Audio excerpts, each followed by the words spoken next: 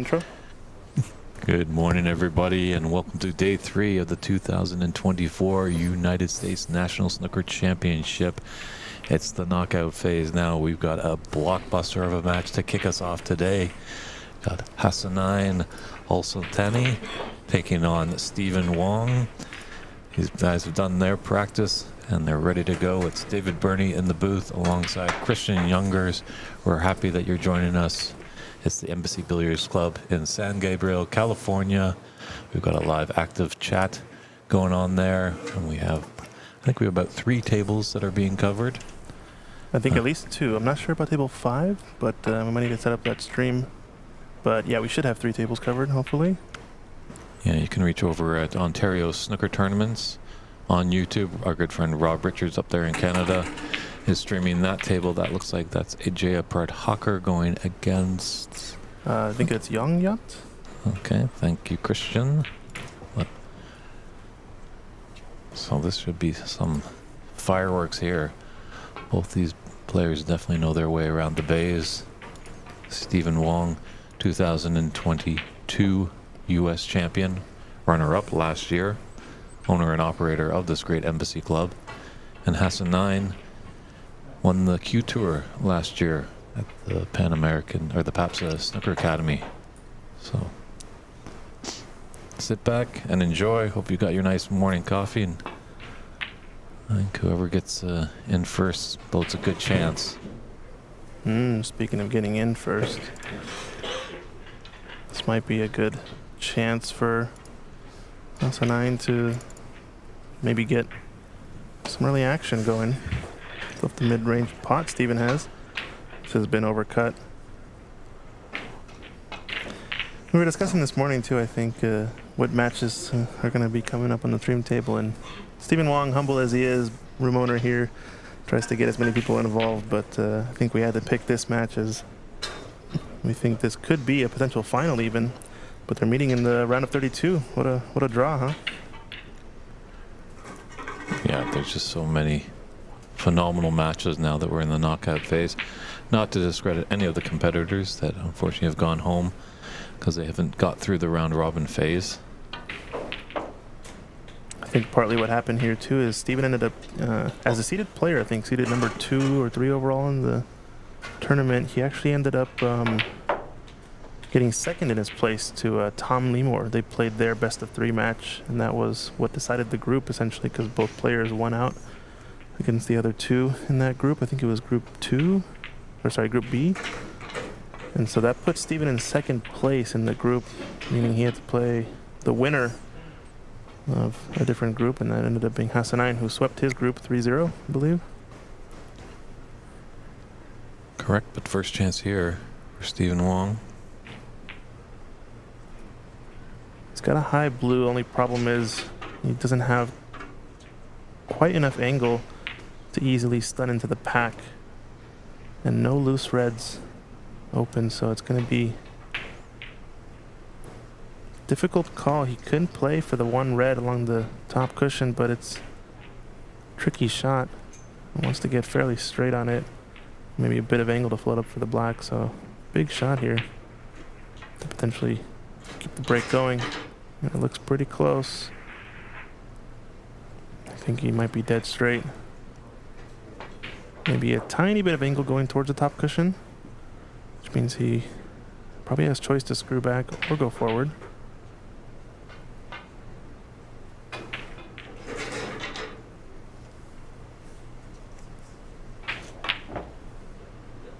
Yeah, he was going away towards that top cushion, so needed a lot of screw on that.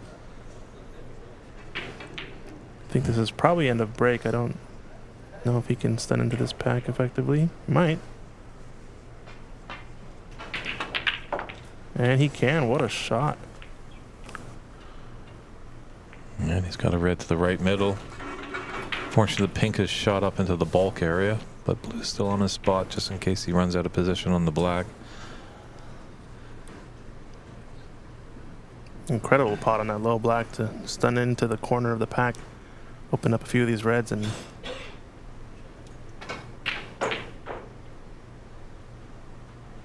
I'm not sure I would call him unlucky. Definitely has a couple of options, but Would have liked to have been easier on one of these reds, for sure.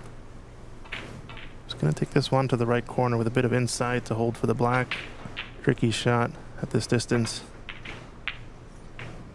And he's just overcut it. Take a quick look at that awesome black pot. Just catching the leftmost red of that pack with a ton of low spin. Look at that. Just a bit unlucky not to end up any better on a shot there.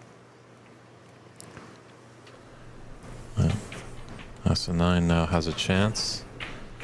The easy starter, and they're always a little tricky. First match of the day, definitely early in the morning.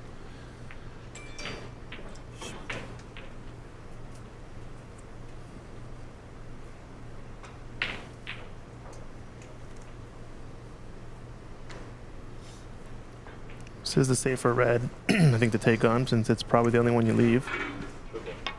I don't mind attempting this pot. And he hasn't quite left it easy. Yes, now that we're in the knockout phase, these matches are best of 5, so you might see at the early stages some of these players may be just going for maybe a few more shots than they would have in the round robin phases. Those were just best of 3s, quick sprints. But I'm sure as the match grows in length, they'll start to clam up and tighten in. Steven choosing to go offensive here. He does have what looks like a fairly routine safety, but look at this pot. No wonder. Wow, another great shot.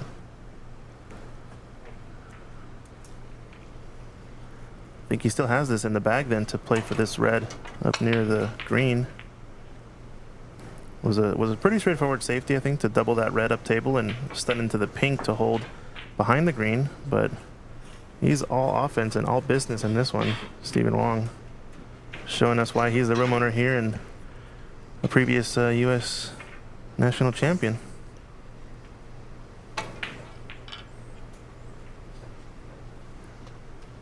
He's got a couple open reds down the right side of the table, but don't remember how close. I think the one on the left, long cushion, is fairly safe. So he's going to want a pretty steep angle on one of these colors. It's maybe a bit too steep on this brown. I wonder if he chooses to play the safety end of break, or, you know, he's eyeing up to come down table, so going to be back cutting this brown. Maybe playing 2 cushions into the gap underneath the black, or just rolling up behind the cluster.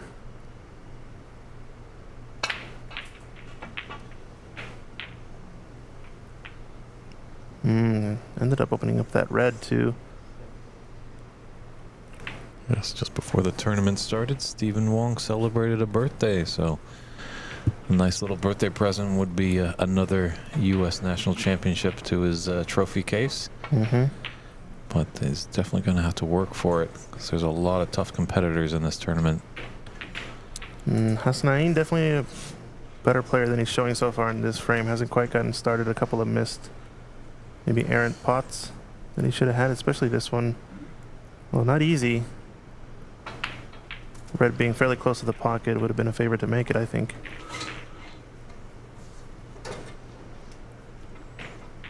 And we've got 8 matches in total in this first batch in the knockout phase. So definitely take a look at cloudsnooker.com. That's cloudsnooker.com. Calling all brown balls. We've got the live scoring app there. Yeah, and I think that will have the update too for what the knockout stage looks like, who won their groups. I think maybe we'll try to get some of it on screen later for you guys to see, but we're in a round of 32, right? So they're going to be playing 2 full rounds, and there's only 8 tables available. We're going to have a second set of round of 32 matches starting at 12 p.m. Pacific.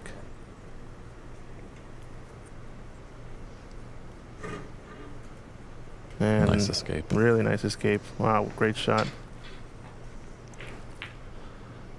Stephen might be able to put him back behind that brown, little flick off the pack. Just got to judge the angle right. He could nestle up behind the brown again. Pretty solid play so far in this match, minus a A couple of errant misses from Hasanain that weren't easy, but still, like I said, I think more than 50% to pot those.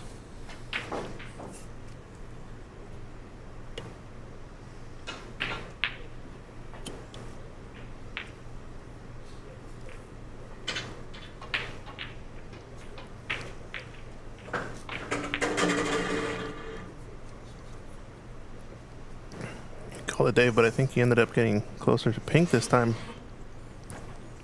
Where the brown is, it's a pretty jail safety, so look for both players maybe to try to get in behind that brown later on in this frame unless it gets potted. Looking at how the cluster or the bunch will split here, you must have an edge of these 6 or so reds. Only problem is a plant might push a red too close to this left corner pocket, so he's just thinking about what level of thickness of contact he wants to make. Choosing to pass it up and instead taking the red out in the open down the left side. Going for the pot. Maybe felt like he was forced into one there. And it's settled. I think the window is there for the red over the right corner. Only saving grace is that it's fairly straight, so we're going to have to see a big stroke shot here from Steven. Try to zip this cue ball back to where it came from. Unless the black does pass. Actually, I think it does pass, so should just be able to play one cushion across to the left corner. Yeah, great shot. Never mind.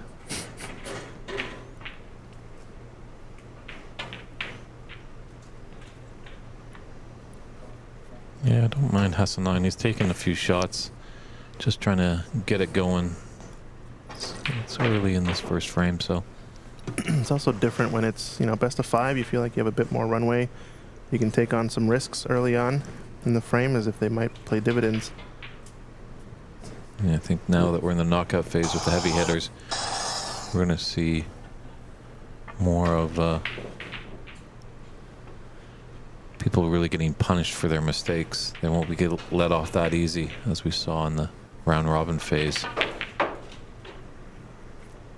Because we know everyone's going to miss from time to time. It's just how you capitalize on your opponent's mistakes.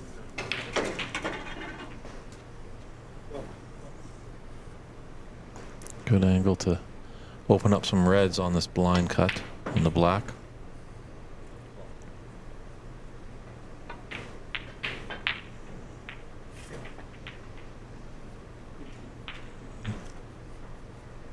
Just opting for the open red just left of the pack.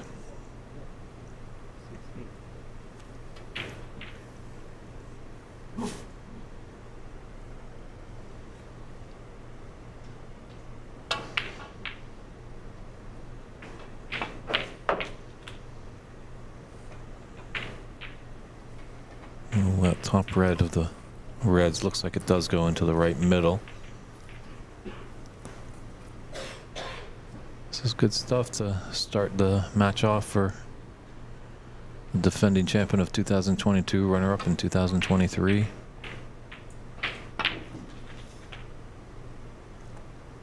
Yeah, he's done really well. Very efficient so far in this frame, taking all the loose open reds, capitalizing on any mistakes. Oh, yeah, that's why he is a champion there. He's proven me wrong. Much better shot there. He's given the option of a choice of reds.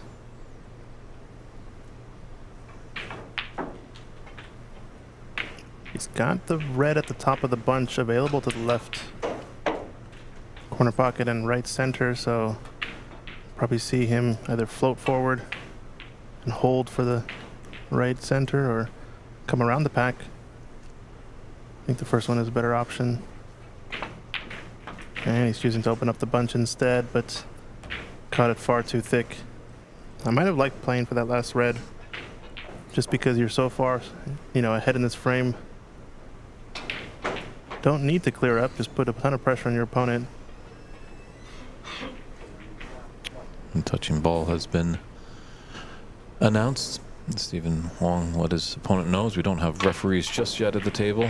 We need to get some more great people behind the scenes. We're calling out to all you people there if you live in America, you'd love to see this sport grow. I know the players would really appreciate referees and scorekeepers at the table. Well, for our new fans, when the cue ball is touching a red, it is called touching ball, as we alluded to. That means that you can shoot away with your cue ball, as that touching ball is the first contact with the red. Now, when you get touching on a colored ball, you can shoot away if you nominate that colored ball you're touching, or you can actually nominate a different colored ball as long as you hit that first, and that touching colored ball that you hit, or touching, that does not move. All shots are safe. Well said, Dave. A little bit of a complicated rule set, understandably so, but Always a good idea. You know, you can definitely take a look online and find the rules of snooker there over at WST.tv. They have a link where you can download a PDF or even get a nice trusty pocket size rule book. And that has also English billiards and the shootout. Snooker shootout, quite an exciting event.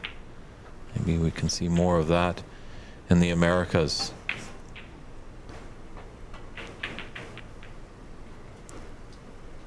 once again, Steven continuing to pile on the points here.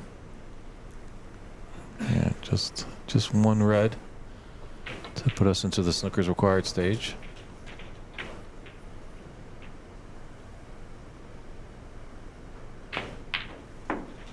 Yeah, great shot.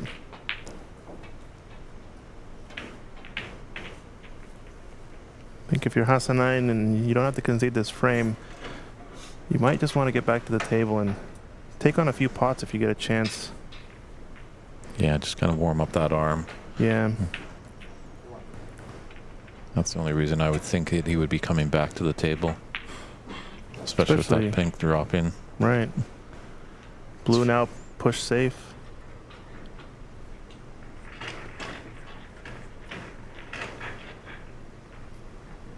But Hassanine is a battler. Just forget this first frame and come back fighting, hopefully in the second.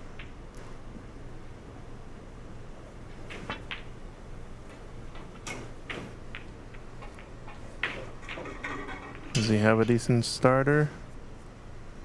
Yeah, it's going to come back and take this red on, possibly get some table time. I don't mind this so much since misses a few shots. He's probably going to concede. Yep. I think he does there. So Stephen Wong, runner-up last year, takes this first frame on this 32-player stage. Pretty good start, right? Pretty good start. I enjoyed what I see from Stephen. Hassanine just struggling a little bit, but that's kind of first frame jitters and stuff like that. Yeah, we'll see what happens when we get to frame two. There's a beautiful shot of this Embassy Billiards Club here in San Gabriel, California.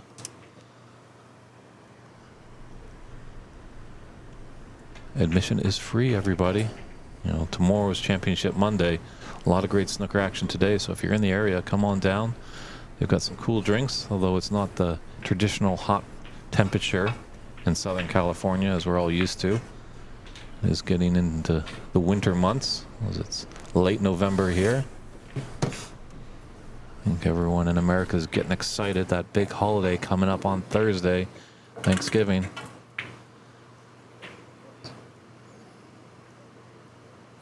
And there we can see the beautiful room here at Embassy.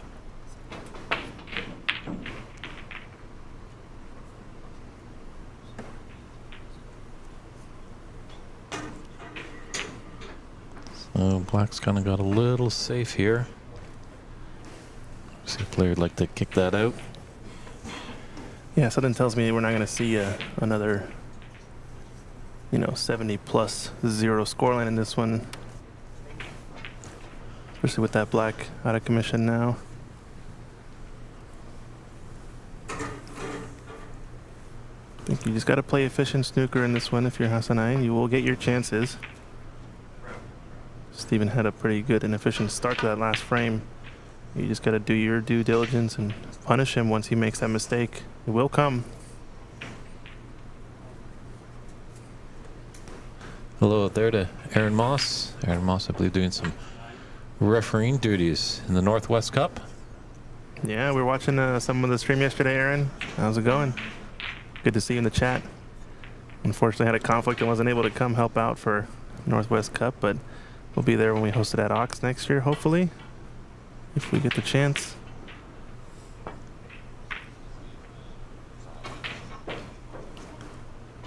And our good friend Jocelyn Bernier, the man that needs no introduction, made all those tables up to snuff at the Pan Am Championship a few months ago in Saint Lambert, Quebec, just outside of Montreal.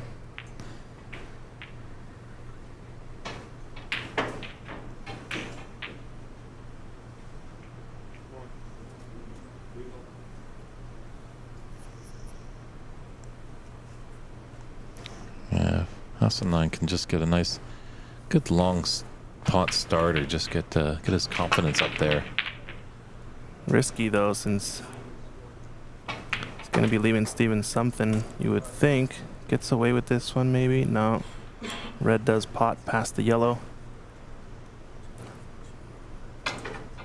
So Hassan going to either need to jumpstart his action here with some highlight reel pots, or maybe need some help from Steven if he makes a mistake. And there is a missed pot there. Is it gonna roll over the pockets? I think it might just be potable. It's close.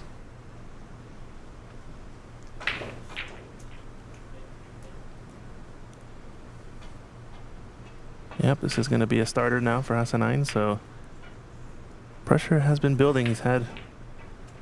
Hasn't yet to pot a ball in this match, but hasn't had anything really easy. This has been his easiest start to the frame, and that can happen.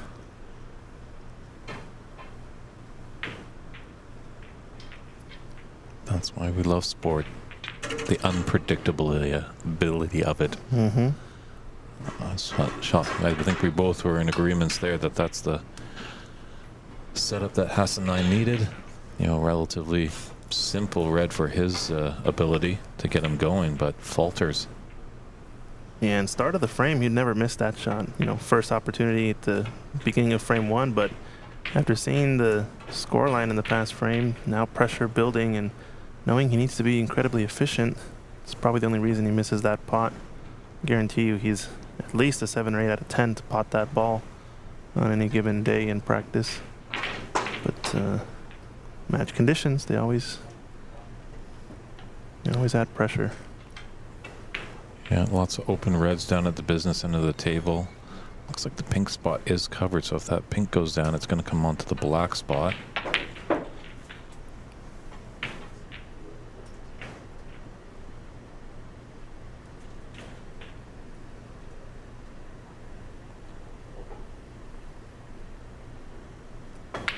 He's back in the balls too. Probably gonna have to play with mostly blues, like you said. Pink spot looks pretty clustered unless it goes to the black. I think he does recognize that, so he's played perfect shape for it here. Would have liked to be maybe a bit straighter, since he wants to open up the red left to the black spot as quickly as he can to get some more space to work with. But he's okay still. I think the red that is blocking the pink spot has a window to the left corner, so he can play for that right now. Get fairly straight on it and looks perfect. But he's going to take the one loose red out on the right side of the table, so the pink must go to the left corner maybe. So I'm just checking if it does spot, and looks like it's not going to, I don't think. Nope.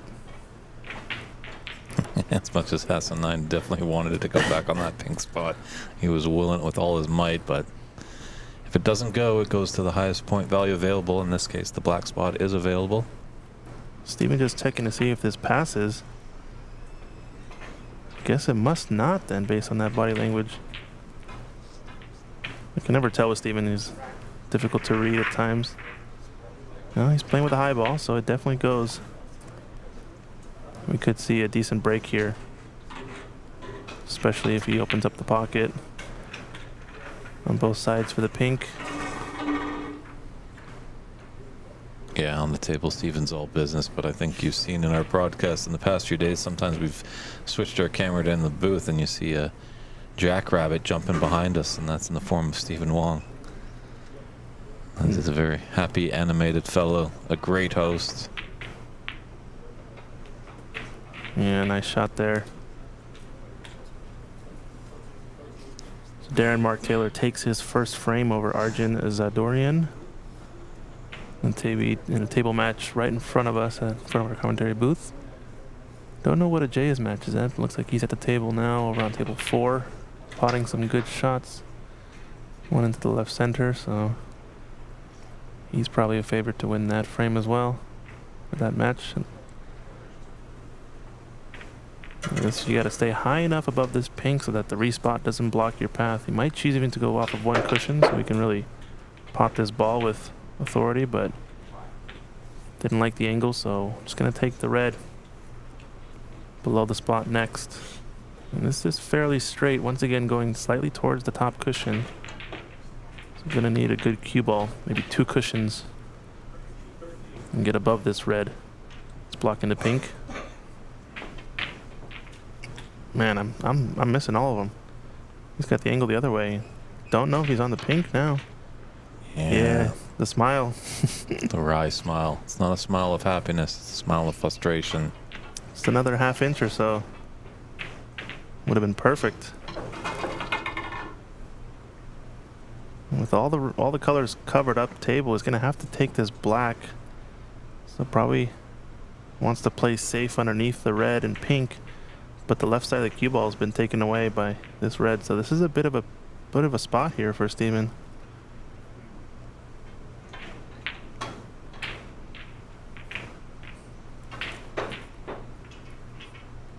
Might just choose to roll up and try to get Hassanine bridging over the black. If we can just softly tap the black. Yeah, gently get his cue ball tight to the cushion. I think it's just a little awkward that Hassanine doesn't have a lot of the cue ball to use. Well, it's also tight to the cushion, but he's definitely left red on if it passes the pink to the right corner. And it was a big opportunity there for Steven to put on an additional 3 or 4 reds and colors. There was definitely potential for him to win the frame there.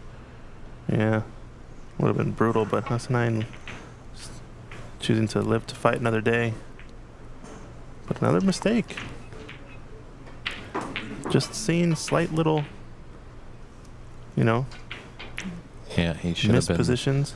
gone past that green. So just needs to wake up a little bit. I won't be surprised if he's able to. If he loses this frame, he might just step away for a few short moments and give himself a little pep talk.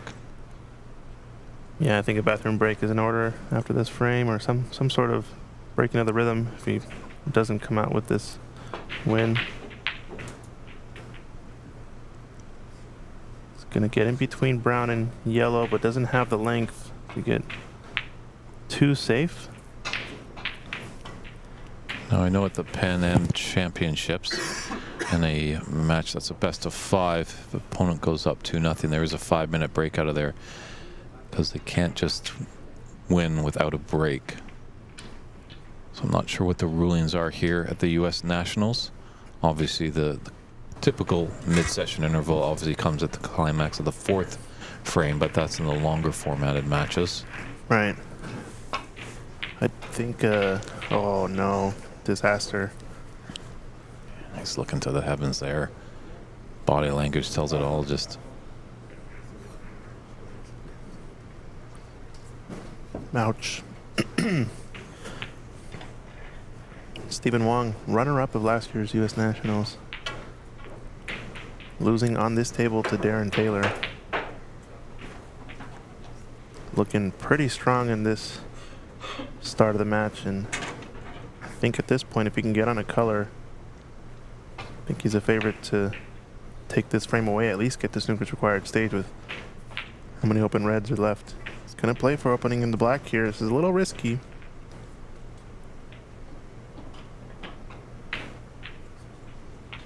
No, didn't contact the black at all.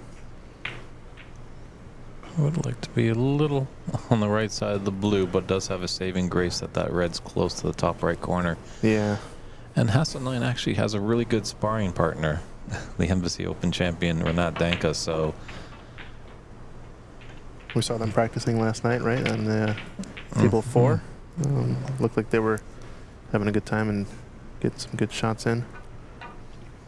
But a slow start for Mr. Al-Sultani.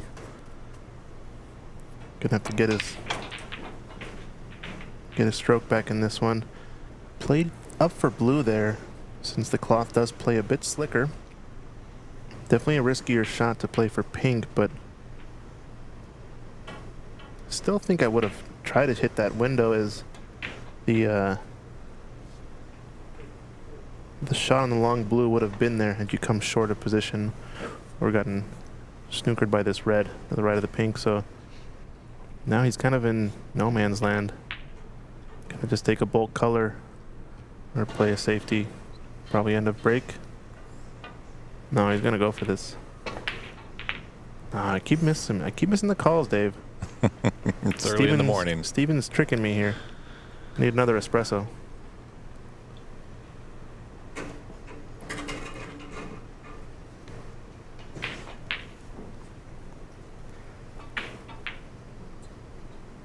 Yeah, Hassan is just falling down the cliff. He's looking for a route to grab to stop the bleeding, but Steven's doing the good job of tying him up again. It's tough. I mean, he had a couple of tough starter pots that he decided to take on in the first frame, and still has yet to pot a ball in either of these two frames to start the match. And it's been all Stephen Wong, both coming up with some incredible shots as well as not missing and not leaving any easy openings for the most part. It was always tough. You cut off the left side of the table with that safety, did Steven, but yeah, pink's a little tied up now, but that's a very easy starter there for Steven.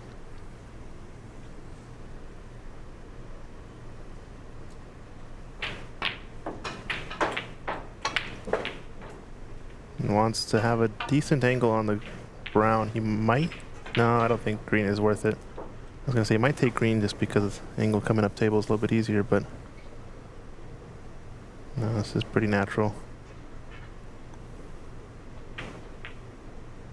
I like playing two cushions if I can here. He's just gonna come down table, and this is a lost cue ball. There's nothing to play for here.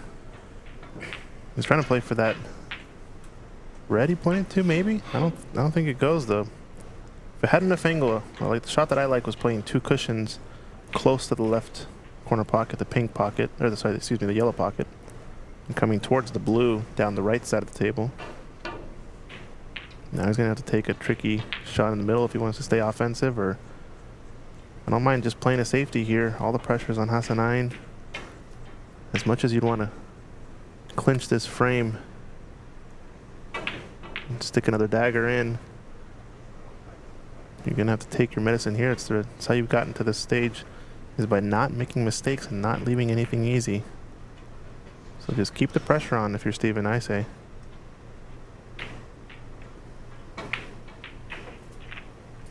Yeah, if you told me within a frame and a half Hassan hadn't potted a ball, I would think you were joking. That's Ray Feng, one of the board members here at the USSA. He'll be in action a little later on today. 2022 runner-up as well. Came out of retirement once again, he said, to come to this event. Pretty good safety from Hassan here, just only leaving the red by the black, but fairly straightforward dump shot, I think, to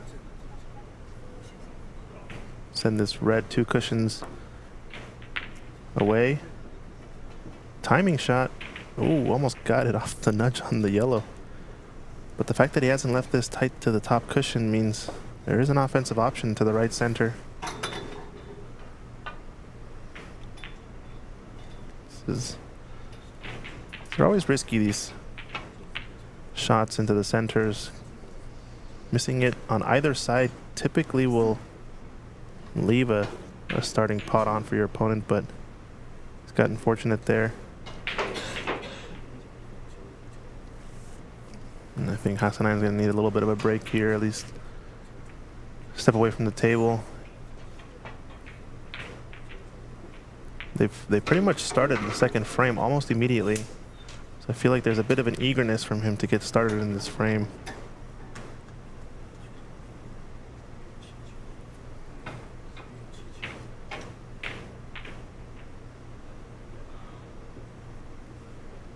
Just a bit uncomfortable, stretched out, understandably so. He's going to choose to take a different pot on instead.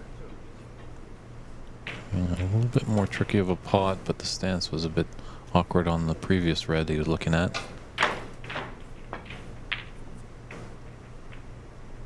And there's some possible mistake from Steven. Does it leave anything? Red is going to leak out to that corner pocket, the green pocket, so can Hassanein get his first pot in here and get something started? It's only a difference of 38, so easily can get back in this frame. Just needs a confidence boost here and see what he can do. I think there's a tiny bit of angle going down table towards the pink. He's going to play for the loose red below the pink spot next, I'm pretty sure. He can also come off of one cushion if he has enough and play for any of the three reds to the right corner next.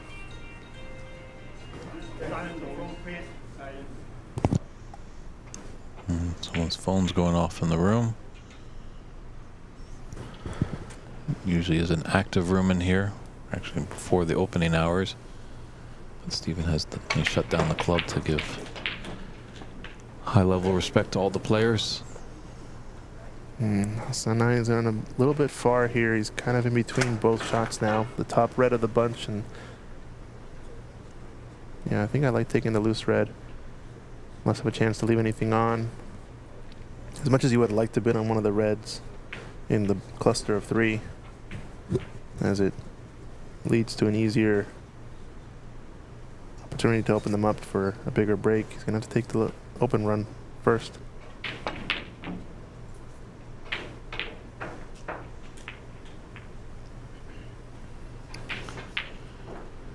Hassanein is broken down. He's got a couple of points, but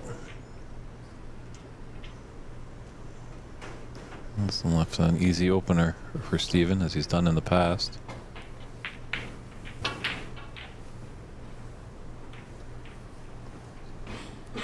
Gordon saying he's blocked in the chat. Let me know. Don't think he should have been any. There wasn't any blocks yesterday, so not sure why. Maybe try refreshing your stream. See your chat message here, so I don't know what the issue is, but it's like a double here, maybe a free shot to nothing.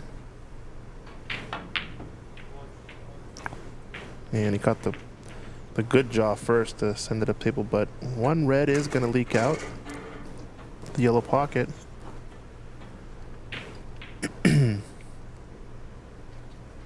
Don't mind playing safety here either with the yellow, kind of that one cushion length away from the corner.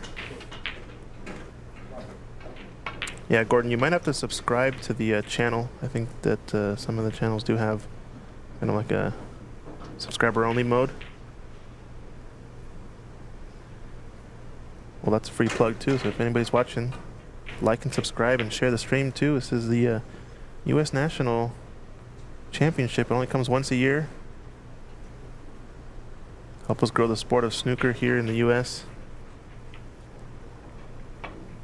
We're live on the PAPSA, Pan American Snooker Association Billiards channel, Embassy Billiards, San Gabriel Billiards Club, as well as the Ox Billiards channel, all partnering together to bring you this production. And fluking that red in, Steven. It's gonna put Hassanein in a world of hurt again. I almost prefer kicking at this ball, but he's choosing to go thin and sort of roll up off of one cushion into it, and that's a really smart shot. Not sure which red you play for here. He's going to come off the top cushion and maybe just nestle to the red. That's along the right long rail. Looks pretty close, but does it have the pace? Smart way to play the safety, since I'm never going to leave a shot there at that pace as long as he stays underneath that red.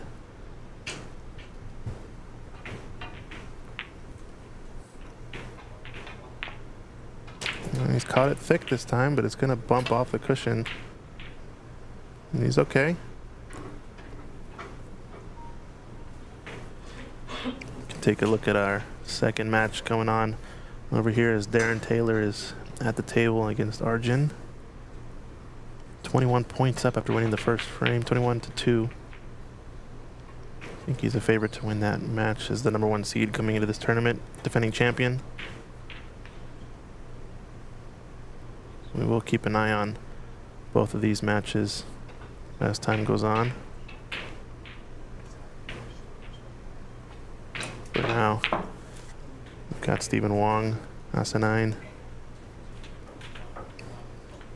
Two very strong United States players.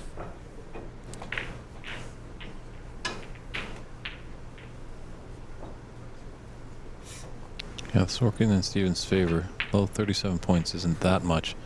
With the reds up in the bulk area, Asinine can't really get back in the frame unless he really puts a lot of pots together, which is always tricky.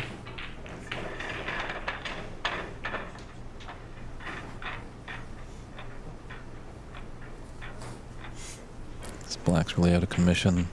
He does have the blue. They can kind of play for. Usually that's that safety net when they're down in the top end of the table. With all the reds, if they grow out of position on the pink or black, they have blue as a safety. So I like this shot as a left-handed player, since you can kind of get into it however you want. He's going to play off just the dump shot to the corner pocket and maybe just leave an awkward situation. This red must not pass the brown into the left center, so this is a decent shot, pushing the red over the right center and making it more difficult for Steven to play an easy safety down towards the yellow. Why did he put him tight to the jaw there? It's tough to see because they're at the other end of the room. Because if he's on the jaw, that red is out of the question. It's just above the green to the yellow pocket. It looks pretty close, but has a little bit of space there.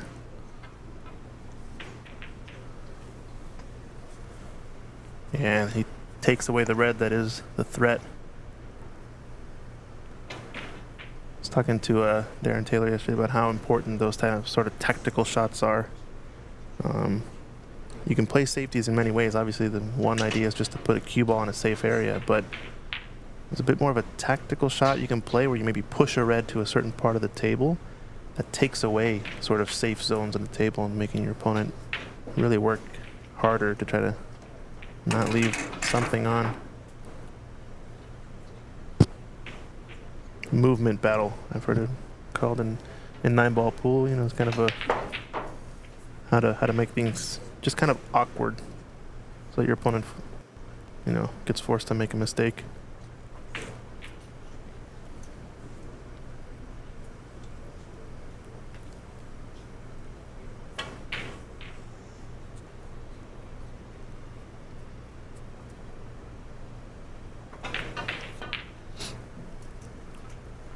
Taking this double on. I don't know what, not sure what the idea is here. Don't think the cross double is very effective.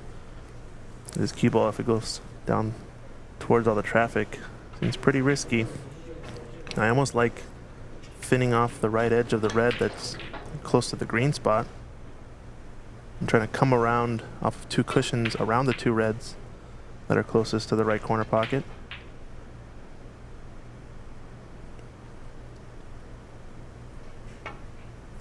Hey, we got one right this time. Although it's going to be a bit pacey. As long as he covers the two reds, at least the red closest to the yellow spot, it's not going to leave anything easy for Steven.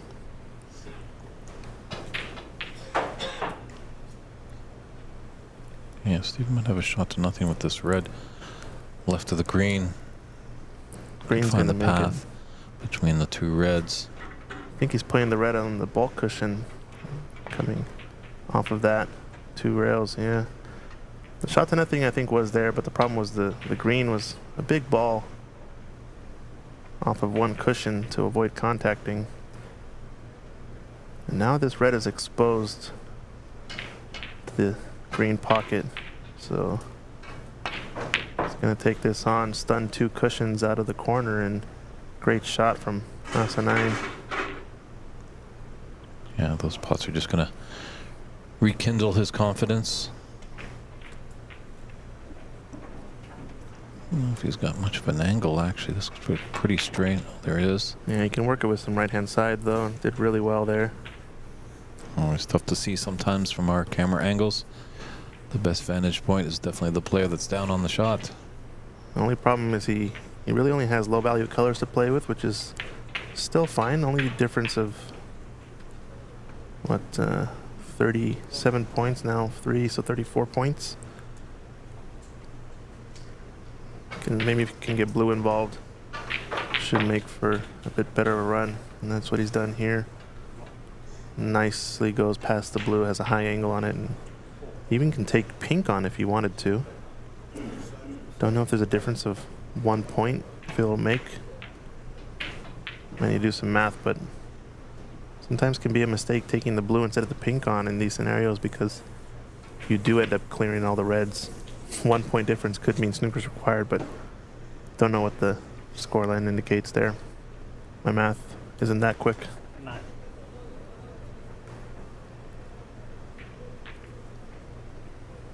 Here's a shot of that starter, though, on the long pot on the red, stunning in 2 cushions and getting nicely on the yellow up table.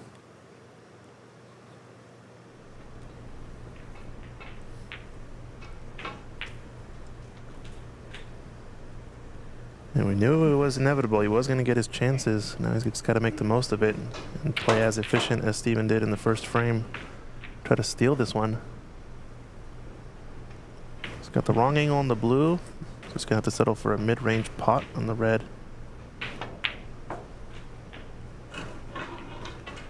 Yeah, I've never seen a player win a frame of snooker while sitting in their chair, so Asinine, as long as he stays at the table, he's given himself every chance to take this second frame.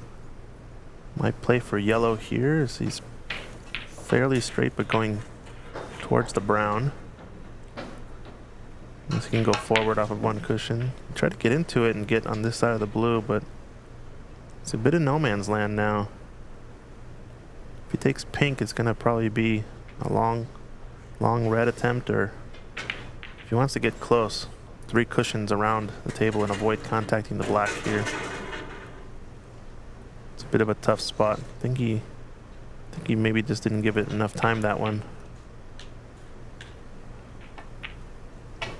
Yeah, just opting to take his medicine, the long red. Only one he can leave now if he misses.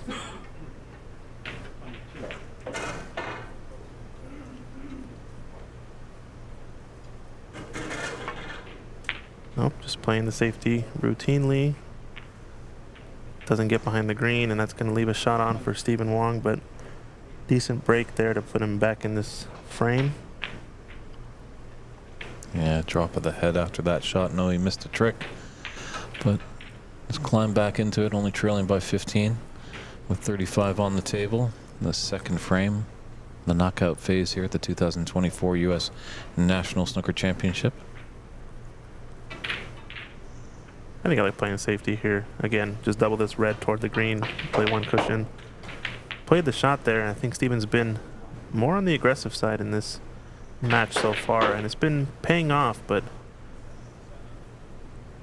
at some point, especially at the amateur level, once someone starts to miss, what do you do then, right? Being close enough to this red, this is a pot he's going to take on, I think. Although, taking his time.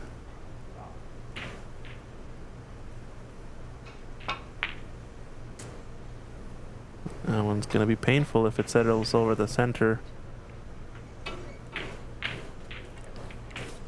He's giving him a little bit of a chance. This red into the green pocket.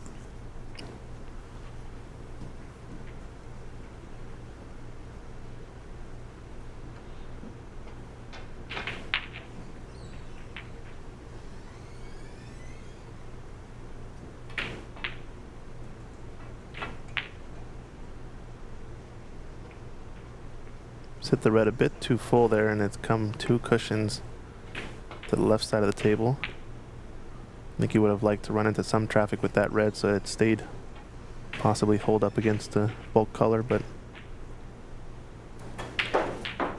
once again a tricky-ish spot for Hasanain. I think another safety is in order.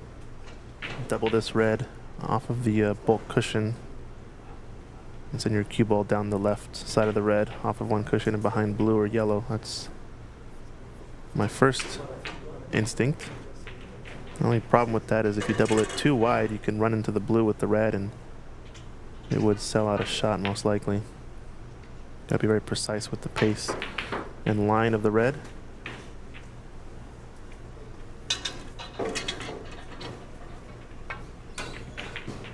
So opting to overcut this, it's gonna run into traffic and leave something on, I think. So another mistake.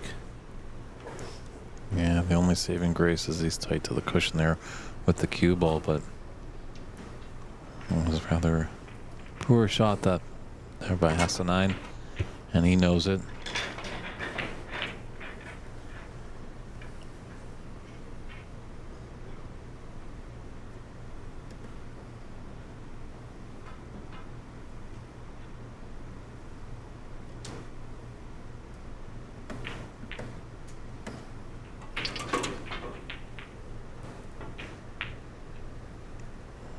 It's tricky here.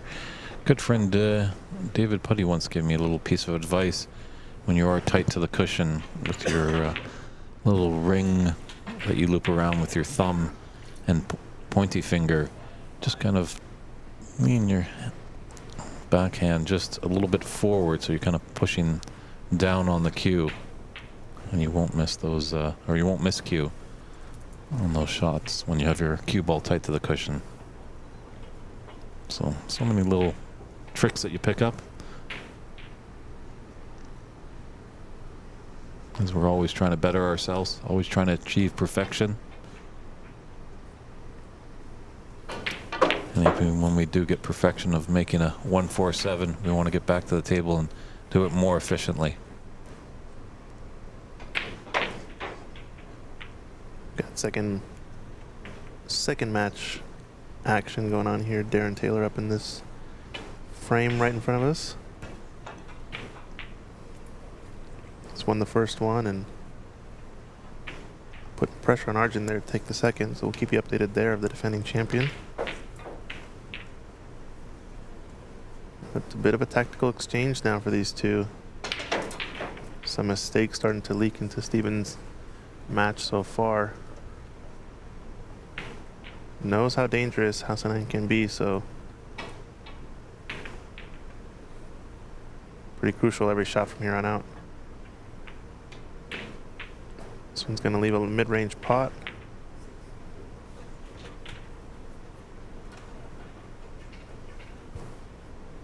Yeah, it's tricky when you're going from one side of the table to the other to make the pot. I think he's taking this on. I keep missing the call. Oof, almost caught that jaw. It would have been disaster if he did. But blue's going to get coverage maybe. Oh, pink. I didn't see that bump there. Yeah, Steven's got a nice opportunity. He could maybe get behind the black here. Yeah, very natural. Automatic first instinct, I think. No, he hasn't caught that. Oh, he missed the wall. Just went right through it. He's trying to work it there with some right-hand side. Only problem is he ended up shooting the ball a bit thicker. Maybe misgauging the side.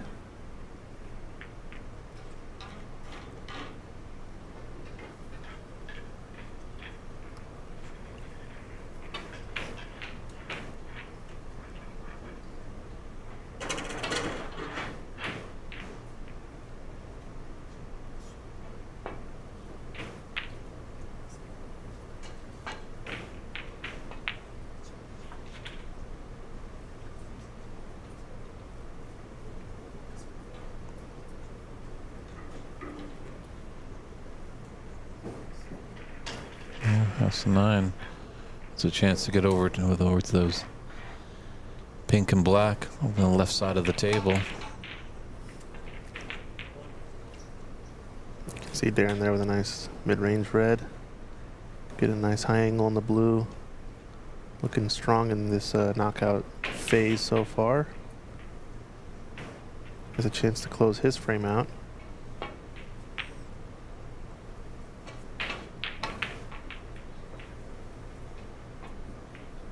And watch out, pink ball there. He wanted to play for the loose red to the right center, but I know he's been playing on the match tables. They do play a bit quicker, so just a bit short of pace there. Off of one cushion. Oh, is Steven gonna double this?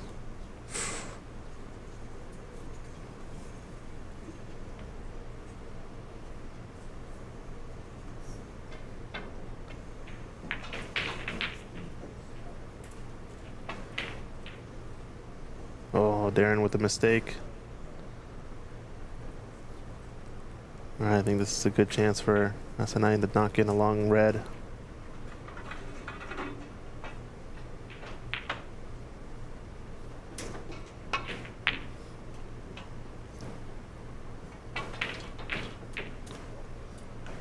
Almost felt a bit hesitant on that stroke. Not quite a decel, but kind of trying to pot the ball with the sort of minimum stroke possible. Feels like easily could have rifled that one in if you wanted to, or at least shot it kind of at a more, whatever your confident pace level is.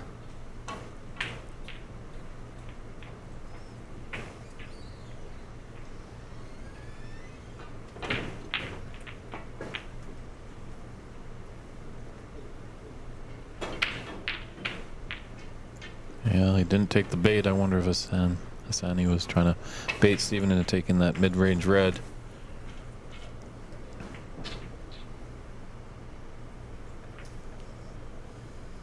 Once again, Hassan 9 has an opportunity. Just clip off the left side of that red. Get towards that black.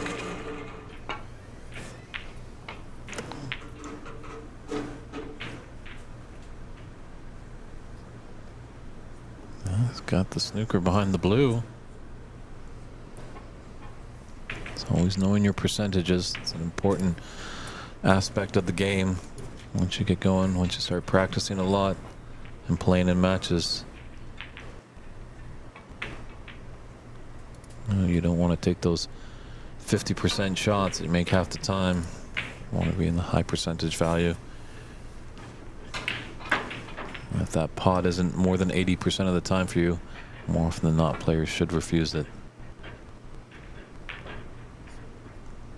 Oh, got a result to cannon into that black and just deaden the pace of the cue ball. Acknowledged by a tap on the table by Hassan 9.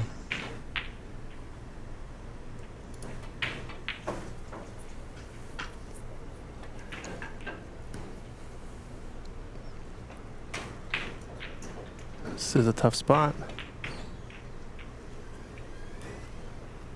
What are you doing here? Just the naked one rail escape. He's going to swerve at it, it looks like. How's your luck? Over swerves it. Yikes. This is going to leave the red on. But he's going to put him back. Interesting choice there. I agree with you, Christian. That red was onto left middle. And the tough part with these big swerve shots, you just don't know where cue ball and object ball are going to end up. Yeah, I think he likes his odds of either getting another foul point, but also with the swerve, hitting the red fairly full is probably going to be a decent chance to leave it on into one of the corner pockets, one of the bulk cushion. And I think it's a bit more than a ball swerve or so. That's why you saw him try so hard to get into that and actually over swerve it. Oh, he hit it. A little graze of red paint happened there. But he has left the red into that green pocket. I think the previous position still would have been an easier one to play for Steven, but still has a shot. Steven is the owner-operator. I'm pretty sure he knows about these middle pockets that we've alluded to all broadcast long that are very tricky, so maybe he knows to avoid them as well. Still, where the red is, it's almost the best angle to shoot into that center. It plays bigger from that perspective when it's so full. That corner pocket from this distance, I would say, plays even tighter. Oh, he's going to be lucky here. Yeah, he is.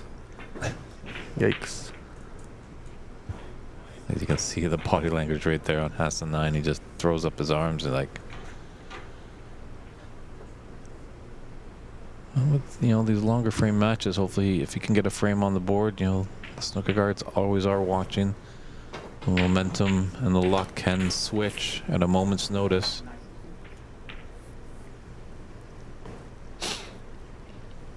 Just gonna get behind the black. This is only saving grace. Nope, pot is on. It's gonna be... He's gonna be gutted on that one. Oh, Steven just asking Hassan to pick up his chalk there, as it is in the line of sight right behind the red. It might have been a target for Steven, actually, with this cue ball. I think he just messes with the mind seeing that up on the table. Customary in snooker not to leave your chalk at the table. Most players do keep it in their waistcoat at all times while they're not chalking their cue, but don't see an issue with, you know, keeping your chalk on the table while it's your turn shooting, right? But common etiquette is to have the table clear of any sort of visual, anything, while your opponent comes to the table. Surprised Steven just doesn't run up behind the pink here. I think based on the score line,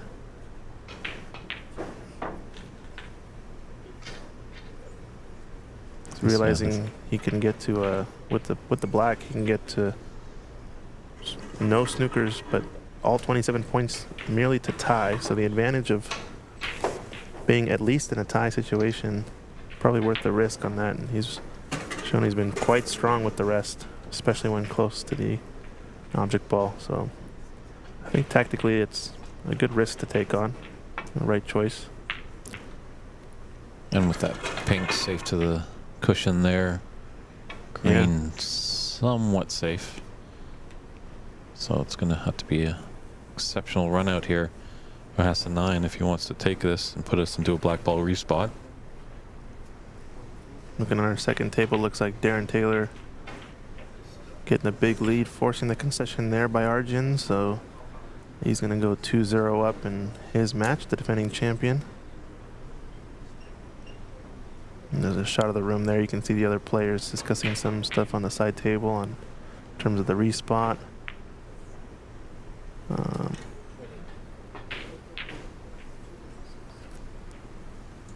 If there's an issue going on with their tablet, looks like they have the score correctly placed there. Okay.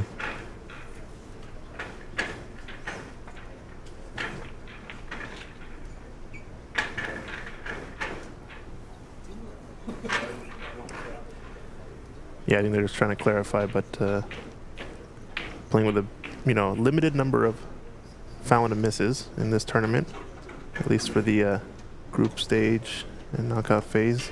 I think when there is a referee present, they're playing unlimited snookers until snookers required stage. But in this phase, the two common rules are 3 attempts, 2 putbacks, or 4 attempts, 3 putbacks. And we're playing with the second case here, so it can often be confusing. Some people talk about attempts 3 times. Some people talk about foul and a miss replacement 3 times. So just to clarify for this tournament, they are playing with 3 putbacks, and then 3 foul and a miss rules can be called, initiating essentially 4 attempts at the shot and over 4 fouls, 16 points, the net of 1 snooker essentially. So just to clarify that, on the side table, looks like they've gotten things going. As Hassan 9 tries to go 2 cushions here and behind black. It was always a containing safety, that, as long as he got a good yellow ball. But he needs all the points here to tie. He's probably going to be playing for Snookers just so he can get on the board with a win if he's able to clear up instead.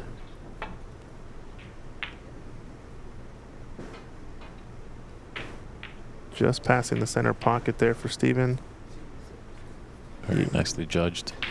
Pink's always going to be his contingency plan, so nice thin snick there. Almost got it in behind black.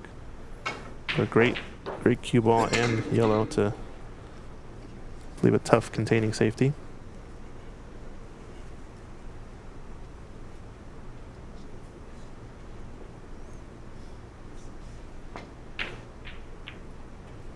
This is going to settle over the pocket. Needs some help from the brown. Not going to get it. Only thing is that Hassanein's going to be bridging over this blue ball. But with angle to go over for the green, was it enough? Yeah, that blue ball just being a little bit of a pain. Had to elevate his bridge hand. It's always nice to put the palm of your hand flat on the table like Steven has right now to get some good control. He also shot that quicker, right? It felt a little bit rushed almost. I don't know if frustration settling in. I think there could be a little bit of that. It definitely seems like Hassanein has not really got the roll of the balls in this match in the beginning stages.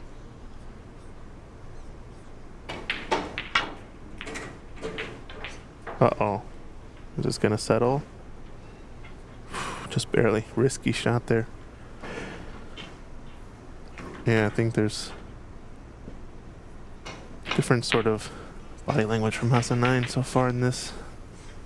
Now that we've gotten to the bulk, or to the color stage. I think he's a bit frustrated with how some of the rolls have gone against him and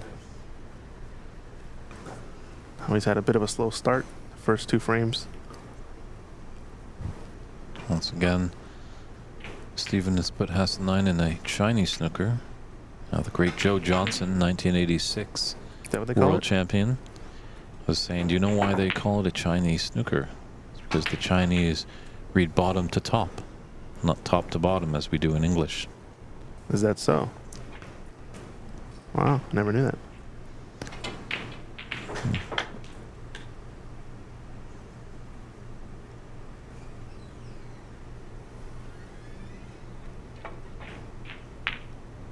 So a single double here. Blue's going to get in the party, but yellow's just going to leak out.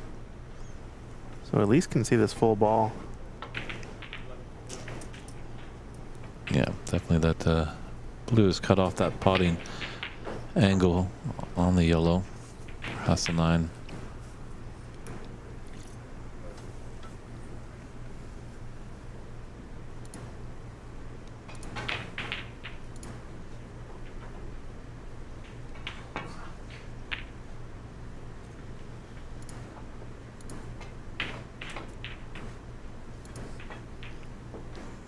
Just a little pacey. Would have liked to pulled up a little bit less.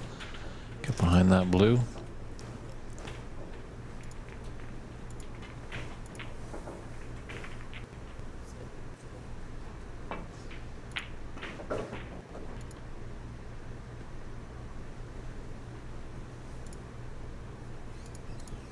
That's a nice shot there by Steven. I don't know if he's got the full ball snooker there, but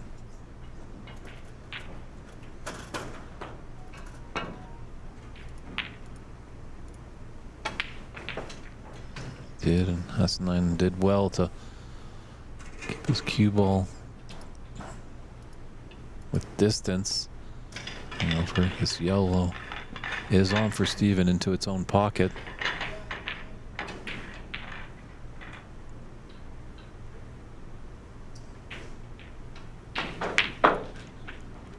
Yes, great pot there.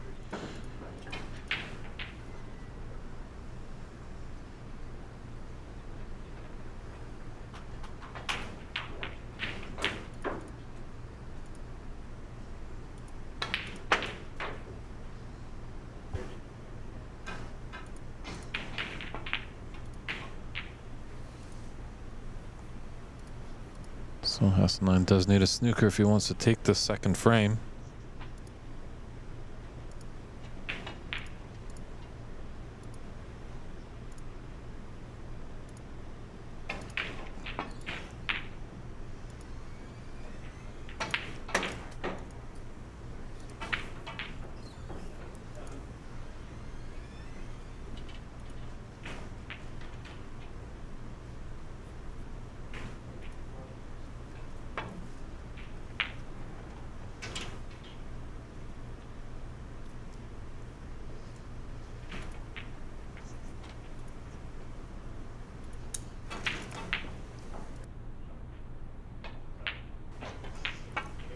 Yeah, there's no real great ball right now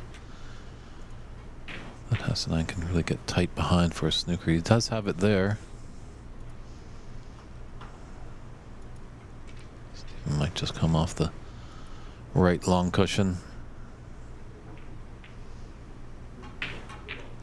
Might just be one. Cushion is, does that middle pocket take out the two cushion escape?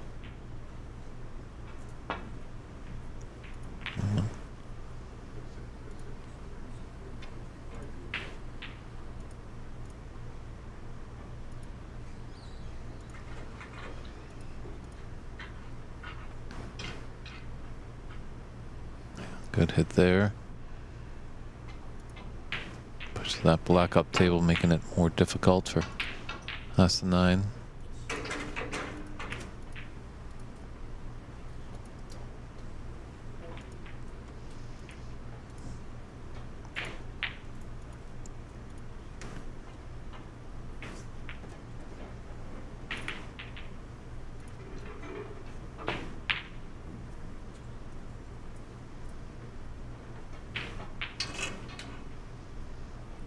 I thought maybe Steven might be of the mind, maybe just roll that green over that top right corner.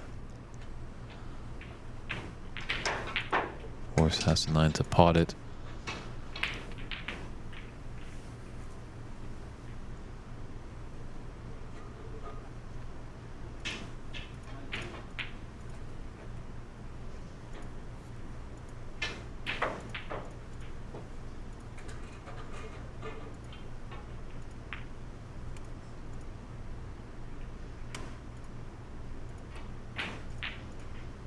He's given Steven half a chance.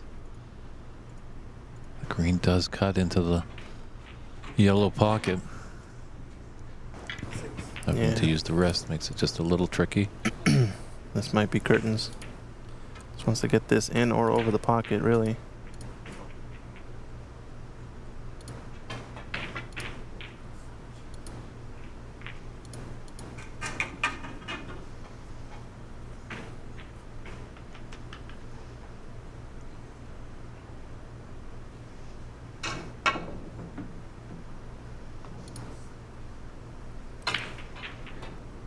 I don't think the 10 cushion escape there is going to work for you, Hassan.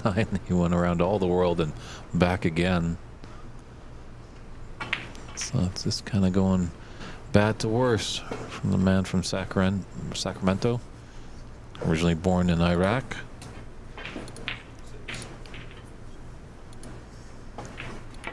I'm talking to his fellow countrymate Renat.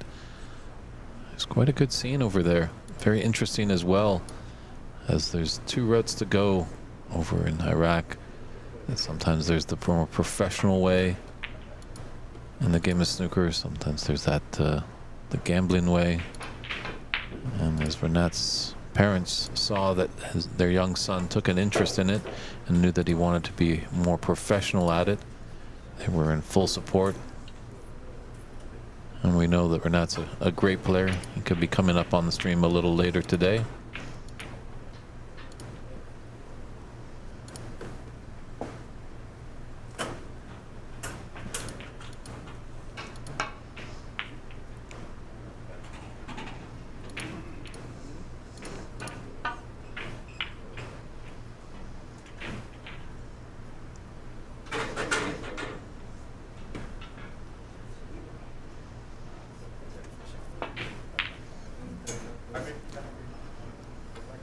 The longer this frame goes, I think worse It'll be for Steven. Wants to close this out pretty quick. He's had a couple of good chances to knock in that last dagger color.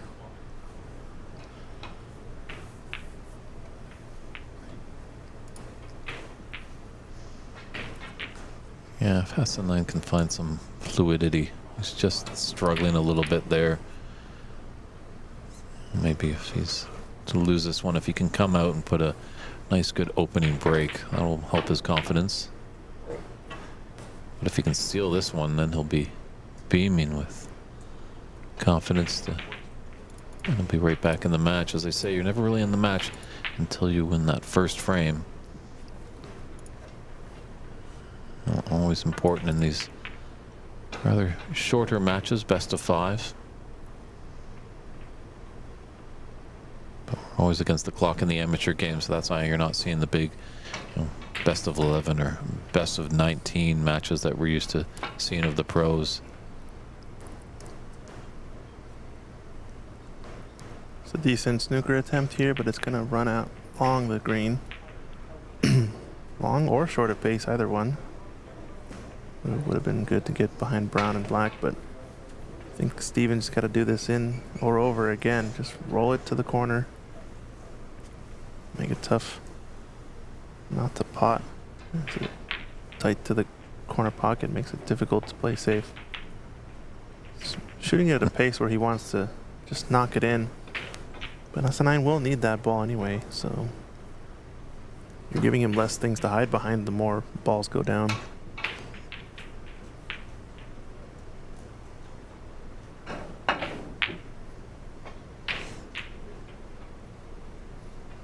This brown might come into play here.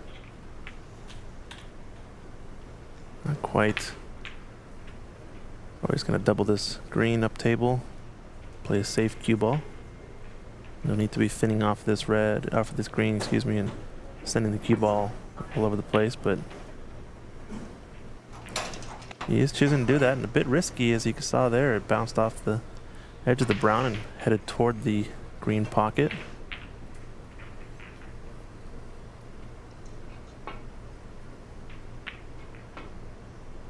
This looks pretty decent. This looks really good. It's got the snooker there. Pink in the way, I think, of the one cushion escape down the left side of the table, so I was going to have to go short of this right center pocket. Play off one cushion, maybe 2. Yeah, second cushion is close, but wow, gets a double kiss. The old parachute shot. Sometimes in the game, a double kiss can be handy. Most of the time, it is the dreaded double kiss.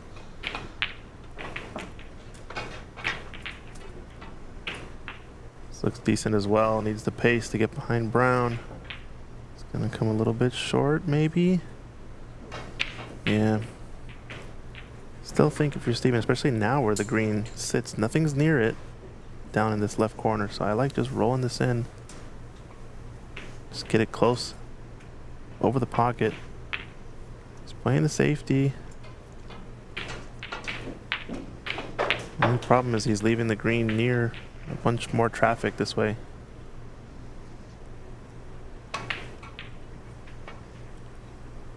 Yeah, the screen is building up to be really, really important. And like I said, the traffic is there. Does he get it behind the blue? No.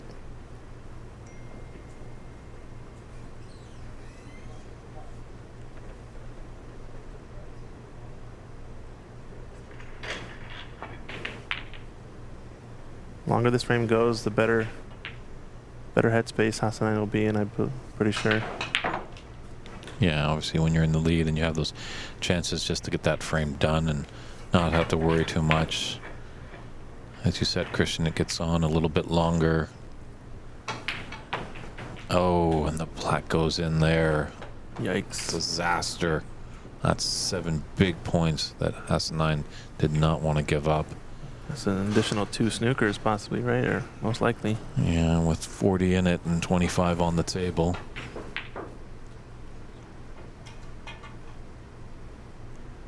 So that's I think- 15 points. He's just clarifying whether or not 3 snookers required is a forced concession or not.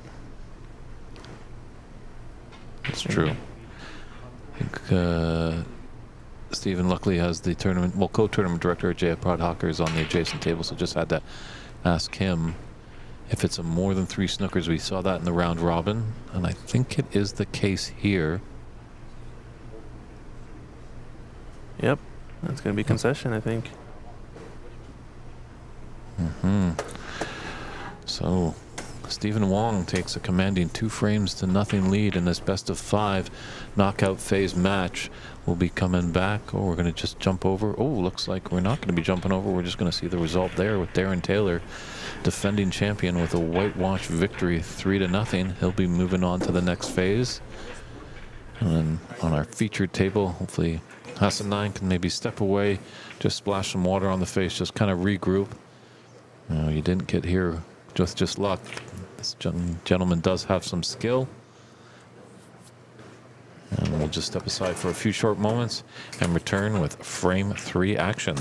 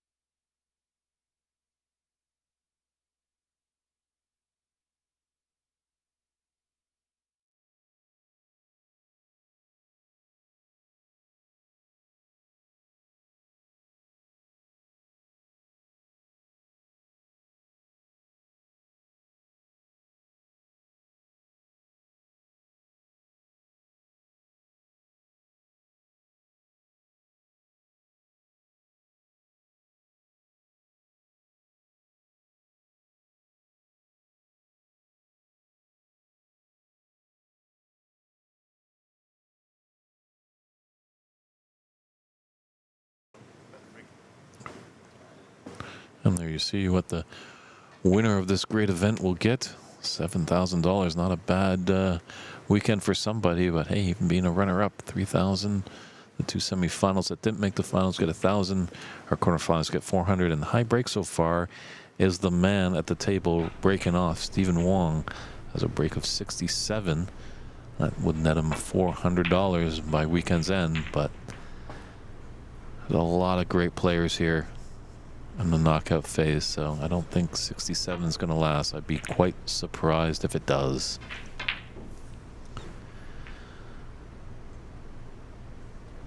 So Steven's got to keep the motor going. S9 obviously back up is against it. Can be a bit dangerous this time when you kind of have nothing to lose, really. Just hasn't had a bit of luck. Some shots he has missed that we've seen Hassan9 make a lot more often than not.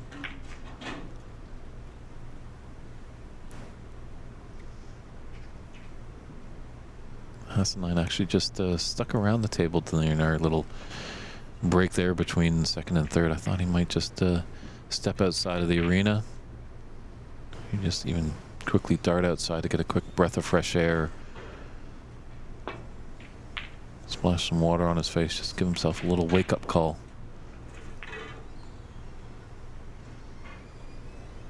But in the air and safety there, Steven has given Hassan9 an opportunity for a red into the left middle.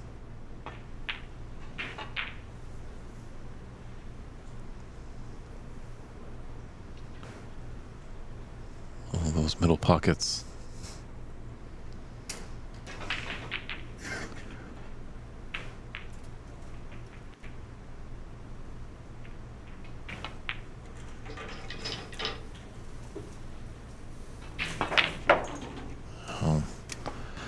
Tells you how Steven's feeling.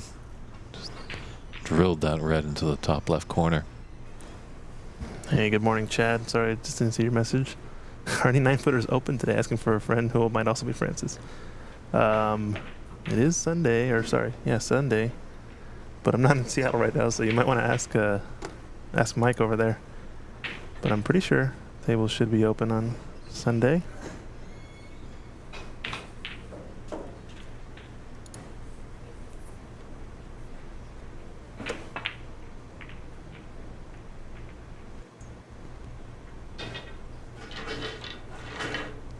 Both players having a little trouble with those middle pockets. No, excuse me, just checking out other tables there. That's a nice red by S9. Just wanted to pull up a little bit better to be on potentially the yellow with some angle, although the blue's in the way to come back down table. So I might just gently rub up against this green.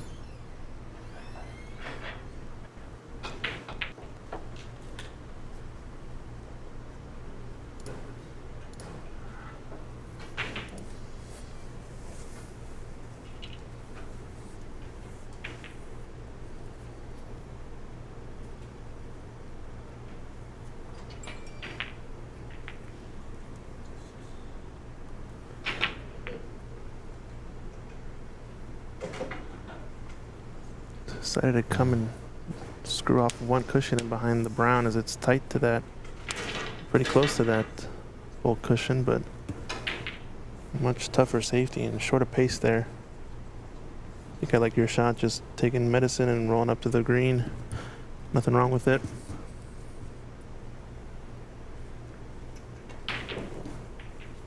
Could be a little dangerous clipping out the left side of those reds. That in-off is always a possibility. Oof. Is it going to settle? Oh, the red's over the pocket. Mistake has been forced.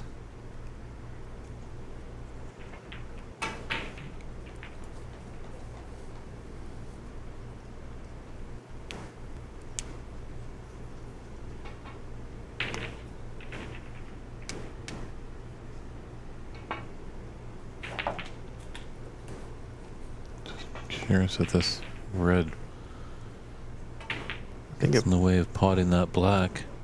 Doesn't look like to him. He's taking it on full-blooded, so it doesn't. Yeah, it does go. Overcut it. Maybe it didn't go. Ouch. This is tough. That really would have helped out S9. You know, a lot of open reds down here. Black would have been open, going back on its spot to both pockets.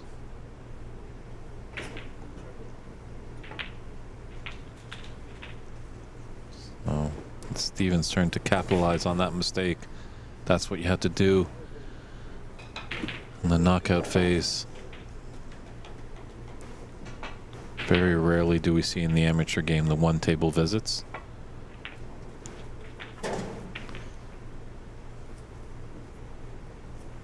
And here's a mistake. A little bit maybe. Nope, has a red available to the right corner still. Yeah, just funny little bridging there, that's for sure. It's going to be natural to get on the black no matter what, so just gotta pot this red. Using the spider, you're queuing down on the ball. Yeah, tricky. Good concentration, don't want to put any unwanted side.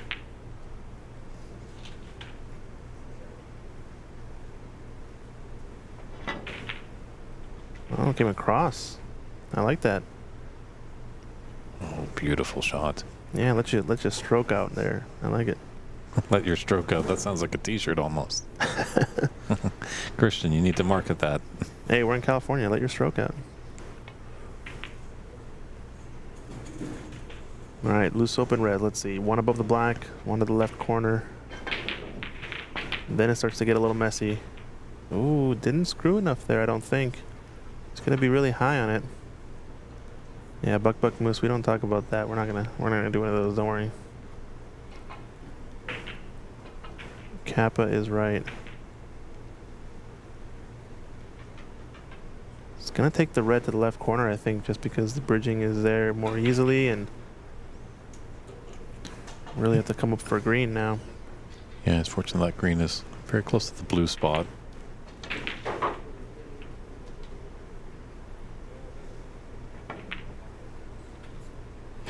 Oof, got away with one there. Yeah, there was a lot of pace on there, so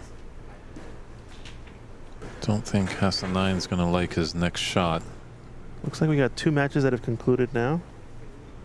So 6 tables still going in this first set of knockout stage matches. And as long as he took away a look at this red along the right long rail, Steven's got him in a good snooker. It's going to be tough. I think the pro shot might be to zigzag this cue ball in between green and pink off the right long rail, left long rail, and try to get this red that's along the top cushion.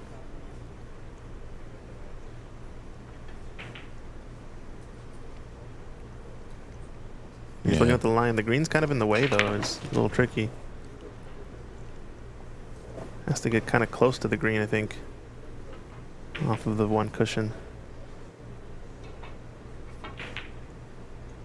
Looks decent. It's got to widen up on this angle. Looks real nice. Great shot.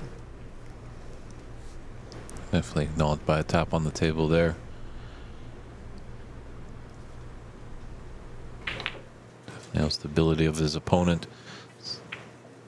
Profitable score, so didn't want to leave an easy starter on. Just judge that weight just very nicely.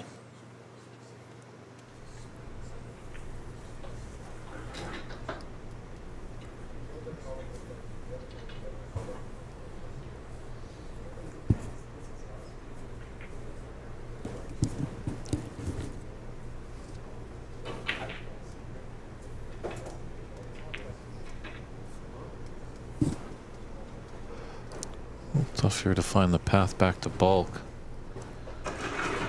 Maybe if he can nip off.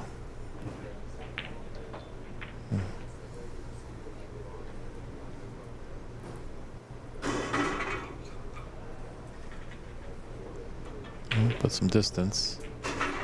Is there a shot to nothing on this left red of the 2 with a bunch of top spin coming in between the black and the top cushion, maybe? Or is he just going to dump this cue ball down below the black? Yeah, he tried the shot to nothing, but opens up 2 reds, actually. This is okay. He's gotten away with that. At least the red's up table. Maybe not the red above the black spot, but it's a pretty tough shot. You're down 2 frames. Trailing in this third as well.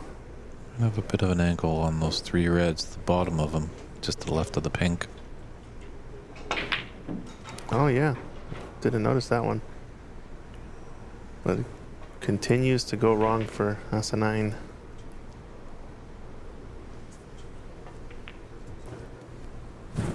Yeah, it just must be furious in his head right now. Just, it's always tough, this game, when you're just not making the shots. You don't mind losing when you play well. Wow, that was a great red with that pace into these tough middle pockets. But just going back to that point, when you lose, but you played your best, you know, the loss isn't as tough to swallow. But when you're not making the shots that you know you make, that's when it really becomes suicidal. This shot right here is reminiscent of Steven's first match of the tournament. He played against Tom Leemore. He had a great clearance attempt. Knocked in a dynamite brown down the right long rail. Blue and then a pink that came 2 cushions and came to right around this area on the black and ended up missing the black to the left corner on the clearance and lost the frame and the match eventually 2-0 to Tom, which is what put him in this runner-up position of his group. So not going to take it on there, just going to bust it away. Obviously a very different scenario than what we were talking about there, but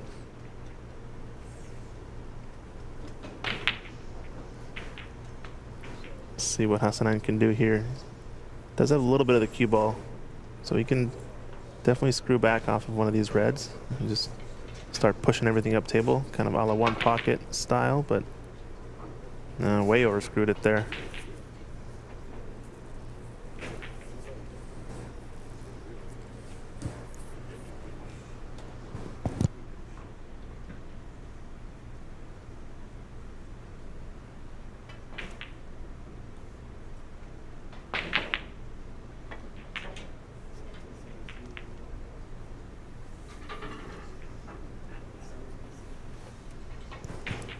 And that could have been a huge pot that had gone in. He's left it. S9 just going to run through. He's got the blue there. Uh-oh. Uh-oh. Oh, those middle pockets. They are tight. I was actually taking a look after our day's broadcast. Went over there and, you put your kind of fist in there. As long as you're not Andre the Giant, usually a regular person's fist should be able to fit in the pocket. And definitely it was tight putting my fist down in the pockets. So these pucks are really tight when that's the case. Uh-oh. Steven with a bit of outside right-hand side there and just passes the green, fortunately, to have the back cut on the blue. Easily could have bumped the green, gotten weird on it, in which case might have had to take yellow, but table's wide open. There's a cluster down here, but plenty of open reds. And he opens up one there. Wow, what a shot. But no good on the cue ball, so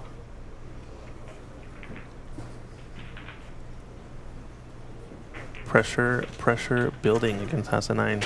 Steven just laying it on. He's taking this on. This cue ball is going to be flying around.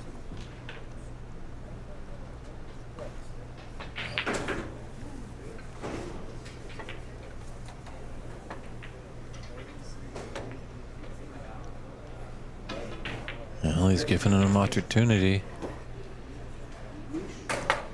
Steven kind of really trying to go for it now.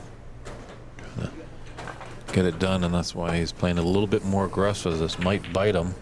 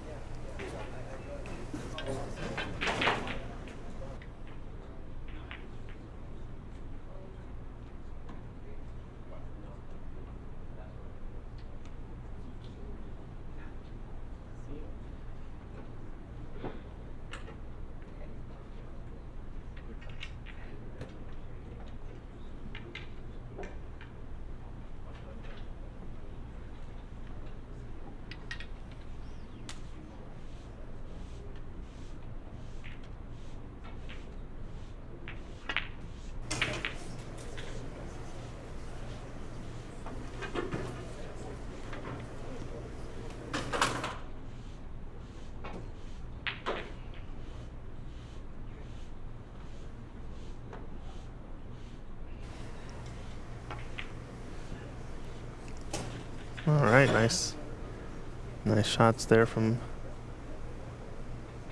Hassanine.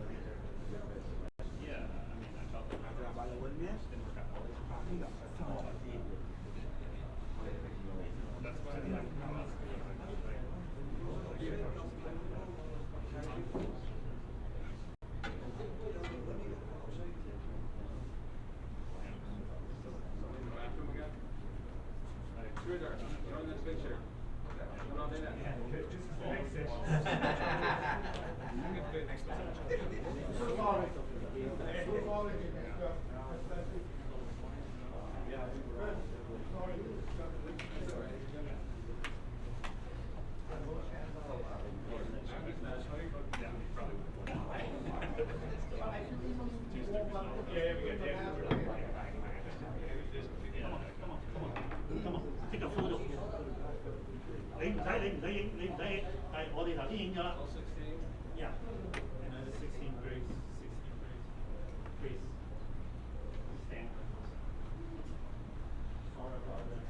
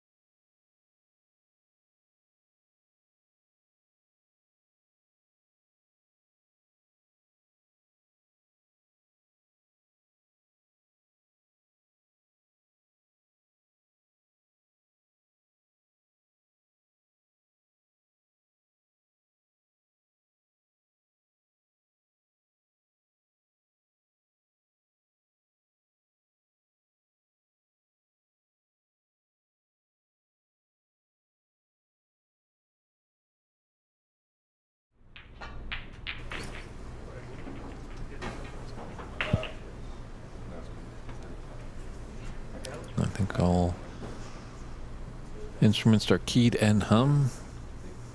Both players getting ready to break off. Handshakes are there. Looks like Tom won the toss. He's going to elect to break off, playing with that carbon fiber cue. Raymond, you ever experimented with the carbon fiber cue?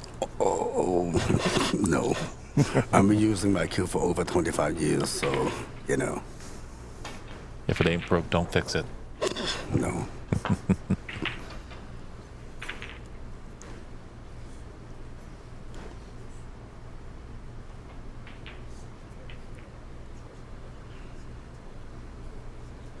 Been impressed by both these players. First time I've seen either Mark or Tom. They definitely get on with it.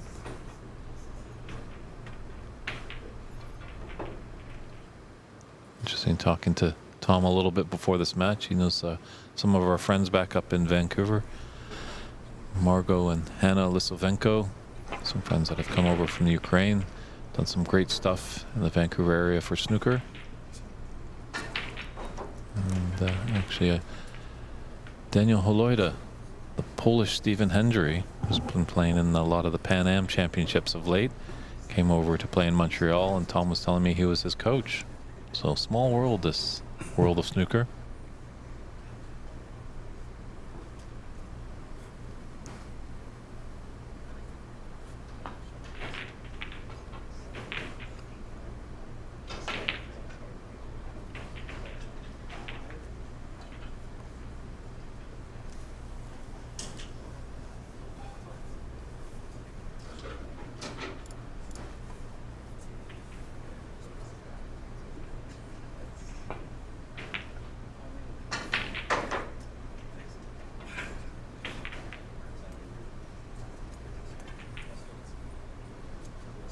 This is the first match for both these players, so always a little slow getting out the gate sometimes.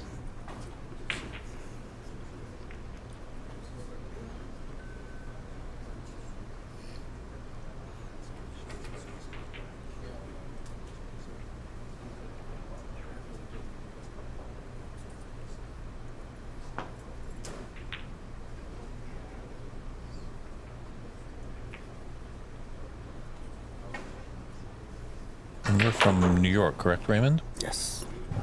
How's the snooker scene going up there in the Empire State?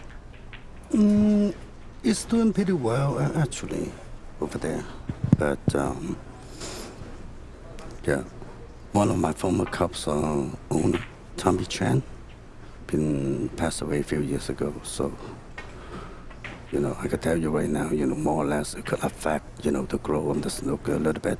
But, on the other hand, you know, you have some new, you know, owners willing to, you know, probably create another couple more clubs. And I know that's like in the middle of planning.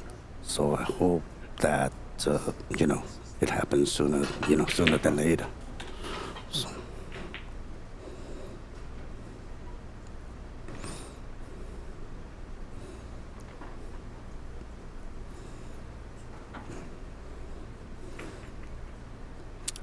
I didn't see Tom play before, but I know he beat Steven in the group stage. So there's no doubt, you know, he's got to be a very good player. Yeah, those matches definitely could have gone either way. Yeah. Two frames went all the way down to the final black. Yes. But it's always keeping your composure.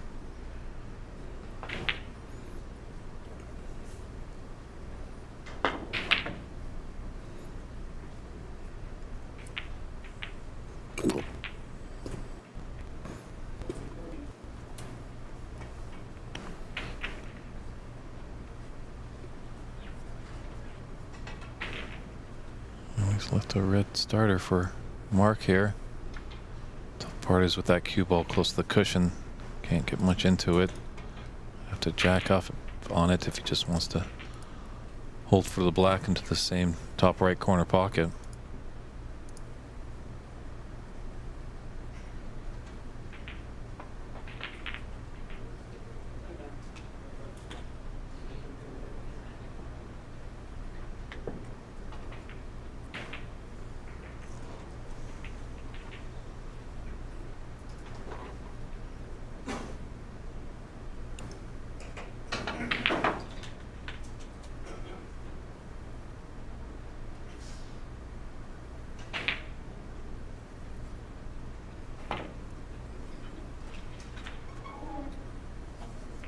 Good shot.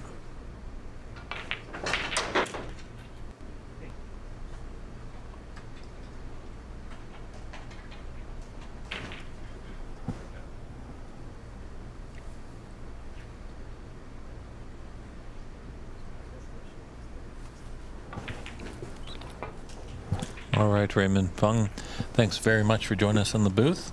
We wish you the best of luck in that battle of rays. Thank you So very do much. us proud. All right.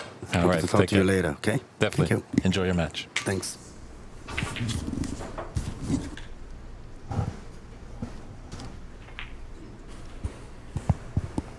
All right, nice little cameo there by Raymond. Good to see him back in the scene.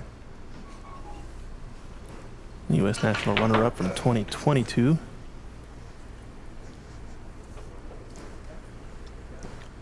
Yeah, thanks for folks helping us. We had some audio issues earlier, but now we're good to go. Let us know if we're sounding good. And let us know where you guys are watching from. We got a good matchup, like we said.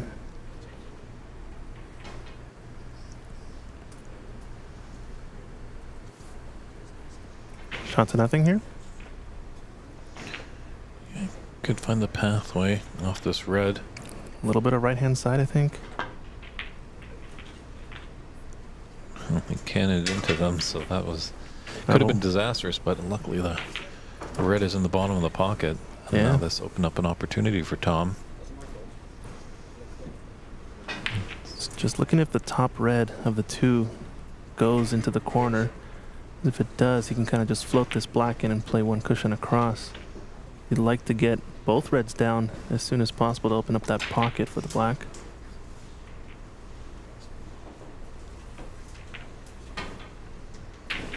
Looks like it does go because he's pretty perfect on it here.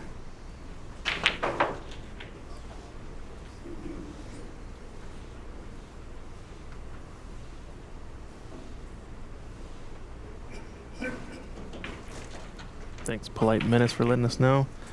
Yeah, we said I had just some sort of disconnection.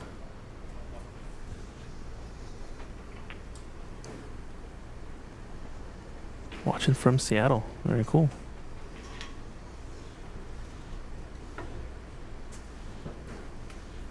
So I don't know if he's changed his mind or if it actually didn't go all along, but it looks awfully tight. Might choose to take a red into the right middle instead. No, he's opting to take the closest one. Shoot this gap between the reds, maybe play for a bulk color, kind of a two-way shot. Yep.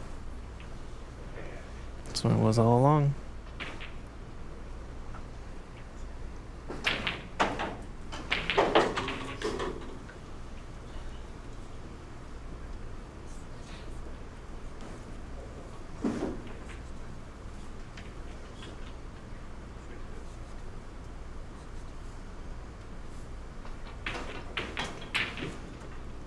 Play a little containing safety here.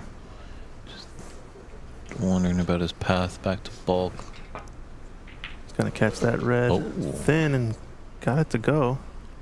That was the easiest one to get down this left side of the open table, but I think we're gonna see a roll up here under the brown. Or the green, that works as well. By pushing it safe does make things a little bit trickier. It's going to be lower scoring affair unless someone can get back onto the black. The blue and pink are pretty clustered. Got some good matches going on in the room as well, I think. Renat Denka's on our second stream over on Ontario Snooker Tournaments, OBSA. If you want to check him out, he's playing Norman Hung, local player here, as well as I think he was the referee for the finals for the Embassy Open, right? Correct, a very efficient ref. So hopefully, well, for all the Norman Hung fans out there, hopefully he goes deep in the tournament. But if he isn't, hopefully he can trade the cue for the white gloves and help out referee some matches. I haven't seen our really proficient referee Dave Daly at all today. No, I wonder if he's going to join us. I think he's been eliminated from the tournament, right? Is he sticking around through the weekend or not? I'm not sure. Sure, yeah, unfortunately Dave and his good buddy Mark. Oof, what a pot. Gonna get no reward though. Needed to stop his cue ball. A few inches short of where it ended up. It's a great pot, but just a bit more action needed in terms of the spin. Yeah, Dave and Mark unfortunately didn't make it out of their group stage and didn't really know each other until last year. Obviously, one from Northern Ireland and one from Ireland. Distinguished a little twang in their voice and started chatting, had some sparring matches, and struck up a great friendship. As they say, when you make friends in snooker, it's friends for life. It is quite a small little world. As I alluded to, that Tom knows some people I know up in Vancouver. You saw Tom pointing his cue there on the bull cushion. He's looking to get in behind the yellow here and just cut off the left half of the table. Came pretty short of the line intended there. Wanted to get probably about half the distance from the pocket to the cue ball where it is now, because that kind of cuts off most of the reds, forcing Mark into a really tough spot. But at least now Mark does have access to, might look like a red to escape, maybe the one just left of the green. Actually, no, I don't think he can catch it thin enough. If he can get to one of the reds down by the black with a lot of running right hand side, he should have a path to escape and not cannon into anything. But either way, it's a little bit of a spot here. Yeah, just maybe those two that are kind of on top of each other, right in the middle of the pink and black spot, just to the right of there. The one closer to the top cushion. I don't think he can see it. It's close. He's putting his cue there, so he's going to be able to see the one closest to the black first, and then the one you're describing right above it. But even then, the hit's got to be so thin that it might not be worthy of getting out of.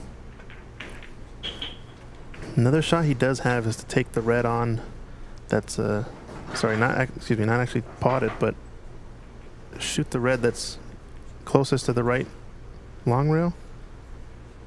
Get his cue ball to travel off of one cushion in behind these two reds to the right of the black, just to hopefully not leave a shot. It's an awfully tricky spot though, where everything is laid.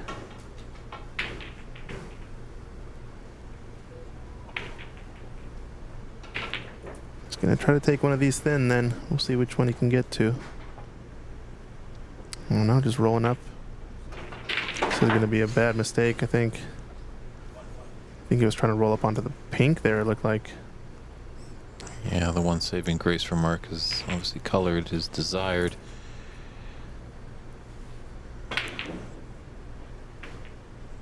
Is there a slight little path? Look at Tom. Looking maybe where he wants to put his cue ball. There's a little bit of angle on that red that's closest to the top right corner.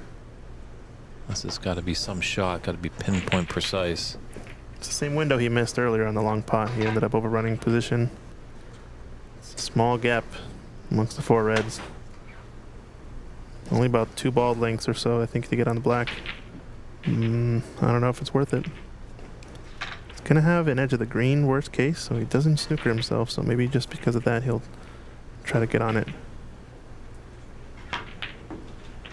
He's short of pace, about a ball length or so. So like I said, worst case has the edge of the left edge of the green, but the green where it lies makes it for a good blocker for a lot of the red. So might just take the brown if he can see enough of it to try to, get to that same area up behind yellow.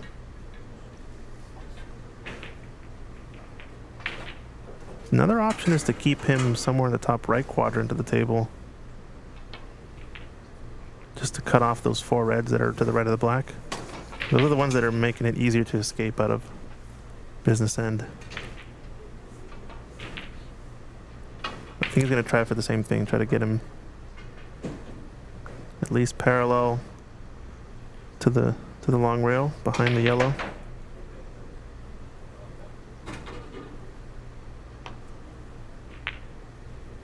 That's not going to be enough, but it's still, like I said, a tough shot. Oh, timing safe. Brown coming in. I think Mark has an easy dump shot here, though, or attempt if he wants.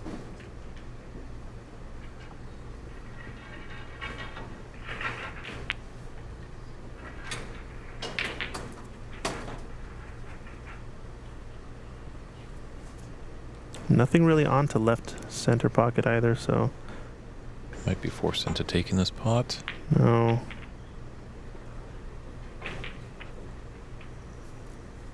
Another mistake. Leaves a red on to the right corner. Still no real easy colors. Can he stun past the red? Right above the cue ball and get onto the blue into the left corner pocket? Might be too much to ask for. Maybe just cannon into these colors and hope to get a shot. No, he did do it. He did get there, but it just overran a bit. Like we said, this match table has a faster cloth. These two match tables, excuse me, the 3 and 4 that are being streamed. We've got Strawn superfine cloth, so they're running definitely quicker. Meanwhile, the rest of the tables have your sort of standard club cloth and club pocket openings with that 6811.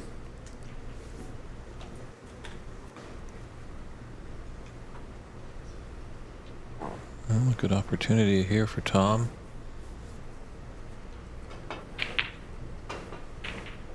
This angle on this red, he might cannon and just open up a little bit of these reds to hold for the black into the opposite corner pocket. He's missed the pot. You can't believe it, too. He reacted and it held up. He didn't even see it. He was walking over to the black to do his pre-shot routine, but no, was refused. Yikes. Ouch. That's tough.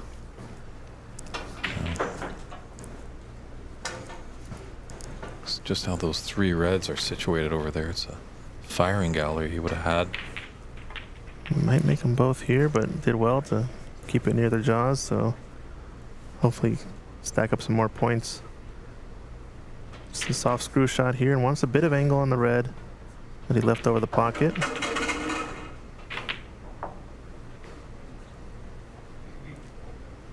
You can see a bit more of a pool stance. I know Mark does come from a pool background. You can tell he's got the bend in the knees. He's a pretty tall fellow as well, so that has something to do with it. Maybe just a bit more quick on the practice feathers. Although it does still have a good pause in the backswing at the end, last stroke, so interesting kind of hybrid mix technique of snooker and pool. He's gonna block himself here. This is a mistake. Needed to stay below the reds there and had plenty of straightness to not have to get in behind those. So a little bit careless on the positioning there. Even getting parallel on that red of the lower of the 2 would have been no problem. So now it's gonna think about taking this right onto the right center. Don't know if there's an easy safety on actually, so might have to fire at this.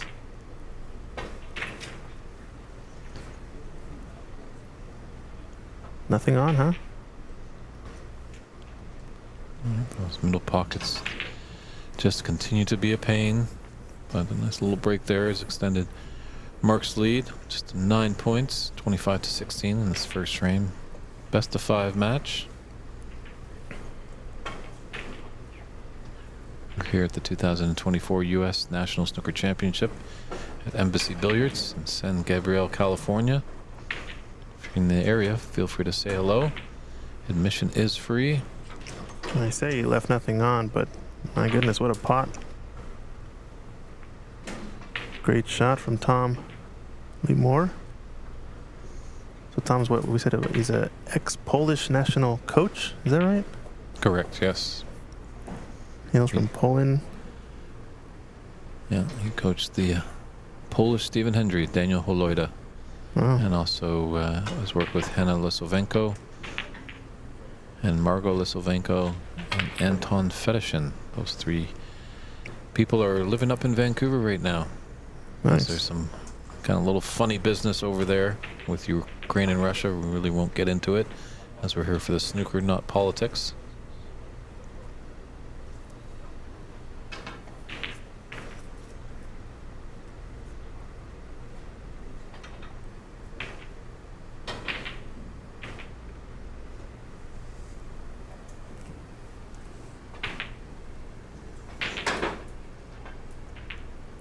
Gonna be playing a safety here on this red along the cushion.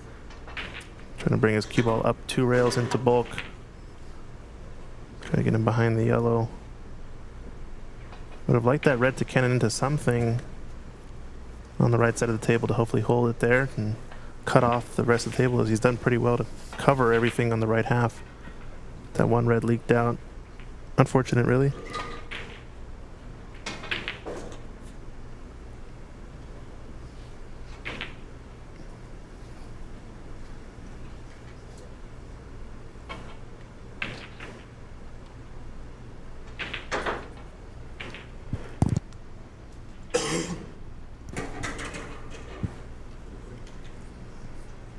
He's gonna have to catch this pretty thin to avoid the double kiss, or at least to have the double kiss still let him get it back into bulk.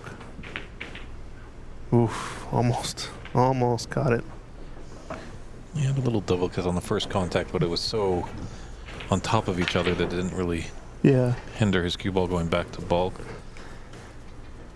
Lost a few long reds. It's gonna be, he baited Tom into taking it, but maybe can slide off that red just to the bottom and the right of the green. Pathway should go past the black, come off 2 cushions and coming back into bulk. Another great long pot from Tom, though. Gonna make things difficult for Mark. A little bit of a different style from both of these players, it seems. Tom, very knowledgeable, you can tell. He's putting very deliberate safeties and making things difficult for Mark Ziegler, but Mark Ziegler kind of just taking advantage of the mistakes when he's left in and get a few points where he can.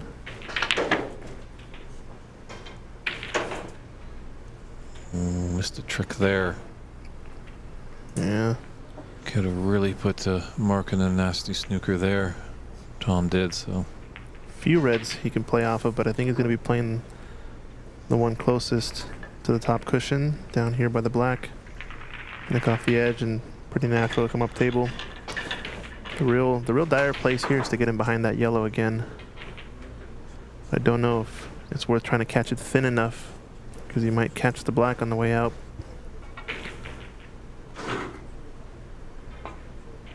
He's catching the other red instead, but that's going to always leave the cue ball up here to the right quadrant of the table.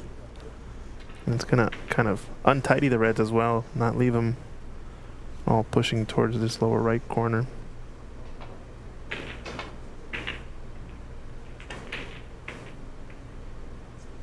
Wonder what Tom's going to shoot here. Don't think there's an offensive option, really. That's worth it.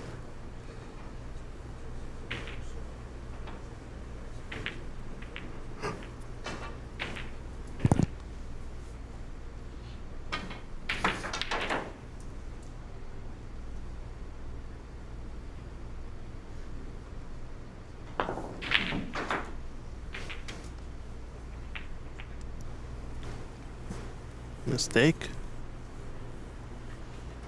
Fortunate enough on the pace of that shot with that cannon in the blue, it did scoot up at just enough to not leave a relatively easy shot for Mark to get started. Yeah, thin back cut on this red.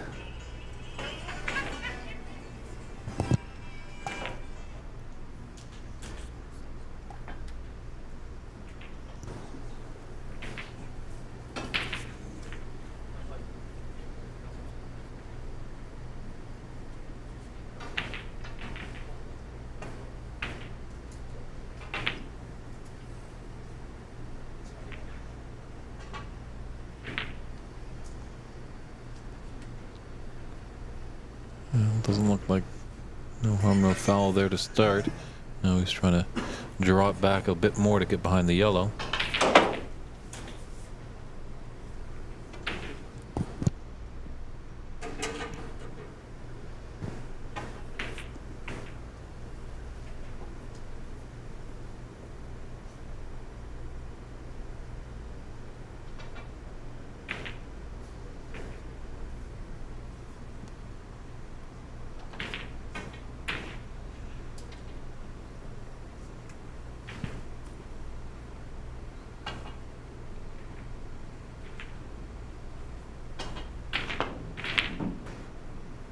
Taking on that long pot as he's had success.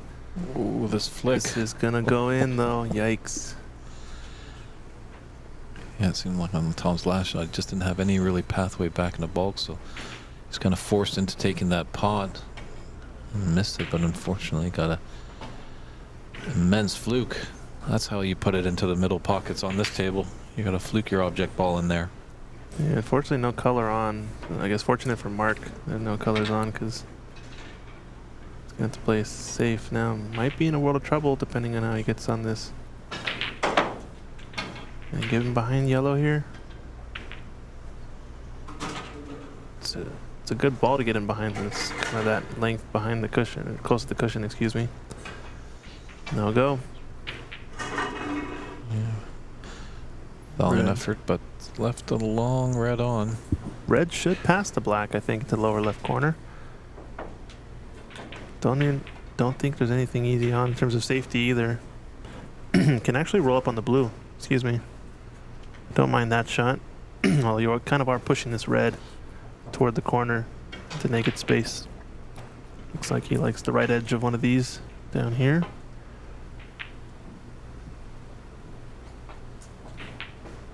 It's gotta slow down.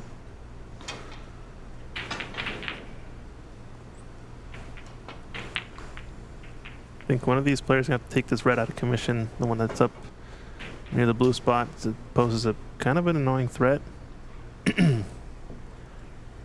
Forcing them to keep their cue ball tidy when they get back into bulk.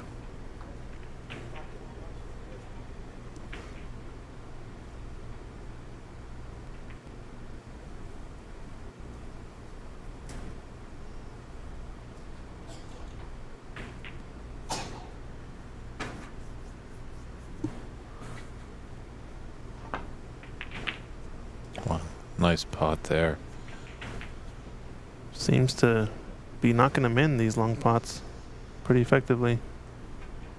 He's what, 3 out of 4 on these, right? This match? True, there's another great behind the scenes job that we need, a good statistician. But it's baby steps. It's great to see. We have had a total of 60 players at the beginning of this tournament. Great sight to see. The people are hungry for their snooker in the US of A.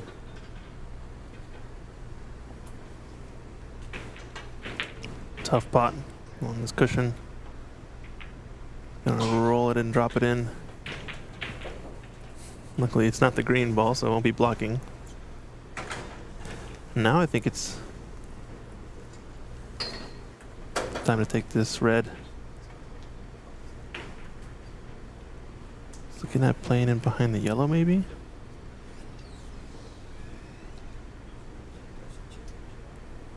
Not sure what he's going to shoot here. Okay, 2 cushions in the thin. I guess being that close to it kind of has control to get it better cue ball, but needed a bit more angle and it's going to dribble the red over the pocket. I think he's had to top this in and get at least up table past the pink. Pink might go to left center, but if not, you'll have the blue for sure.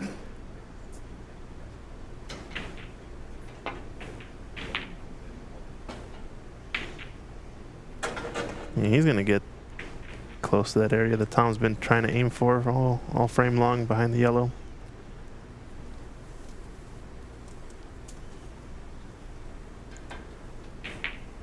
Seem pretty even so far though, offensively. I think Tom getting the better of the defensive part of the game. Just a couple of mistakes when he got in the balls.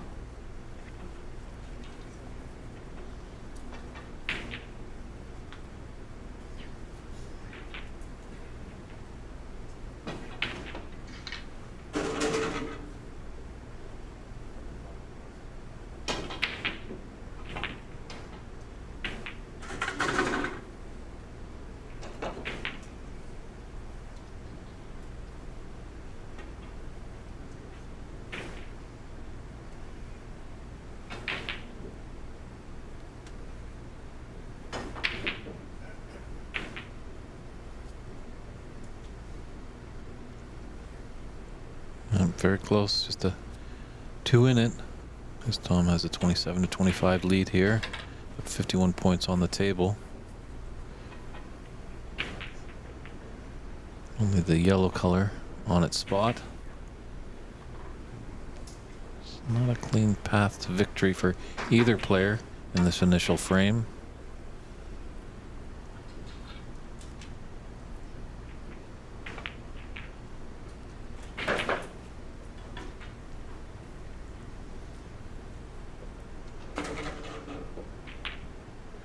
Yes.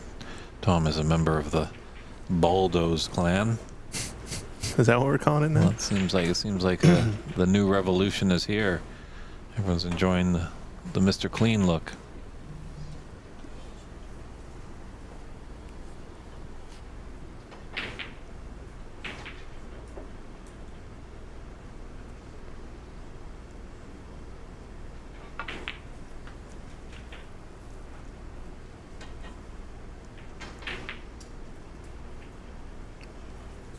I think this one is a shot to nothing if it comes up the left side of the table.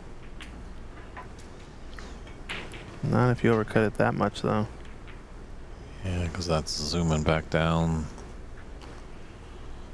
So he's giving a little opening here for Tom. What color you play for, though? Ideally, maybe black, but it's going to be a mid-range pot. If you can hold for the blue into the right center, that might be the better choice. And it kind of leads to the other red next to the pink, so just roll this in. Above all, make sure the pot goes in, though. Yeah, he's just choosing to guarantee the shot. Play for a bulk color, maybe. Or the brown. Right center pocket. We're going to see some, definitely some snookering attempts from Tom if he gets on the last red, I imagine.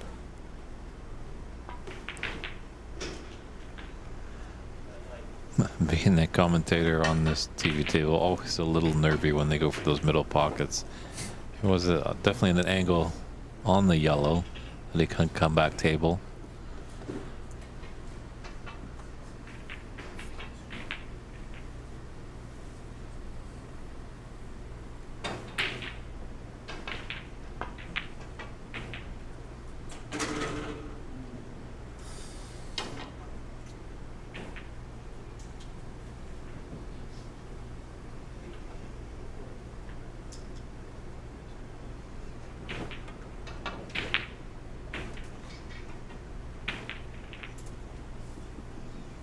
A little awkward as he's queuing over the brown.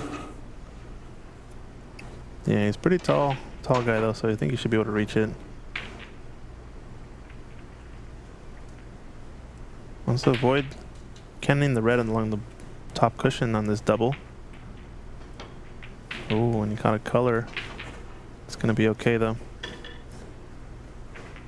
In this shot, I like to tidy up the reds, kind of push this lower red closest to the right corner towards the other one off by nicking it off the right edge from our perspective. And when you get the reds closer together, they kind of become one red essentially to hide from, and it makes for more areas of the table that are more dangerous for snookers. So you see he's pointing his cue there next to right in behind the brown. If you can catch this thin enough and go two cushions with some running left hand side, you should be able to get there. He's caught it a bit too thick. It's hard to gauge the spin from that distance up table, but that was the idea at least. I think this is the first time actually in the tournament that Mark's been on this table. Yep. Tom played Steven yesterday, so might be a little bit of aware of a little intricacies of the table. It's a tongue twister sometimes. This is a good one here. Just cut off the red on the left long rail, and the one in these bumps has come out underneath the black, so interesting position. If he kicks at this on the left long rail, it's going to probably leave the red onto the right corner. So I almost prefer going off of the top cushion here, one rail and underneath, because you can nudge this red. You see where he's pointing his cue there. And you can nudge this red past the black and use the black to snooker behind if you get the line just right and the pace. And it's harder to sell out a shot there too if you slow roll it. Only risk is you're flirting with higher value points if you foul.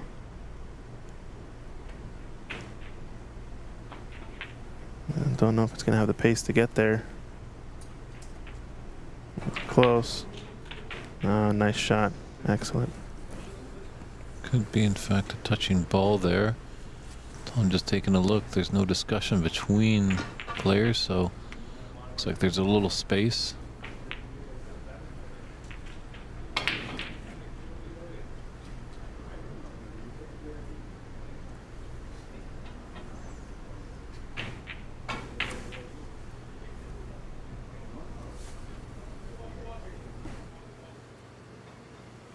Yeah, we can't really tell from here.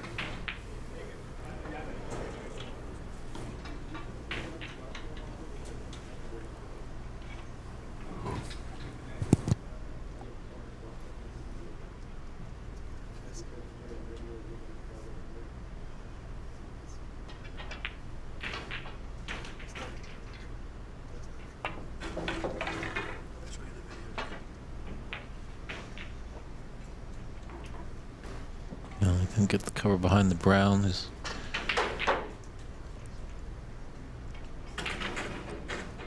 Tom's gearing up to take this on. Maybe just with a cross double with an element of safety. Wow, his long putting has been sensational this afternoon.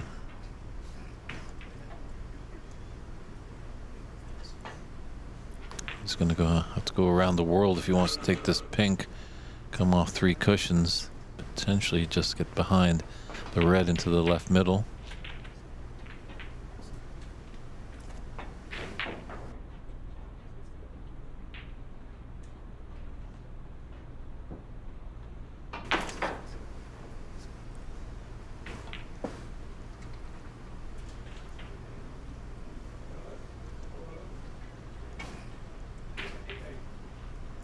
Just a little tough bridging going over that blue.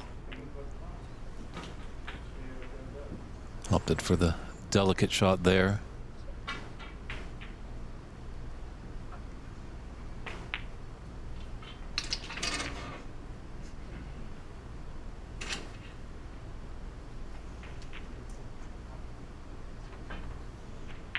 Have a little angle to get his red up table and get near this wall.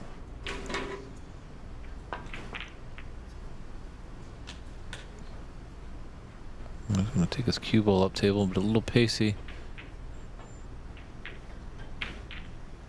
Cover behind the brown. Just needed a little bit more pace, actually, to get behind that yellow. So, I think he's left a little bit of an angle, looks like, from Mark. Take the red, come off top cushion. Just hopefully hide around that developing wall of blue, green, black, and pink. Putting a little side to swerve it around.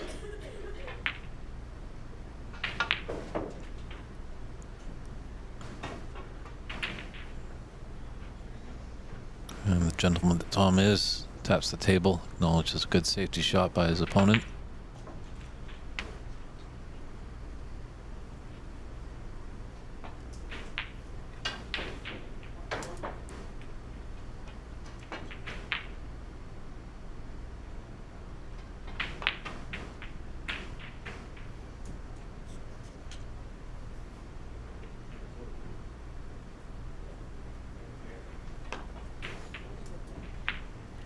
Very nicely spotted by Tom. There's a gap between the blue and green.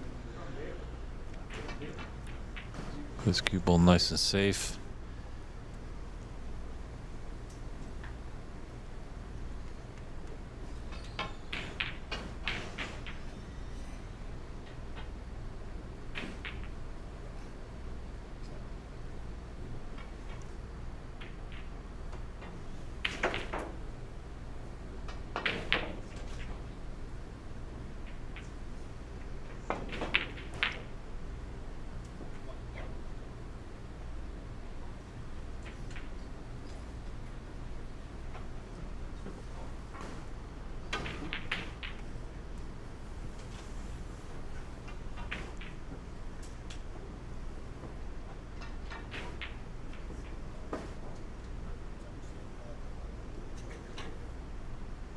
if he's going to try and cross double this into the left middle.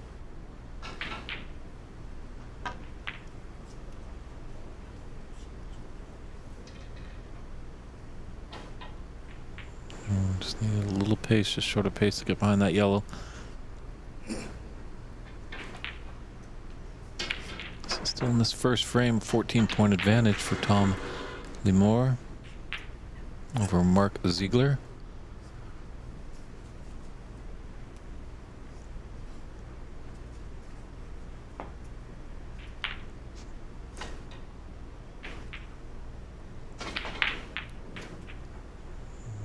That might have just popped out. Give Tom the potting angle.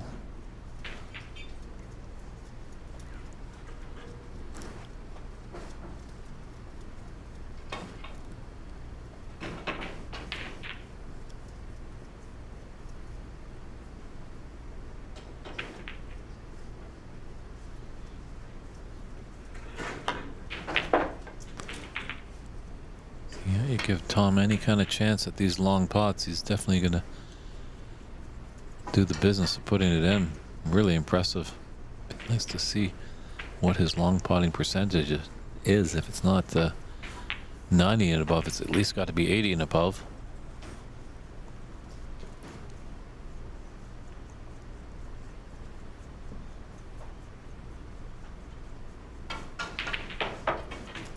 I have to travel a little bit of distance after this blue and yellow, green not being on its spot.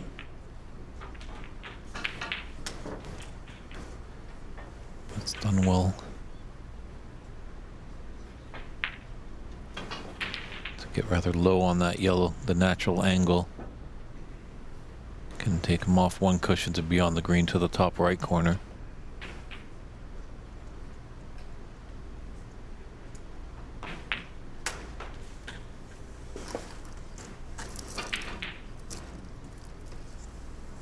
Came down the other way.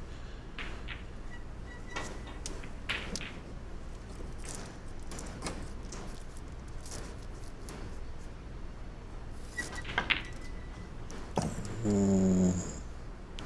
Great chance for him to take the first frame. But he falters on the green, given chance now to the North Carolina.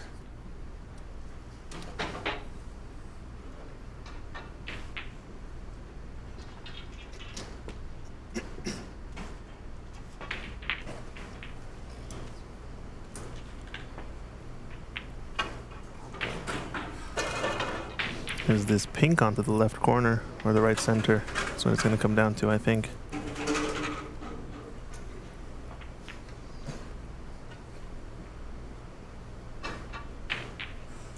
Even if it doesn't go, if he gets a good angle on it, he can just do a simple stop shot safety behind the black. It's gotta get everything else taken care of first. Yeah, he's fortunate enough with that result.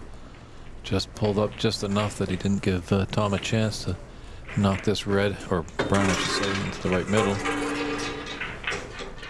So 19-point difference in 22 on. It's coming down to these final colors in this first frame.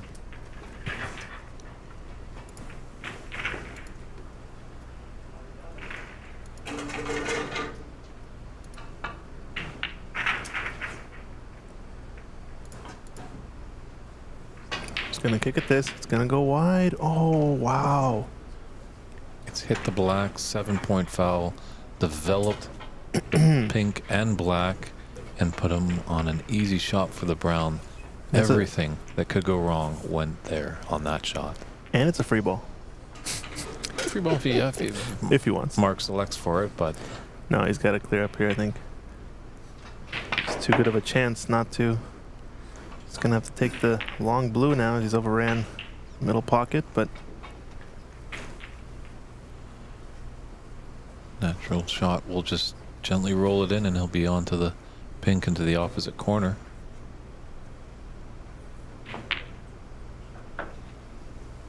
couple of good pots there.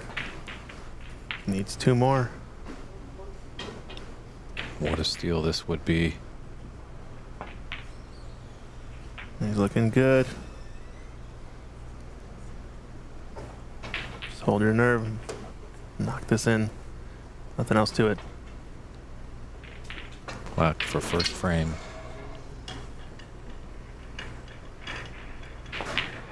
What a shot there by Mark Boom. Ziegler. Steals that first frame away from Tom Lemore to get his first frame on the board, but Tom's going to come back fighting for sure.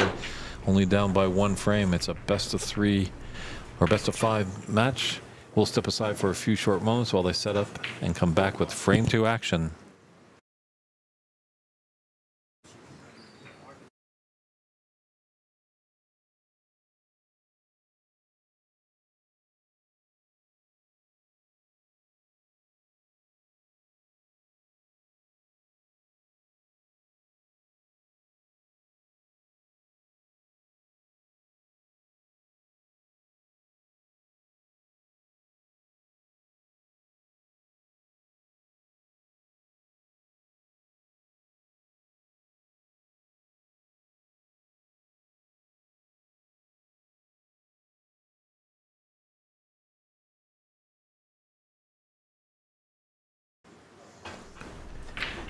And we're back here with frame 2 action of this knockout phase match between Tom Lemore and Mark Ziegler.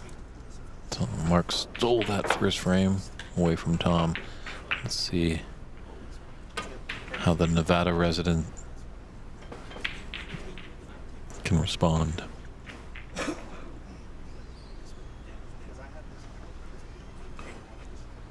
Tom has done some great long potting that held him in good value, and just a shot that he had on the brown in the last frame just really went from bad to worse. Of everything that could go wrong, it happened for him. But it's a distant memory for him.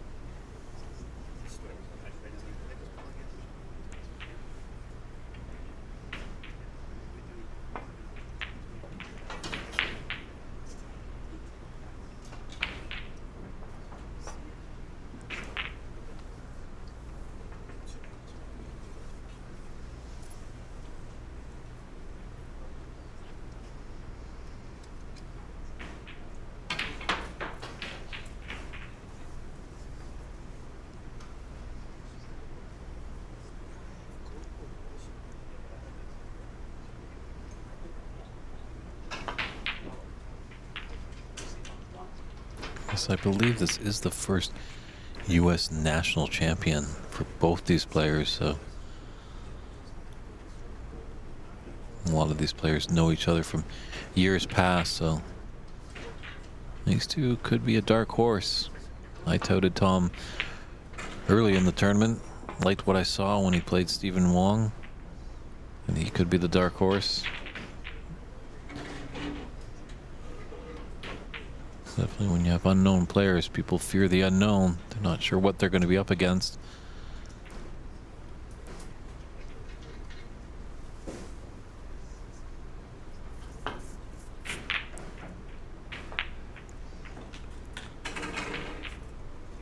Way to go, Jeffrey Blackham, cheering on his support.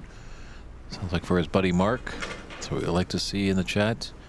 Put your support for either Tom or Mark. If you have any comments or questions, let us know. Do let us know where you're tuning in from.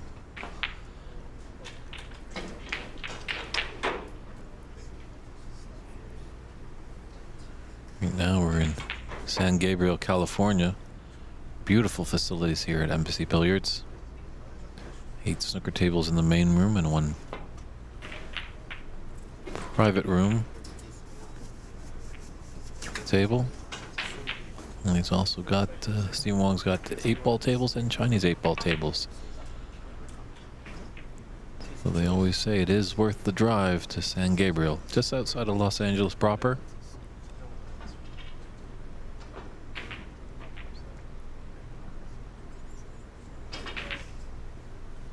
Yeah, if you can get high on the black, it looks like a possibility with this red going into the right middle. Potential that black could go in the top left corner.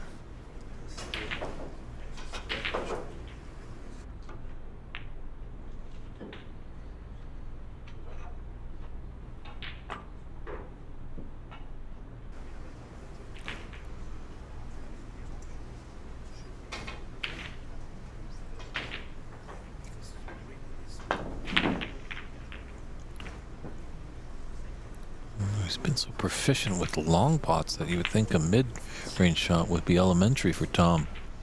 One thing I have noticed as well, a lot of players that play with that carbon fiber cue shaft usually wear a glove, but Tom doesn't. He goes au natural.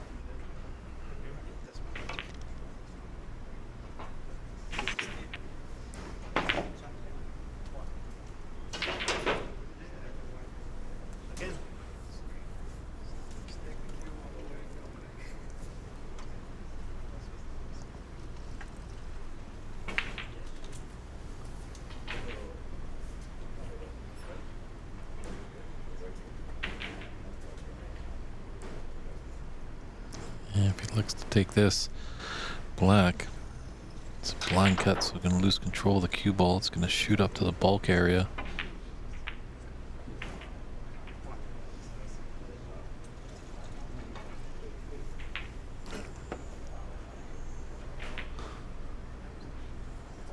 It's the potting path there for this red that he's close to. So I'm having a good long look at it. If it's there, it's there. Sometimes your mind can play tricks on you.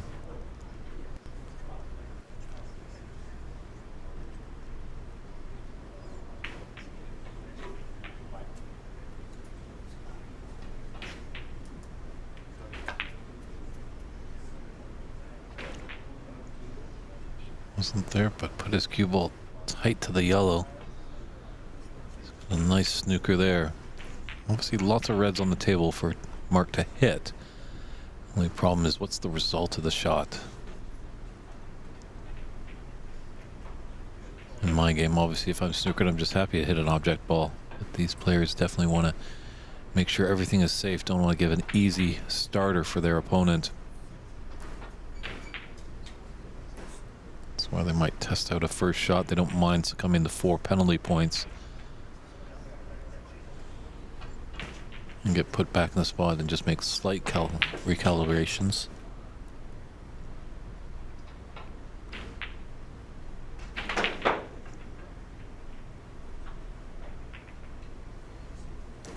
Well, it's right into the pink, so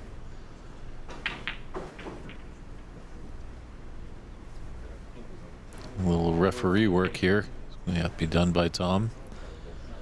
When they don't have the referee, both players will do their best to work together to put all the balls back.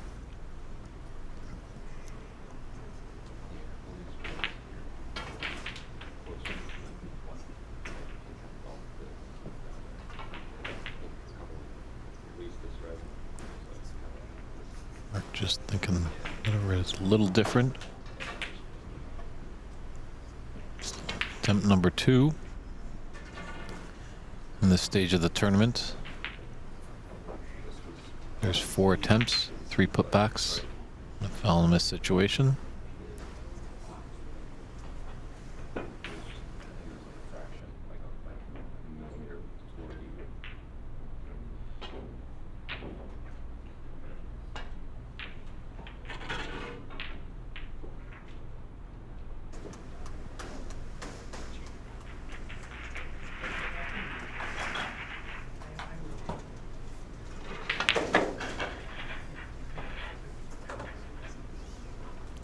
Look out for the black this time. 13 big penalty points submitted there by Mark.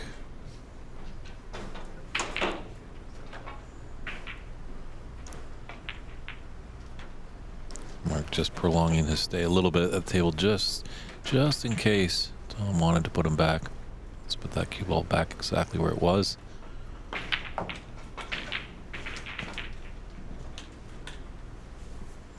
What a flick off that red near the left cushion.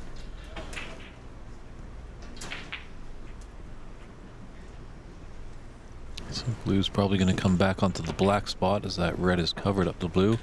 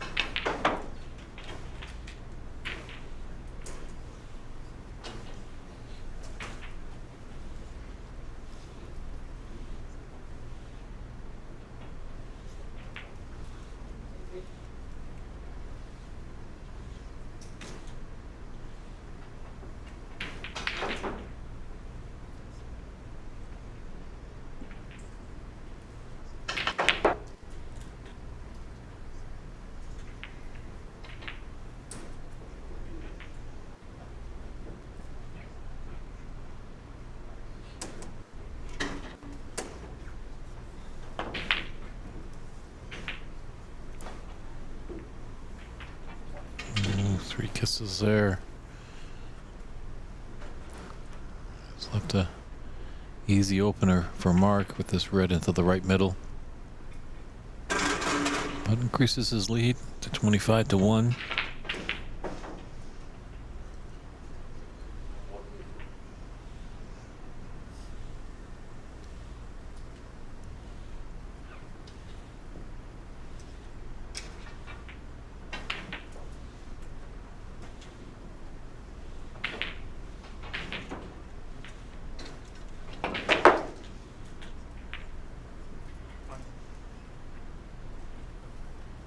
Well, he's developed or got the black off that cushion, but hasn't developed it into a potting situation.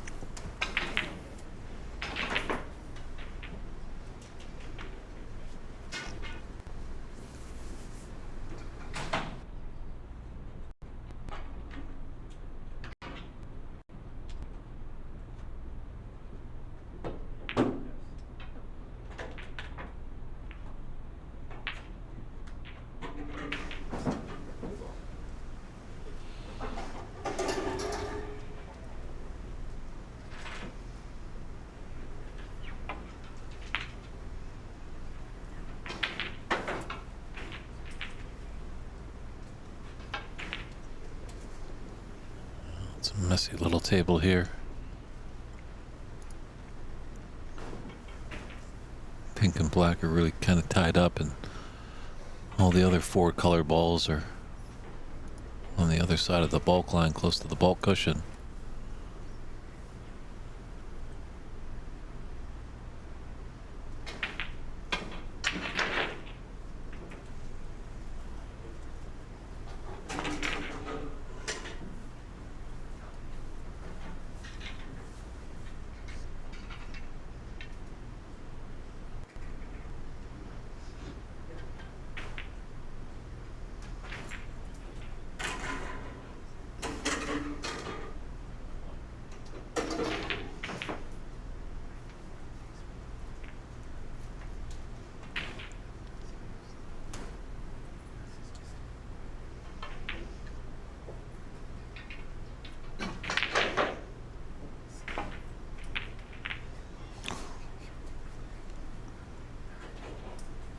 And a stroke of luck there. Didn't want to can into that black, wanted to find the gap to go back into bulk.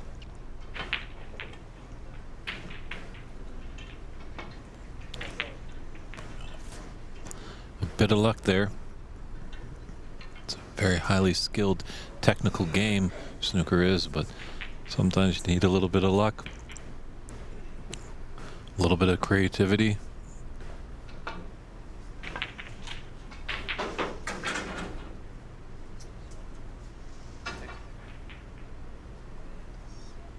Very nice weight there.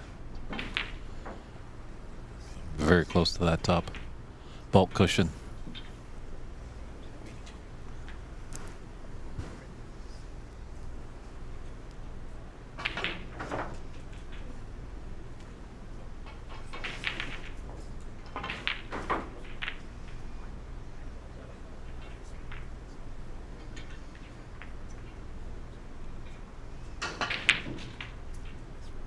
Yeah, the horn was a bit of luck. Sometimes that can spell disaster, but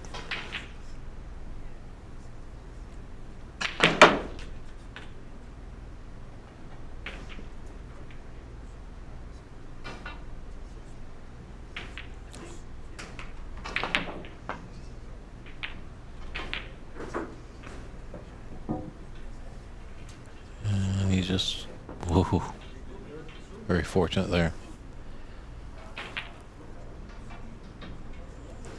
Lost. Red was a little tough as he had to negotiate the yellow and brown. Tom, who's been quite proficient at long pots today, definitely buries another one into the bottom of the pocket, but come off the green to get behind the... missed the trick there. He knows it. Wanted his cue ball to roll a few more degrees towards that brown and yellow. Nice little wall there to get behind.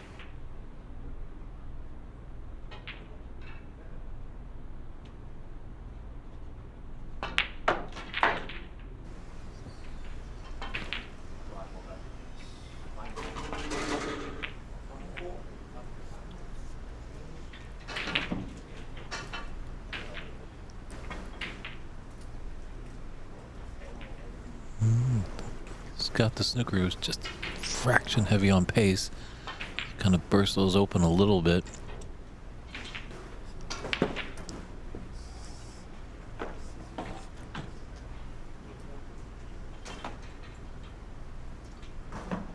Tough to see if it's that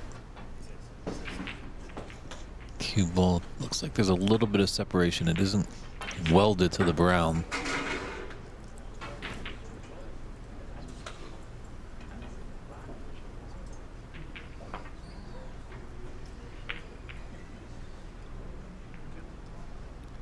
Hey, Matthew Stones, thanks for tuning in all the way from England.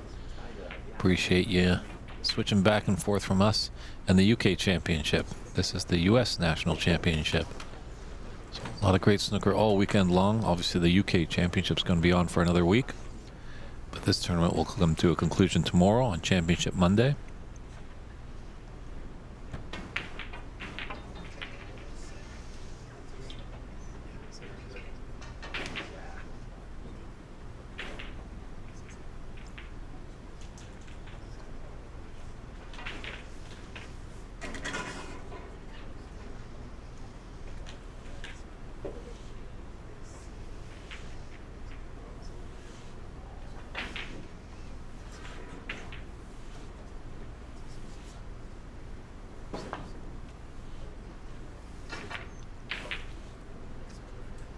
Definitely was a tough one going along that cushion there.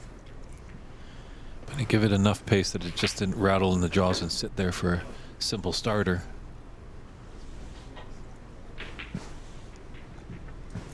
Well, players would love to free up the black and or pink.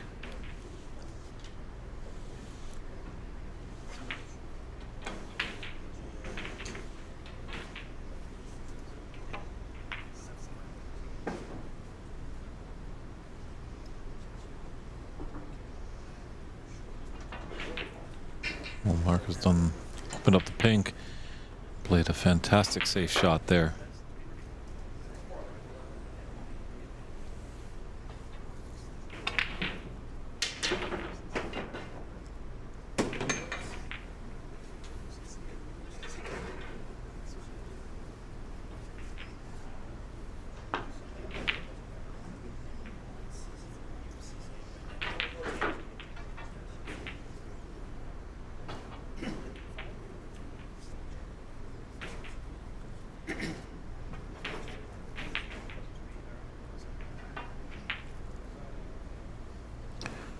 Didn't cut to the right middle from Mark, but I don't like that. These middle pockets have been very tough.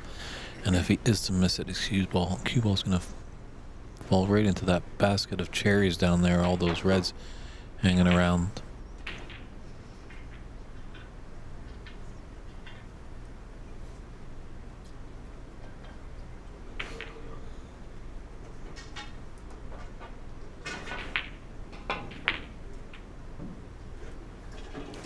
He's trying to flex his long pop muscles, but unfortunately this is going to be a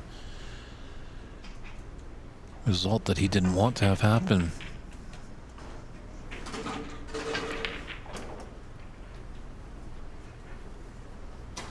Always difficult, the long pots, but it's nice if you can at least leave it a little bit safe or leave your opponent with a tough red afterwards, but unfortunately that's not the case.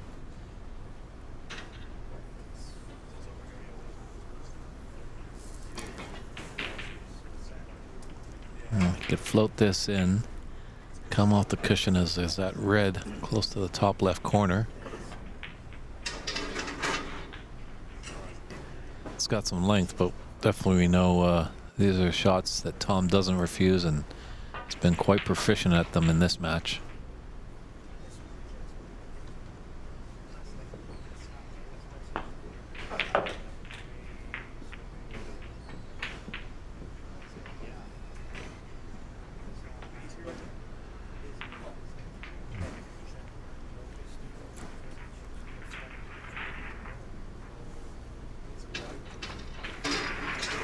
Be mindful of that red in his eye line.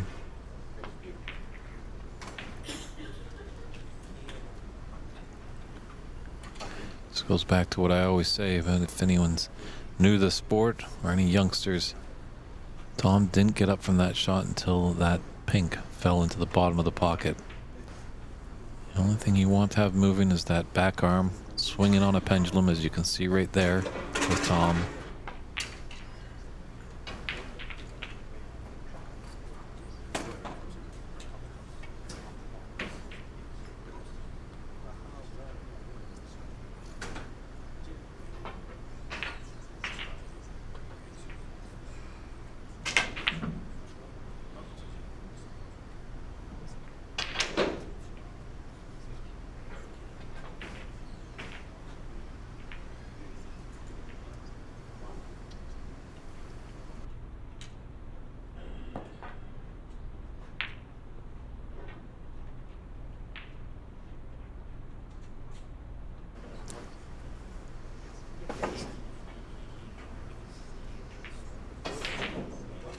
Mark actually at one point in North Carolina found a table, actually rented out a public storage locker and set up the table in there.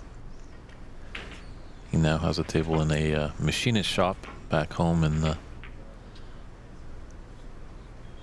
North Carolina, so got to be creative sometimes to set up places. Obviously talked to the property manager of that public storage and he was all game for it, so I think as long as the bills get paid, it was open 24 hours. Mark was in his heaven over there. Could just head on over and hit some balls.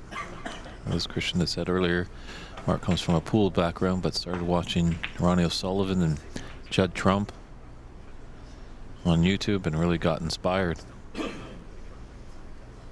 They're two great players to aspire to be like.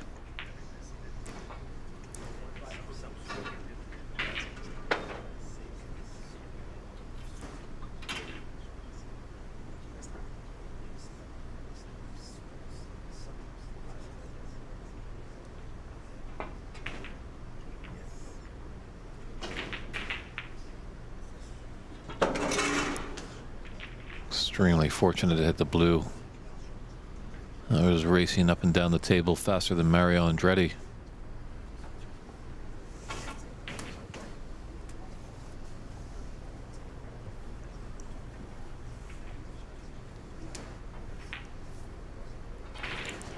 But a nice little wall is forming. That yellow, blue, and brown.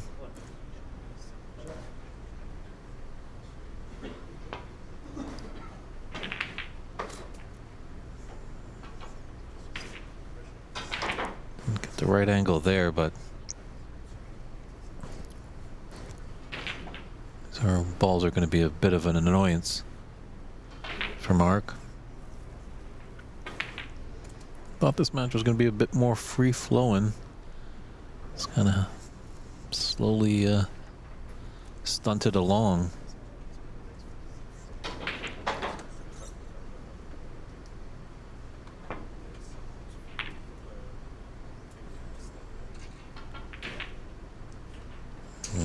That's not a favorable flick. Off the cushion as well. So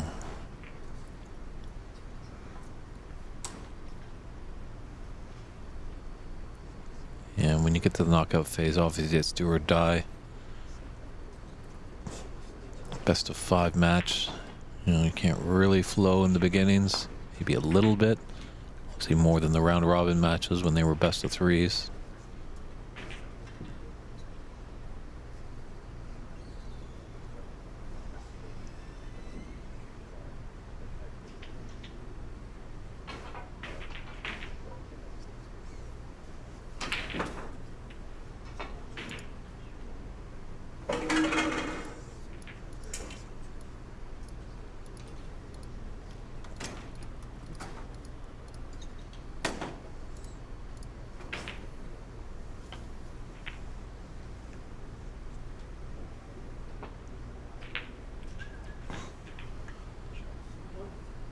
Well, of course they say hit the ball pocket weight. Of course it's pocket weight if it goes into the pocket.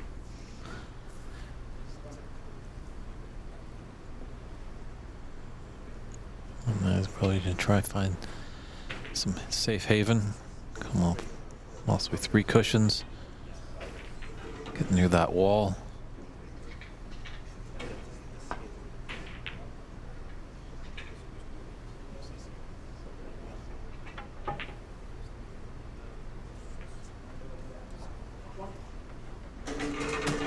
He's forced Mark to open up these reds now. Mark can possibly do the same here, find the right angle, and so maybe take just 2 cushions and slowly roll up to that wall of blue, brown, and yellow.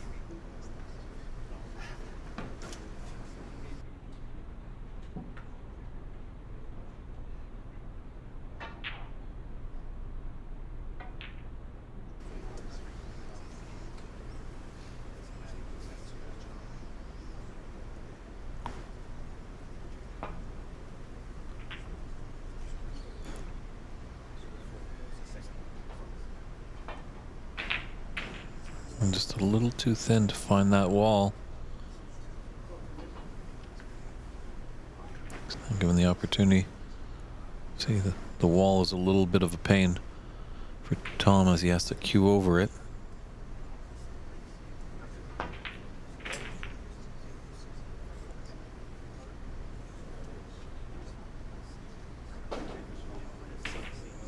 Just missed the angle, but has left a couple long reds as he baited Mark into taking something on. Much easier bridge for Mark, the left-hander.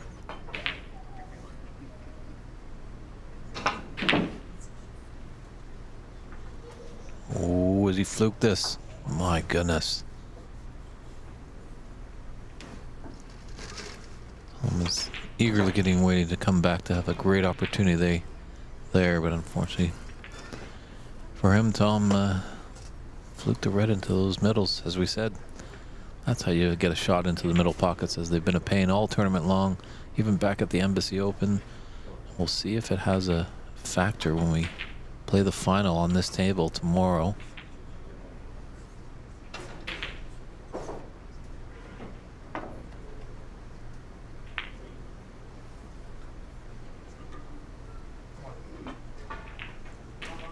You might have a path for this red into the top right corner. There's a long pot there.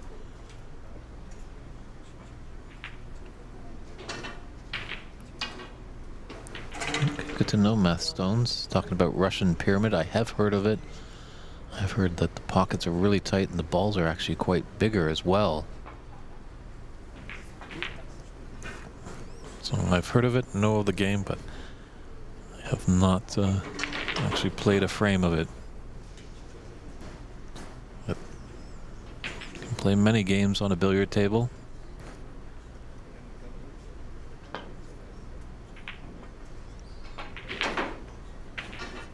A question for you, Matthew. Have you ever played bumper pool? It's always a fun little game, and the bumper pool table can sometimes act as a poker table as well. You can get a nice cover for the bumper pool table, and it doubly acts as either a dining table, or you flip it over and your card table's right there.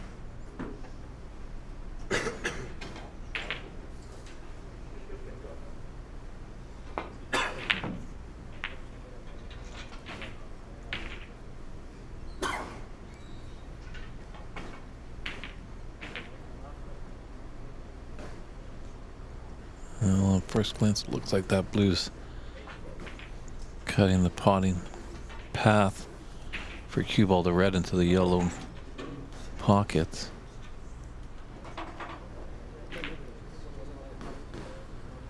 These things can be deceiving on the TV table.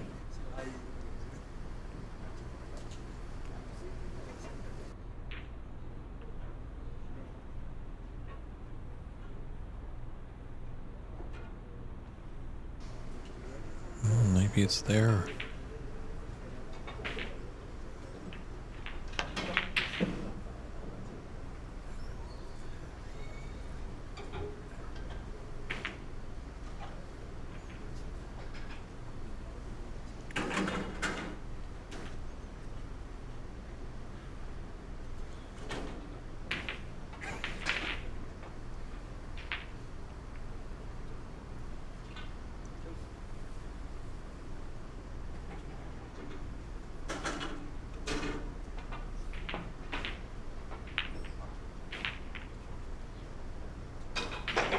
Ooh, this is an opportunity now for Tom. Mark faltered on his safety there.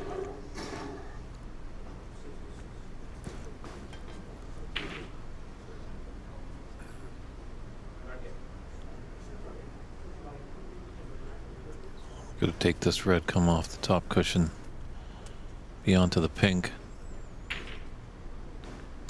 He's only a few reds away with colors to get to Snooker's required stage. Just mindful of the yellow making the shot a little bit more difficult.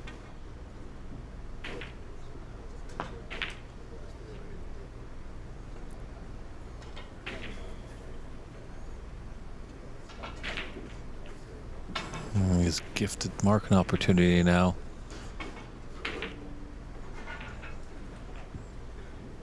Almost a certainty of at least 7 points here.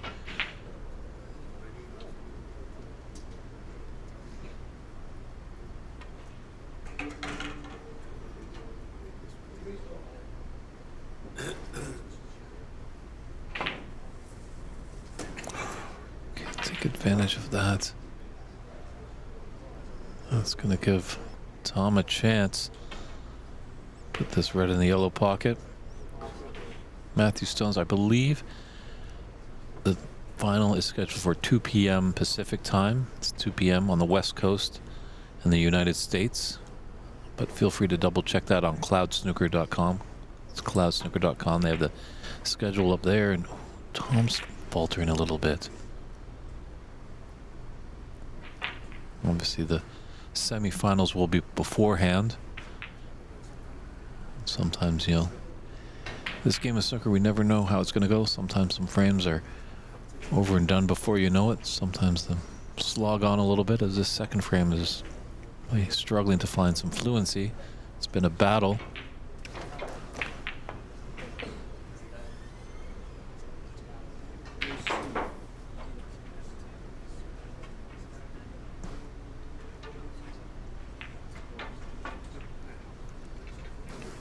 I believe 2 p.m. is the tentative schedule.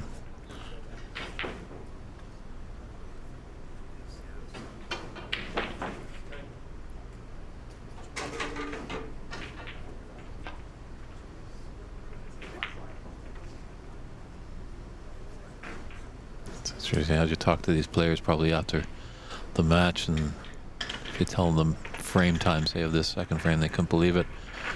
I remember the great Dennis Taylor, 1985 champion, played to that exciting black ball final in 1985. He felt that the final frame was 15 minutes and realized that it was over an hour in length.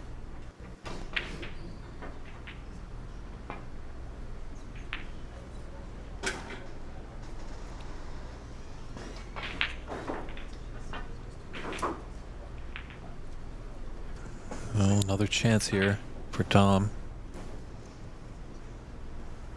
Open red, mid-range shot, a little bit easier as red and cue ball are closer together.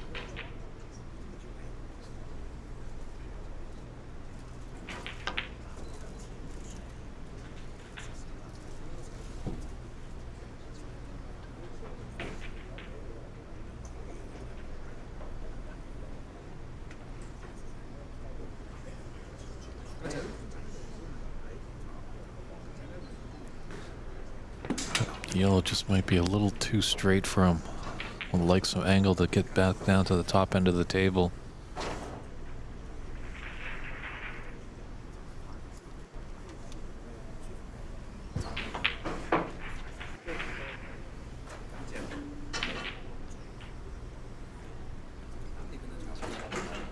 It looks like that red near the top left corner is glued to the cushion, so. But he's not going to like it, just taking his points and running away.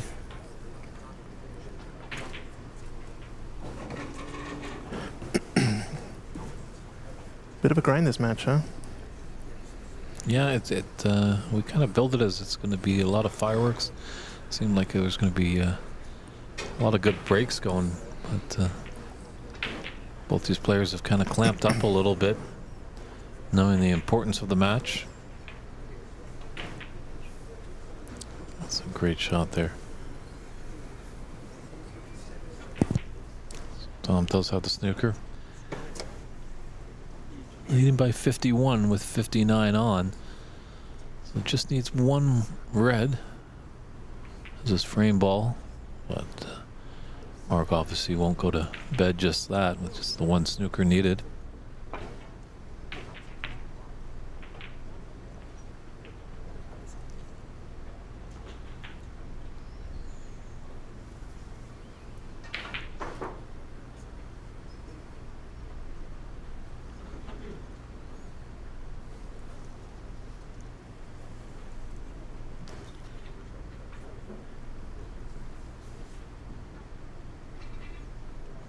Yeah, if that red just rolled a little bit more, he probably would have put it in the D and tried to take it into the green pocket. But right now he's just going to try again and get behind.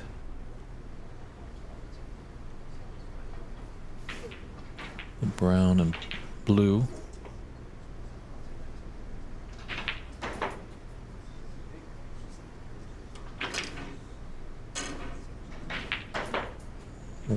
Double with element of safe.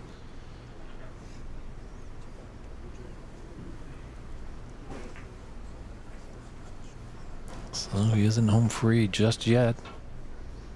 Mark lives to see another day in the second frame.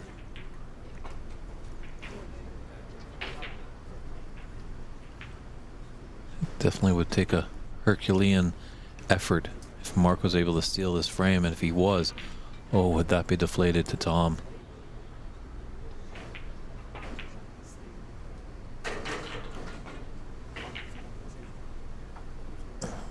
Mike wrecked his chances right there.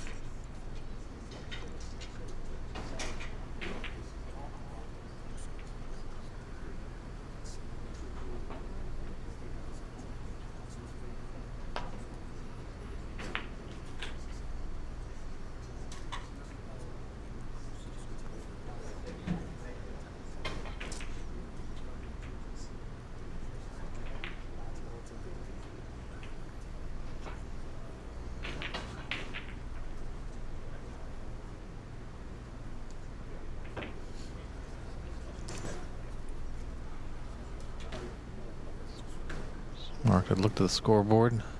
Just coming back to the table. He's in a snooker. He needs a couple of snookers to have a chance to win this frame.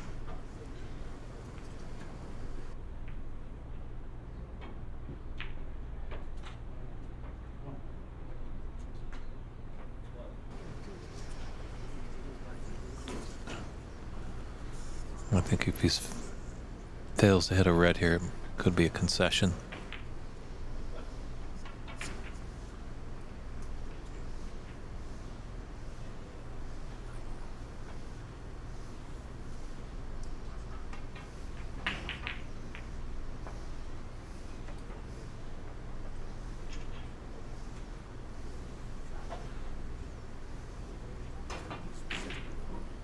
Just ran enough that he didn't leave that red to the top right corner.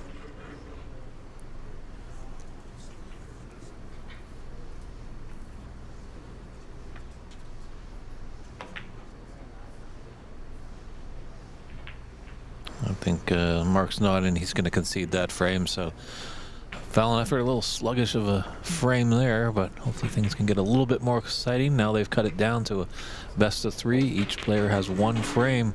This very important frame 3 coming up right after this.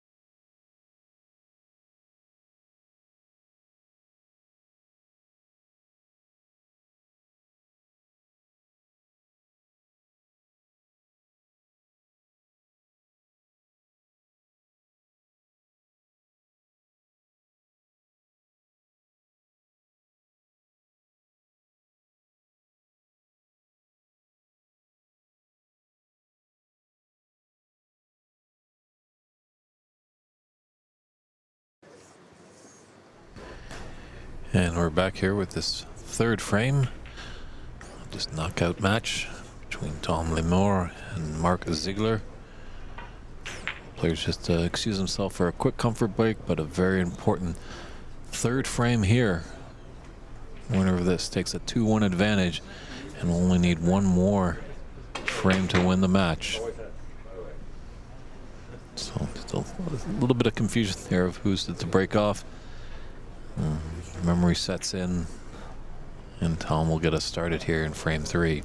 It's the 2024 U.S. National Snooker Championship. Glad that you're joining us. Glad that you found us either on PAPSA or Ox Billiards or the San Gabriel YouTube page. As well, we have our friend Rob Richards on the Ontario Snooker Tournament YouTube page. Streaming another match. It's David Burney in the booth. We're glad that you tuned in. Good active chat. Lots of people putting in support for both players. And we're having people tune in from all over the world. Great to see.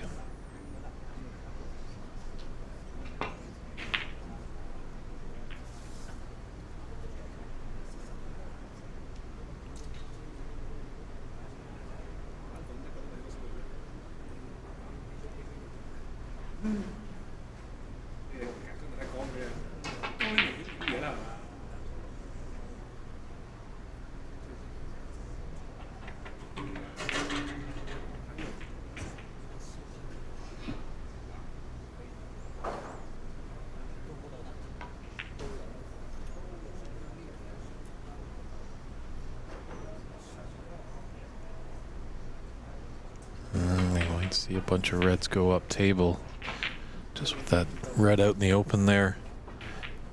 The blue and green. Look like Mark's going to use it for safety reasons, or maybe be aggressive and take a long pot.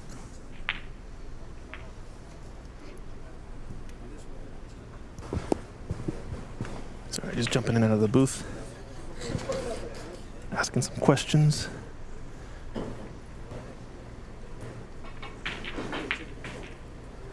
So we're planning to start here the next round around 3 o'clock, but I think we're probably going to be running over that time, as matches are running a little bit late.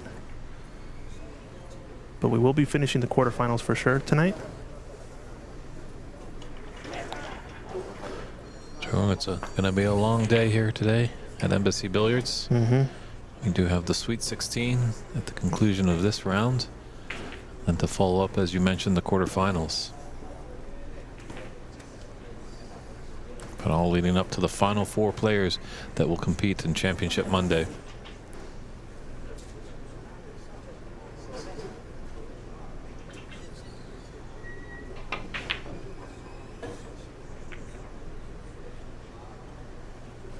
Now there's a potential for Tom to slide this red into the left middle.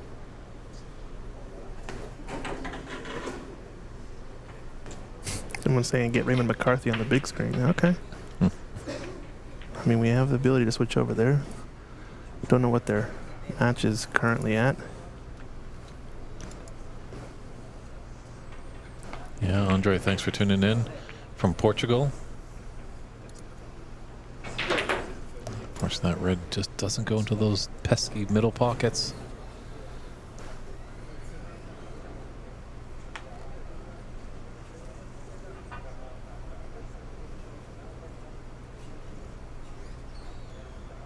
Looks like the Battle of the Rays is going 2-0 in favor of Raymond Fung over Raymond McCarthy. That match might be getting an earlier conclusion. Check out live scores over on Cloud Snooker. Unfortunately, this is the camera we would need to use to switch over there. And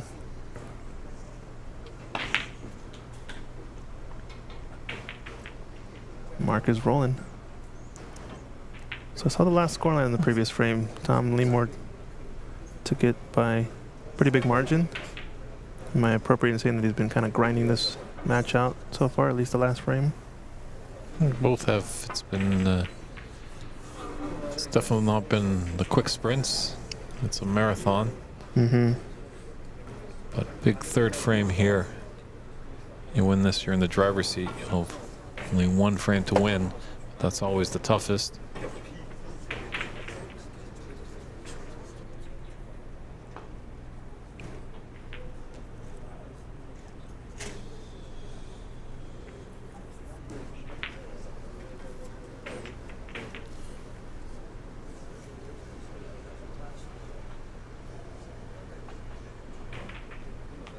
Both players having a look. No one said anything. I don't know if there's a touching ball.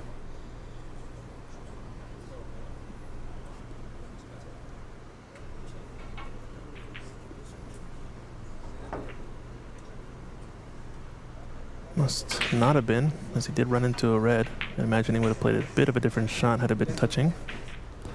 So definitely taking the red to left center. Oh no, overcut. Again, these middle pockets. Oh, They're the getting to nightmare. him. Yeah, the nightmares of every player here. Yeah, it's tough.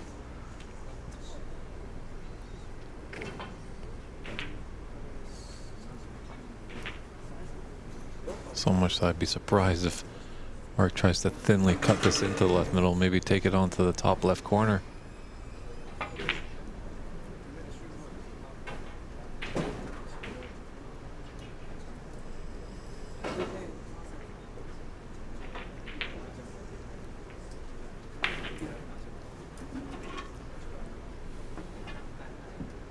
Yeah, no problem, Ryan Thorpe.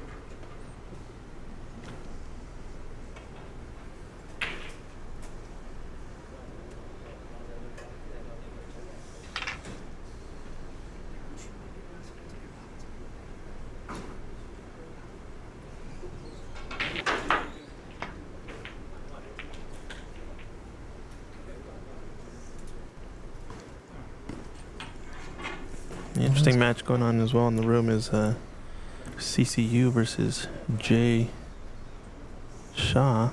There looks like 2-0 in favor of Jay, or I think CC's actually winning that last frame, so I think it should be 1-1 actually in the score.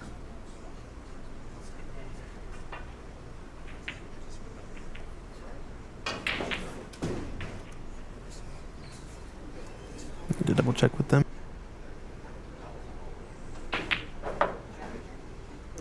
Yeah, this is what the doctor ordered for Tom.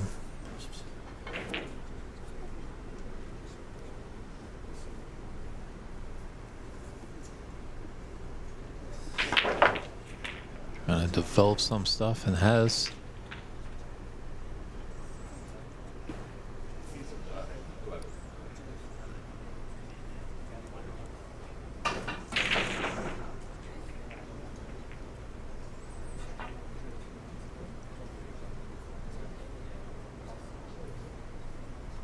Excuse me, it is 2-0 Jay Shaw leading over CCU. Over on table 4, you can check out that stream on Ontario Snooker Tournaments, OBSA, over on YouTube. Of the little cluster of 4 reds in the table, that one just close to the cue ball, those 2, the bottom one. There's a path for that into this same corner pocket. To me, the feeling I'm getting from this match too, Tom seems to be the one sort of making the better decisions and making the better tactical shots and choices in the match, but his execution seems to be letting him down a bit on some of these offensive opportunities. Meanwhile, it seems to be a bit of the reverse, I think, for Mark Ziegler. Seems to be firing some shots in and executing a little bit better in certain instances, especially on that clearance in the previous frame, or sorry, 2 frames ago, but maybe not as tactical of a tactician as Tom is. Understandably so, Tom being a coach, you know, probably his strength lies in teaching those how to play the game at the highest level.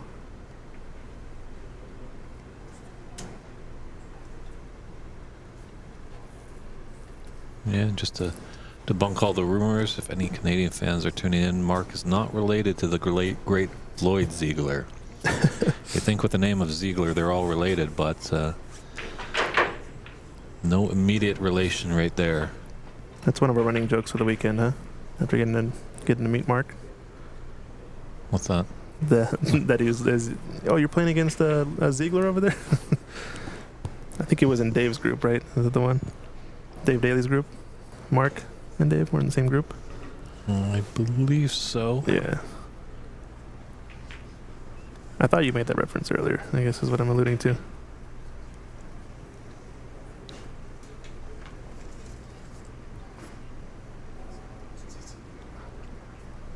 Yes, Dave and Mark were in a group together, as well with Sam McGrath and Jeff Fong.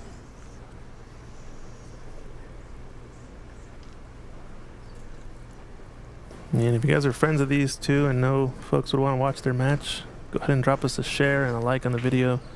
Get this stream out to other folks who would enjoy watching it. Oh no, Mark. Oh no, Mark.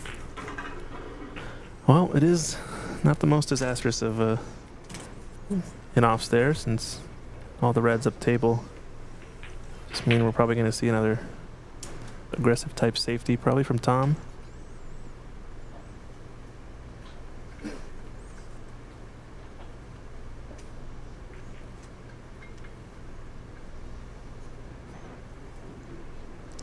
Sure, who knows? Tom has been potting those long pots quite nicely. But I don't think he wants to risk anything in this important third frame. Don't want to cause any unforced errors.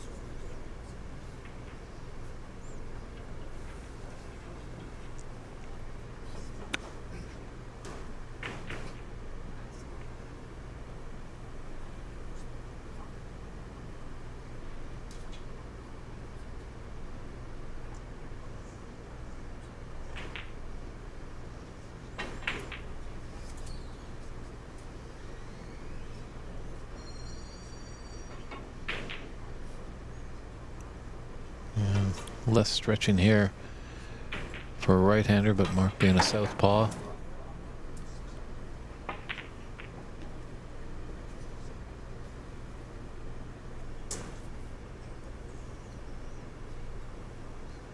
A nice result there. See if Tom can counter-attack with the safety and flick off that red on the right side of the table. And she come up maybe 3 cushions and be behind the green.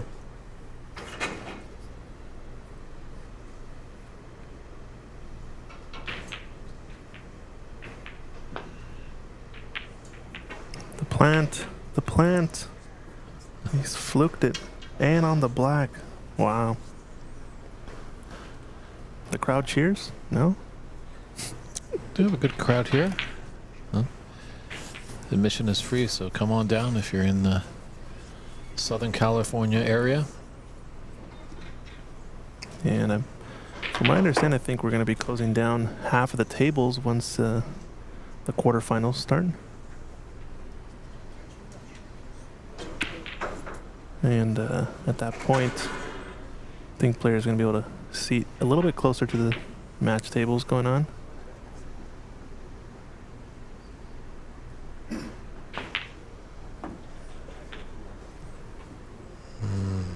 don't like that to run just a little bit more. Got to bring out the rest for this pink. Applauds the fluker, yep.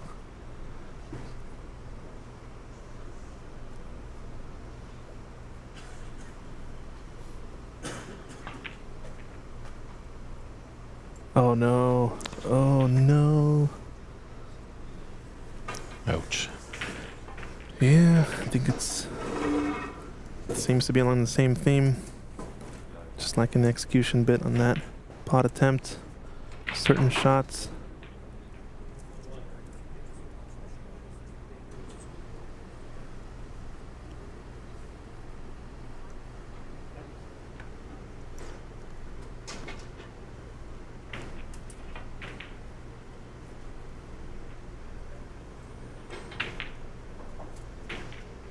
Do you consider putting him back here?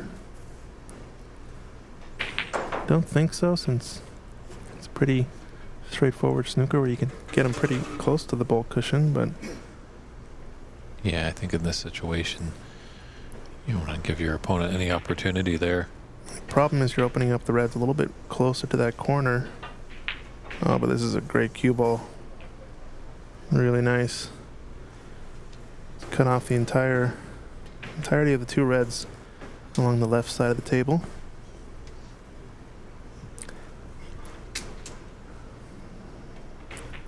You feel bad for using the term fluker. What's wrong with the term fluker? It applies when it's a fluked snooker.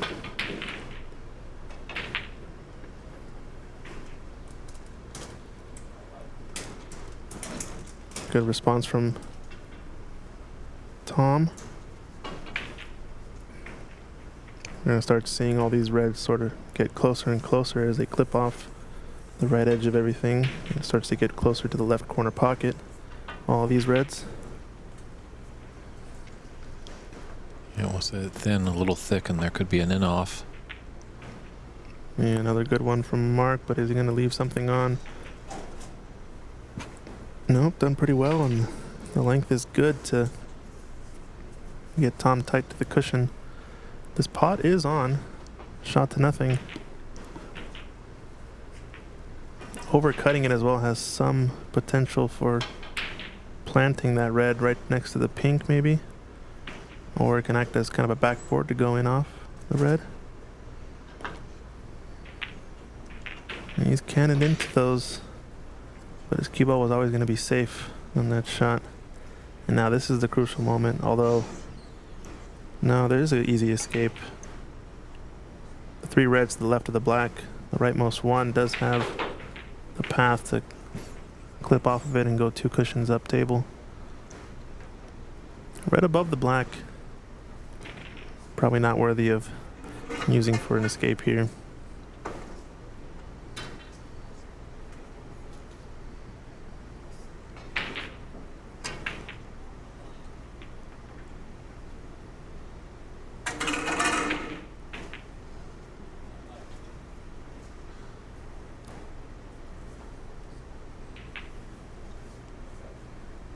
He's going for this pot, actually. It must be on then.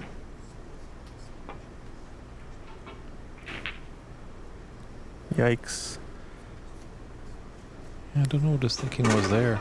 I Must liked the have- idea you had, Christian, of taking that right red of the little triangle over there and coming around behind the black and shooting back up into the bulk area. Yeah, he must have had a partial pocket there because it looked close. Almost like the pink was blocking. Now he's left the easy lunch money for Tom Leemore. He's still a little bit loose with that cue ball. Gonna have to take a long blue if he wants to stay offensive and get a big break, but can still play safety with some of the bulk colors if he chooses. I like the long blue. Sort of that range that you practice at.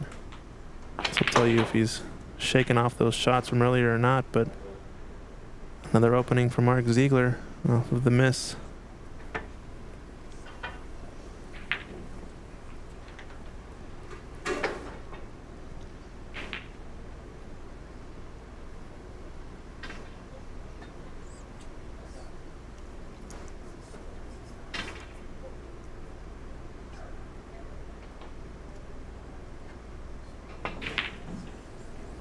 It was off by a country mile there. Drastically overcut, right?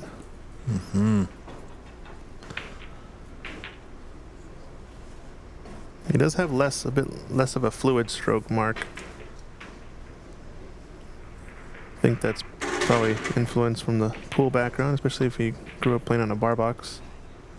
7-foot table, those tend to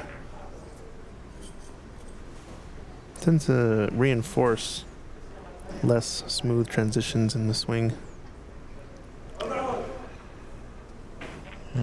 Love to be a left-hander here. Maybe He's able to do it at least. yeah. It's a little bit tricky though. He's actually kind of left himself hampered on this shot if he's shooting at the reds down the left side of the table. He's gonna have to take his points and run away safe. Oh, miss. Don't think the red moved at all, did it?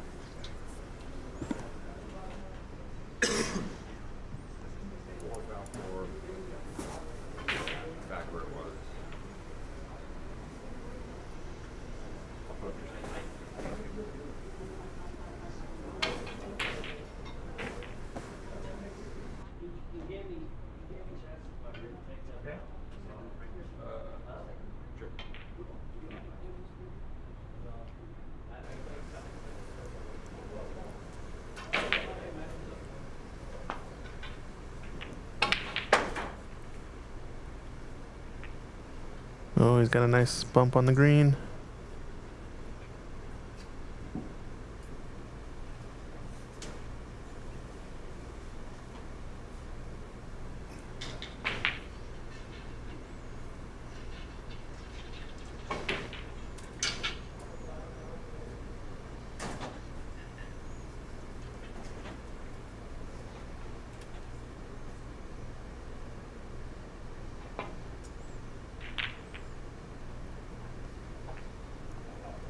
Watch out. Center pocket. Excuse me, corner pocket.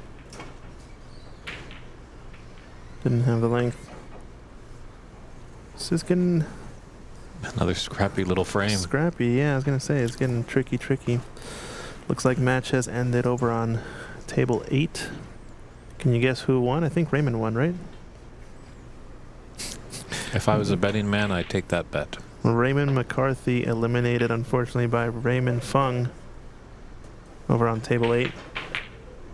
And this one's going into the heart of the pocket. Maybe rattled a little bit. Yeah, matches are done.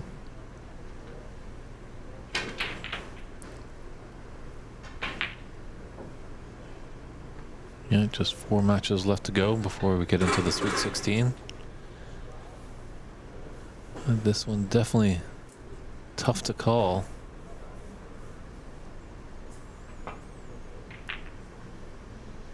Thought maybe at the beginning of this third frame it looked like Tom was finding some fluency, but then just faltered a little bit. Yeah, a couple of missed colors, right? But I wonder if both players playing a little bit slower in terms of routine, and it's kind of bogging things down.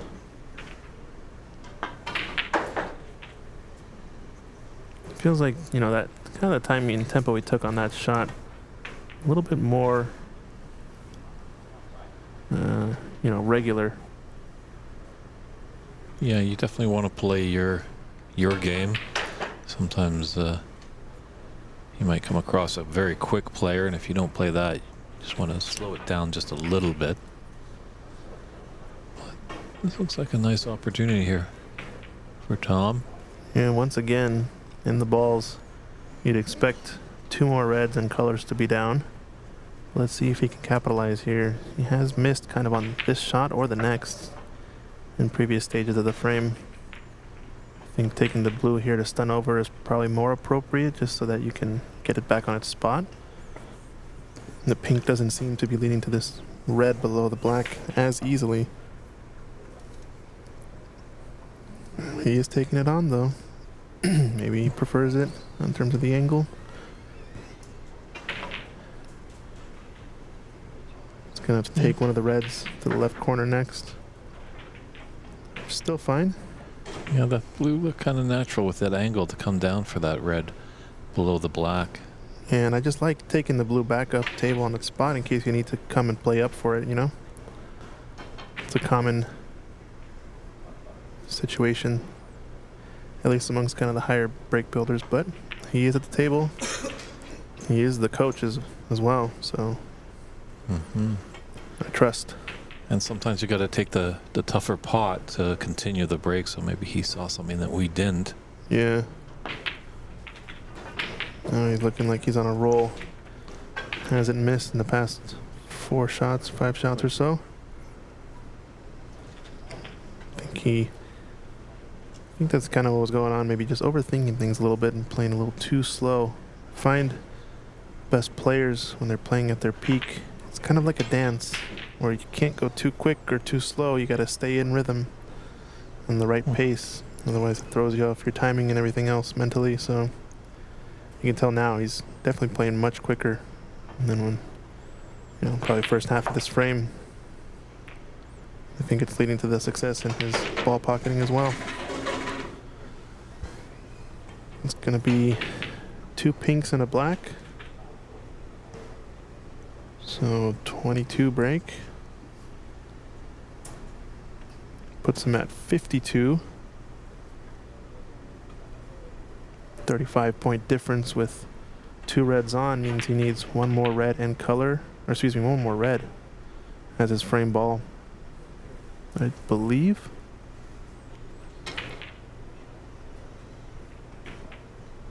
Oh, excuse me, it's 30. He had an extra color there. I missed one, so yeah. Just a red. Just a red, 43 points, 43 on, right? Yeah, all Mark can do is take these 2 reds with blacks and then run the colors to force a black ball respot. So easy, just like that. Fortunate, actually fortunate though, he has his red close to the black. If he can get red and black here, he's eliminated one of the max reds. And now he can actually play for snookers in the last red, maybe a free ball. So this is a key shot here if he's able to get on the black and pot it, but he shot at the pool style a little bit with a bit of inside, trying to go 3 cushions, excuse me. But catches it too thin to the pocket. Yeah, Mark's going to put this red up into the bulk area, get it away from those high valued colors.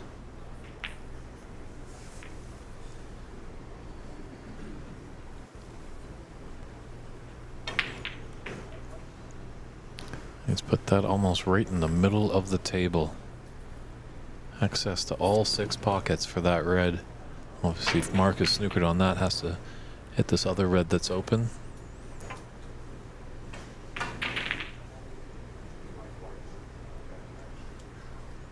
He's done well to cover that red in the middle of the table.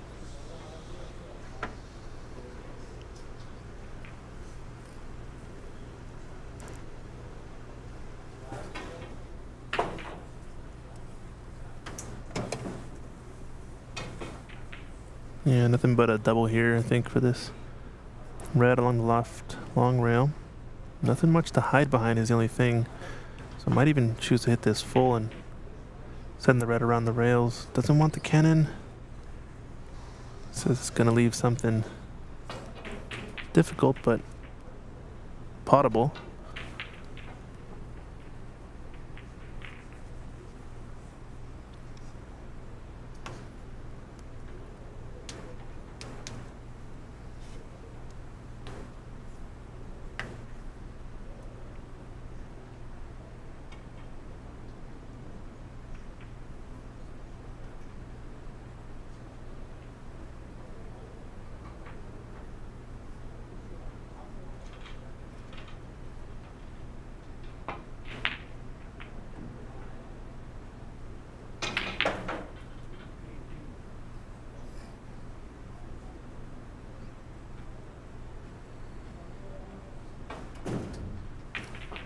Don't think we're going to see an attempt here.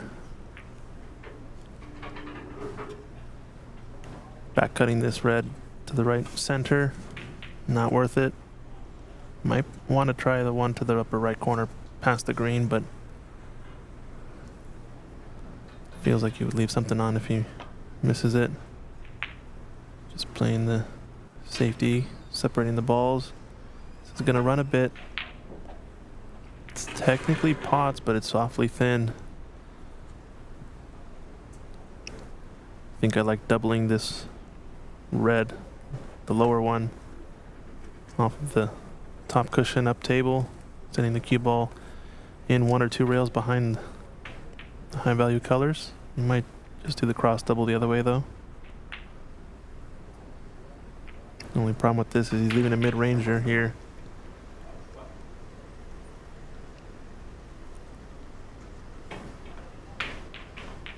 I think this one lays for a good attempt to snooker in behind black, pink, or blue. Or is he taking this on? He's cueing a bit low on the ball, I think. Maybe try to stun over for black. Yeah.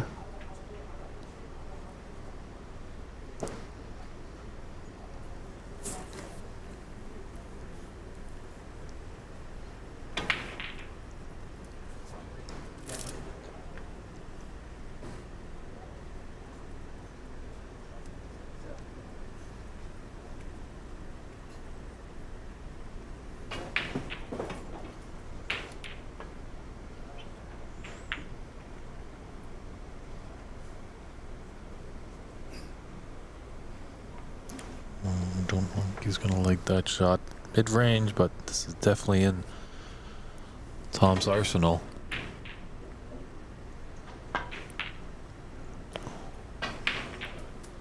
Just that quite by a bunch. All he needs is that red just to put us to the snooker's required stage. So just a little lapse in concentration. Maybe should have just had a double check at the scoreboard.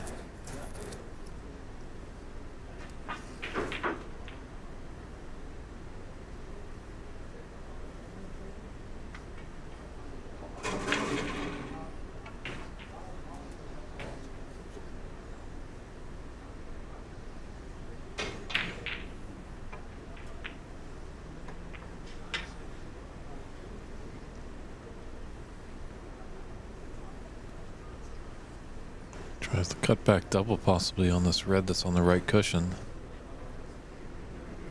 So he's going to put his cue ball up into the bulk area.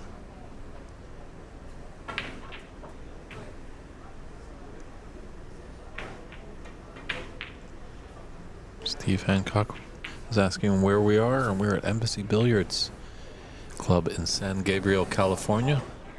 Just a little bit east of Los Angeles. Looks like a 3 cushion middle attempt here. It's going to be close, a little bit wide. And I usually like shooting those with a bit more top on the cue ball to get the cue ball to come track down towards the black. As if it had, he wouldn't have left potable red, I think. Or at least as easy.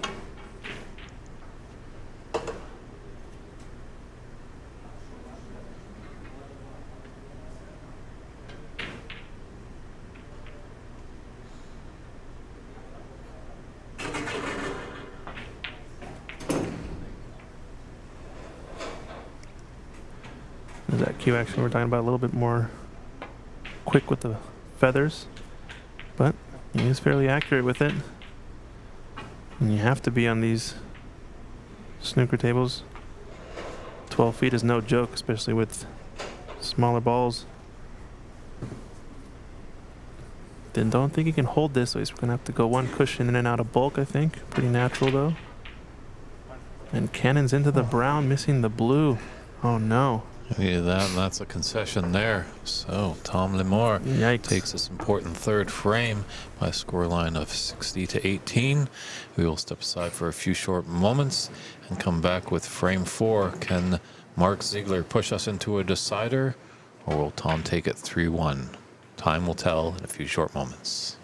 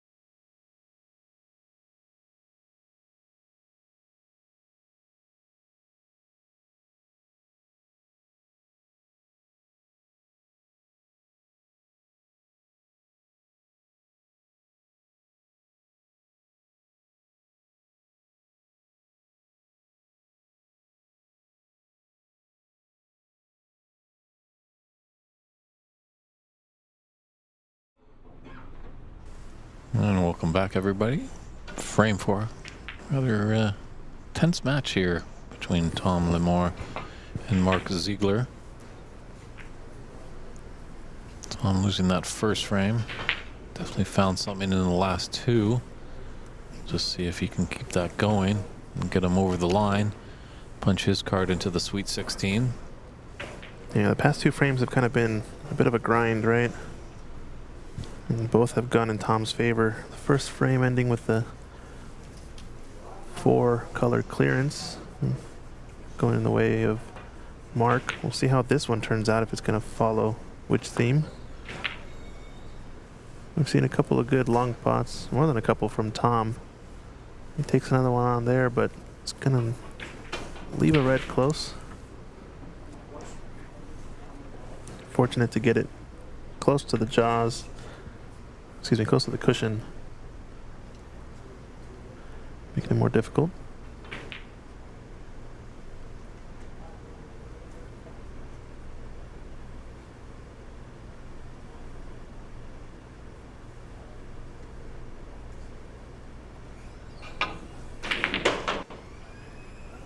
Yeah, just close enough to make that ball rattle. Yeah, Gordon's saying all these matches are tense. Yeah, that is one thing. There's no kind of runaway favorite. Folks might not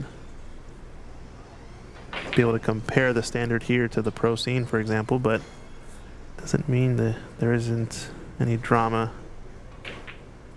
that can be, enjoyed. And I think the field is, fairly within its grasp, but almost anybody can beat almost anybody in this setup. Especially as we get into the top 16 and quarterfinals.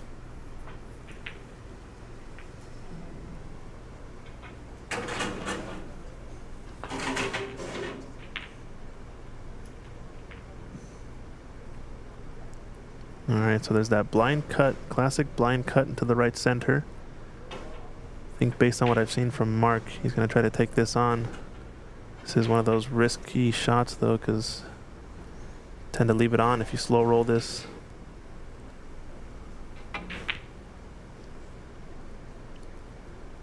And he's gone up table with it. Is it going to get close to the cue ball? Tricky. I think it cuts. You have enough space there to hold for screwing off it for the blue into the right center next.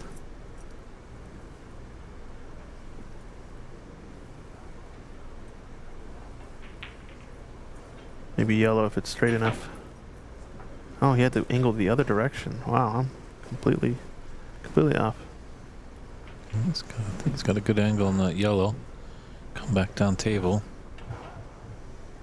It's got a red loose in the bottom of the bunch that goes to the right corner. If he chooses to go 2 cushions. It's going to stun over, it looks like, and play one of the reds to the left corner. Although he is on the rail here. Going to make the queuing more difficult. Has to take the rightmost red now to left corner pocket. Just hold for the black. Just pot this ball, really. It's gone far too thick. The red up table is going to be an easy escape for Mark Ziegler. I sometimes, I do like going over to the bulk side and looking at what spots on the rail are going to be the ones you aim for. It's one thing I noticed watching Mark Selby in the World Championships is he's going over and picking a few spots, or picking the spot he wants to aim for along that bulk cushion, and then nailing it right and tight. What a shot there from Mark, though. Down the rail. Tightest pocket you can get, one of those down the rail shots. Smoothed it in. So an angle on the brown is going to be a little bit straighter. So he's going to take the yellow here instead, so he can get more movement on the cue ball more naturally. Needs it to hold up, though.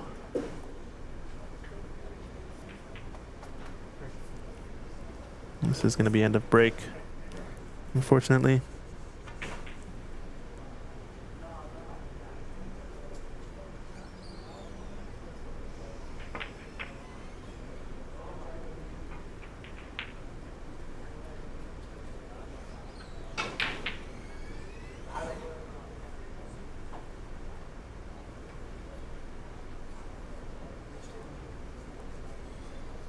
Got a chance here to get behind the green and brown. Turn ball, come off 3 cushions for it. Oh, this looks like a decent line, but just need to widen a bit more off of the second cushion. Or excuse me, the first cushion.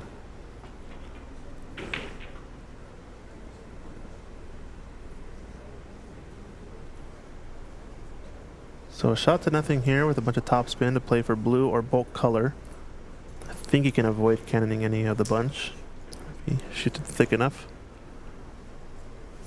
It's when you overcut this ball that you'll maybe run into the pack. Can also stun around the pack as well. Might be what he's aiming for. Wow, what a shot. So lined up now for a long blue. There's a red that's loose to the right of the bunch, rightmost red. Kind of the top of the 3 that are in a line, and that one goes to left center, left corner.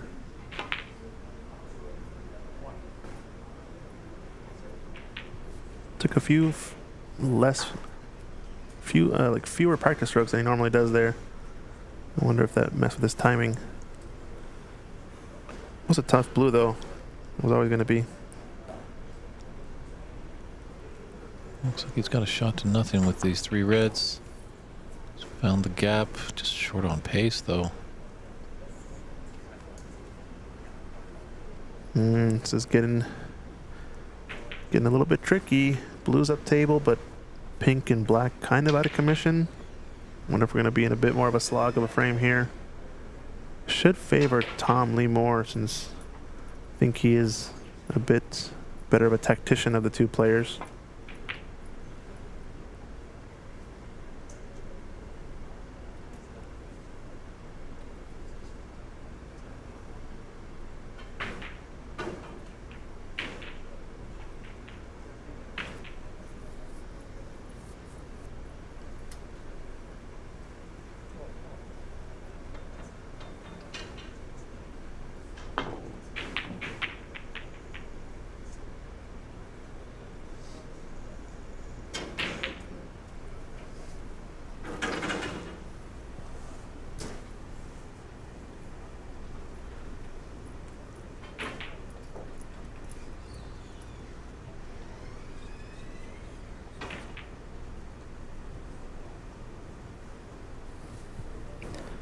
All right, right above the black. It does pot, and I think the black does pass as well.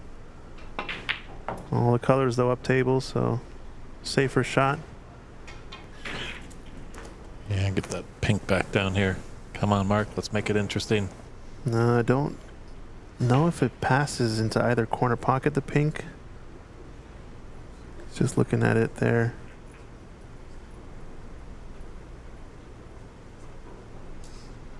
Will it end up spotting on the blue? Or no, excuse me, the black spot if it doesn't go? I think it's right. Just take some points maybe.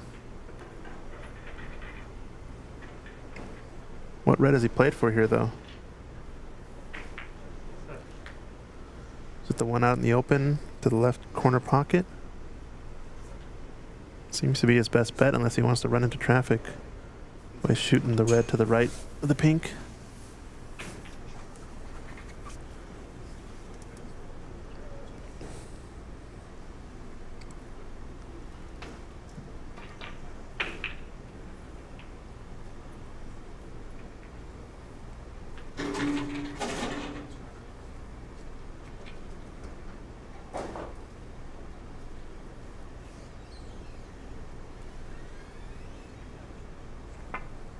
Oh no, missed the whole ball.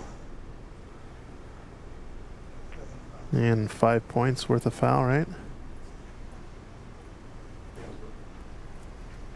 I think there might have been an example of it, a bit of overthinking maybe.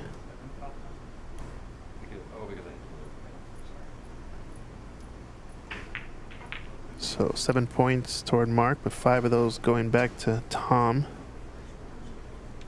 Meaning we're still in this pretty even. Put him back, and Mark was to miss the red again. Tom would have to warn him, if you miss the red again, it's loss of frame.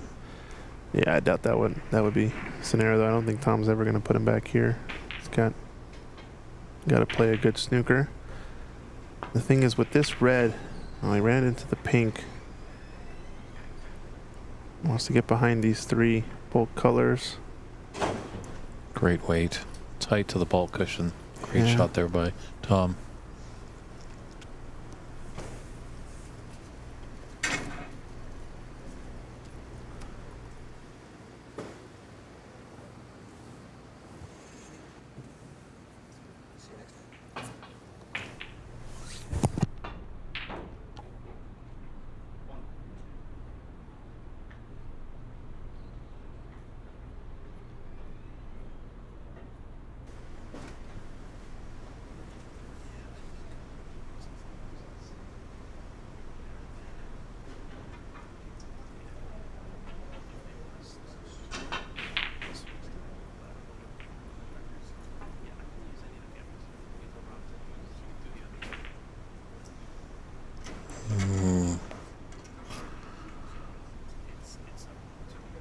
Gonna be a judgment of draw, that's for sure. So that black does pass the red. They're close by, so it looks pretty straight there for Tom.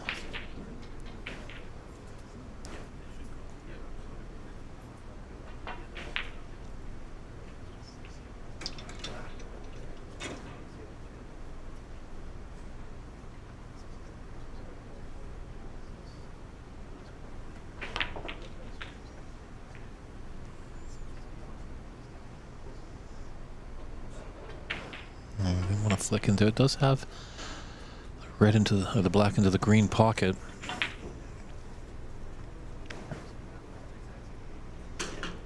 Object ball and cue ball close together. It just makes it a little bit more easier.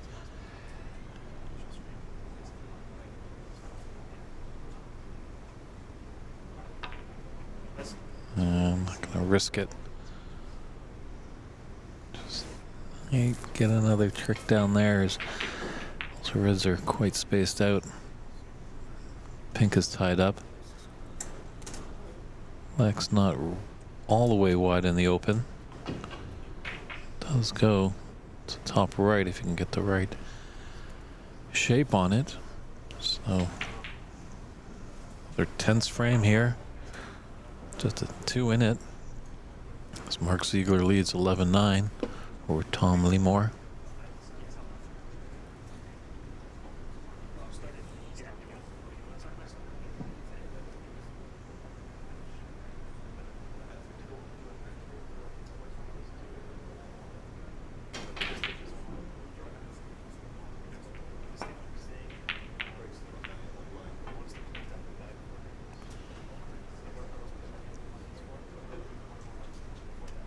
Well, he's given Tom some options. Multiple. Top left, top right, middle. Is there angle on this red that he's looking at? Can he stun up? Put the black into the same pocket.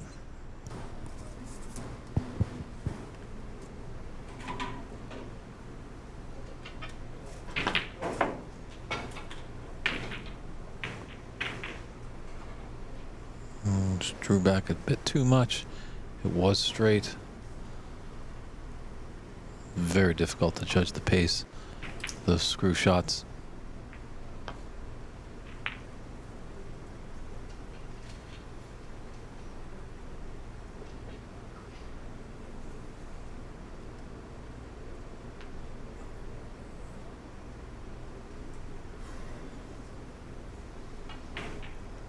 Mark's not too happy with this shot. This pathway to bulk is very tricky.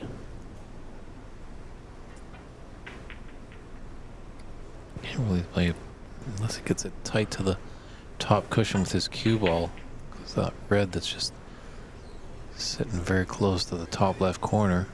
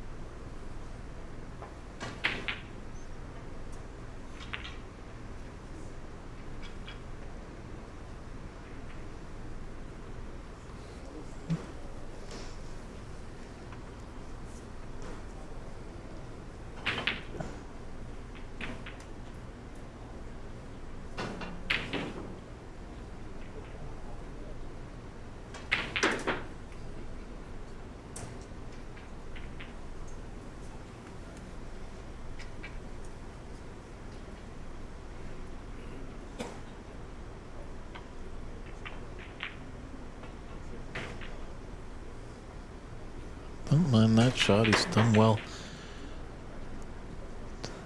Get back into the ball carrying. It's kind of freed up the pink. Just maybe a little wishful thinking for a little bit later. This is, you know, a few open reds down table.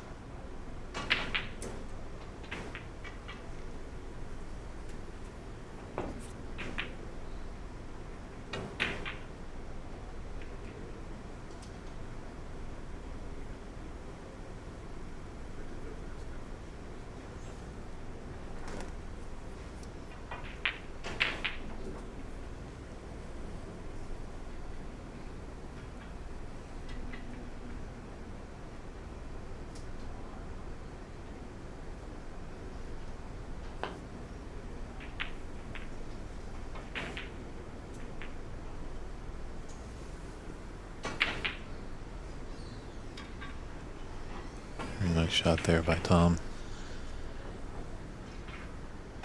Almost by a tap on the table by Mark. He's in the snooker. That wall of brown, blue, and green has come to his rescue.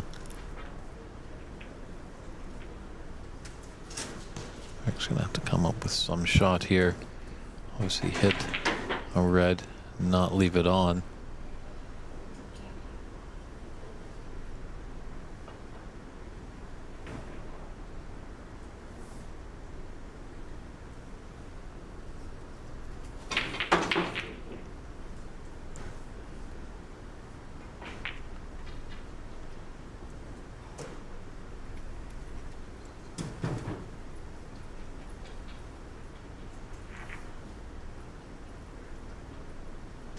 Oh, that's found the gap and doesn't hit a red.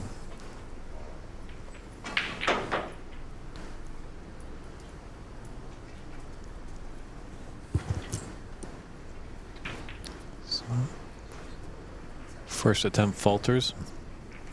Should be able to make adjustments. Although he went right through that wide open gap there.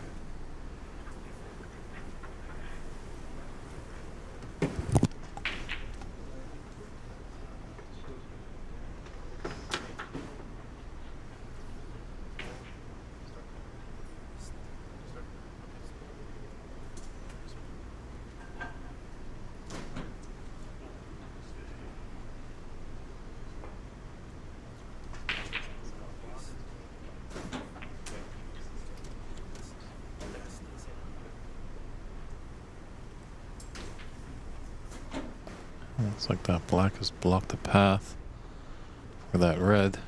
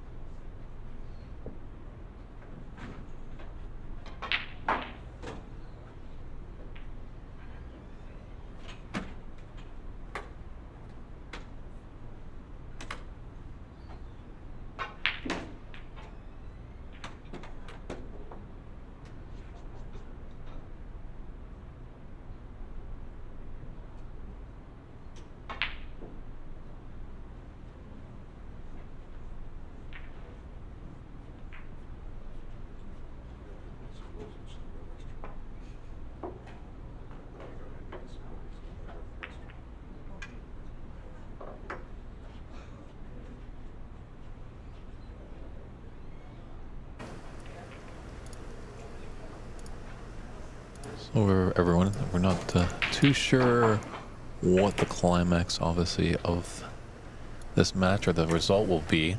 So we do have Stephen Wong and Darren Taylor warming up on a table for their round of 16 match, and that was a final from last year. So when they get ready to play, we're going to switch over to that table and keep our eyes on this match. Might jump back and forth just as it gets close to its finishing points.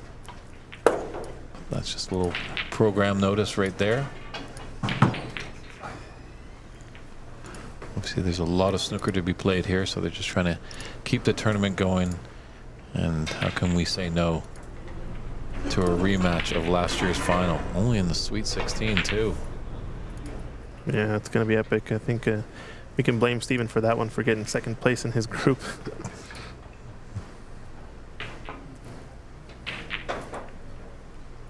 But they do have some time to warm up, so it is possible if Tom can find some form and put together a substantial break, could take this match. But definitely all of Mark's fans don't want to see that happen.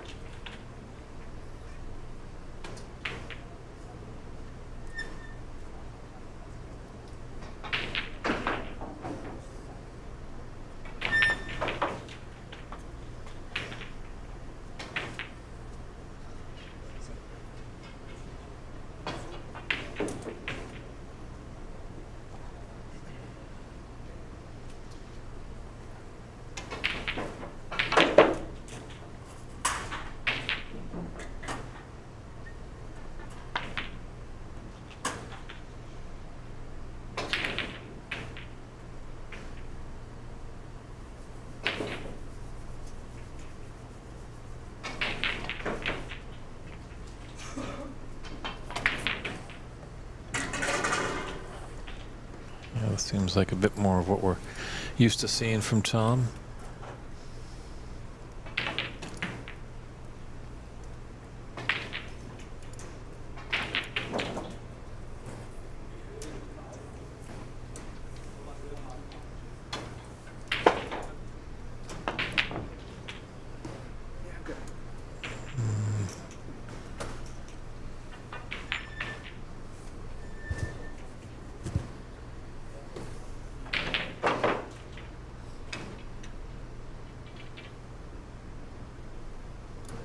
Does look like this black goes.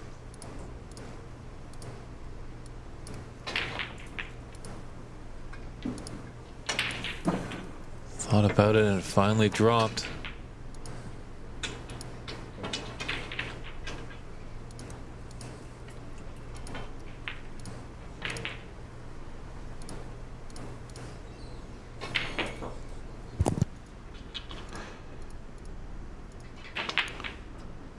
Our production team, Tom, had a little eavesdrop on what's going down.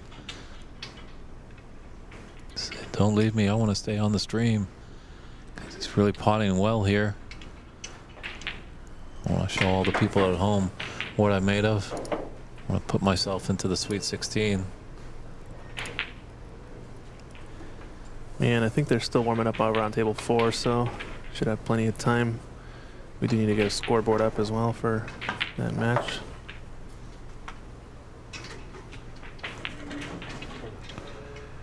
Yeah, he's producing the goods here. How many colors is he on roughly? Tough to say from our 3 or vantage 4. point. We're on the other side of the room. The monitors have shrinked a little bit as you're just doing your prep work to get the next match set up. It's been putting together quite a nice run here, so it's going to be quite an advantage he'll have if Mark does come back to the table. Just not exactly sure if it's going to be at the snooker's required stage.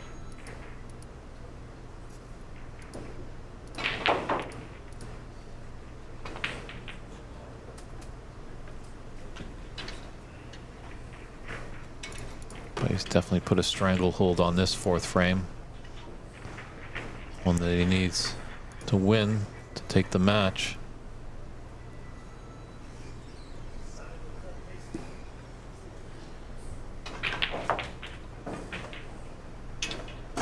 Yeah, he's shooting them good now. Shooting them well. I don't think there's any grammar police in the snooker room. No, I'm all right with it either way. Oh, look at this breakout. Oh, it's going to get in behind one of them, maybe. It's got a red to green pocket. Yeah, he's running into the other red, so it's going to depend on this angle. It's a little bit tricky.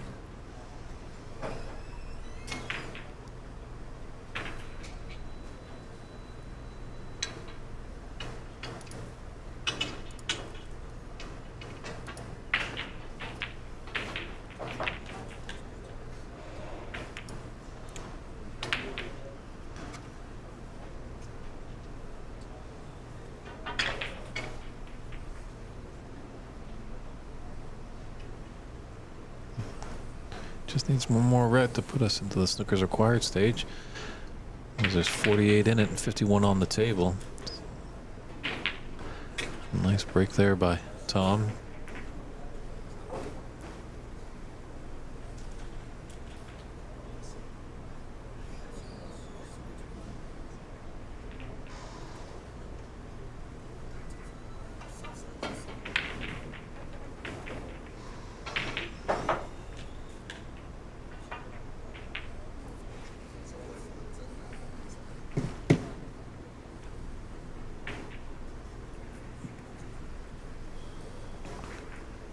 The one issue, if we do get to that point, that yellow's rather safe there on the left side. Not incredibly safe, but close to that left cushion. Oh, and didn't want to cannon into that yellow. He's developed it, but unfortunately he's left the red into the right middle. This is his frame ball.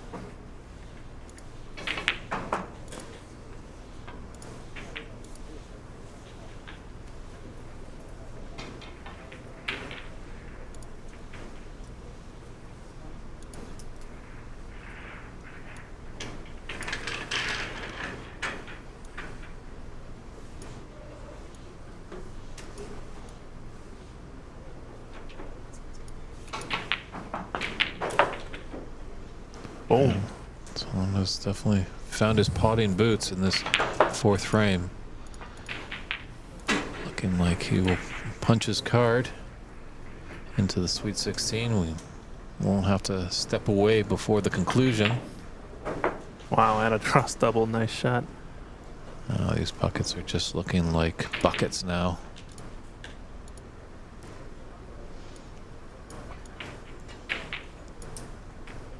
Well, Mark came out strong. Good debut in this U.S. Nationals. But my dark horse, Tom Lemore, is still in it.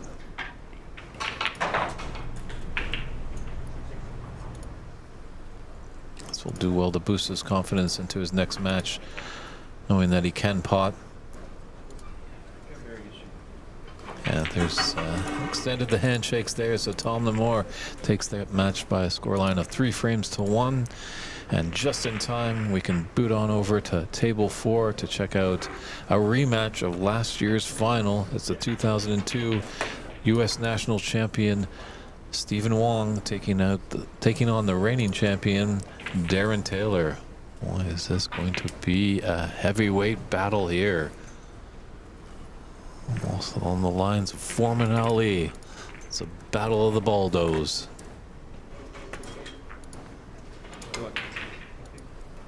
All right, let's switch on over here. Like you said, Stephen Wong, Darren Taylor.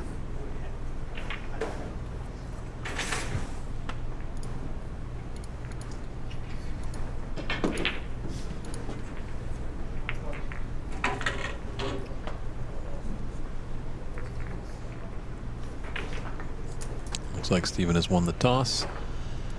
And going to break off.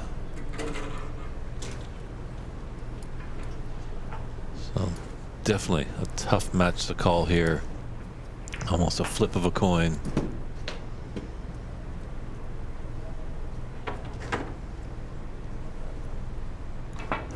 Well, we did see Steven's first game today, and he's playing quite well. Darren as well had a whitewash victory. I think maybe Steven might have had a bit of a tougher opponent earlier today.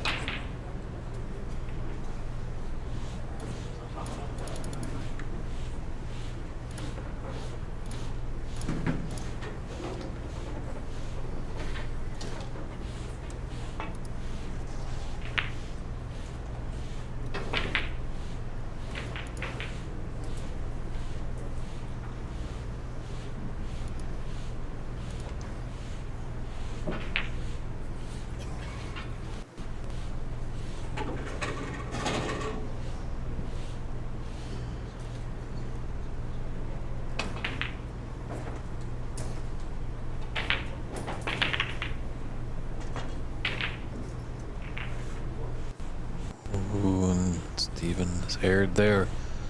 He's given the first opportunity.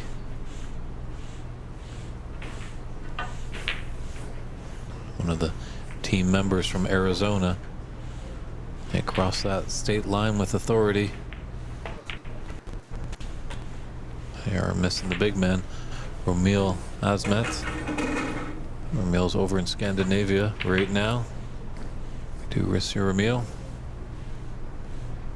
He's getting everything going as he's got a Q Tour stop come mid-December at the Arizona Snooker Academy. And this is the match we all came to see. Rematch of the final. It's going to be exciting stuff. Gramil was complaining about how cold it was over there, right? He said he'll never complain about a hot Arizona summer ever again. Yeah, it can get pretty cold up there. Yep. In the northern part of Europe.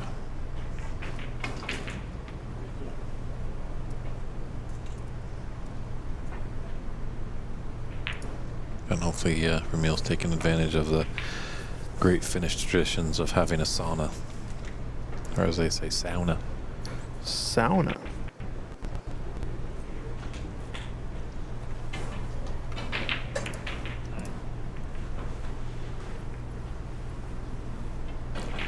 Nice little small compact shots here for Darren. Running around the table. Obviously the look of the Terminator. Doesn't really change his emotion when he's at the table, but obviously off the table we can put him in stitches. Always got a great laugh and a big smile.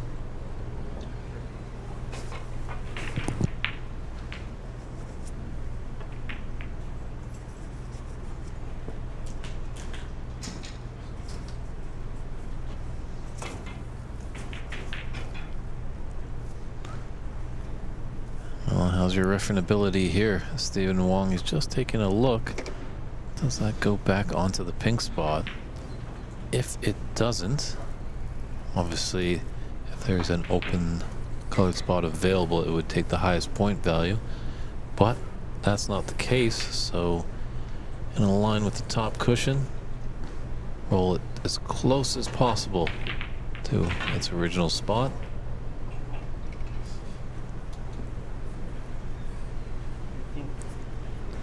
Great work there by Steven. If he's not wanting to be a room owner anymore, I think he'd make a phenomenal referee.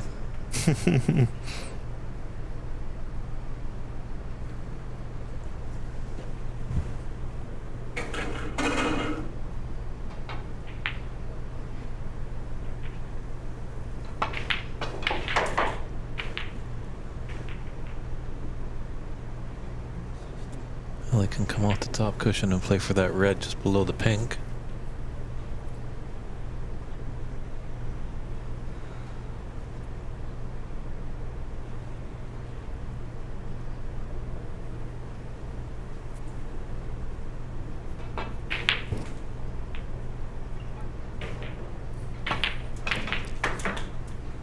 Gonna drop in behind these two nicely. Another angle to come down for the black. Interesting. Darren obviously has been around the game his whole life, as his father was the great silver fox, David Taylor. But makes me scratch my head a little bit.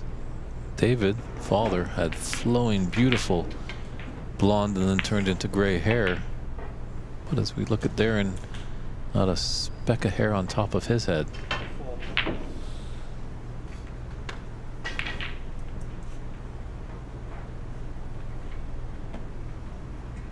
wonder if that might be the military influence. Darren has spent his time a bit in the military.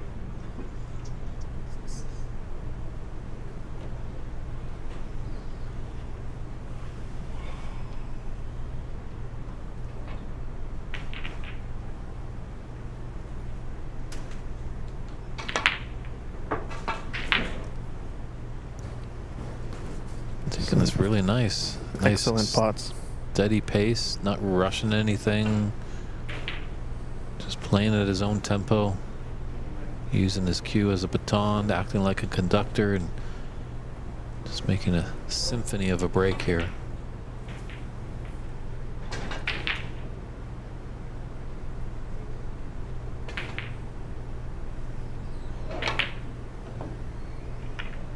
And just as I say that, he breaks the helm. He's giving Steven a shot. He's going to need the rest, but he's got a red into the yellow pocket. A bit of angle he could come off the bulk cushion for one of the bulk colors. 29 break. It's a nice feeling to get that in your first frame. Yeah, apologies for folks watching at home. They're not able to keep track of the score per ball, so we're only going to be able to see the break once it concludes. We'll try to do our best in keeping track with it. Ooh, did you see that red? Just as it came to a resting position, if you saw a replay of that, it just kind of got a little funny at the end there. See if the guys in the truck can cue up that replay after the shot. Guys in the truck, he says. Our production's big over here. LA doesn't spare any expense. That would be fun to have guys in the truck. Uh-oh. You get that replay you're talking about? Yeah, just look at this red. It's the tail end of this movement. And it turns a little bit, yep, right towards the blue. Actually about almost a full ball length. Mm-hmm.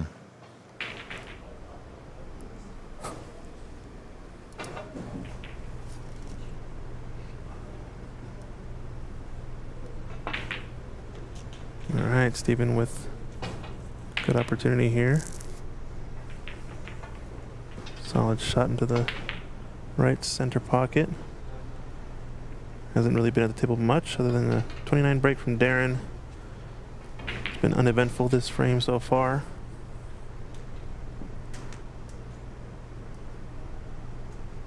Gonna stun up for the red into the right center next, but gonna figure out how to get pink out of the way and in the action.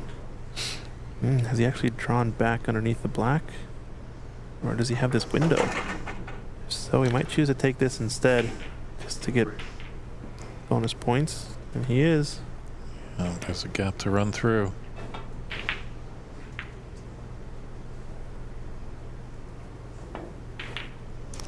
They don't call him the Pathfinder for nothing. But the owner and operator, Stephen Wong, knows every inch of these tables. Yeah, on that shot though, that path was correct. Just overran the speed there. Wanted to be a little bit low on the black. The only issue here is that he's got a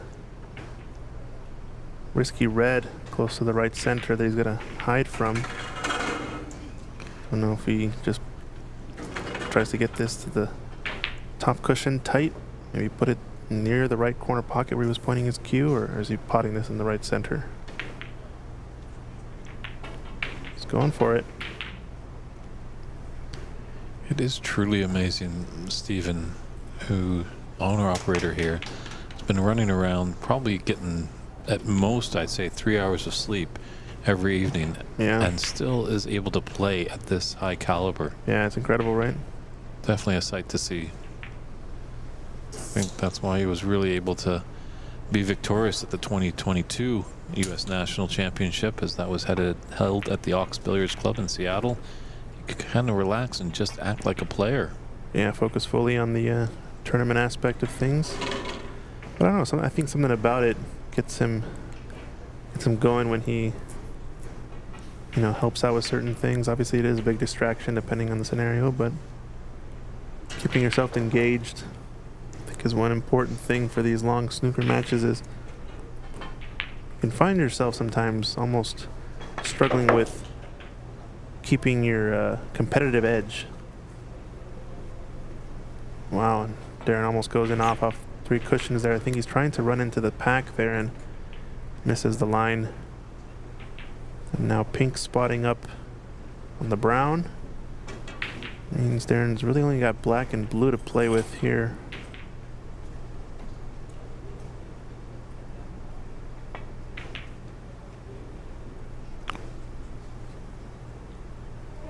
Maybe a bit of the stretched out nature of that shot causing the miss, but the bunch covering that red to the right corner. So not off to as quick of a start, Steven, in this one. He was off to a dynamite start against Hasanain in the previous match. 60 plus, 70 plus points to 0. Didn't even really leave him a shot either. But a bit of the opposite happening here against Darren. Oh, one of these reds gonna go in. The center pocket goodness. drops in. Are you kidding me? It looked like there may be some other reds that might have gone into the top corners. Wow. So Yeah, the 2 corner pockets have red sitting over them, and he's not even nicely on a color, so this is a big shot here. The pink really needs to knock it in. yeah, that red in the top left corner, that's what I was looking at. I thought the great LA earthquake was going to help him out, but red found the middle. Can't feel guilty here, Stevens. Got to knock it in. Take what you can get. There's another shot of that crazy fluke. Red goes off of the blue here into the left center. Meanwhile, the other 2 reds almost simultaneously reaching the jaws of their respective pockets. And you'd think that would have been disaster and probably curtains for Steven in this first frame, but managing to stay alive. That red so close to canning into the red when it flicked off the blue. Right?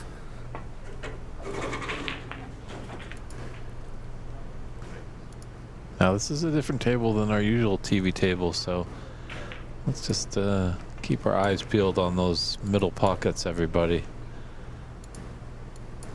They've been very unfriendly on our more featured table.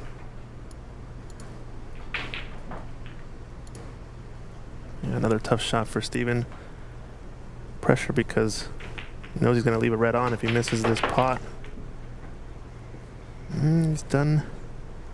Got some coverage, but no, it's plenty of reds on, so this is a real good chance for Darren Taylor to pick off a bunch of these balls. We know that red doesn't block the pink into the right center, just right at the spot. So doesn't have to take it first, but it does lead up for blue, or more natural for pink. It's going to take the plant, it looks like. Stun over for pink to right center next. Oh, but brown in the way. Things a little bit tricky for him. Almost think it's not worth it. Might be worth just to take hand on the table, pink, red to the left corner. It is a comfortable shot.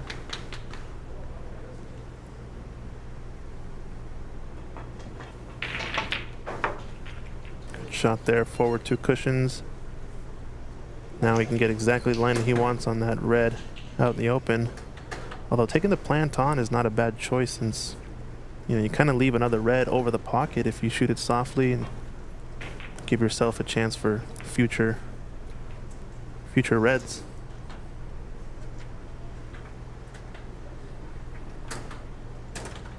So it looks like a big favorite. A player that's gone deep in the tournament, CCU, is out. Not sure if there's any players left from the Pacific Northwest in this tournament. CC eliminated, one of the potential favorites for this one. And unfortunate to see him out, but Jay Shah advances to play Renat Denka. We're going to probably have that going on table 3 coming up in a little bit. I think we might have Ontario Snooker tournaments switch over to that stream. That's where I've already started here with Darren Taylor and Stephen Wong.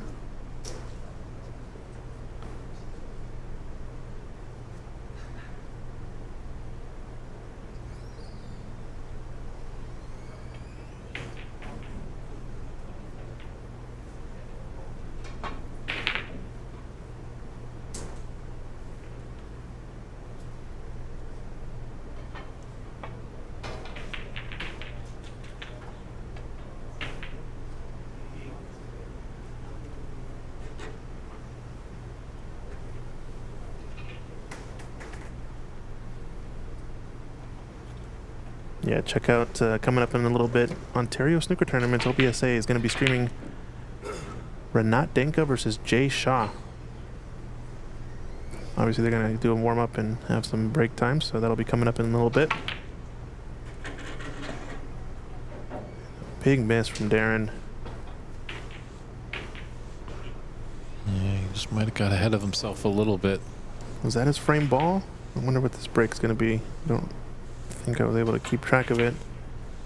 44 now. 32 difference means there's still plenty of play in this frame with 4 reds available.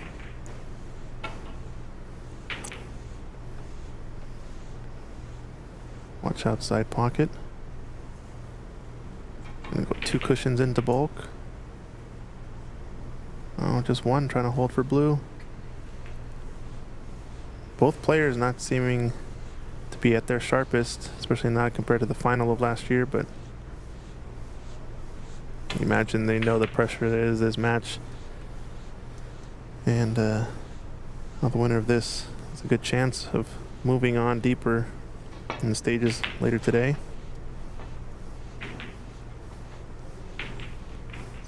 Bit of a blind pocket here for the pink. Not really natural either to get on to the reds as he's going away, so might see him just softly screw back and take one of the cuts on the reds. Don't think it goes past the black up into the green pocket, so just soft stun shot, I imagine, coming up here. I do wonder about this red that's out in the open. If it can cannon off the red that's along the top cushion to go into the pocket, it'd be kind of a trick shot, but interesting. Looks like he's going forward, up and down table maybe. Yeah. Like, don't mind that shot if you can let out the stroke there and really send the ball around. Yeah, Pink definitely thought about it. You had to use all jaws of the pocket to drop. So this is a little straight on though. Don't think Darren can have the angle. He might have to make something out of it.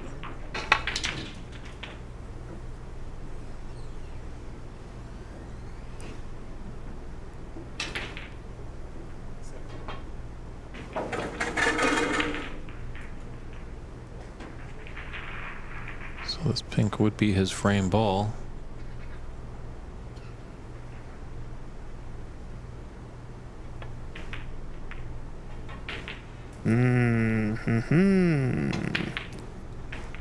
That blind pocket shot. I know I talked to Darren while he was in the booth earlier and off to the side about different scenarios, and that being one very, very common one.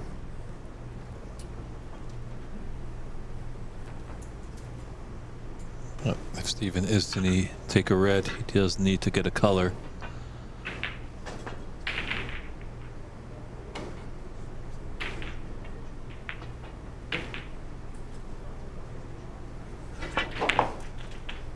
Watch out.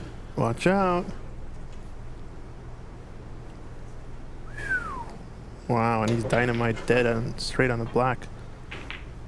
You know, ironically enough, back in the 2022, when it was Stephen Wong who was victorious, he was taking on Ray Feng. Both players bald. So maybe there's something to be said about being a bald player. You're saying if I shave my head, I'll play way better? Is that what you mean? I think that's what Darren Taylor's trying to bait me into doing.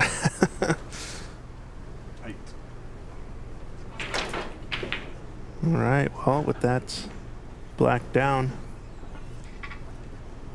means we're at 32-point difference and 35 on. So needs to take this red and a high value color, whether it's blue, pink, or black. An odd miss from Steven with the rest into that corner pocket. He seemed pretty efficient with that shot in his first match we saw today. Yeah, saving grace for Darren as that brown is very safe on the right cushion. Trying to double this in. It's going to be wide. A little bit risky there with the cue ball too. I don't know if he realized he was going to get that close to the pocket. And this red should pass pink to left center. Don't imagine he's taking it to the corner because much tougher shot, and it's going to play in between blue and green here, in and out of bulk, probably down and back the same line.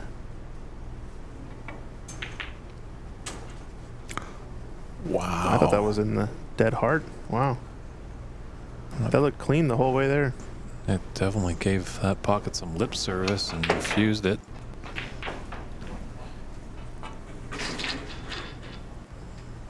It's definitely our tricky shots here. Thin, delicate cut for Darren Taylor.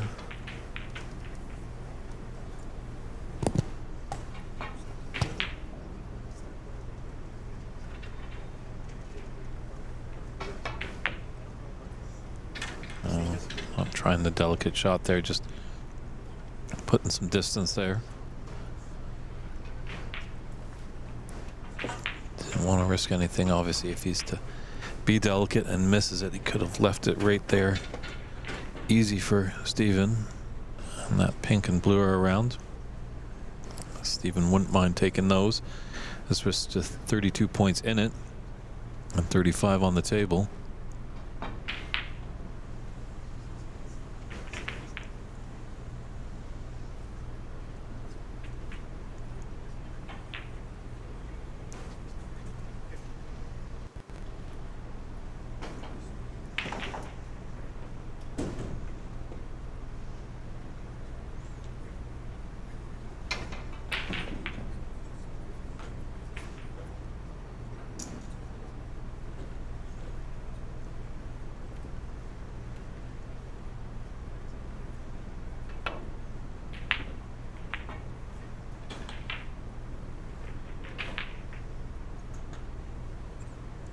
First glance, he had brought out that brown, but clicking on it with this cue ball just at the tail end of the shot has put the brown back to a little bit safe. Left a pretty long red there for Darren Taylor.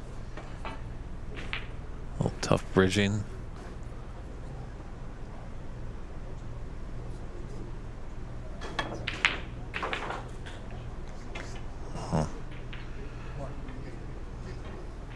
Those are the shots that you need to become a champion. Both these players know what it takes to go the distance. You gotta think that they have the advantage, but unfortunately one of these players is going to go home.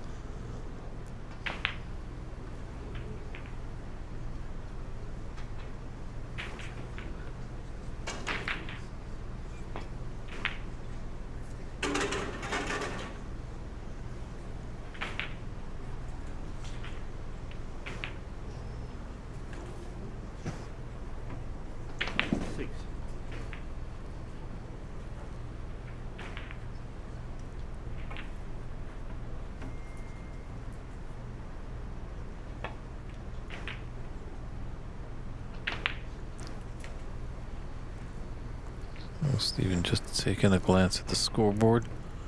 He's not out of it just yet. 38, 27 on the table. So if he gets 3 snookers, he's back in it. Obviously the ruling when they're on the colors, more than 3 snookers are required. It's an automatic concession.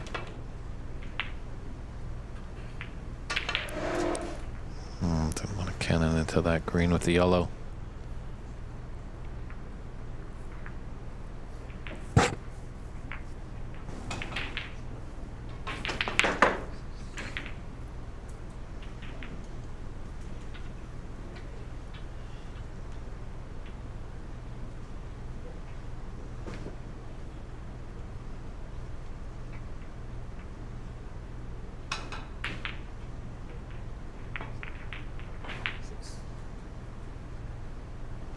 What a pot there.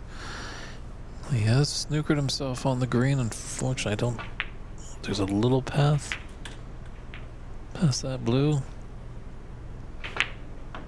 Well, there is. Just needs to hit the green. Doesn't really need to do much with it. So there's 40-point difference, 25 on the table. That's more than 3 snookers. That's an automatic concession. And Stephen Wong does. So Darren Taylor, the reigning champion, takes this first frame over the 2022 U.S. National Snooker Champion. It's been an exciting match so far. Like really free flowing there in that first one. But Darren was just the better man, able to put some decent breaks together. And we'll see how Stephen rebounds when we come back for frame 2 action.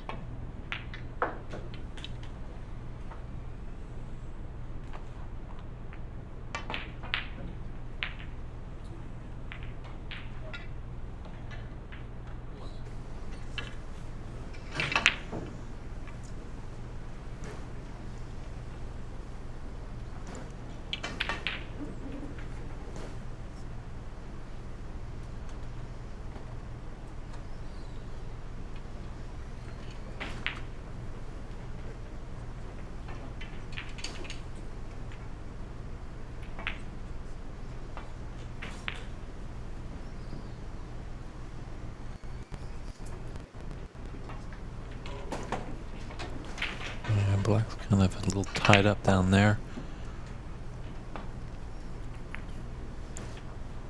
Don't know.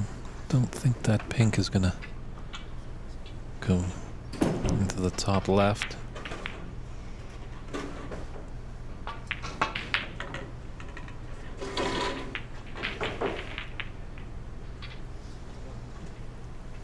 Well, he's gifted a chance. What Stephen Wong can make of this.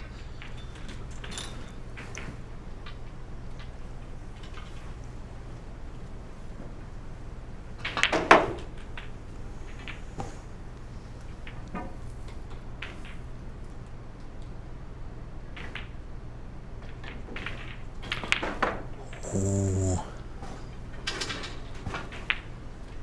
Very uncharacteristic miss there by Steven. You know, these middle pockets are tough. And when this is your own club, you should know better than that. Just goes to show you what pressure can do.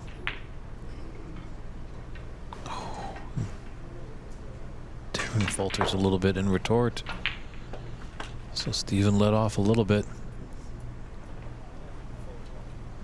Let's out a sigh of relief.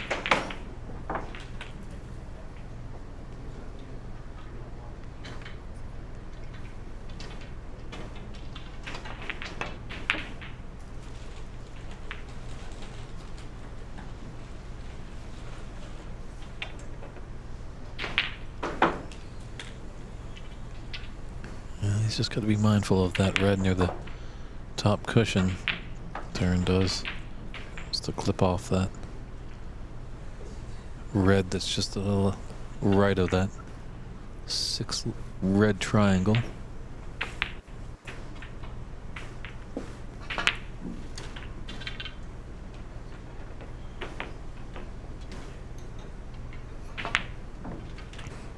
Alright, just organizing some stuff here, but we're about ready to get started with another match on table 3 and table 5. Looks like Tim Lee is going to be playing against Andy McCluskey. And Jay Shah is playing against probably tournament favorite Renat Denka. I believe Renat's match will be streamed over on the Ontario Snooker Tournament's OBSA channel. If you want to go check that out. All matches have live scoring. You can get that on cloudsnooker.com. Welcome folks who are joining us, as this one is getting to be a tight one. Looks like I missed it, but Darren took the first frame, huh?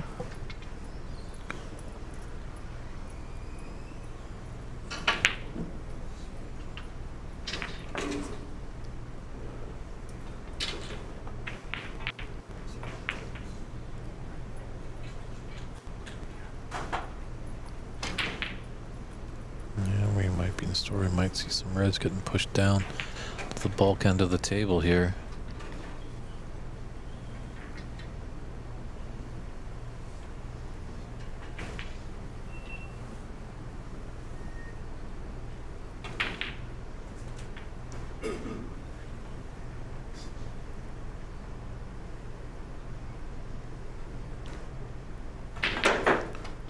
If you can judge the pace right here and put his cue ball with the bulk cushion, it wouldn't be a problem.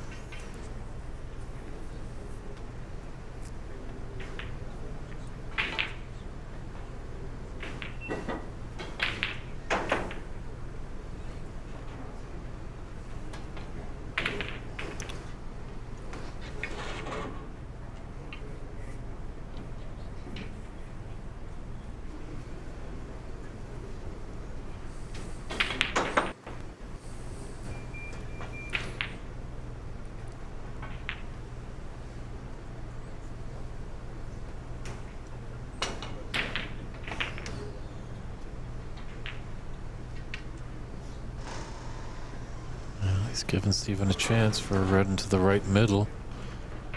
It's a little bit risky since that's that same blind pocket shot we're talking about.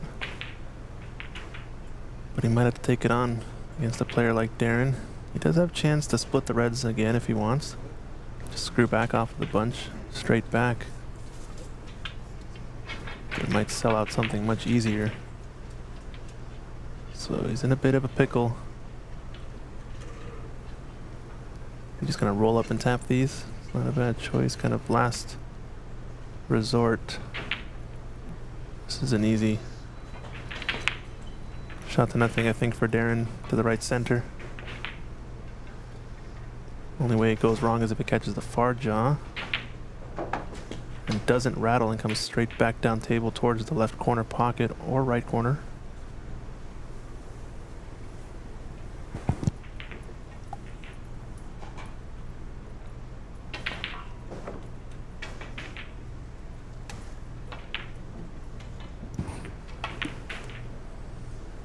We didn't like the middle pocket, tried for the green. able to make it there.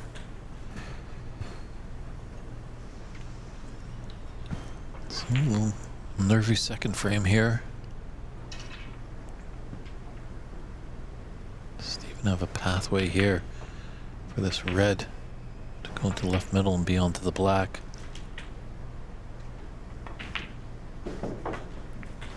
He certainly does. Yeah.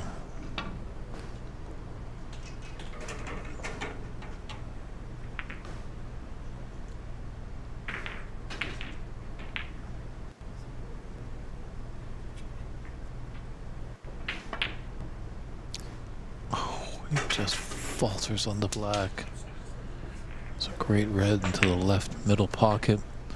He's left now Darren a red into that similar pocket.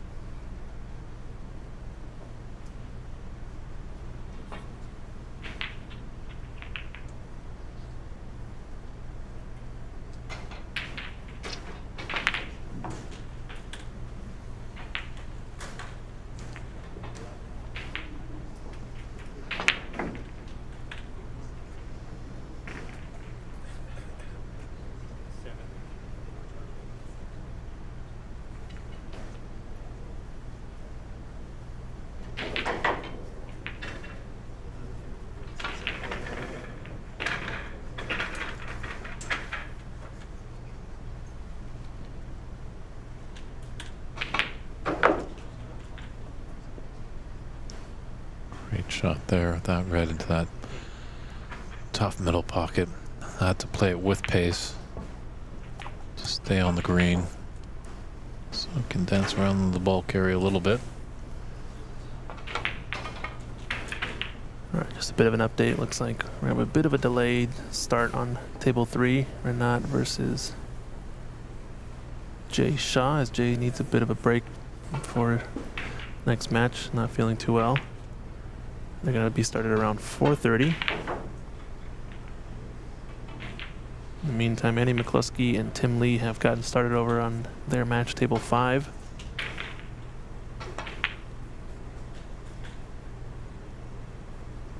Much lower scoring affair this frame compared to the first. It's going to come down to control of the table, especially with these two players.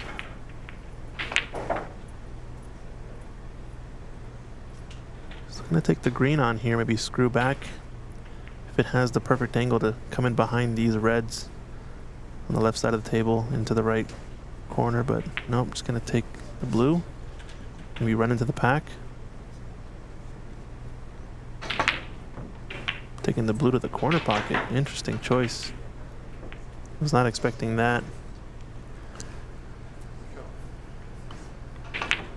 Yeah, Steven has a little opportunity here. It's that red into the yellow pocket, has a little bit of angle.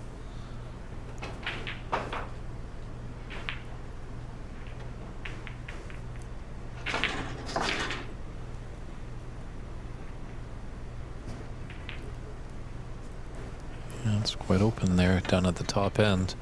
It's definitely some loose reds. A little bit of work to be done by Steven before he can get down there. No, he's got an opportunity, but it's got to put in the work right now.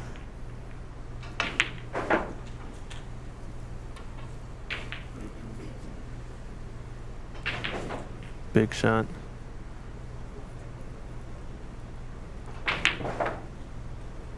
Until he was going for it all there. It was always going to be fairly safe. Imagine rolling up behind the brown with the yellow would have been coming up next either way.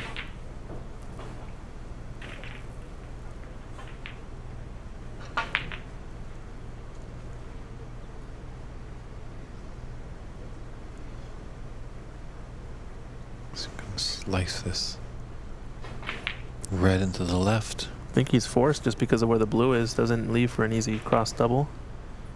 Unless he wants to just roll up like this. Oh, almost left that red on. Looks close. I think he almost was trying to get tight to that The jaw knuckle? there. You He might think? have angled hooked him.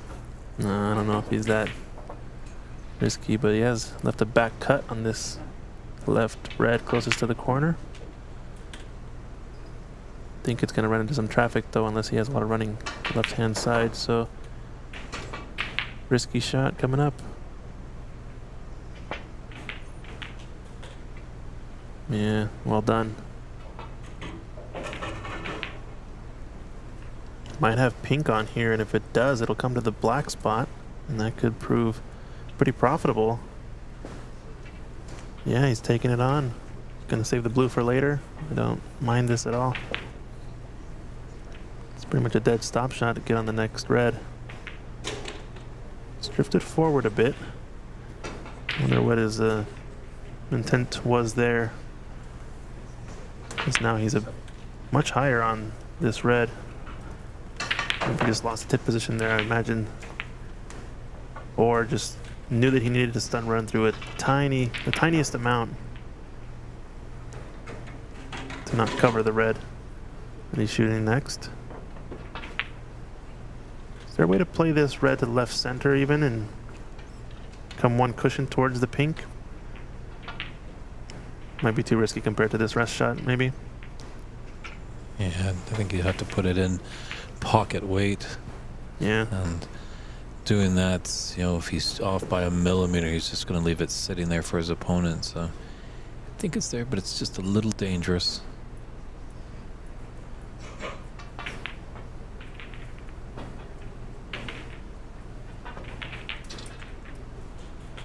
Playing the half ball cannon onto the pink. It's gone somewhat wrong. Scratching his head there, you can tell. Not satisfied with this scenario here.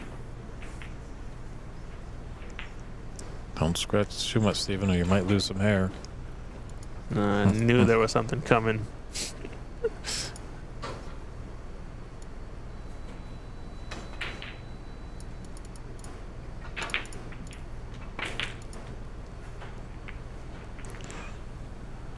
Oh, this has left a tricky layout. Yeah, I think that blue blocks that path for that red that's near the pink spot. Yeah, it looks really close. I think you're right. And those three reds really are not doing anyone any favors to go into the left middle. Tough cut here for this red that's close. The cue ball to the top left corner. And then needing to use the rest, which can make things a little bit more difficult, but with these 6 by 12 feet tables, you've got to be proficient with this equipment. Because even Shaquille O'Neal would probably have to use the rest from time to time. Or at least an extension, right? Be fun to watch Shaq play snooker. That'd be a watch for sure.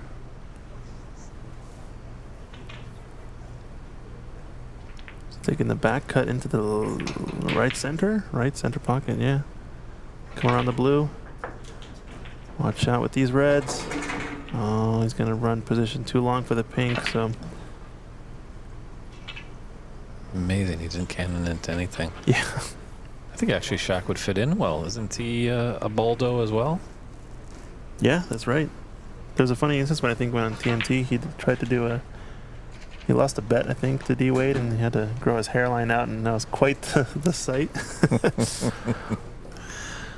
Another Baldo, Charles Barkley. Yeah, yep. It's a fun show to watch.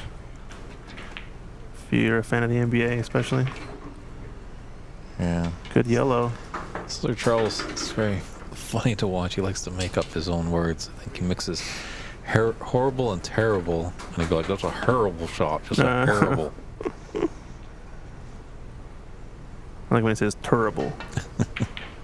Turr, terrible. Terrible. Yeah. Definitely a feared player when he was on the court.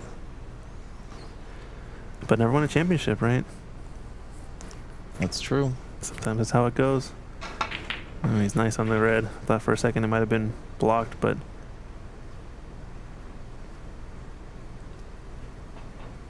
another chance at a dagger for Darren. 2 open reds. Colors all out in the open or on their spots.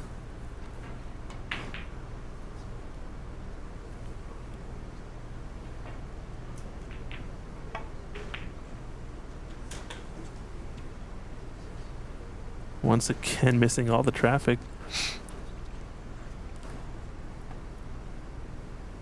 This one is a little tricky. Since he's going towards the top cushion, but he's fairly straight. Once again, stretched out.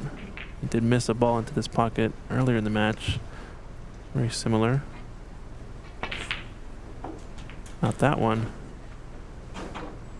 Really wants to get an angle to come back down table on black or pink if he can.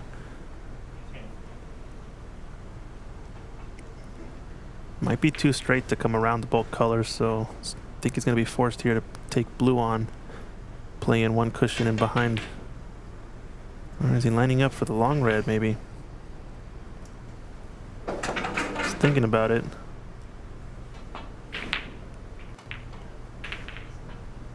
The idea here would be to take pink in a stop shot, play the long red to the lower left corner, and screw back a bit maybe, or keep that angle for the pink that would respot into the right corner. It's all bargain, this shot though. He's looking at where he wants it to be placed exactly. And with a stop shot on this long red, he'll have an angle on the pink to run in behind the red or on the right side of the table. And that would be kind of the last open red he'd have available. 16.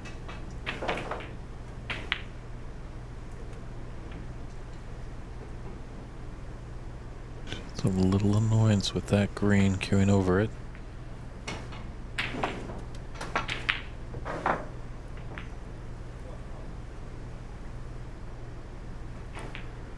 And just overcut, leaving a shot both into left center and the mid-range pot to right corner past the green. I think Steven might take on the one to the centers. I know he's a fan of potting blues a lot of the time. So they are the higher percentage shots for a lot of players. So you're saying Steven is a fan of blue balls? He's a fan of the blue ball, Okay. since there's usually only one on the table. You almost got me there, Dave. You almost got me. But I squirmed my way out of that one.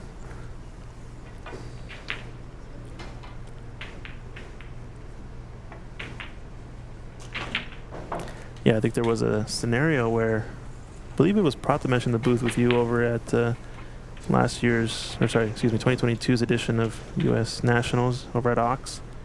I remember specifically Steven having choice of taking sort of a mid-range closer pink or kind of a back cut thin blue, and he just likes his odds of potting the blue more. And the difference though was potting the blue would have left him clearance to tie, and potting the pink would have meant snookers required, or excuse me, I think it would have been to tie. The pink would have been to tie, and the blue meant opponent could have come back and cleared up to win. So maybe a bit of a tactical judgment there, but he did knock in the blue and eventually win the match. So I always think about that scenario.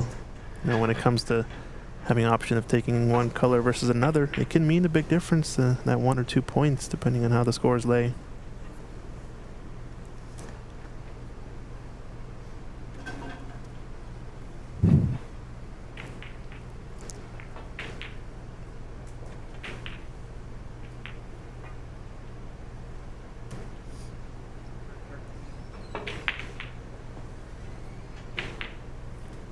Now he's opened up the black table.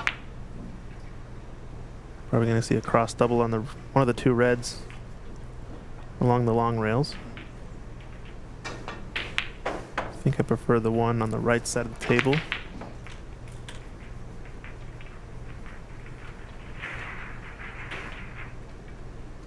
And he's looking at this line on the... Oh, he can see this red.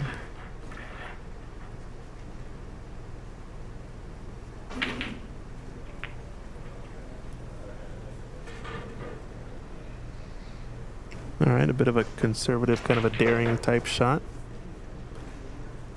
I think this is a shot to nothing. Only leaving the red he's shooting possibly on with a miss.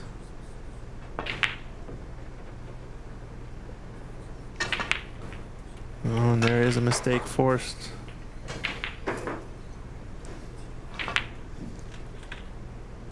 Yeah, relatively easier red than the potential red cut into the middle pocket. So Steven's just making a few more mistakes than Darren is. And Darren has been able to come in and capitalize. It's kind of what it comes down to, especially at this level.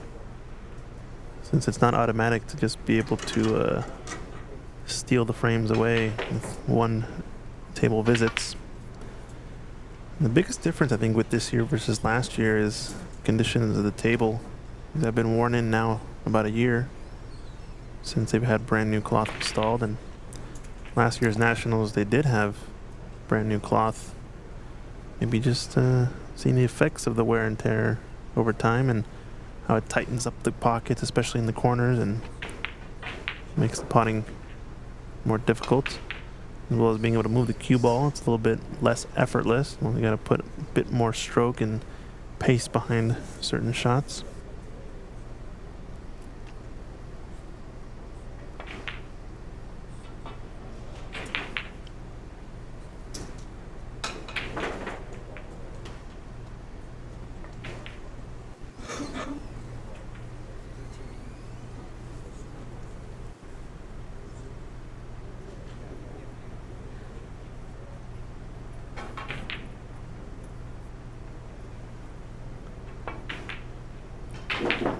Cut it and opens up the red. As he pushed it just enough. That's a thin... Well, it looks like it's definitely there. Just looking at the live shot, obviously we're about 2 tables away. Yeah, you can see there, clear as day, it does go. It's coming around for green or pink.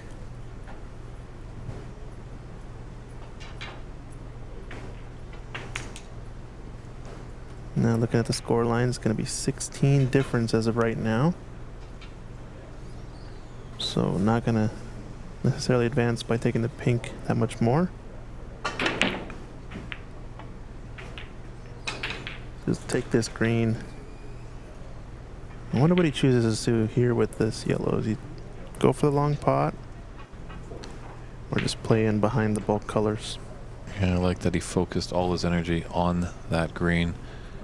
As blue and black, Steven is going to need, and they're very safe against the cushions.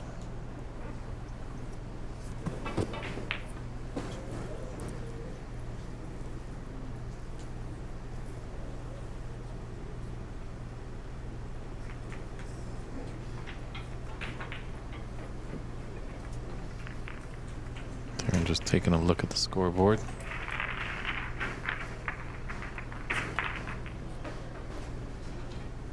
Led by 19, 27 on.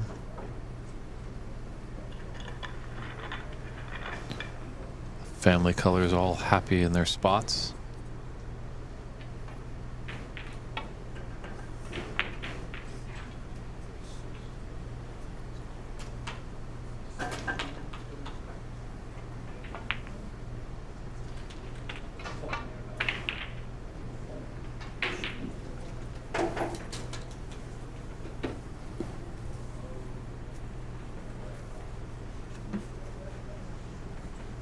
Looks like the last match of the round of 32 just completed, as we did have some delays. Now we're on to the next one.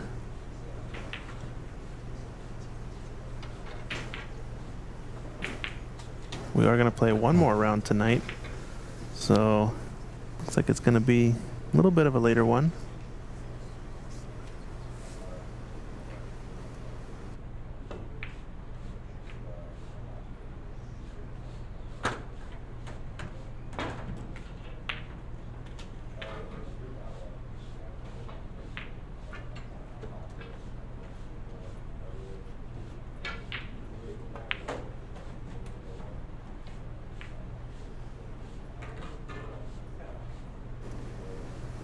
Nice little long yellow there. Steven kind of faltered on his safety, so this is looking promising for the defending champ to go up 2 frames to none on the 2022 champ.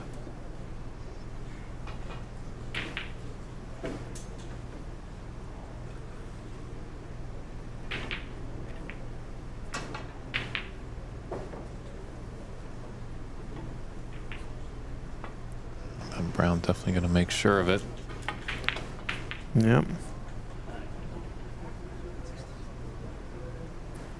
Definitely when you have a father that's a professional snooker player, you're probably going to have a well-equipped snooker mind.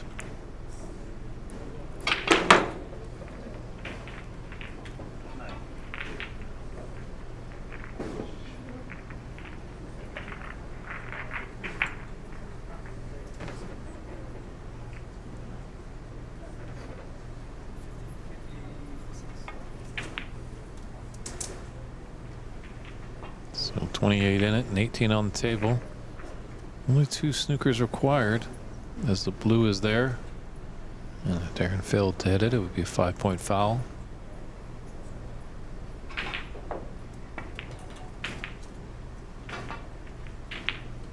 It's a great effort there by Steven. Yeah, really close. Was always going to leave a 1 cushion escape that I imagine would be fairly routine though, so I think he'd be hoping for the in off if anything.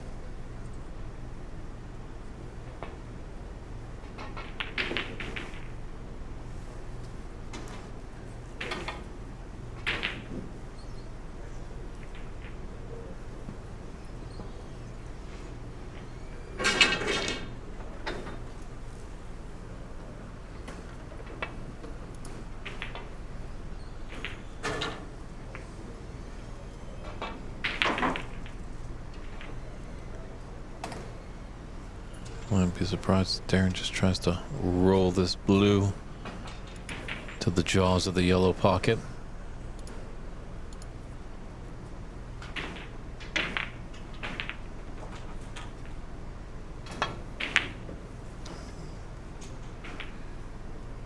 Give it some force.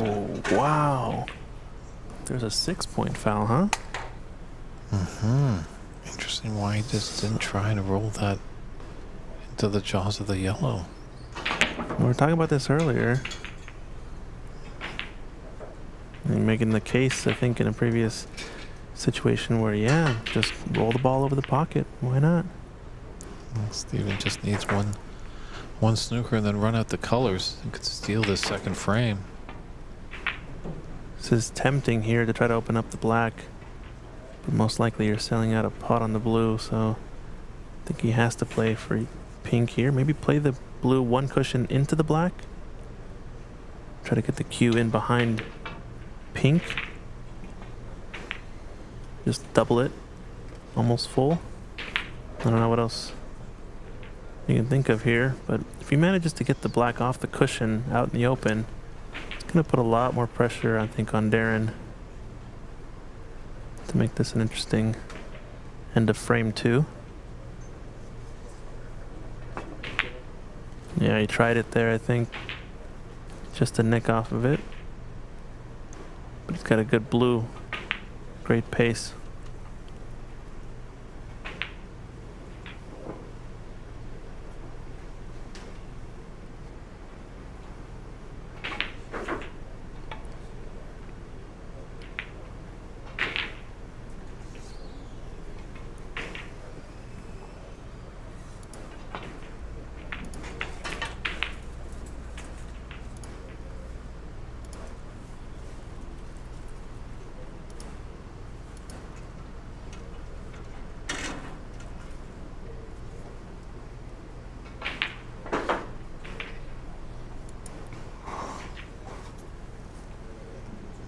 A little dangerous there for Steven. Almost found the middle pocket there on that last shot with his cue ball.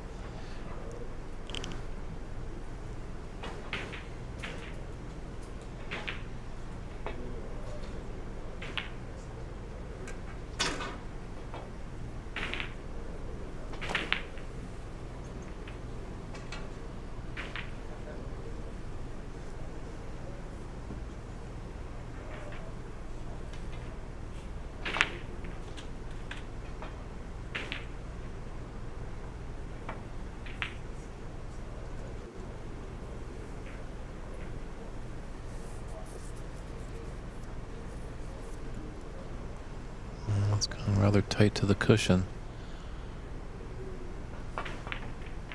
Very thin if he opts to try to cut it in. Just hit the blue.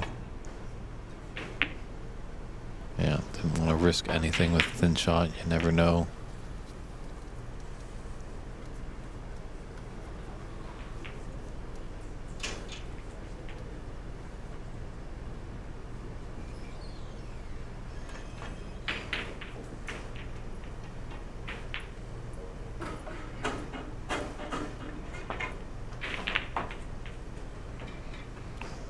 This might be end of frame here. He needs this to get tight to the cushion, otherwise, yeah, this is curtains. Don't imagine Darren's gonna miss this shot. It's bridging off the rail though.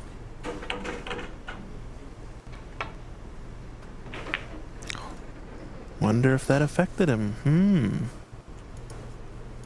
Yeah, he makes that 99 of 100 times. It had some distance, as you alluded to, Christian. His bridge hand was on the cushion. Always nice to get it flat on the bed of the table. You know, I also wonder how much the in-off into the right center pocket came into play in his mind there, since he had just fouled on the pink. Maybe he's just trying to minimize risk overall, knowing still snooker's required. But look at this. Oh man, would have been double duty had he gotten in behind pink. Really smart shot though to open up the black, and now pressure definitely much higher for Darren. Let's push this blue in or over the pocket. Now we've got a match. Sorry, excuse me, we've got a frame for sure with pink and black out in the open. One good snooker from Steven can get him back in this frame and match very quickly. Yeah, with that black coming off the cushion, there's always a potential that if Steven's in a situation that he's forced into potting the blue, it's not the end of the world. As before, that black was tight to the cushion and snookers would be really difficult, but now that it's got a little bit of separation, black always a possibility to get behind. Now he's sent the blue down closer to the pink, which in my mind makes it usually a lot easier to play in behind pink with the cue ball. Just less cue ball travel.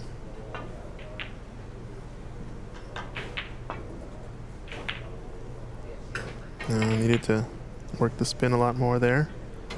I got a tough flick on that black, really putting it in a much easier potting position for Darren. It's no gimme, but it's definitely on. Yeah, this is not a scratch shot either, so he's definitely gonna shoot at this. In or over.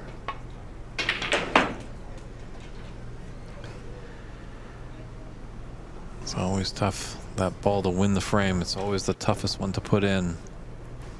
This is a nice angle here to stun over and behind the black off of one cushion or straight in. So if he manages to cut the blue enough, it can go two cushions and get close to the pink. He's gonna opt to go off the right edge though instead. I wonder where he's playing here. Thinning it, maybe cross doubling the blue. It's not a bad effort.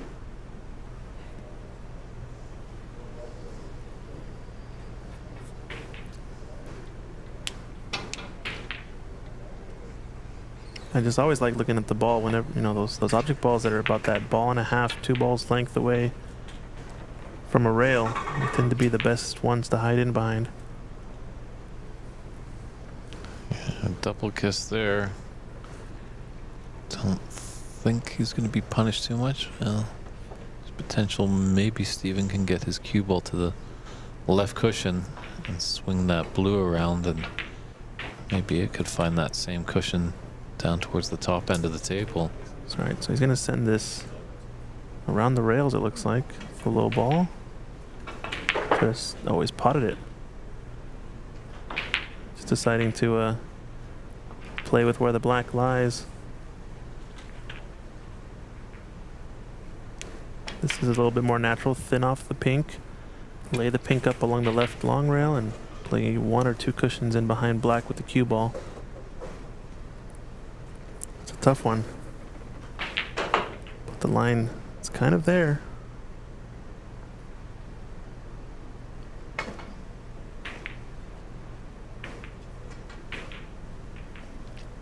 So you're looking at also sending the pink off of 1 cushion, sending the cue ball forward. I don't know what he's thinking here. What do you like, Dave?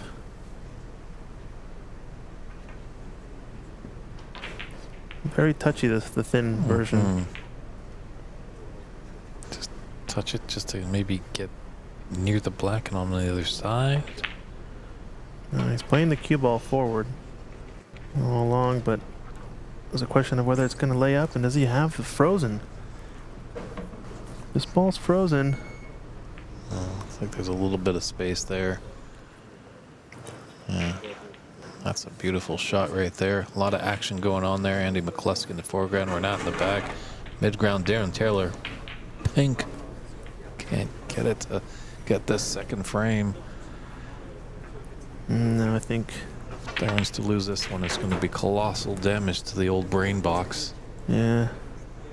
All right, so trying to cross double this. Might kick in behind it, actually.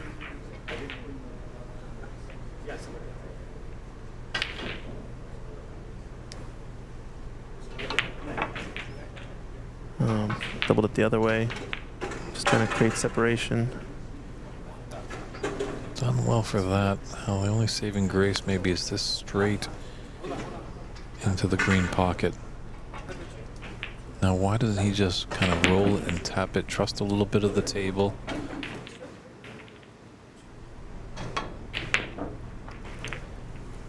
That was always a safe shot, so I don't mind shooting it at that pace if it helps improve the accuracy.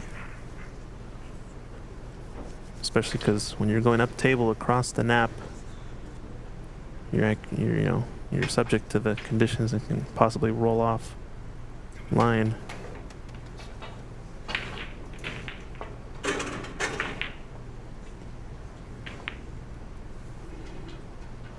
And needed a bit more cut on that ball. Now a real opportunity to close out the frame. Once again, he's contending with that middle pocket with his bridge hand. In or over. And there it is. Wow, so Darren Taylor just wipes his brow there. Some relief there, so he takes a 2-0 advantage in this best of 5 Sweet 16 match. Just going to take a look over. It looks like Renat Danka is leading in his match by a scoreline of 30-2. That's in their first frame. Obviously, lots of action here at the 2024 United States National Snooker Championship. Check out cloudsnooker.com. That's cloudsnooker.com. Click on the live scoring app to see all the live scores, as well there's results from the round robin and the early stages of the knockout phase. But we'll be right back with frame 3 action.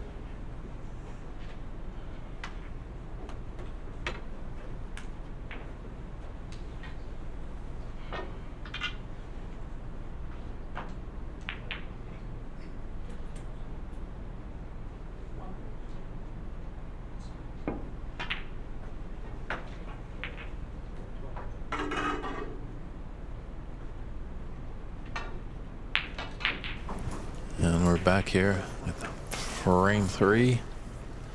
Definitely frame Stephen Wong has to win if he wants to have that chance of hoisting the Tom Collins trophy in his own room. He was close last year against this opponent of his. It's a rematch for the 2023 U.S. National Championship. Unfortunately, red has come up into bulk. It's a blind cut into the green pocket. We'd be surprised actually if Darren refused it. Just natural anger is going to go down table.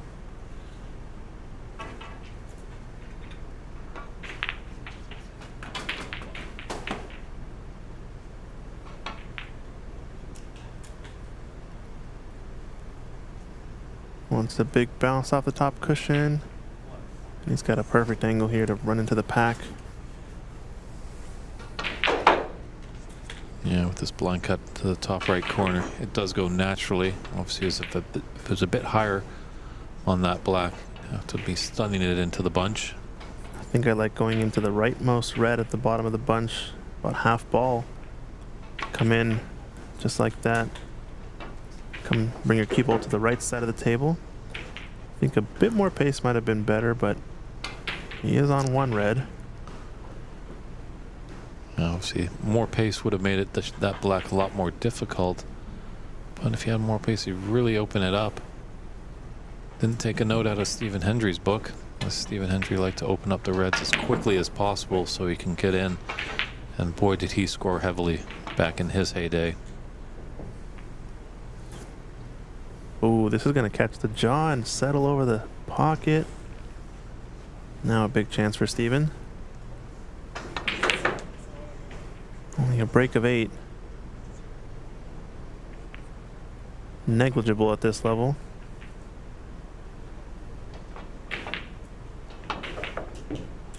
And he knew it was a risk of going in off there, so shoots it at pace. Look at this position.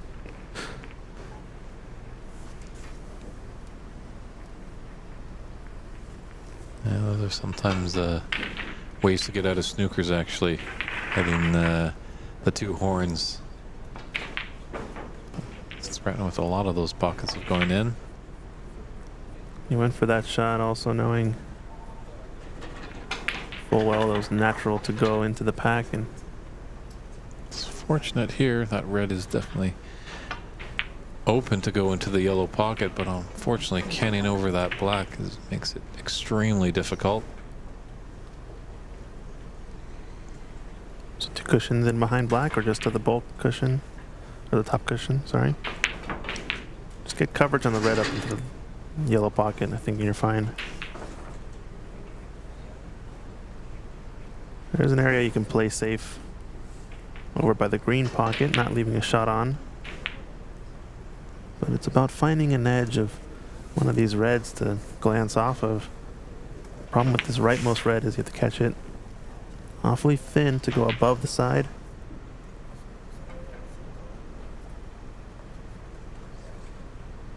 Don't want to catch the jaw here.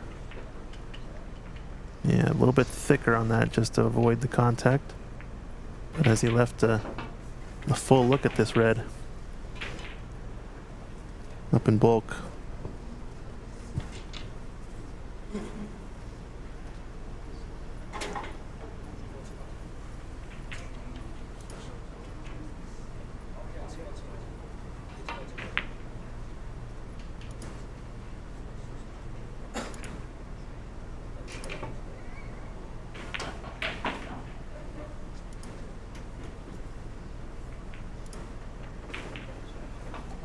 Looks like his best safety shot. It's left to red into the left middle.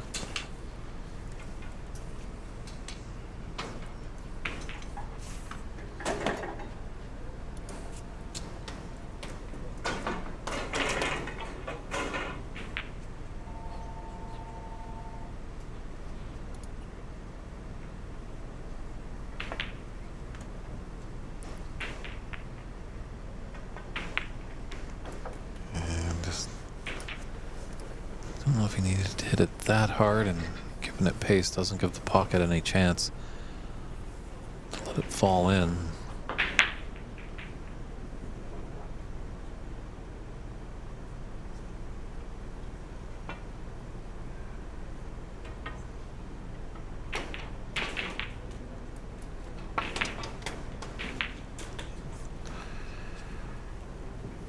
I definitely thought about it.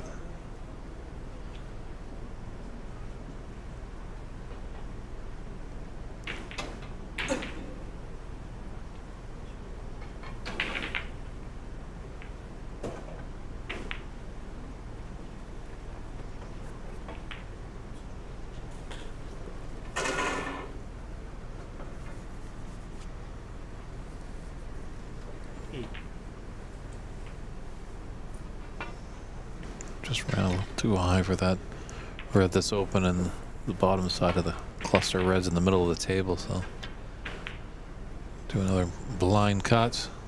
Maybe there is there. I think it goes the Seems like it, yeah. higher one. Heart of the pocket. Yeah, that's Two going to open up cushions. that other red. Great shot. And you can just float back into that same area for the other red that's exposed, or maybe he has an angle to go one cushion dropping behind the loose red on the right side of the table. Or speaking of Stephen Hendry, come into the Oh, reds. You called it. Oh no, he did my first shot, huh? Yep, that's not Stephen Hendry, that's Darren Taylor.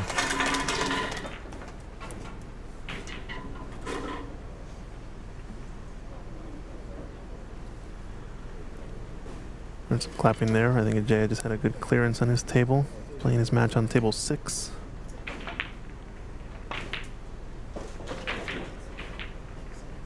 Oh, good angle to just open up these reds. Big shot here. Darren can get the black and open up the reds. Good chance to put a heavy break together. I like hitting the leftmost red about a half ball if you're going to open them up. I also don't mind taking the loose red first, as it simplifies the black. And that red near the pink spot. He really doesn't like listening to us. No, I'm speaking about the one by the yellow, but yeah, you're right. He's taking the pink spot.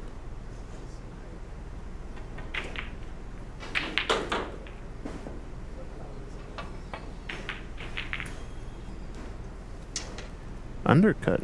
Interesting. In behind this red as well, left center.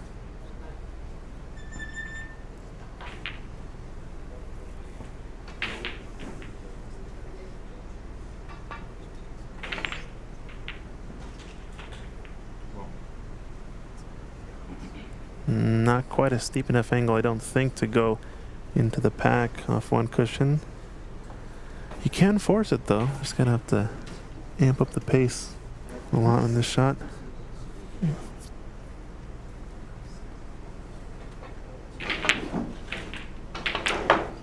It's gonna go 2 cushions into it. How's the luck?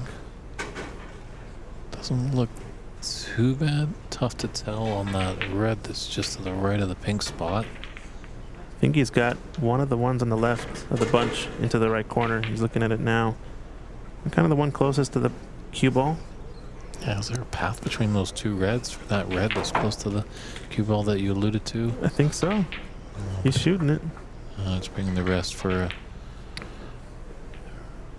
Roll this in naturally, play for pink or blue.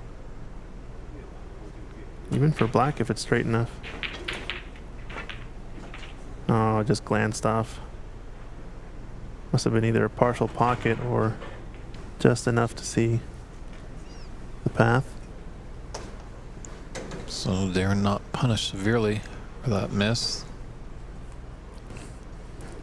Both players opting not to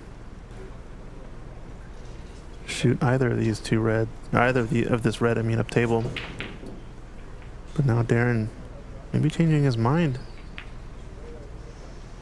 If he can reach this hand on the table, he probably prefers it, but stretched out like this, I don't think his odds are as high, even though it is kind of close to the pocket.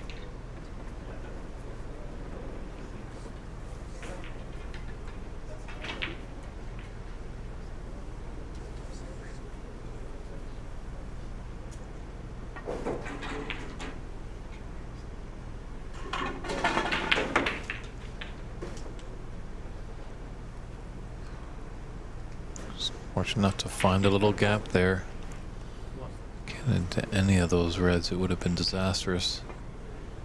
As their path for that pink to go by the blue into the green pocket. It's definitely open to the middle. It's definitely a thinner cut than this pink to green pocket. And just some match updates here. Jay Shaw and Renat Denka are in a close one in their first frame. You can go watch that over in the Ontario Snooker Tournaments OBSA YouTube page. Tim Lee and Andy McCluskey are in a one-sided affair. Andy McCluskey leading 2-0. We've also got Tom Leemore and Raymond Fung, who have just gotten started fairly recently, and Tom Leemore leading the first frame by 20 points. And Ajaya Prabhakar trailing 2-0 against Keith Zen over on table 6. Shakib Karim leading Vaishal Talati 1-0. And Liwa Chen leading Arafat Amat 2-1 over in their match. We're in a decider as well. Arif Mahmood and Chilun Luang are in a decider. Final frame. 17-point difference on the brown. It's looking like a close affair, that one.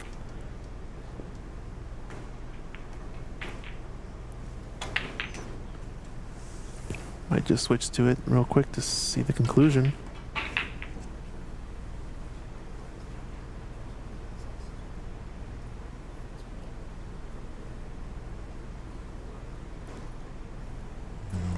Opportunity here for Stephen Wong just to clip ever so gently off that red, get behind the pink.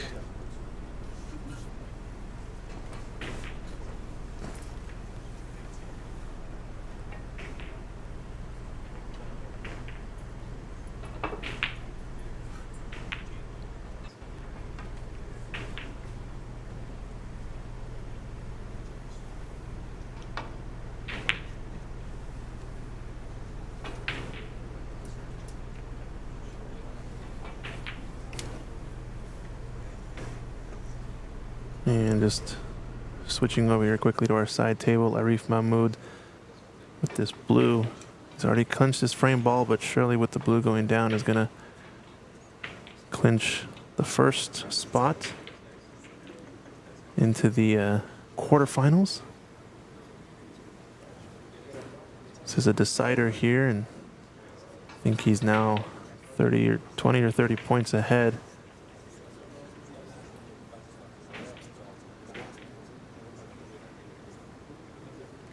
I think opponent is coming back to the table, but it's got a tall order here. We'll keep an eye on that.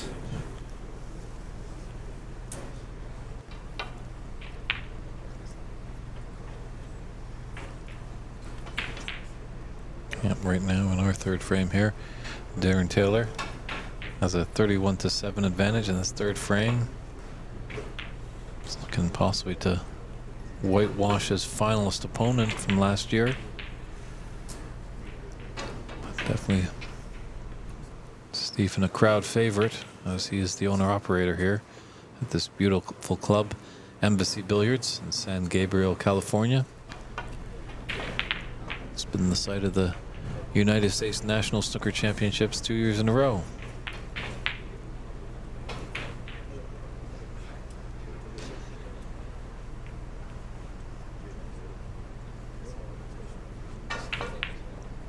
Well, there's nothing incredibly easy here for Darren. Definitely shots in his toolbox, but this is tricky and missable. No, and he's in right now. Got everything going in his favor. Perfect on the black. Bit of angle to play for the last red along the top cushion. You can also always screw back off the Cushion with some outside spin. Plenty of options here. Can go forward even.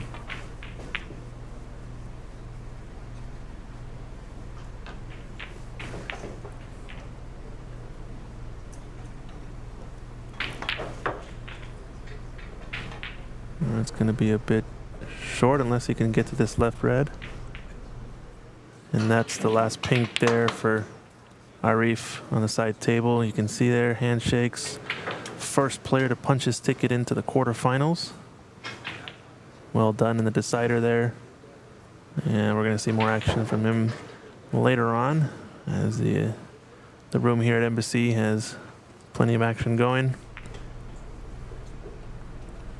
Saw there Darren just playing a safety up table.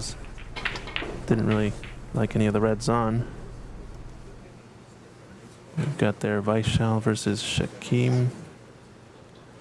Arafat playing against Liwa Chen, Raymond Fung, and Tom Limor.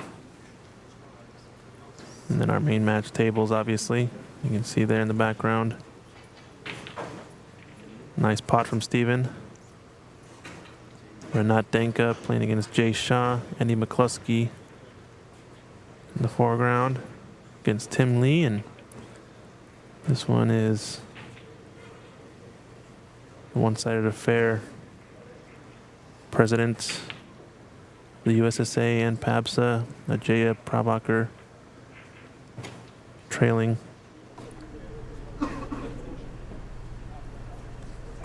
2 frames to Keith Zen. Look at this for a safety. How's your leave? Well done there, because black is open to both corner pockets. So big shot here coming up for Darren, as he doesn't want to leave a easy starter.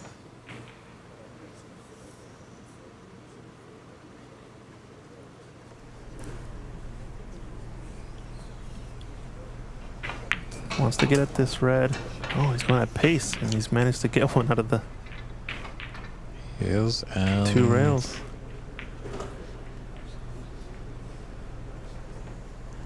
Only real benefit here is that he's left him close to the rail, but if he's able to just roll one of these reds in, he'll be nicely in with black on the spot. Yeah, shut that off of 1 cushion so he can let his stroke out a bit more and improve the accuracy and off to the races. I think he has to take the red along the top cushion next if it's too straight. Or excuse me, leading towards the top cushion. No, had plenty of angle. Great shot. yeah, it's all there for Steven for the taking. Just can't get ahead of himself too much. Just got to do his plan and his preparation. And when he's down on the shot, just focus on the shot at hand. So on a break of 9. It's a soft screw shot here. You can also stun for one of the reds into the left center, but you like to have a bit more options, so I like the screw shot. Play for the red left corner next.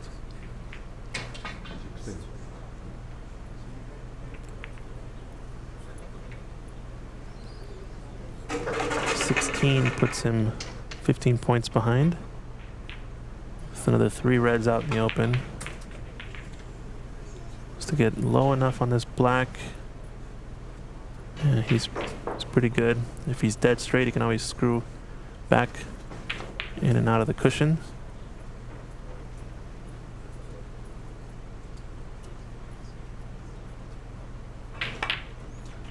That's what he decided to do there. It's going to run a bit long. He's kind of in between both reds now. Yeah, his color after this. He's got a little pistol cue action there. Delivers it kind of like Mark Allen. Notice he has a couple of different strokes. Certain shots where he feels like he needs to be super accurate with. He sometimes will do a very, very small backstroke and a quick forward swing. That one you alluded to, where he kind of does a big draw and kind of winds up the spring and then releases, and then kind of his regular sort of pull back smooth, come forward smooth. Oh, that last red was nice with the check siding to hold for the black. It's got a bit too much angle for my liking on this last red. Maybe that's all I could get off of that angle with the black. It's a break of 24, I think, now. He has option of safety here as well, but maybe he's going to play up for bulk. Kind of a two-way shot. Yeah, he realizes now he doesn't like it. Doesn't even have the red up into the yellow pocket either, so maybe just take his medicine here and do a soft screw back. Cover the red with the black. As long as he keeps him tight to the cushion, should be pretty good. Very fortunate at that horn. Just kind of diverted him into the right side. That green spot there looked like he might have shot it. If it didn't hit that jaw onto the left side. Oh, so it was a break of 32 actually, so now he's pretty much dead even. And Darren's going to leave a look at the red on the green spot. Should be natural to play a safety across one cushion with the cue ball, try to get him behind the yellow. Has option of doubling as well, but I think he's playing the safety here.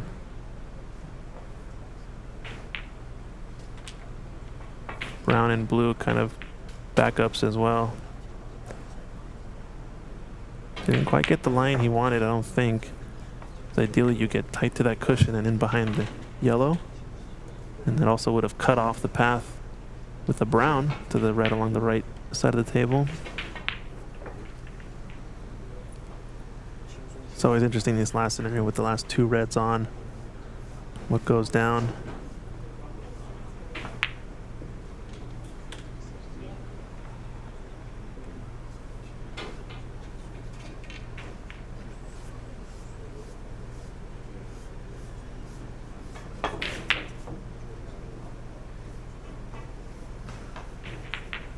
I don't blame him being up 2 frames to nil, taking on that long red.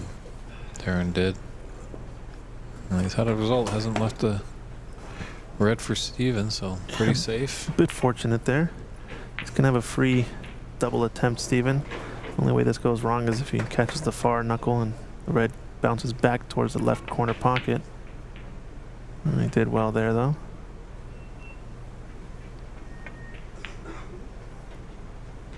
I think the only real safety you can play here is if you're able to bunch the reds together or somehow get them both covered with, you know, 2 bulk colors, which is pretty difficult.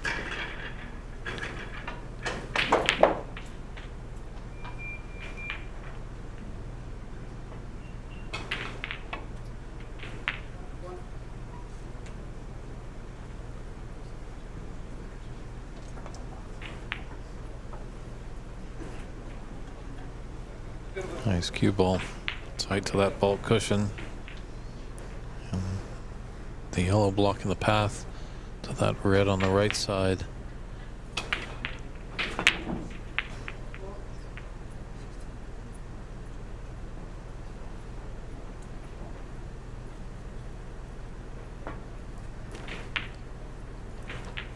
It's this cue ball to run. Oh, he's got a good red at least too.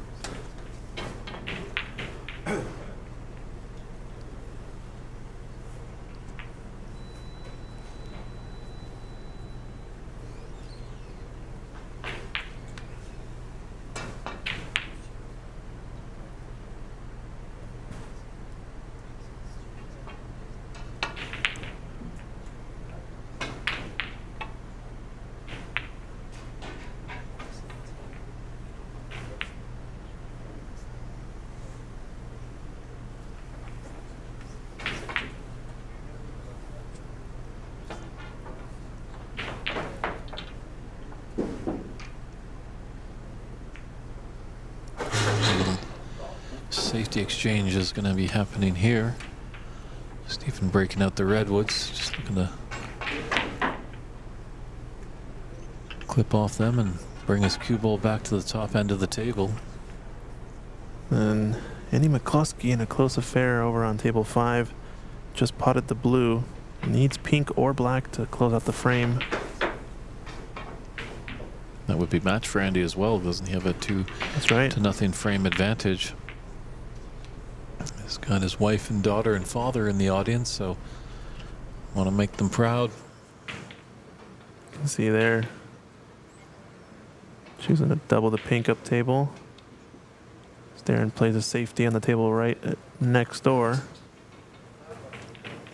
Leaves the pink on though, so his opponent may be able to clear up here. So here's another perspective. He's dead on the pink. Tim Lee at the table. He's able to clear this.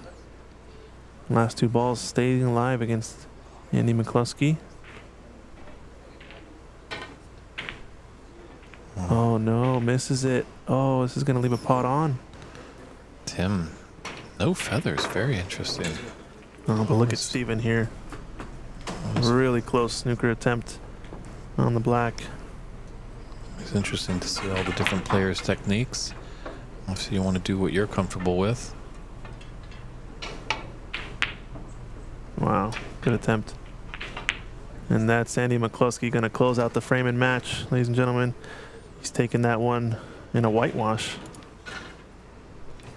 Congratulations to him, the second player to punch their ticket into the quarterfinals. Well done. Congratulations to Andy. Much better showing than last year's national championship. But we're going to go back to table 4 action. Steven has gotten a little bit of a chance on this red to right center. Maybe even can roll in behind pink if he wants with a safety attempt. What I like about this shot is he pushed that red closer to the side pocket. Would have been really difficult for Darren not to leave a shot on. Here, pretty straightforward safety, I think. Double the red up table and keep your cue ball somewhere in bulk.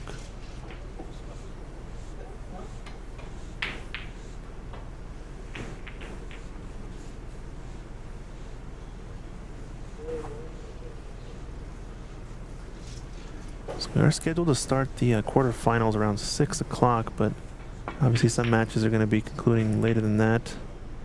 Those are also best of 5s. And I think we're going to be playing them all on the front tables.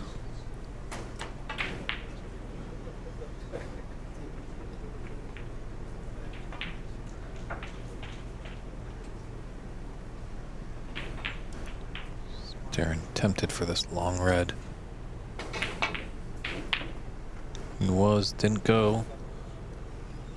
Starting to see some misses now from Darren. Chances on. Steven in a must-win scenario.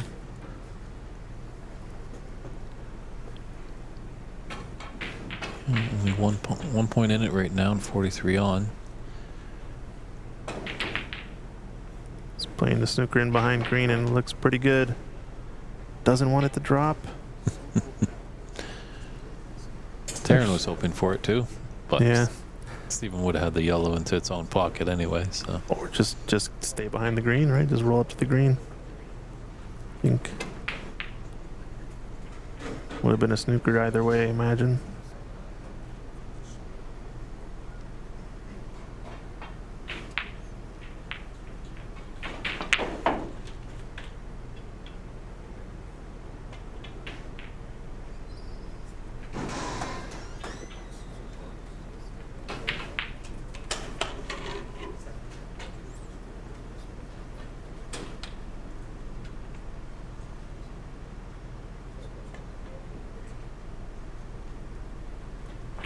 It's like Darren just giving this one a good think.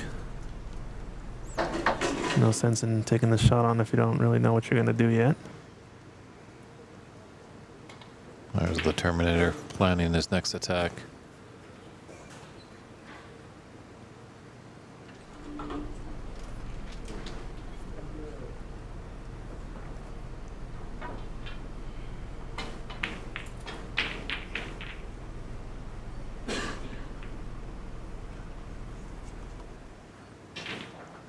Steven awaiting the result. The can amass some penalty points. That great snooker that he laid.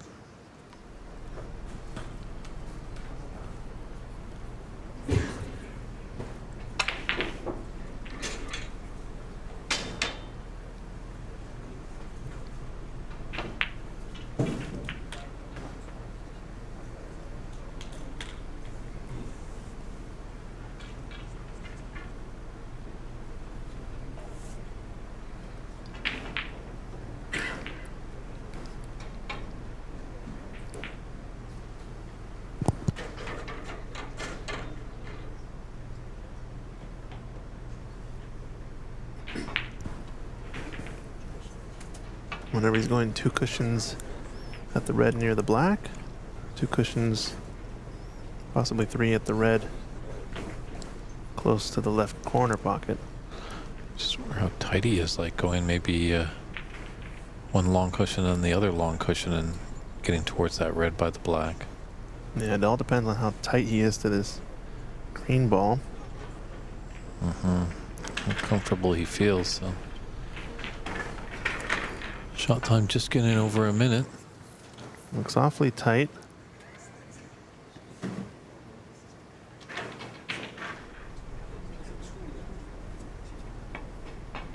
And going for the one nearest the black.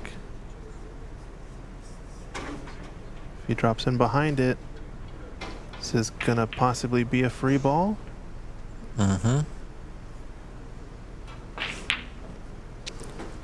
And I think that black just hindered the path of that pink.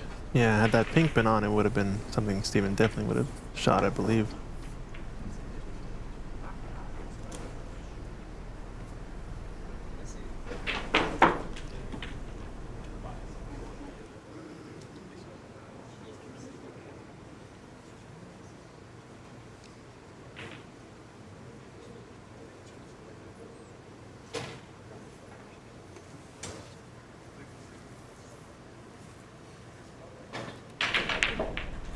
Comes attempt number 2.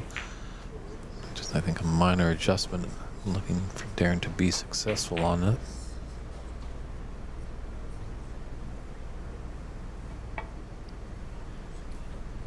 This time he's on the other side of the red.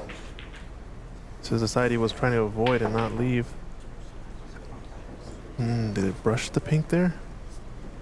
I think it just touched the pink. I think they're saying that a pink rocked back and forth, so not a problem.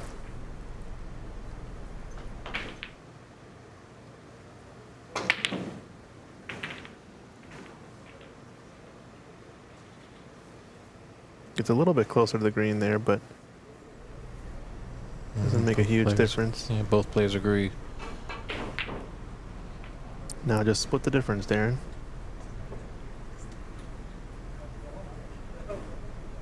So touchy, this shot also pace. This time it's going to get close. Nice glance. Well done. The audience in the room applauds that escape there. Only punished with 11 points. Or excuse me, 10 points. 4 and a 6. I think another safety is in order here. I'm going to glance off the right side and try to get as close to the green as you can, although looks awfully thin.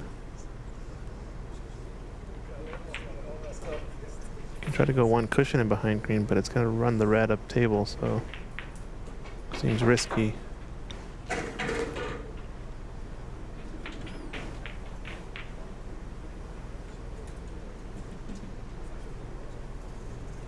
So 11-point difference.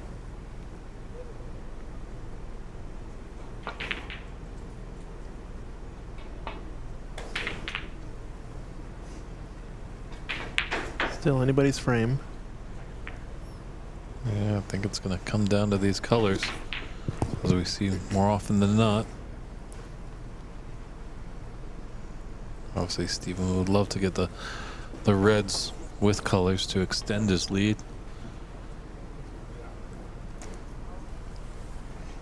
back is up against it.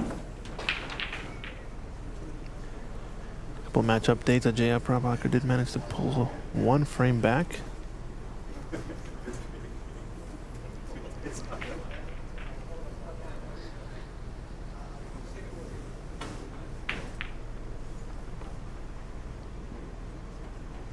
Raymond Fung, Tom Lee Morse now in a 1-0 affair. Raymond taking the first frame. Taking a quick break. Renat Denka took down the first frame 1-0 over Jay Shah. Is leading the next one by about 30 points. Uh-oh, uh-oh, uh-oh. Steven. SpaghettiOs.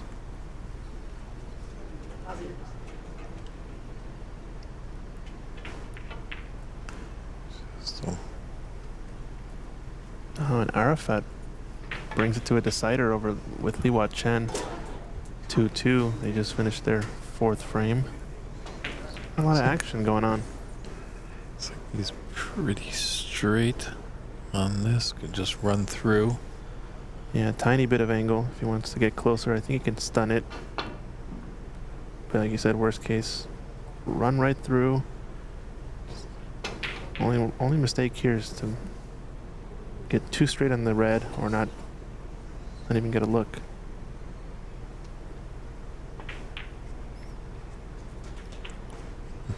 Yeah. It's kind of overcutting it to try to get the angle toward the top cushion, and he's nice on the red. Just float one rail up for the black. Don't know at this distance if I would decide to stun it, since pocket plays so tight from this perspective. Doesn't go. Wow, what a miss that was.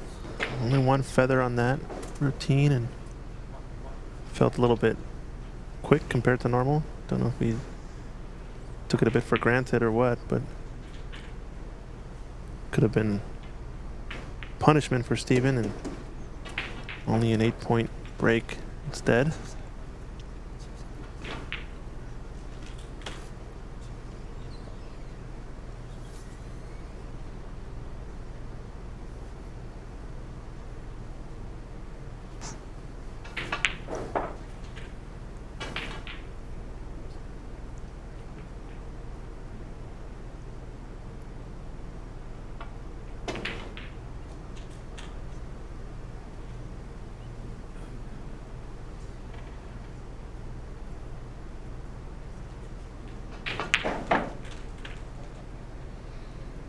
And yep, an update. Renat Denka takes down the second frame in his match, 2-0 now, leading over Jay Shah.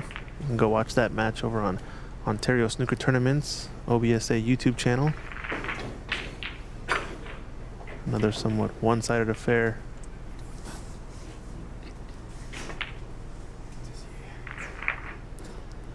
Oh, Steven with the miss.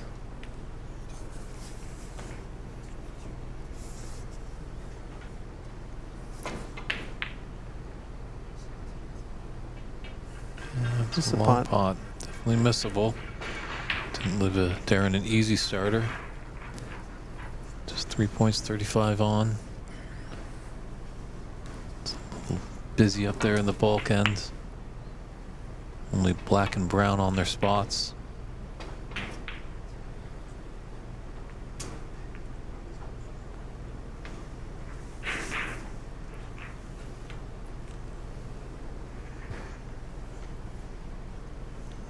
Does Steven elect to take the blind cut? Just gonna lose a little control of the cue ball.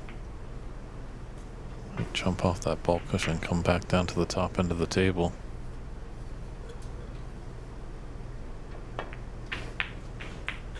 Watch out, Brown. And he could have a free ball too. It is a free ball. Oh my goodness. We saw it for Wow, Tom disaster. Lemore in our last match. He had one in the shot that just went really from bad to worse, and that has for Steven as well there.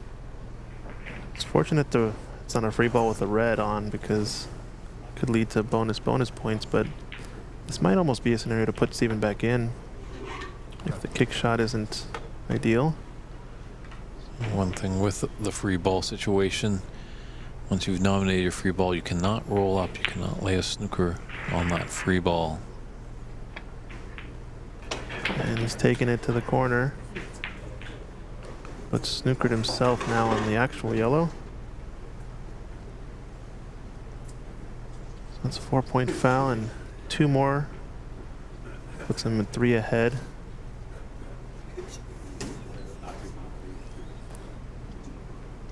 I almost feel I would have put Steven back in there to make him kick at the yellow.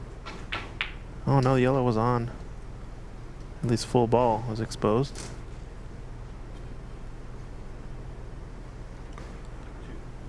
Put that nice and safe. If you guys are enjoying the stream too, drop us a like, share the stream out to folks. We do have one more round happening tonight, the quarterfinals. Top 8. It's going to be a good affair, and look at this shot from Steven. Wow. That was gutsy. Now a snooker attempt here behind the brown. Yeah, that blue is definitely covering a bit of that yellow pocket. It's pretty close to the cushion, definitely doesn't pass the green. Just looking at what angle or where he wants to put it along this bulk cushion. Whatever you do, you need to freeze the cue ball there, because even if you leave a shot, as long as it's not dead over the pocket, you have to make him cue down on the ball.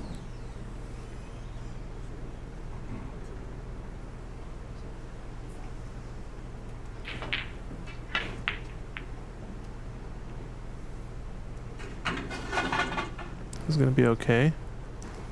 Yeah, very fortunate not to hit the horn, because that really would have shot that green ball out and spoiled the snooker.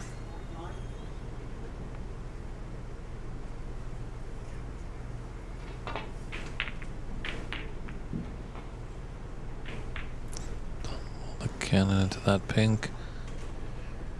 Oh, this is a full ball snooker. It's going to be an easy escape, but might leave one back if you can kick and stick. Looks close. Brown just sticking out enough in the way, I think, on the right side of the green.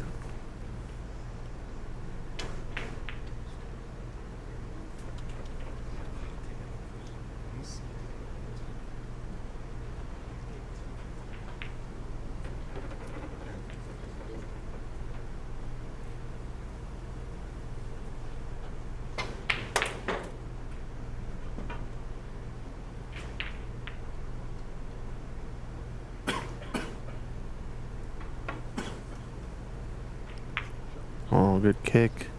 Watch out, Brown. Half ball contact. Ooh. What a shot. Yeah, Could have been even epic. nice result there. So at first I thought he might come off the bulk cushion and go into the green.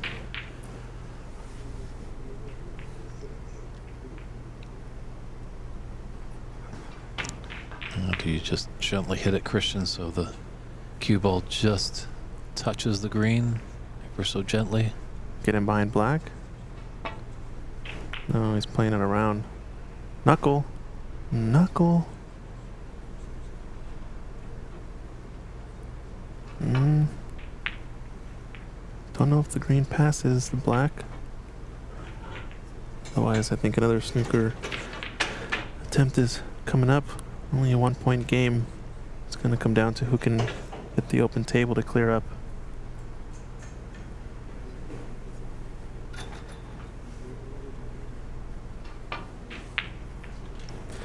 Oh, actually, no, excuse me. Arif did not punch his ticket into the quarterfinals yet. He's playing against Majid Randawa. They're about to start. Needs to run, needs to run. Give him a chance. Well,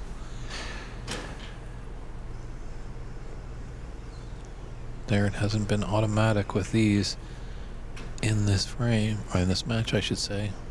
Yeah, so Andy McCluskey's the only player to have advanced. That's another miss from Darren. Uh-oh, pink. It's the second pink that's gone in off. With a foul. Happened in the previous frame with Steven requiring snookers, but still Darren managed to win that one. Is it going to be the same story here in this one? I think a double attempt is on here. Might actually come back to help Darren. If Darren's able to take green, brown, and blue, he's going to need that pink to get frame and match. Yeah, don't think it was ever an offensive double attempt, as he was never playing shape for the brown. Just trying to get in behind pink or black. I think there's a window though. True, so we'll be probably a hefty delay getting into the quarters, as you alluded to. There's just one round of 16 match that's just getting underway. Obviously, they'll probably be starting, I think, a lot of the quarterfinal matches at the same time.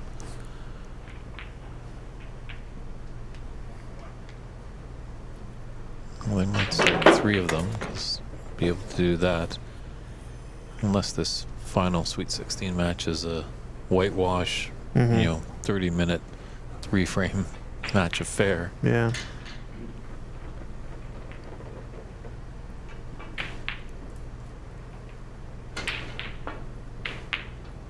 Another pot attempt. This is going to lay up over the middle pocket, I think. And brown rescue. Actually, no. Came much wider, so. They're dancing back and forth. It's only a 5-point game.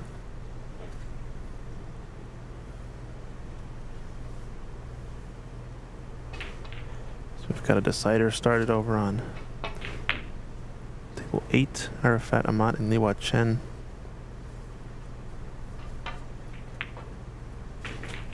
Another shot for Darren.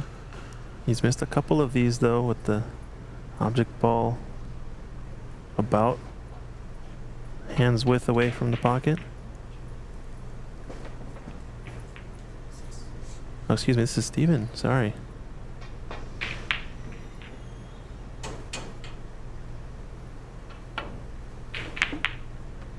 Bit of a strange cue action there. Tried to put a bunch of topspin, I think, to force follow and get it to hold on the right side of the brown, but just messing with his accuracy maybe. A double kiss. Is he going to be punished? Mid-range shot here for Darren.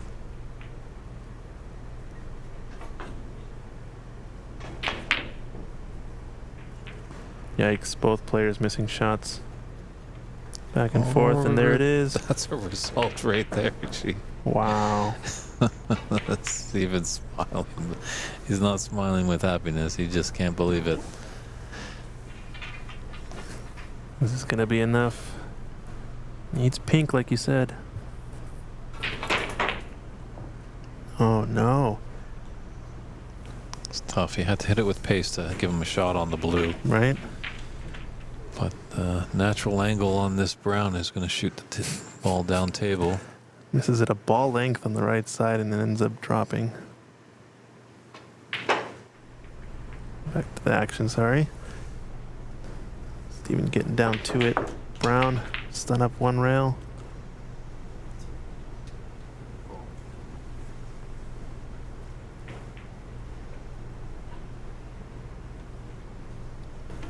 Still also needs the pink to clear up here.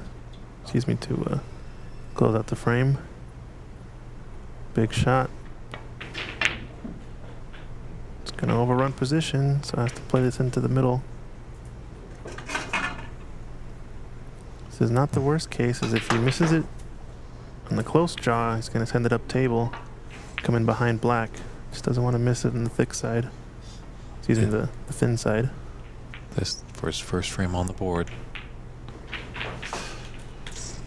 And that was always built into the shot. Near jaw saves you a little bit.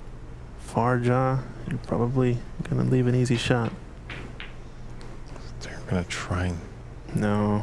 No, he's not going to cut it into the yellow pocket. Just doubling it up table. This is not the double he wanted though. It's gotten too close to the corner. It's going to settle nicely. Well, it's just far enough away. And it's not easy. I think this is just a test of cueing. Dead straight. stop this ball.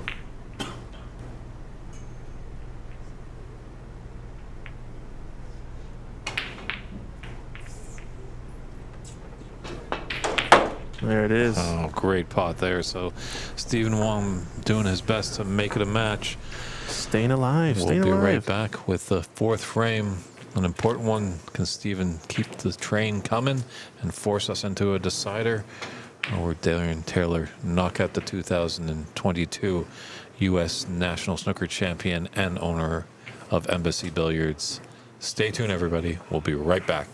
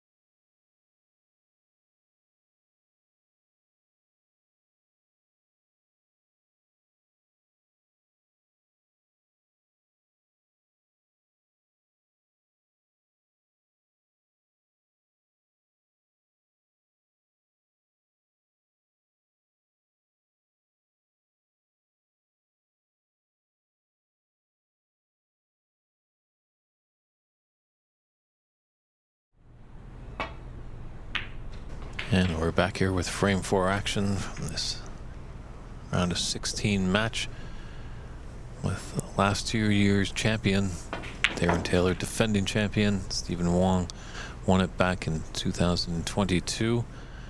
Esteemed pleasure to welcome into the booth the U.S. national coach Andy McCluskey. How are you doing, Andy? David, how are you doing, sir? I'm doing all right.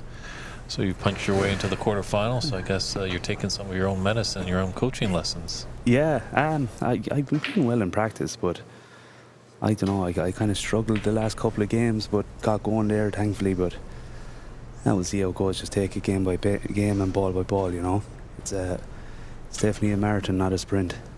That is true. And the eyesight's doing all right today. Oh, jeez, those glasses, I'm absolutely fed up with them. I swear to God, they're. I only started wearing them for about a year and a half, and I tried to get contact lenses, but I lasted about 5 minutes trying to put them in the eyes. But look, it helps to see, right?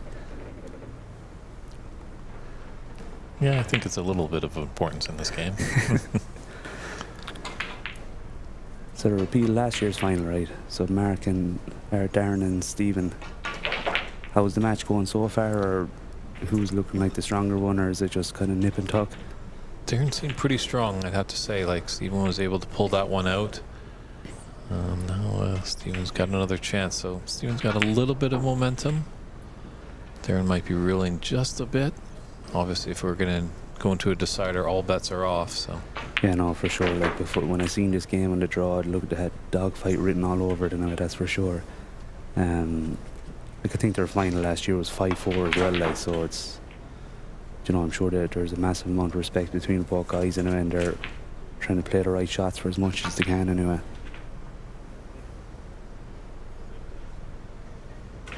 So I've alluded to, obviously, Andy, that you're the U.S.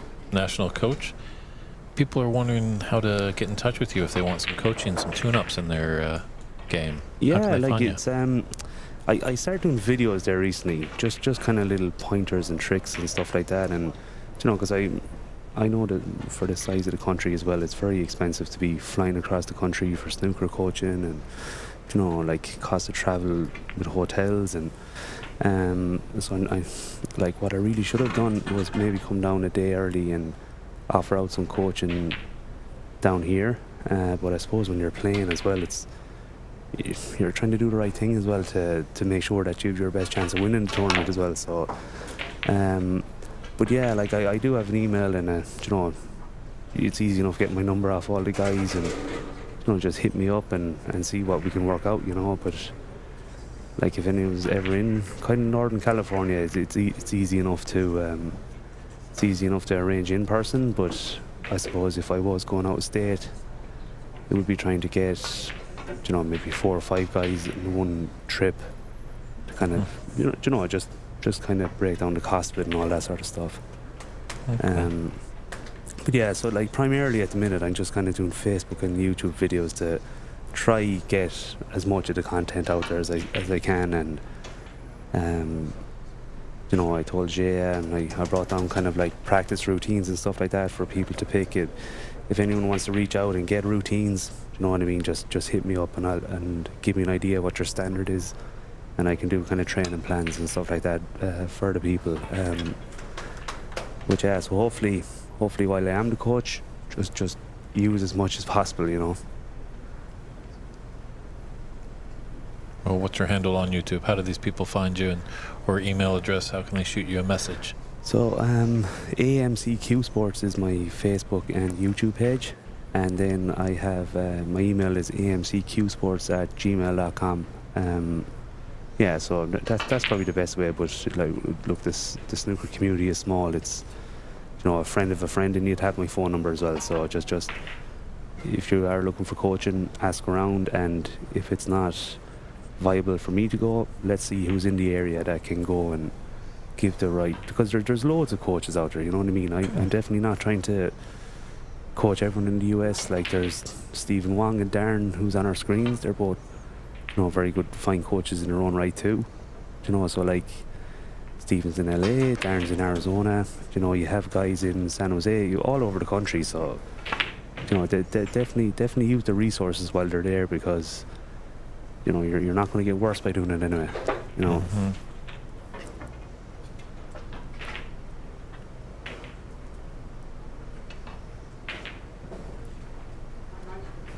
The black kind of out of commission already in this frame.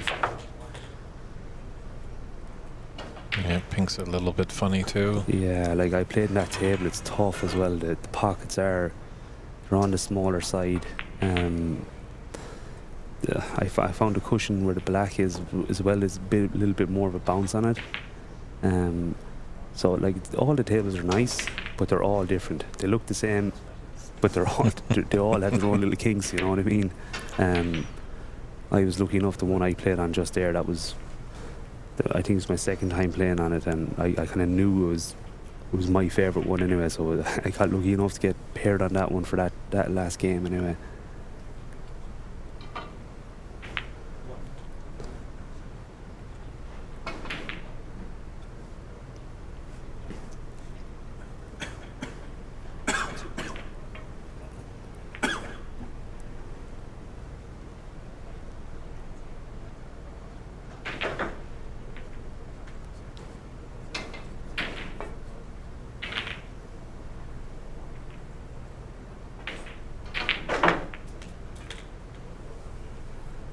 Now maybe with these safety exchanges, the pink might open up.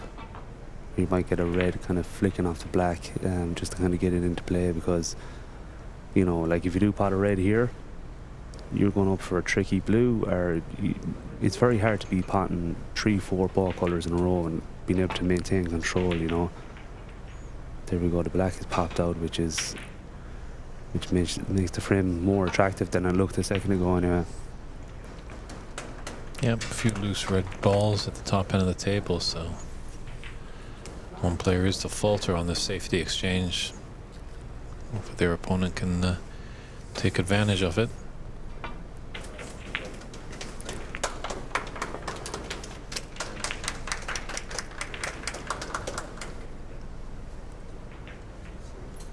I think Ajay just got bet, right? I think he's just been knocked out, yeah. He's a good player, that guy he was playing as well. I was looking at a bit of him earlier on. You'd want to be a good player to knock Ajay out because you're against someone who's very, very solid in Ajay, you know.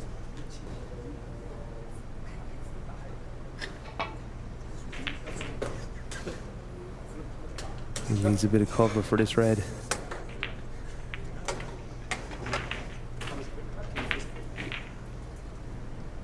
Taking on this long red, Andy? I think so. Like, top it in, and you're going to go into that red anyway, so you may as well just a little bit of lady luck. But obviously, Stephen 2-1 down as well. It's all situational as well. Like, you know, if you're 2-1 up, maybe you could have a lash at it. But you know what this tournament is? It's just grafting match play snooker. You know, like the 16, the 20s are massive. And just protecting your lead and running and hiding, and you know, it's like one of my friends used to say, like, making 16 you eat and run. You get the second black, you get out of there.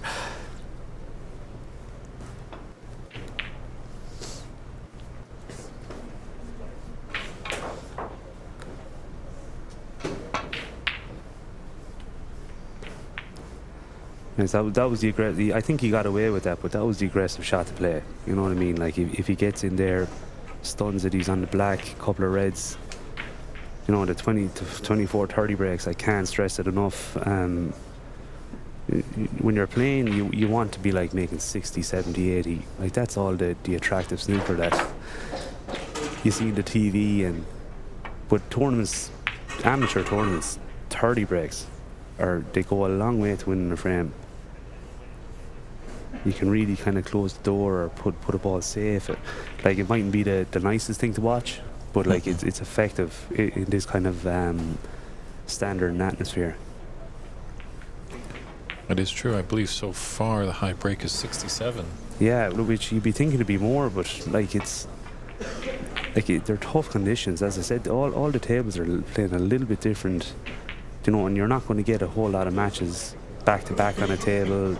You know, you mightn't get to know it too well, you know.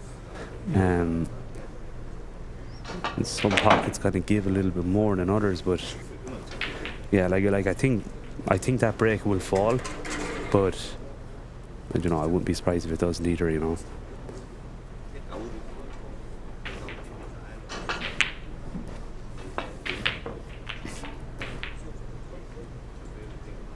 I think he got away with this, did he? Kind of. He has one to the top, but could have been a lot worse. You know what I mean? That there's a lot more pressure on that one up top.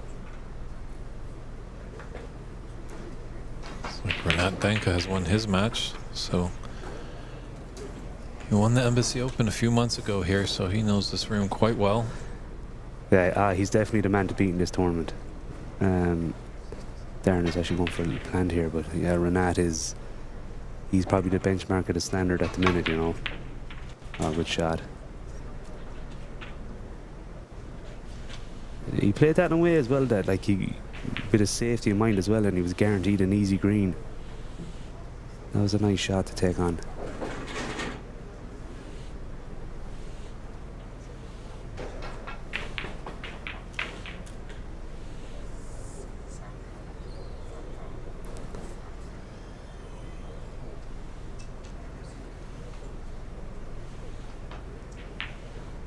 Light little screw back here for the green again.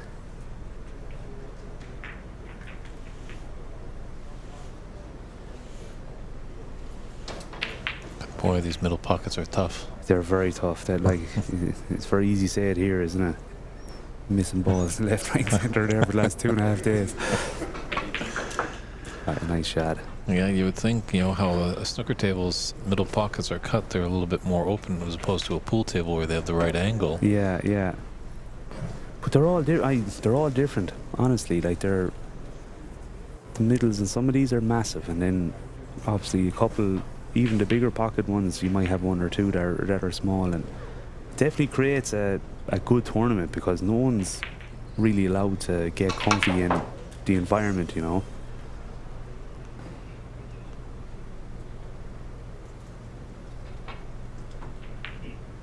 I think I commentated on your first match of the tournament, and it was looking like you were struggling a little bit with the speed of the table. Oh, I was, yeah. Jesus, I was off. You were able to steal that first frame, and then coming out in the second frame, you really found and adapted to the table. Yeah, even at that, like I've been winning my matches, but I've been frustrated how I've been playing. Like that, like it happened to me last year in it. You lose a tight first frame of the tournament, and you could be going home. Like it just could go that way for you pretty quick. Like in definitely best of threes. Yeah, I got lucky. Like the guy I was playing probably should have rolled up the pink over the pocket to leave the snookers a lot harder than what he did. But I only kind of played on to get the run at the table, to kind of get some free shots to see what the cushions were like and all that sort of stuff. But yeah, just goes to show if you stick in there, you don't know what's going to happen. You know what I mean? Like as I said, it might be the easiest on the eye, but sometimes you just gotta pull the socks up.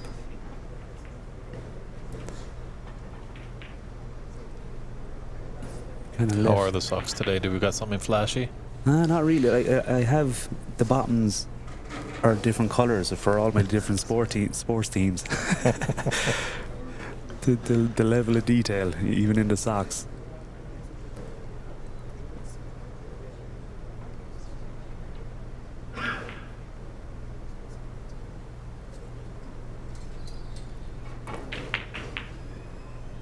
Oh, I was unlucky. He kind of left him in no man's land there. He could have went for the one at the bottom of the pink of that little cluster there, but you're kind of forced. I know you're only 13 points, but this is a big chance for Darren. If he can get even 16, he'll be up nearly 30 points. A lot of reds on the cushions, things like that. You know what I mean? Can establish a little bit of dominance here in this visit, but. So like that table in particular, like there's no easy gimme pots. They're all. It is on the tougher side anyway, for sure. It is the ultimate game of cue sports. Oh, snooker? Yeah. Oh, it is. Yeah, yeah. When you're playing it now, you mightn't be. You'd be thinking this is the worst game in cue sports, but yeah, I like it. Like I've played a bit of pool as well, and. The pool is fun and stuff, but like this, there's a lot of focus that goes on in snooker, and like the length of the frames. He lost the white a little bit. Needs a big bounce. Oh, that's perfect. How about Russian Pyramid? Have you played that?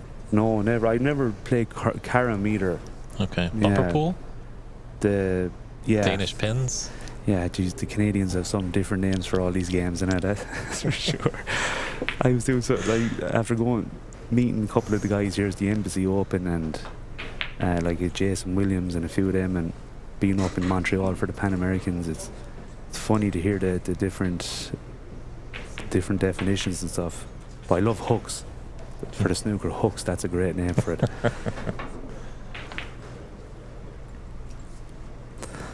One cushion up for that red at the bottom of the cluster, and just watch this cushion, like it just bounces a little bit hard. See how far he's gone up with that white.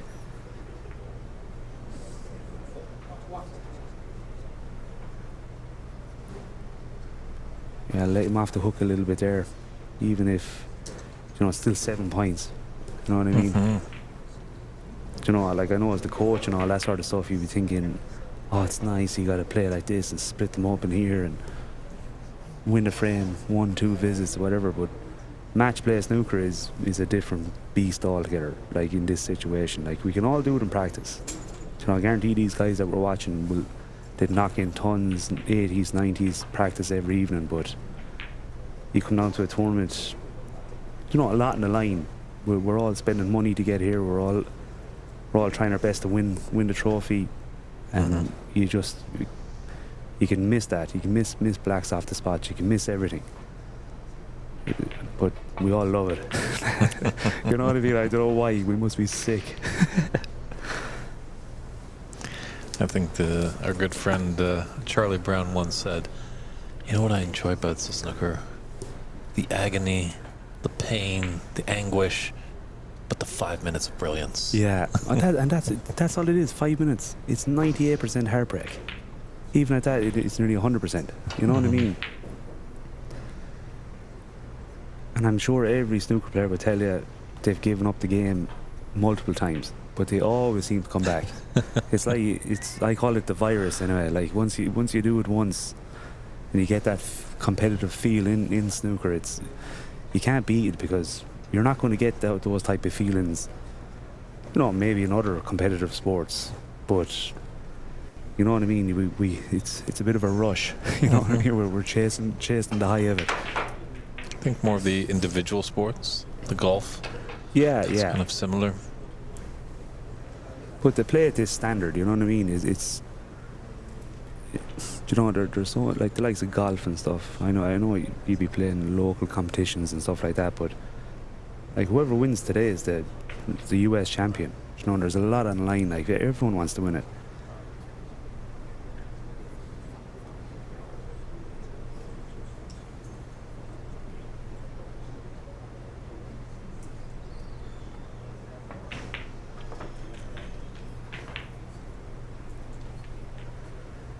Left a bit of a shot for nothing here. You can either go one cushion up towards the balk or swing it. Swinging is a lot harder though. You'll be flirting with the in-off if you're swinging it.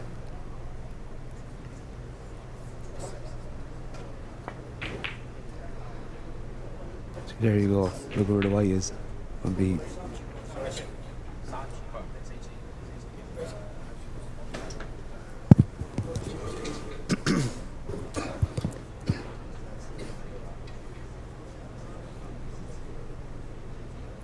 How have you found the snooker in Canada? Do you think the participation has gone up, or?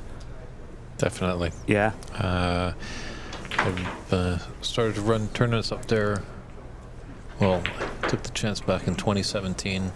I came back from commentating on the Richler Cup in Burlington, Ontario, and told the head of Snooker Canada, Patrick Egan, maybe I should run a tournament, because it seemed like our numbers weren't doing too well. Yeah. We were maybe getting lucky to get maybe 10 people. We're getting like 8 people at qualifying tournaments. So I put my hand out, decided I'll take one on. So I was thinking, didn't know anything about tournament direction. Just, went in knee deep. And so I was expecting, there might be 12 players, so maybe I'll do a double knockout. Boom, 24 players showed up. Oh, great, yeah. My head was spinning.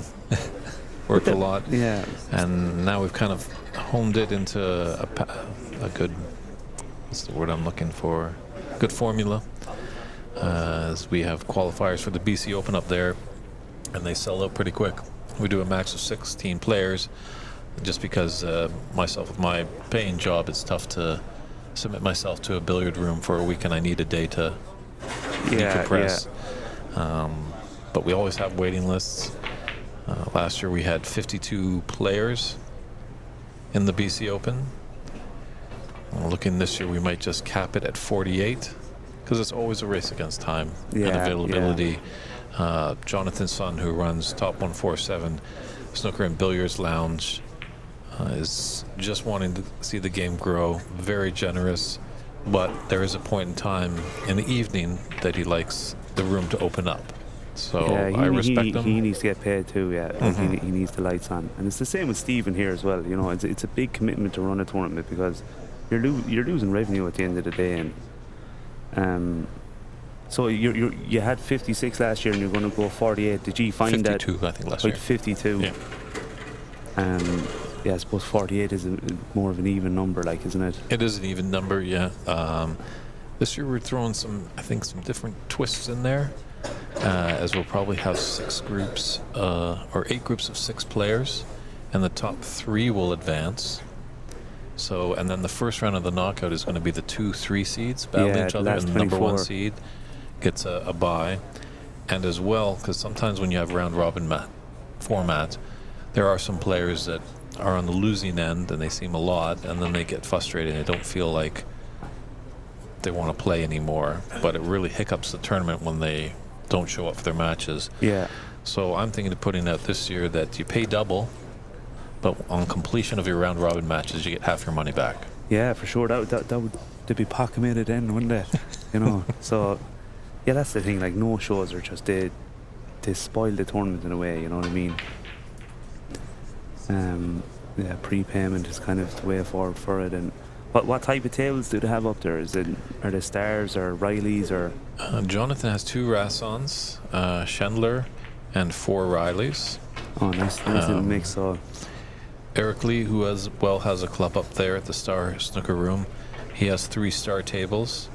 I was just at a new room actually called Snooped.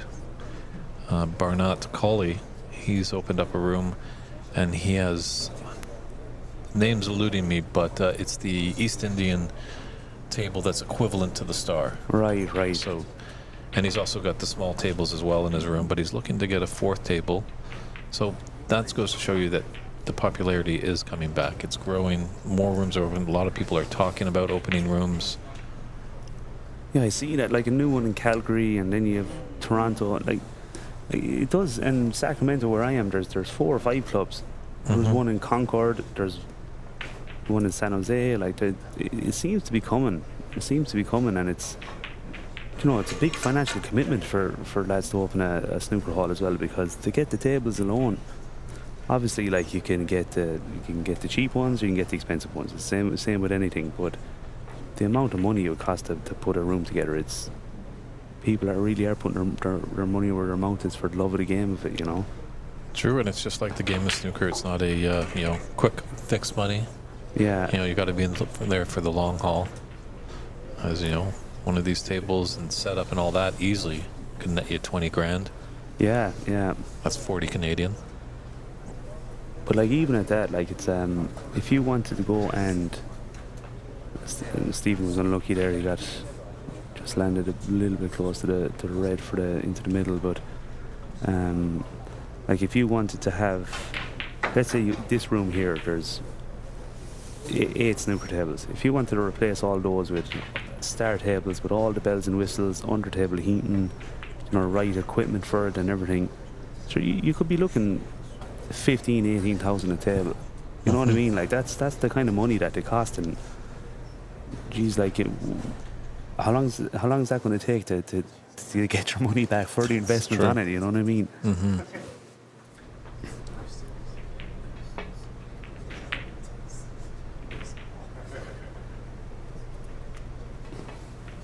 Good shot. The one thing is, at least with a table, when you've bought it, pretty much have it for life. They obviously tune-ups, recloth, cushion, but the basic structure, as long as it's taken care of, will last you a lifetime. Yeah, exactly. Like it, but that's the key, is taking care of it, because you want people to play the sport. You want people to come in and use their facilities and use their tables, but you also don't want them chipping whites and ripping cloths, and they're all like nearly $1,500 to replace a cloth with the labour and material and everything, so it's like it's a fine line. If you're opening a club, do you just go with the cheaper table because it's easier for people to learn the game? And I don't know, sure, like we could be talking here till Thursday and we wouldn't have a right answer for it. It is a balancing act. It'd be interesting to see how old these Riley's tables are that are in this room. I'm aware of there's a table at the Northern Vancouver Fire Department in the state of North Van, just north of Vancouver, and they have an old Oxford table, beautiful design. Yeah. But obviously it's been at the fire hall for many years, and these guys don't play that much. They kind of use it as storage, so the cushions and the cloth need some work. But I think this table was built in 1890. That's class. Like And I was discussing this with someone recently of the history behind a lot of tables. Like, you don't know where they've come from, who has played in them, you know what I mean, or why they're playing on them. Like I'd say a lot of tables to tell you stories, you know what I mean. Mm-hmm. Maybe not the right stories all the time, like, but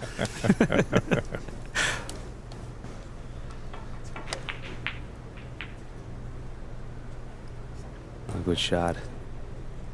This is really forcing Darren's hand a little bit here now, this shot.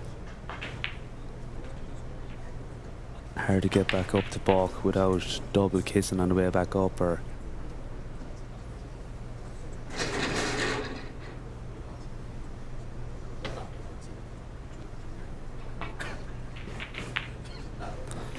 there you go.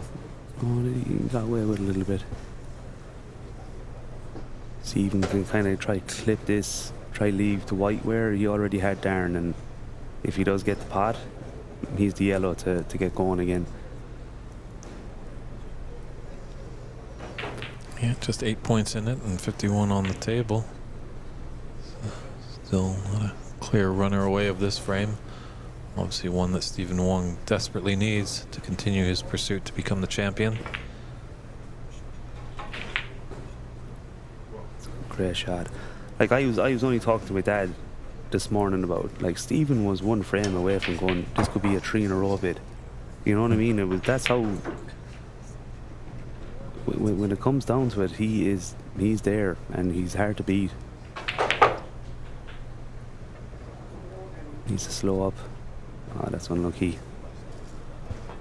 You kind of pop it down there expecting it. Mm-hmm. You're not going to be stuck down there, but sure, that's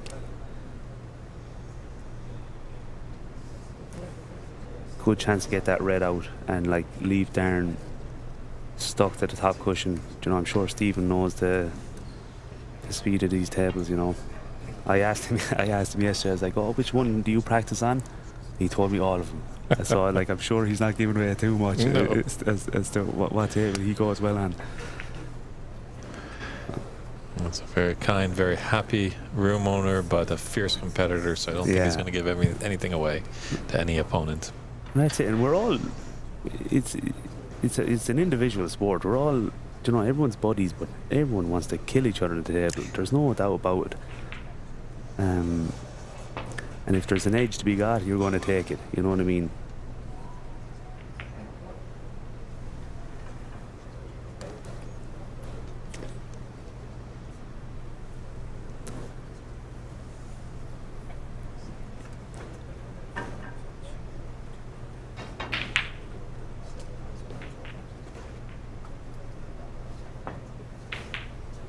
Oh, lovely.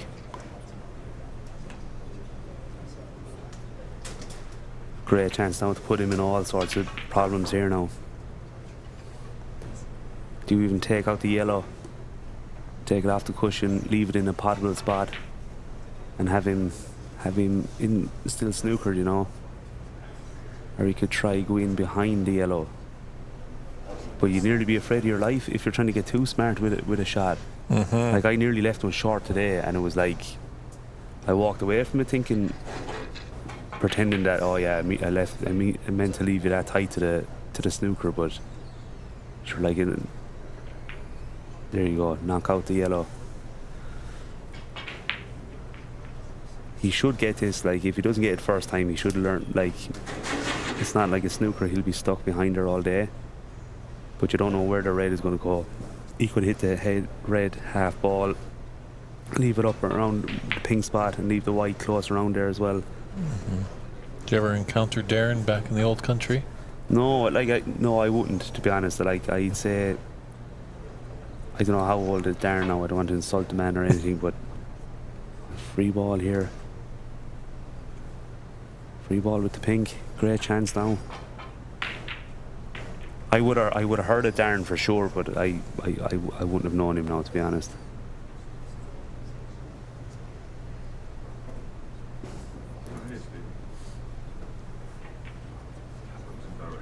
Are you taking the free ball or you're putting them back? It's an interesting choice here. You know, I know each their own, but I think you got to be aggressive and trust that you can dish up from there. You You know, because like Darren could fluke this, he could fluke a snooker. You mightn't get that chance again.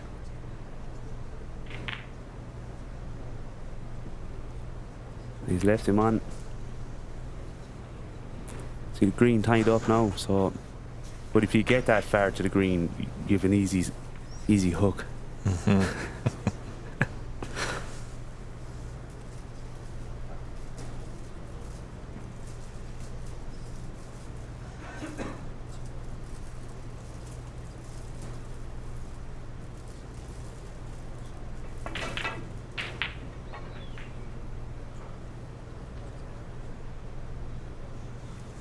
Chance. You know, obviously the aggressive shot is going for the pot, but he could have him stuck behind the pink here as well. Yeah, he's got to go for the pot.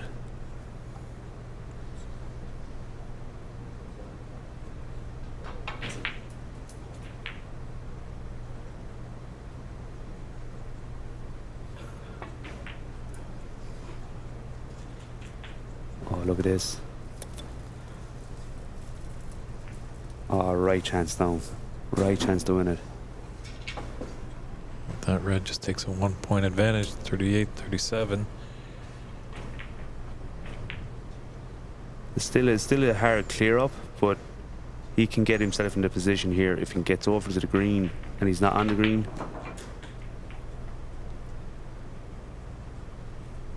Yeah, he didn't realise. I was thinking he didn't realise. Oh no. Yeah. Red went down, and then it's a color. So just a lapse in concentration there by the defending champion. Oh, he'll be sick. Like that was the chance.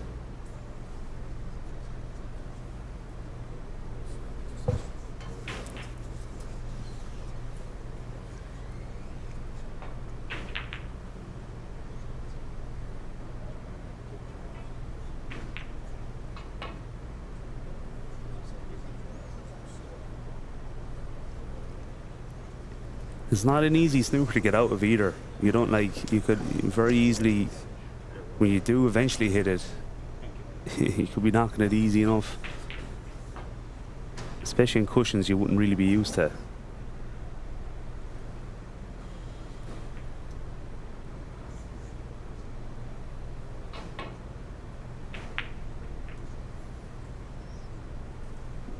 Good shot. This frame has turned into a dogfight, isn't it? Especially the green and brown, they're looking to get hooked up.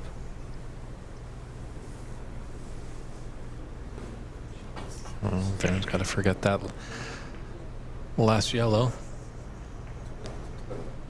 Still anybody's frame here. 1 point in it. All the colors on. So many times these frames come down to the colors.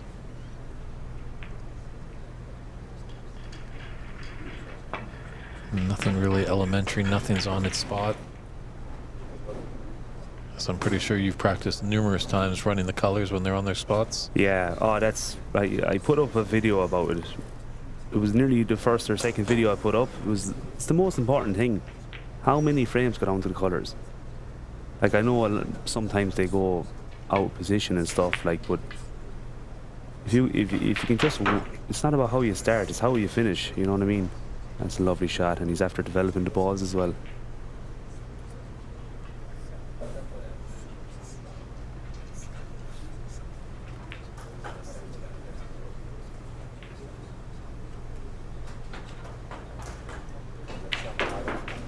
That could have been a huge shot in this frame in the match. It's like a little result over here that Arafat Amat has taken out Li Hua Chen. Actually, during your match with Arafat, I actually looked at him and he looks pretty strong. Oh, I was impressed by him. It turned into a complete shootout there between the two of us. We were just going for everything. But, like, it was nice because the two of us were out of the group.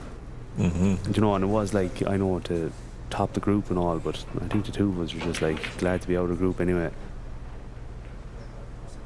But he's well able to play, and like, you know, wearing the coach's hat and whatnot, I don't want to say it to the man while in a tournament. His stance is very like a pool stance. Mm-hmm. You know, like I think a couple of adjustments there, and he can be a very good player. he already is a good player, you know, but sure, like we can all get better, you know what I mean?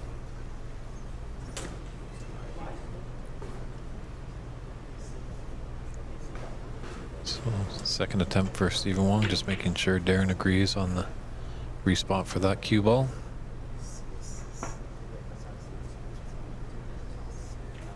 Lovely shot. He's left it on though. I think that's a great rule up in Canada. When I was up there, it was putting the coin where the white is. It makes so much sense. You know what I mean? I don't know why we're all not doing it here as well. Because it doesn't impact the shot at all. Like, you know. You know, another one, taking the paired on cue ball marker. Yeah. Taking that, marking the cue ball, roll the cue ball away, take a white tailor's pencil and just put a little mark on the table where that notch is. Yeah, geez, that sounds like too much effort to be honest. I seen one of the guys earlier on actually got out his phone and took a picture. I seen that, yeah. You know, but like I know the misrule is part of the game and the sport and whatnot, but Jesus, common sense sometimes has to prevail, you know. True. I thought you Irish were hard workers. Sometimes. Work smart, not hard, I suppose, right?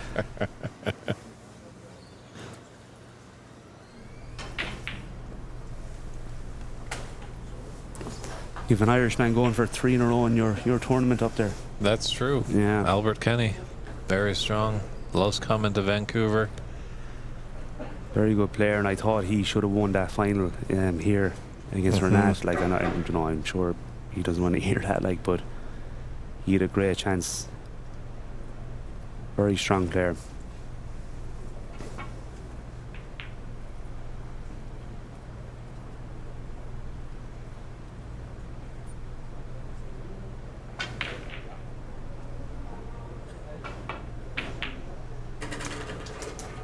There's actually another strong British player in the Vancouver area. He plays a lot more pool. He's opened up his own room with a lot of pool tables. Stephen Folan. Heard that name, Stephen Folan. Stephen Folan. Is he from the UK or Ireland? He's from England, yeah. Oh, is he?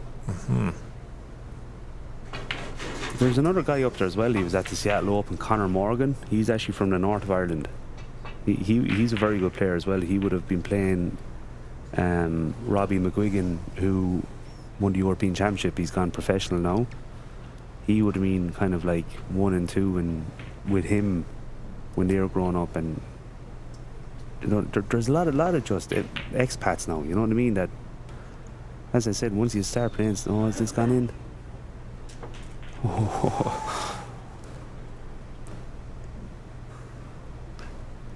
Part of the game, isn't it? It You is. know what I mean?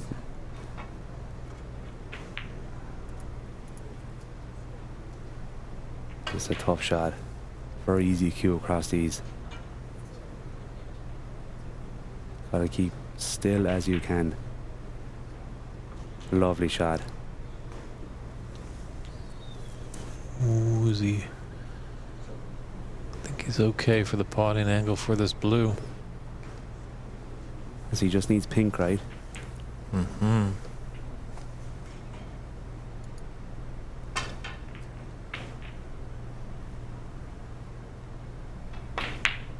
Oh no. Big bounce as well, look. Really big bounce. Oh, you can cut that. I wouldn't be surprised either if Darren played safe. He does tend, like, I think his biggest strength is he plays the right shots.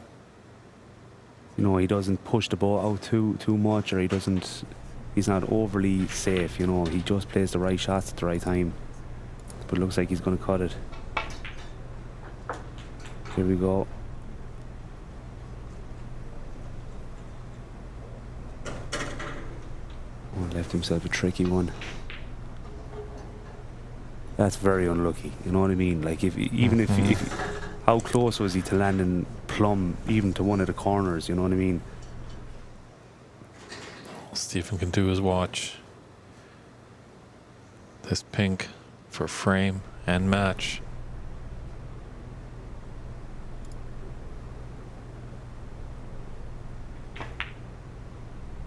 Looking good. That's there. Wow, What a shot. what a shot.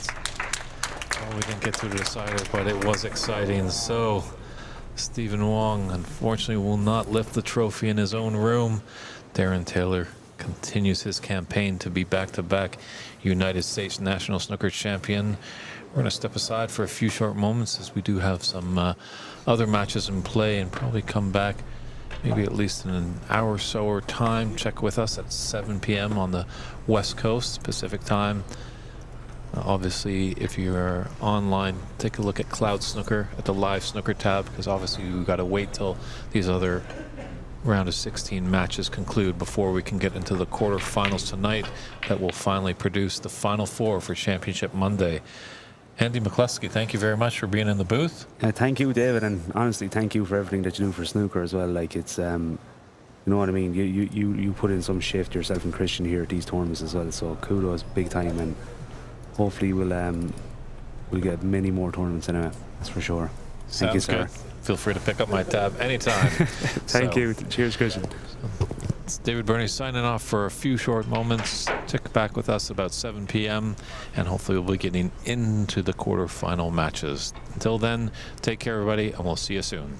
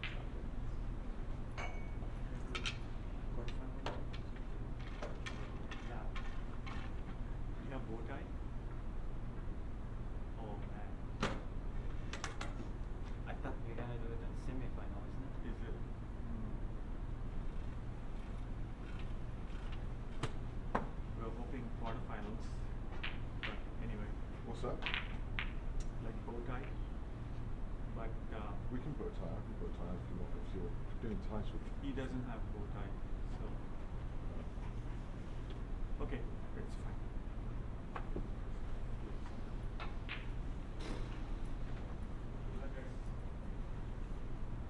Are you practicing? Do you want it? I don't want it. Yeah, I don't care to. I've just come off the table anyway. Because I know I can't win you. I will just try my best.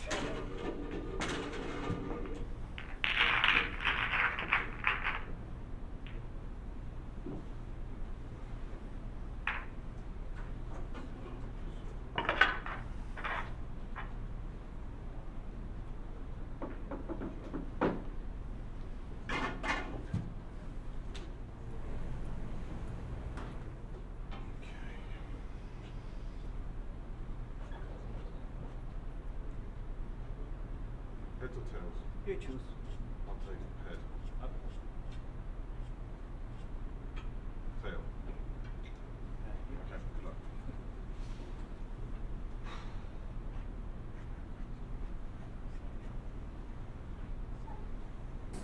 All right, ladies and gentlemen. We're here getting ready to go. This is the first match of the quarterfinals of the 2024 United States National Snooker Championship.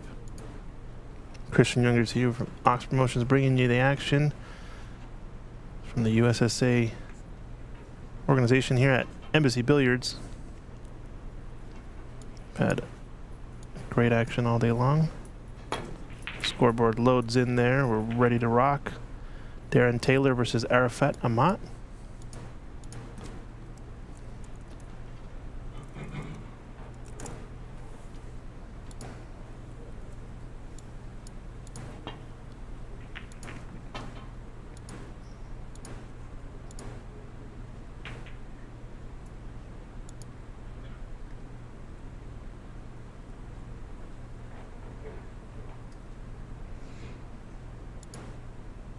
Just came off a pretty pretty intense match with Darren Taylor and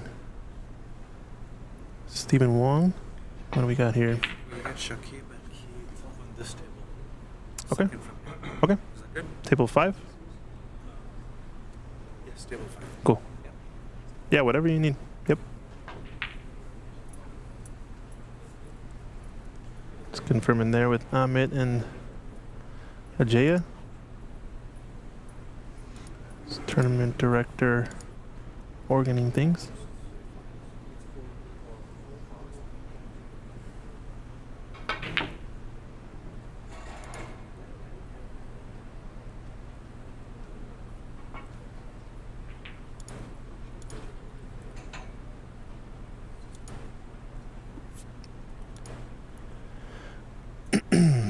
This is the quarterfinals. Defending champion Darren Taylor at the table, playing against a newcomer in this tournament, Arafat Amat.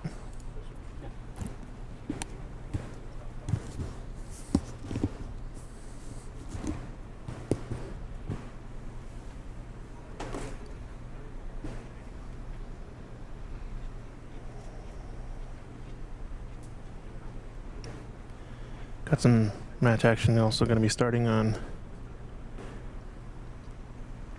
table 5 here pretty quick.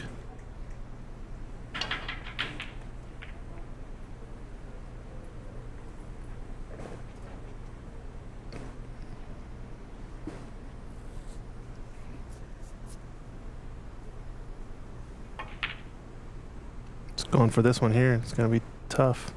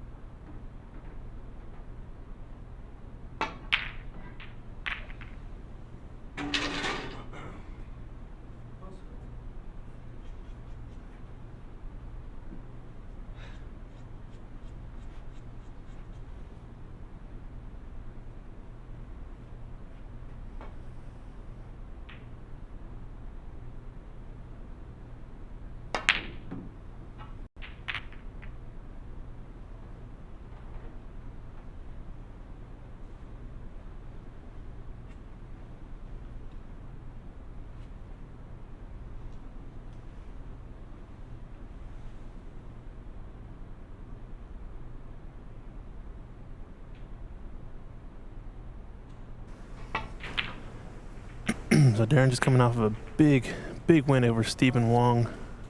Rematch of last year's finals here. And Arafat, kind of a dark horse coming out of some of these matches. Got a big upset over Omar Balsara in a decider, I think. Plays pretty strong from what I see. Just kind of lets the cue flow naturally, very offensive. Nothing too tactical, but I haven't really seen him play much.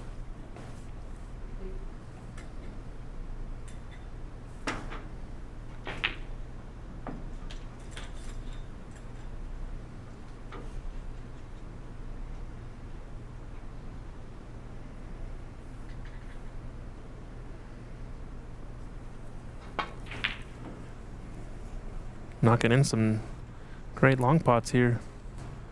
I think we're going to see a bit of a difference of themes and styles. Sort of the high-flying, high-running Arafat versus a bit more of a tactical player that Darren can play.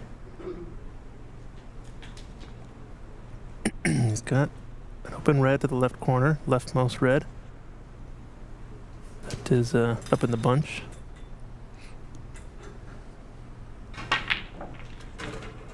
Good, smooth, solid stroke. I think he's not quite used to this table speed as he's overran that position quite a margin. Kind of gets down to it. Not really wasting any time.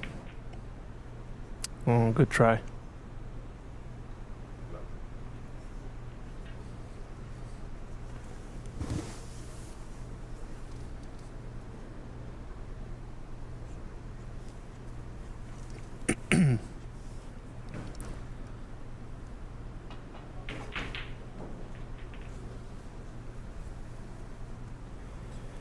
Got a special guest here in the booth for this quarterfinals match. It's David Burney's taking a quick break.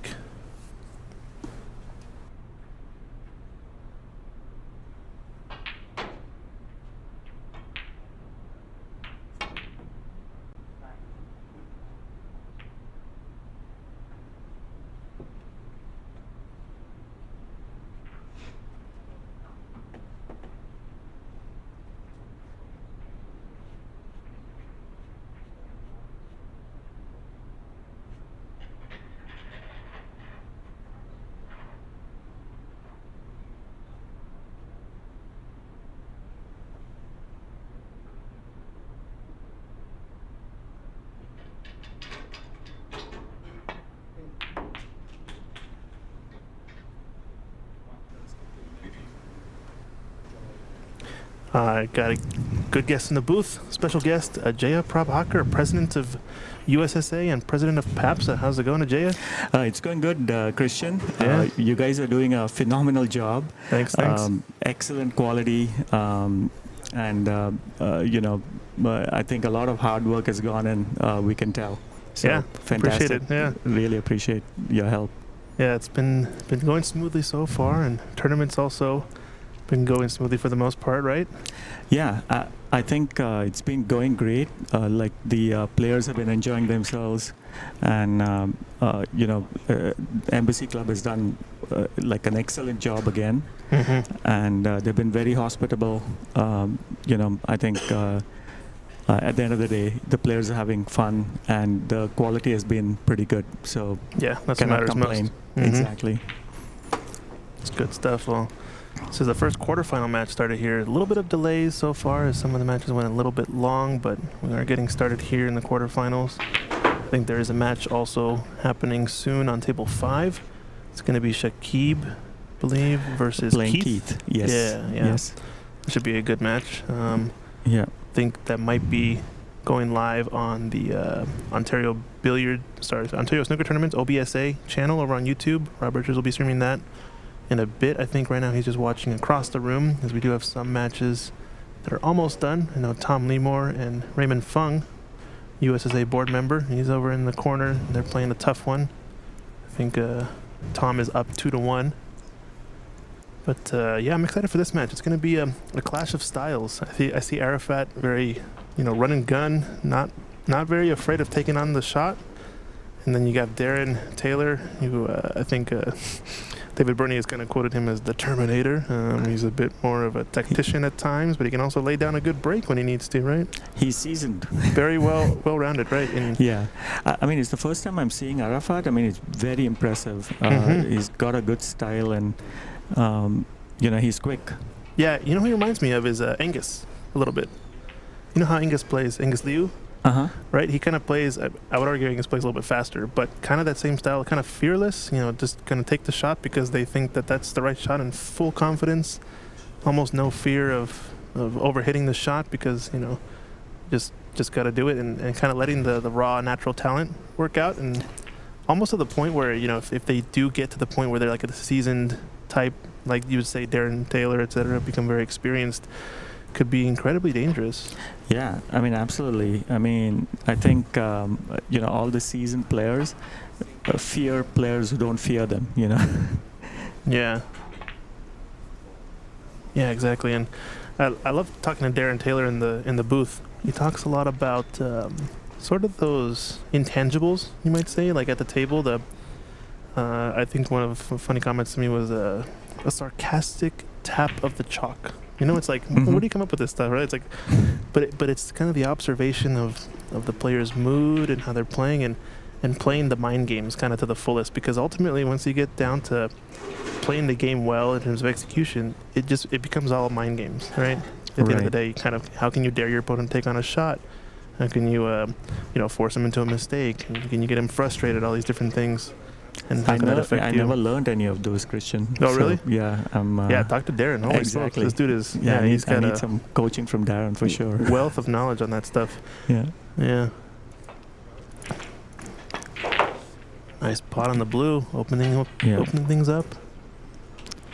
It's a bit unlucky. I think he hasn't finished perfectly on the red. Yeah. He can still try to stun it in between the like in between the reds for the blue, and I think if he cannons the red, he can still pot the pink. So I think it's kind of worth taking on. Yeah, this red below the black to the right corner. Exactly. Okay.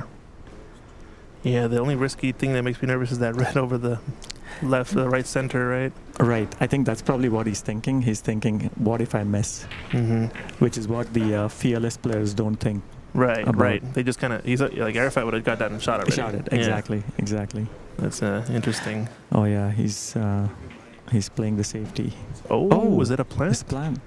Oh, I think he put his hand up, so he wasn't expecting that. I mean, with the cue ball tight to the ball cushion like that, I think it's safety all day. Yeah.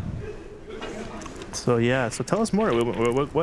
What kind of rumors can we start? What sort of things can you let us know? You got a lot of events coming up next year for USSA, for PAPSA, maybe some semblance of a tour of some sort. We had kind of that last past year, right? Yeah, actually, it's very exciting, for snooker in the Americas for next year, because we are, going to definitely have about 4 events that will pay, about 10,000 first prize.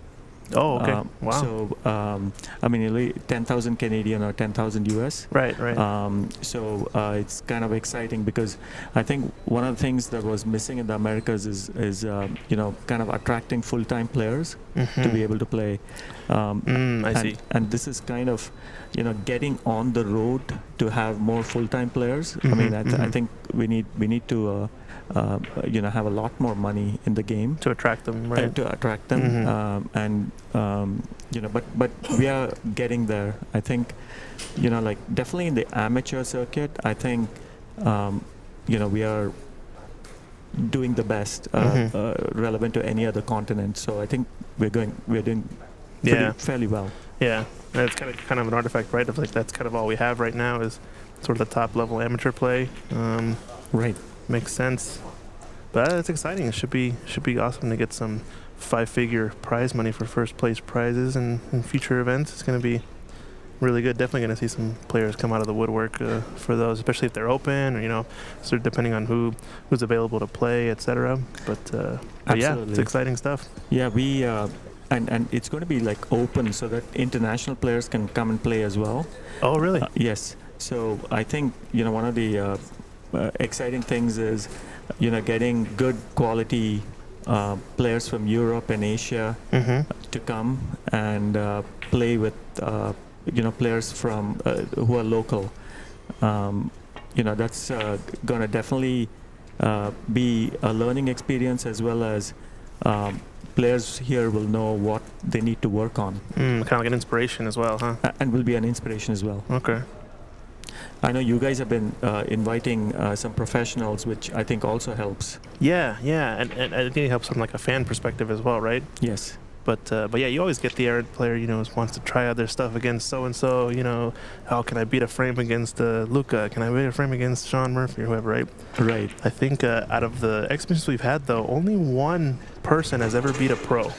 Can you guess who beat one of the pros that came? Is it Dave Daly? That's correct. Who beat Sean Murphy? He beat Sean Murphy in a frame. Phenomenal. It was pretty incredible. I think he posted it on his YouTube. We're going to post it later somewhere, but it was something like... I think a break of 43 and then a break of 29, I think, back to back after Sean missing a tough pot down the cushion. And, we have the pro cut pockets, right? So it's kind of like this table where the pockets are tighter and kind of already worn in so that it doesn't slide as easily. And I think Sean did have a couple of centuries on that table, but it was tough action. And, yeah, it was a really, really good frame for Dave. I think he was kind of more nervous than anything, but going fast enough to distract himself, not to care so much about it and just let it flow. If I was Dave Daly, I would tattoo that on my forehead and walk around. Yeah. Unfortunately, Dave didn't make it out of the groups in this tournament, but we're happy to see him come through as well. So if you're watching, Dave, howdy. Yeah, hey, Dave. It's been tough, right? I mean, I think... you made a valiant effort as well, but I think like an odd frame here or there can mean curtains, unfortunately. Yeah, especially in the best of three formats, anything can happen. You saw definitely some upsets in the group stage. I think the biggest one probably being Tom Lemore taking out Stephen Wong in their head-to-head in the very first match in that group. I think Tom ended up winning the group and Stephen got second, even being a seeded player. So yeah, it's exciting stuff.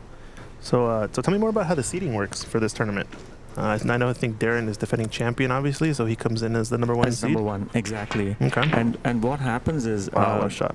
Alan Morris, who is our executive director and is also the tournament director for this tournament, he maintains a 3-year ranking list. Okay. And the seeds are based on that ranking list. Okay. And we have seeded 8 players in this event, and the rest are essentially random. We make sure that people from the same club don't play in the same groups. So there is a bit of non-randomness, if you will, where we if there are 8 players from a particular club, we try to put them in 8 different groups. Got it. Like you wouldn't want to play somebody from Seattle, no, of course. right? Yeah, who you've been playing all the time. It totally makes sense, because that's kind of in the spirit of the tournament, is kind of like sort of the camaraderie you build amongst this group of, a lot of these guys only show up for this tournament every year, and that's it, kind of, right? Exactly. So you start to get to know a lot of faces and meet people from across the country. Absolutely, and it's such a social event as well for most people, because they come and meet their friends, and I mean it's primarily about snooker, but it's also about hanging out with friends, catching up, and it's great fun. I absolutely love coming to the nationals. Yeah, it's awesome. I think it's been now my 3rd year now, and I agree. It's totally. Start to recognize all the same faces and start to hang out, and might be cool in the future to start setting up some opening ceremony type thing, go at a venue and have like a little cocktail hour or something, just to have everybody come visit, and then you can do like a formal players meeting there or something along those lines. Obviously that's in future idealisms, but it's a lot of fun. I totally agree. It's good. It's a good group. Yeah, that'll be good. Yeah, I mean, have a few more social gatherings. Right. Like forced social gatherings. Just to kind of act like a catalyst, basically, right? And let the snookers players do their work. we have the players meet, but that's not the same thing. Though Right. I think this year it was Stephen Wong's birthday, Yes. so it was a bit of a celebration. But maybe we should celebrate it anyway. Right. Yeah. That's awesome. Well, Darren flukes a ball there, and how do you feel Oh. about the fluke? So the customary I guess, etiquette, you would say, player to raise the hand, right? Yes. And I see it in two different ways. I see raising the hand in apology, and I see raising the hand in acknowledgement. In my opinion, personally, I think the acknowledgement is the right way to go about it. I don't necessarily think you should apologize or are actually apologizing also, because it's part of the game, and we all know it going into it. So it can't be too much about feeling sorry for yourself or for whatever happened, right? Because, a lot of people say, if you feel sorry for me, then just give me the next shot, right? Or foul on purpose, right? And that's not what it's about. And it's still That's about being true. competitive. So what are your thoughts on the sort of hand wave etiquette? I think with me, when I fluke, Mm-hmm. it's actually quite embarrassing. Okay. And it's it's an unintended consequence of a shot that you expected to go differently, Mm-hmm. and it's quite embarrassing. So yeah, it does affect your next shot as well, no matter what you do. Players who are able to compose themselves, and I guess the true winners don't let that bother them and take Yeah. advantage of the fluke. But I think it depends. I think most players feel bad about it in one sense. Mhm, That it is competition, and it's fight till you win type of thing. But you want to do it as fairly as possible. Mm-hmm. And kind of earn it as much as you can. You gotta earn it. Yeah, exactly. Yeah, makes sense. And I think one of the things too is we often overemphasize the fluke as well, because oftentimes it might decide one frame or another, but you can almost always point to, I would argue, half a dozen to a dozen instances where you might have made mistakes previously that you should go back and check out and be like, oh yeah, maybe that was actually a mistake instead, and the fluke ultimately didn't really matter, because those mistakes are what actually caused the result, I right? totally agree, Christian, because I think we focus on bad luck many times. I mean, like a lot of players do, but you're exactly right. I think you need to analyze what you could have done better and improve. I mean, that's the way you're going to improve your game. Mhm. Not by complaining that your opponent got a fluke. Right. Well, Arafat's in a fight here. He was leading this frame, and now he's level to score Darren against him, and they're on this last red, kind of battling it out. I was listening to them warm up earlier, and Arafat was like, no, I don't need to warm up, I'm good. And Darren said, okay, I'm ready too. And then they were kind of casually talking, and Arafat's like, it doesn't matter. I'm fine either way. I'm probably gonna lose to you anyway, but it'll be fun. I'll try my best. Yeah. And I'm like, you know what? I think this could be maybe an upset. He has the potential. Darren has to be tidy with all of his crossing his T's and I's. Obviously, he's the favorite, but yeah, maybe it's one of those Darren's mind tricks that he's playing on Darren. oh yeah, reverse mind trick on Darren. Exactly. I can see it. Like a reverse mind trick. Maybe trying to make him let his guard down, because he's in this frame as far as I can tell, and yeah, and if he he's been wins the playing first well. frame, I mean, honestly, I Mhm. think Darren's under pressure. for sure. I Because saw him. it's a best of 5, even though it's a quarterfinals, it's still a best of 5, and he's finished perfectly on the blue. Yeah, and this was a clearance opportunity. Everything's out in the open. Oh, he needed to play that harder to make it Have that easier. stun angle. Yeah. Just barely has enough. He still has enough angle to screw back, right? But didn't have to be Yeah, here. he could have made it so much easier for himself. Now, it's one of those snowballing Mhm. effects where, Thin blue needs a big recovery shot. yeah. But he is fearless, and he's taking him on. Oh, if you can do that, then it's okay, I guess. Yeah, overran just a bit. Yeah. Middle pocket here? Yeah, I think doesn't he need only the brown? He's leading by 1 point. And he had a red and a blue. A red and a blue, so that's 6 plus 9. 9. Yeah. Okay, he still needs Needs the blue. Oh, wow. This is close. Oh, wow. Oh, my gosh. Wow. That was... He's leading by 1. So this is going to be 14 points with 18 on. Yeah. That's okay. So 16 difference, 18 on. Wow. That was his frame ball there, and it would Yeah. have been almost guaranteed with where the pink lies, but no. Wow. What a chance.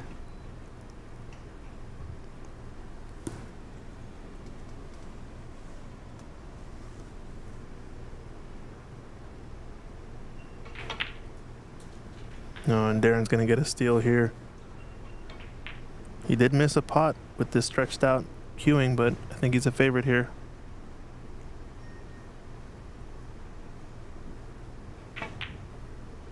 Nice one. Yeah, nice clearance.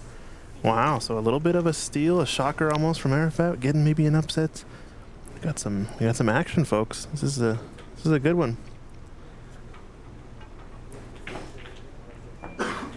So can you tell us more about what else is coming up next year? You said where are we hosting PAPSA Open next year? We have just announced that it's going to be in California. Okay. We haven't kind of announced the exact location yet, Mhm, but mhm. it's going to be in California next year. Okay, so past 2 years has been where in Canada So- last year So or it this was in year? in Canada last year, and it was in Brazil the year before. Okay. So both of them were phenomenal events. Mm-hmm. The one in Brazil, obviously, it was in Rio in the yacht club. Oh wow, And that's awesome. yeah, it was spectacular. It was a phenomenal event. The WPBSA, like Jason Ferguson and Chris Hornsby came over as well, and they said that it was like the best amateur event that they had been to in a while. Wow, that's So, awesome. Yeah, it was good. It was good to meet up with the WPBSA there as well. Mm-hmm. Really, really good to hear. Wow. And Montreal was very good as well. It was like a very nice city, and a lot of snooker fans there in Mhm. Montreal. So it was exciting, and the standard of snooker was very, very good. I think there were like 7 or 8 centuries in the Open, Wow. and there were, I think, 3 centuries in the seniors. In the Masters. In the Okay. Masters, yeah. Nice. So the standard was excellent. And so winner ended up being another Canadian, right? Is back on the tour next year. Yes, Sahil Nair. Sahil Nair. He won the Pan American Championships, and he'll be on tour next year. We have 2 players right now, which is Ahmed Ali, obviously from the United States, Yep. who's in the Pro Tour, and Jonas from Brazil is also on the Pro Tour. And another very big success for our region was Igor winning the Masters at the Crucible. Yes, he won the actual tournament that everybody qualifies for, right? Exactly. That's So- the one that happens after the World Championship. Yep, the one that Mm. happens immediately after the World Championship. Wow. And yeah, that was a great result for our region, and well done to Igor, obviously. Yeah, that's awesome. Really good stuff. So yeah, sounds like a lot of good success from the players. I think Sahil Nair is also trying to run a GoFundMe campaign to help fund his trip for next 2 years to play in the tour. So if you guys are interested in helping out, go check his stuff out over. I think he posted it somewhere on his page, but just search for Sahil Nair. I think he's all over the place now, having won the PAPSA Open, and wish him the best of luck. Yeah, definitely. I think he's quite capable. Obviously, it's very different. I mean, as you know, Christian. I mean, Mhm. you've been to the UK and the World Championships and things like that. You know how different it is. Like the conditions, as well as you're kind of away from home. Yep. There's it's very complicated for players from different regions to be a pro. But I think he's got a very good head on his shoulder, and we are hoping that he'll really do well. Yeah, it's exciting stuff. Yeah, I think the main thing you notice over there is Sheffield is kind of like the little mecca in the UK of all the snooker players that are sort of coming from all over. I know there's Victoria's Academy and Ding's Club and a bunch of different places that just host players to have the membership there, and then they just grind and practice against other pros constantly, and they're just on the circuit getting their travel to go to wherever, and yeah, it's really exciting stuff. I think WST is also doing a good job. They're trying to get kind of like a minimum salary for all the players on tour and all these things, hopefully trying to improve the standard, and as well make it more attractive for more people to get inspired and join the game. That's ultimately what we're here for, right? Is to grow the sport. Yeah, absolutely. And we also run the Q Tour qualifiers. Q Tour, okay. Yeah, the Q Tour. It's called the Q Tour Americas. Okay. And we run a set of 4 tournaments, 2 in South America and 2 in North America. Okay. And the winners of like the North American portion and the South American portion Right. get to go and play in the finals of the Q Tour, which typically happens along with the European Championships. Okay. And I think 8 of the finalists from that tournament, or it could be 4 actually. Maybe I think it's 4 of the finalists from that event get a Tour card as well. Wow, so another way to qualify. Huh? Yeah, exactly. So we have a couple of ways from our region to be able to turn pro now. Wow, that's awesome. Really, really exciting stuff. Didn't we have, I think it was Hassanain, was he a previous Q Tour stop winner? We have Yes. one? Q Tour America's Yes. stop winner? Okay. Yeah, Hassanain, he went to, I think it was... Somewhere Eastern Europe, Yeah, is that right? I think, was it? Yeah, I actually forget exactly where he went, but he said that it was a great event. For the finals? For the finals. Okay. Yeah. And Vito was the other person from North America who went, who's Canadian. Okay, yeah. He's played in the Masters at the Crucible before. He qualified Yes. for it, I think, last year, a couple years ago, something like that. Correct. Yeah, Yeah. he played a couple of years ago, and I think he played Drago in his first match. Okay. And he said the whole atmosphere was quite intimidating, but Yeah. he had a lot of fun. No, I bet. I think that was the year that I went to Sheffield, and I got to meet him there because I think we were heading out as he was coming in. So that was really, really cool to see him there in person. And yeah, awesome, exciting stuff. Yeah, so there's a lot of snooker action, like in the Americas. And I encourage anyone, to go and find a club near you and start playing. There are quite a few clubs all across the U.S.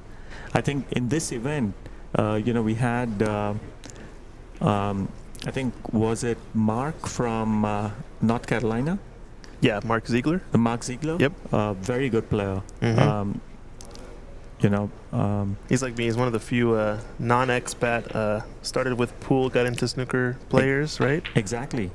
Yeah, really, really cool to see. I heard he was telling me about in the past he had found a way to set up a table in a storage facility so he can come and practice.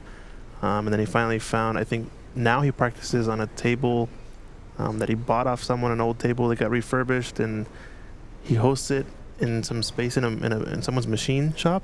Kind of like they just have a bunch of space to do, create appliances and all this stuff. And as long as it's a big old concrete space, he kind of has an area to go practice, which is, it goes to show you kind of the effort put in just to find a way to practice regularly on a snooker table. It's not so common in America, but yeah, we need these clubs to keep us going, right, as players.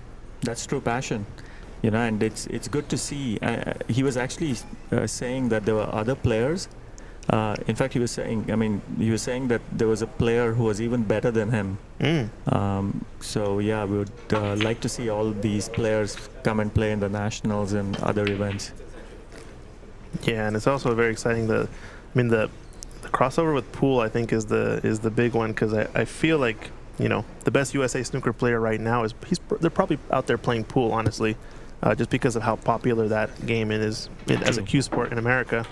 And so I wonder where we're going to bridge the gap and either inspire a player who would have gotten into pool and then chooses to go to snooker from the start instead, or where we find a way to bridge the gap and have a pool player just fully commit to the snooker side of things and see it develop that way. I wonder how it's gonna develop, because like we see a lot of the folks in this tournament, it is the U.S. nationals, but most folks are expats as well. So it's a good mix of a bunch of different origin countries and ethnicities and everything. So it's a big eclectic group. It's really fun. Yeah, absolutely. I think every year we see so many new faces. I think this year we saw, at least half the field I think I didn't know. Oh, wow. And it was the same last year. There were quite a few people I didn't know. Mm-hmm. So it's a good sign. It's a very good sign for snooker in the U.S. All right, well, Darren chipping away at this frame, 36 points in it. Here's the free-flowing style of Arafat. Something tells me we're going to be finishing this match pretty quick. I think we have one slotted to start here soon. Over on table 5, I think they have yet to get ready to go, though. I wonder where the players are at, but I think Amit is on the job.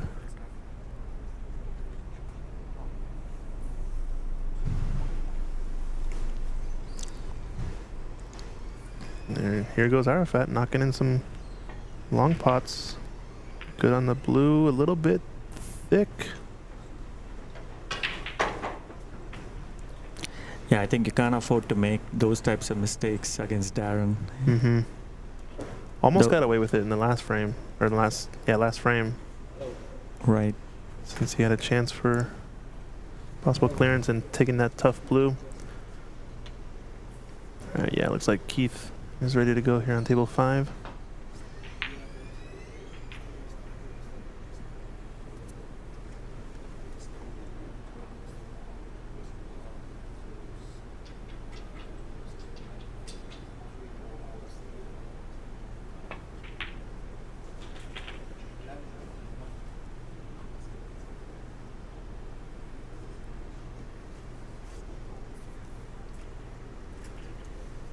This plant doesn't really lie that nicely for left corner pocket. So probably just going to pick off the 2 reds closest to the corners. A couple of reds up into the middle pocket as well.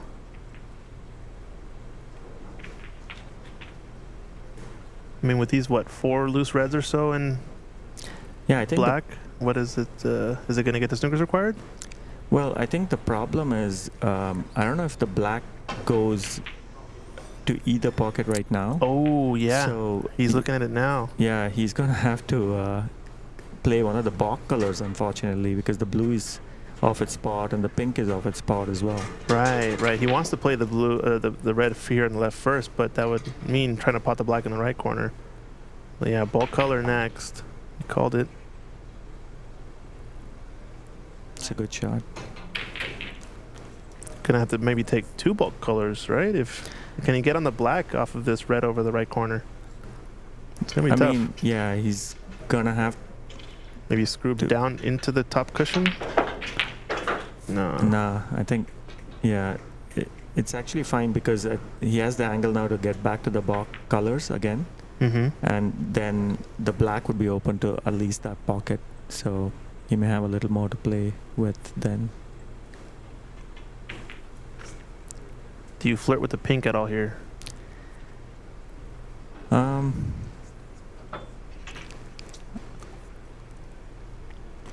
think it's tough to do anything with the pink the way it is right now with the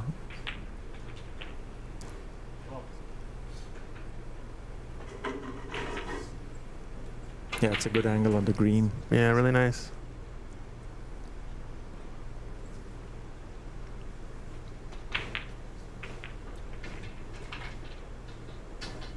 He's got options. I think the obvious red is the one closest to the pink spot out in the open to play for next. If he overruns shape, he does have 1 to right center. Oh, wow. Surprising miss. Yeah. This has an angle to stun over for the black. Sort of a soft stun screw shot, maybe? Yeah.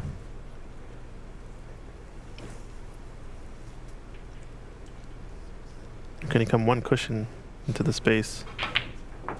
Oh, screwing it back off the rail. And he's got a great angle to get behind the two reds, or even break them up if he wants to. Oh, wow. Ooh, missed it. Yeah, he was trying that off of the one cushion though, huh? Yeah. Yikes. Is he just free flowing, doubling this into the middle? Uh-oh. Nope, he's Safety. playing safe. I was wondering there for a second. It's got good coverage too. Good safety.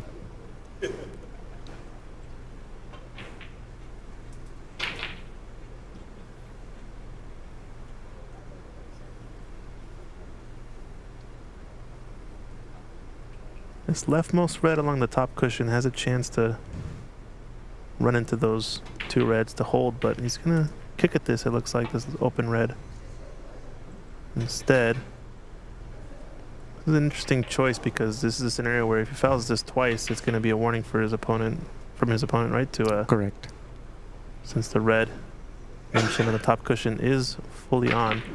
But I think he's trying that sort of two cushion escape, clip off the right side of this loose red and not sell out a shot and send the cue ball up table towards the brown. It's just you typically see this attempted when you're actually snookered, since you kind of get a lot of tries at it. And he's gotten closer, and now this is the interesting situation. I think it's his opponent that needs to warn him. Right. And he's checking it out, right? So now Yeah. gave the warning, it looks like. He probably did because he pointed towards the reds that Darren could see. So Mhm. if he misses this, This it's would be frame wild. over. And it's okay. Oh, it's fine.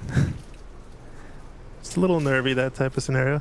Dave Burney always likes to talk about that. Maybe he gets preemptive about it, but when the scenario happens like that day, he kicks at the ball. You always hear him, well, if he fouls another time, he's going to have to do whatever. And it's rare, but you sometimes do see it. Yeah. I mean, I remember it happening with Dejuet Poomjang in the World Championships. Oh, okay. He missed tries and Wow. gave up the frame. And he was actually in Qatar for the IBSF, and I asked him about it. Yeah. And he said that the cue ball took like a weird path after it came out of like after he struck Off his it. cue. Yeah. Oh, okay. Yeah, the most famous one that I can think of off the top of my head is the Ricky Walden one against Oh, that's right. who was it? He was playing John Higgins, I think. And he did that sort of two cushion escape style or shot. No, he decided to roll up, kind of like one cushion, two cushion, roll up onto a ball, and came short twice, but had a ball on in the center of the table, and decided to just roll up. And you saw the table just curve the cue ball a good half ball offline. I don't think he had any intentional side spin. It was just a little bit of a table, imperfection or something, and Right. the ball just turned hard and went straight into the pink. It's pretty wild.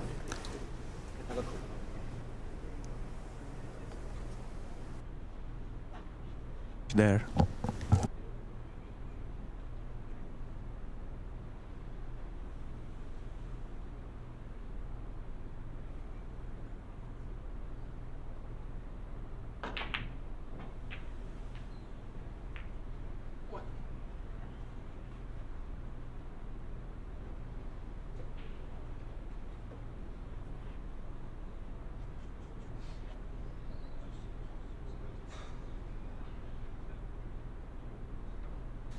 Thanks.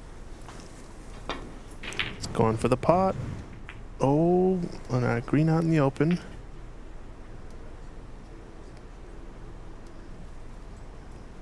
Interesting.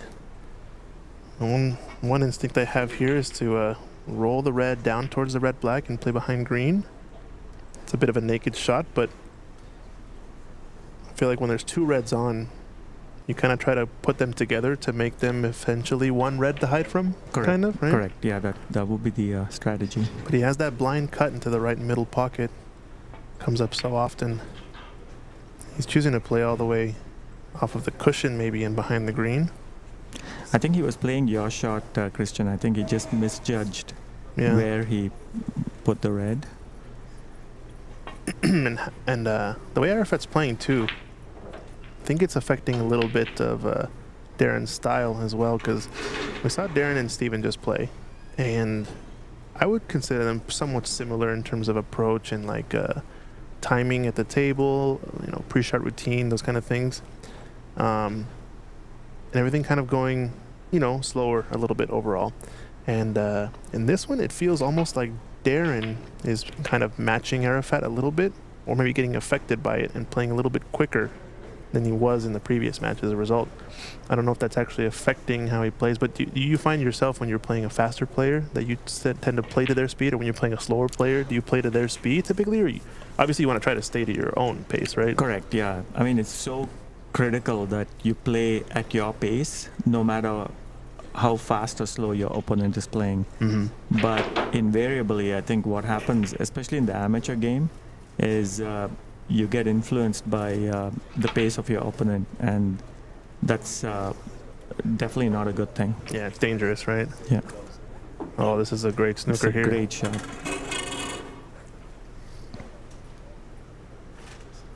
It's gonna kick it to black, red. Yeah, he's playing at the right pace to snooker in behind the black, but Oh no! you Oh, have to no. hit it full ball. Disaster strikes.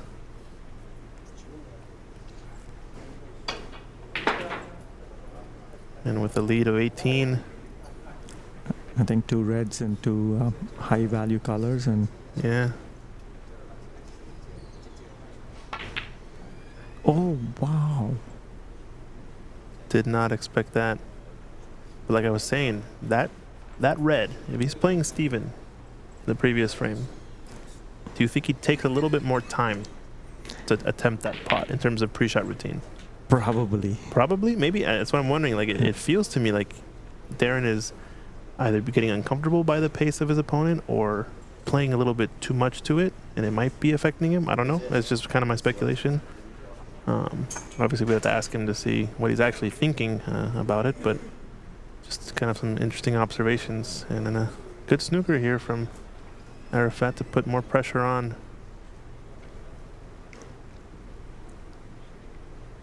Can't do that too many more times. I guess, yeah, he can still do it. He's fine. Darren just marking the cue ball there. Always a good idea.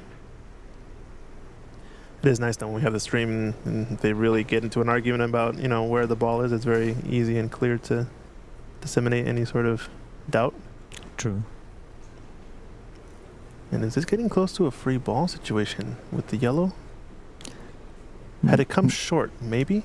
I think as long as he finished on the On the right half of the table? right half of the table, I Okay. think it wouldn't be a free ball. Yeah, it's very close. I think if the yellow is any Oh, wow. more closer, so Yeah. Oh, that's 4 points, and the red over the pocket. I don't know. This guy Arafat can play, and I think he's maybe getting to Darren a little bit here.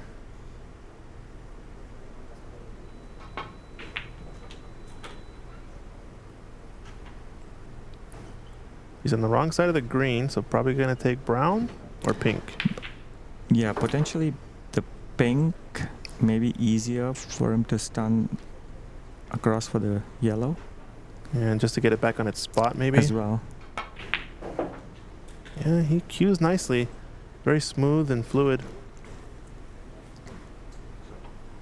Yeah, they're all there now. I think. And He this just is needs stuff a you good- practice. Yeah, he needs to come good on the green. He's almost a little bit awkward, but I think he can actually go forward 3 cushions if he wants. Can also just screw back a bit.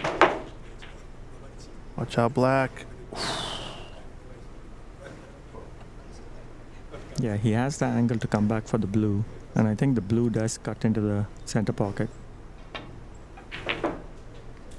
Oh yeah, good And shot. I think he may have finished. Oh, Oh wow! oh, it just held up that last second. Yeah, he may have to go for a double or safety.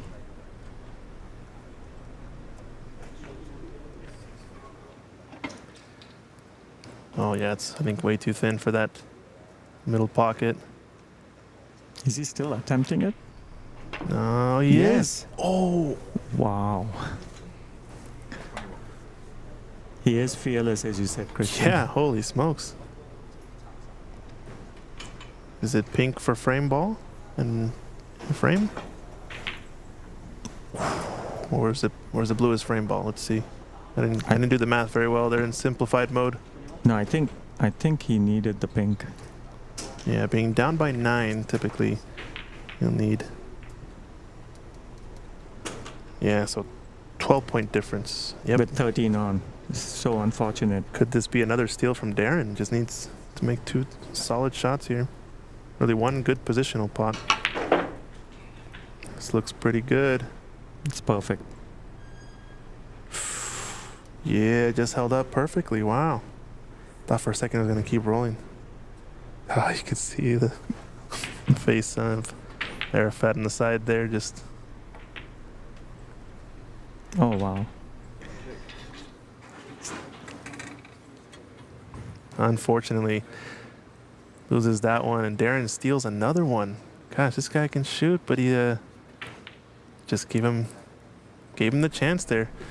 All right, well, I think Dave Burney's ready to rock and roll. I'm going to go get some lunch if you want to jump in the booth with him or take a break, whatever. But I'm going to see you guys in a little bit.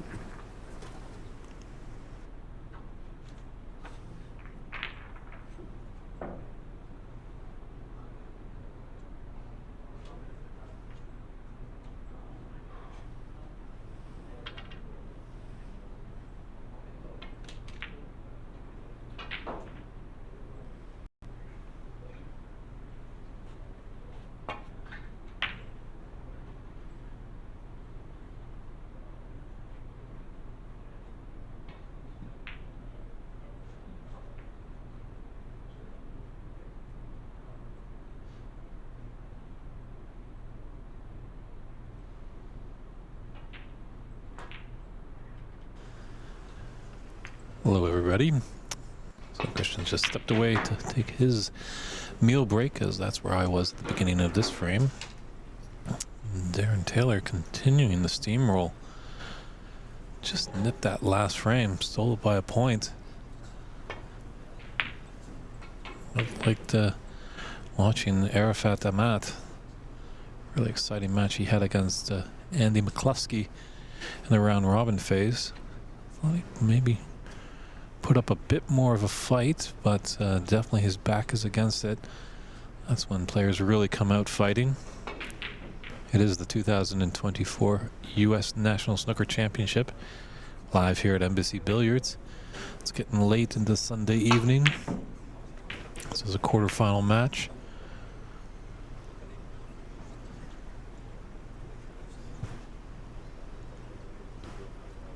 Either way, what result of this match, someone's pocketbook is going to get a few extra dollars in there, and the winner definitely has a chance to lift the trophy tomorrow.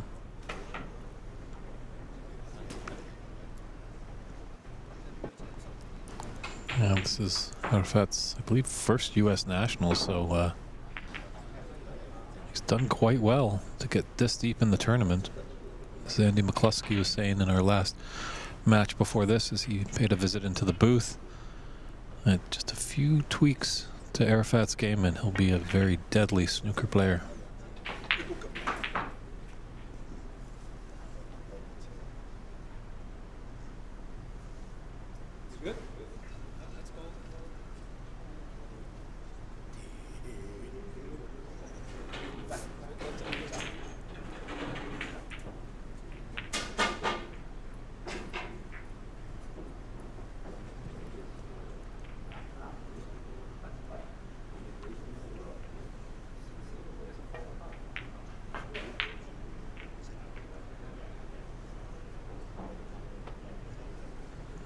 Out of a bit of a result there.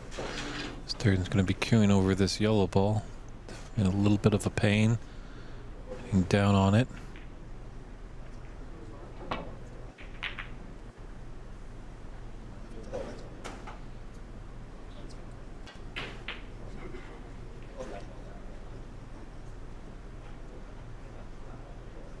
I guess the one thing about Arafat, he just doesn't survey the table, but boy, can he pot. Great long red there. I just have an extra lap around the table.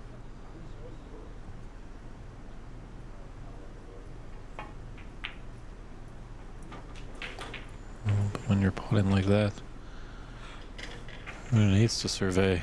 It's all systems go.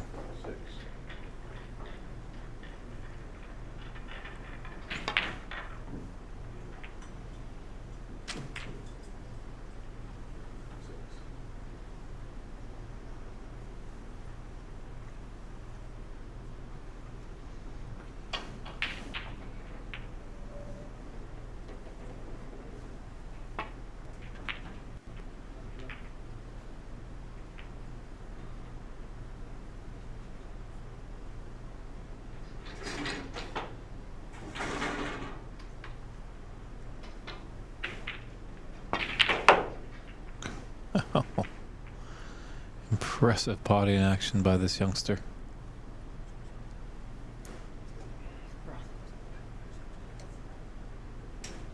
Doesn't try to force anything, but sometimes when you're up against it, trailing 2 frames to none in a best of 5, knowing that you need to win the next 3 to push yourself into Championship Monday. Maybe that last red you usually don't take on. You clip off the reds and come into bulk, but and more attacking is Arafat. It's Arafat the attacker.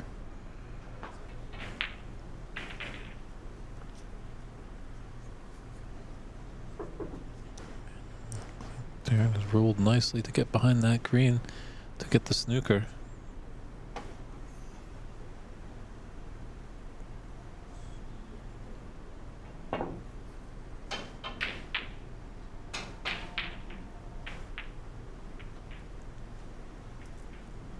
That's done nice to get out there. It hasn't left a easy pot on there for Darren, but looks like this red does pass at the top of all those reds in the middle of the table. Does have the angle to come off 2 cushions to go safely back into bulk. So shot to nothing.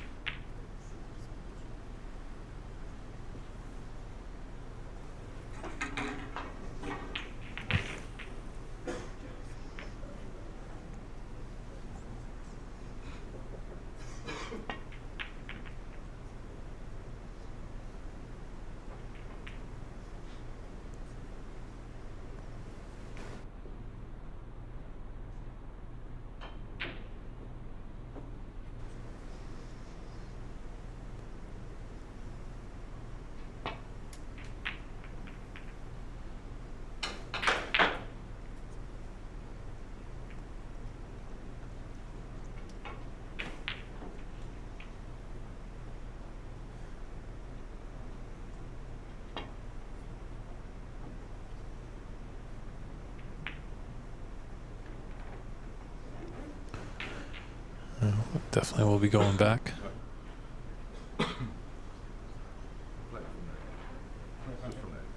Oh, he's going to elect him to play from there. He had the option. Ooh. Ouch.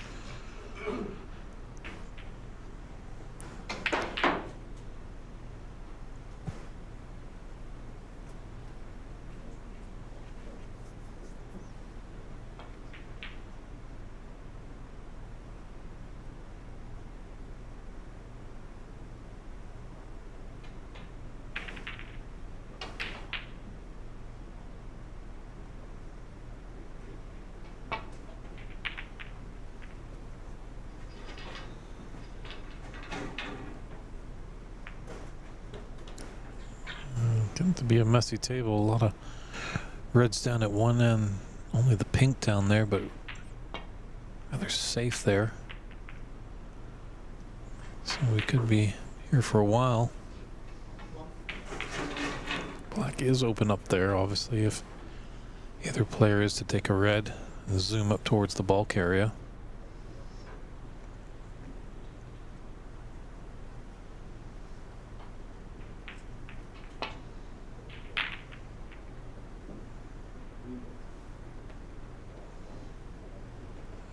And they do get nervy when we get into the knockout phase. We'll just round robin. They're shorter matches, but you know, if you can at least win 2 in a group of 4, you're looking well.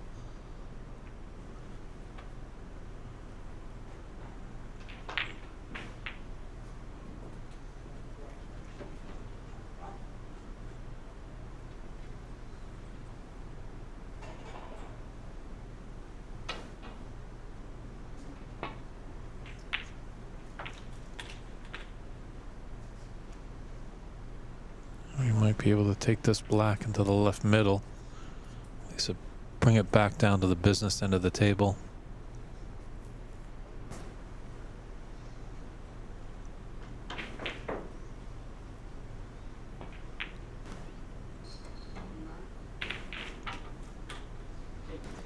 I'm not sure exactly how long our broadcast is going to go this evening,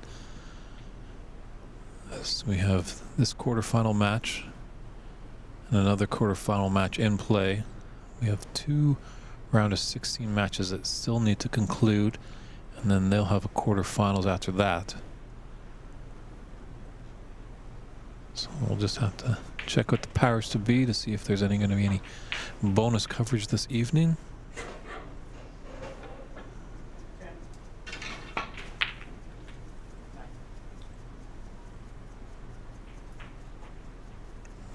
I don't think there's a pathway for that black. He canned it into that red and it killed the pace of the cue ball.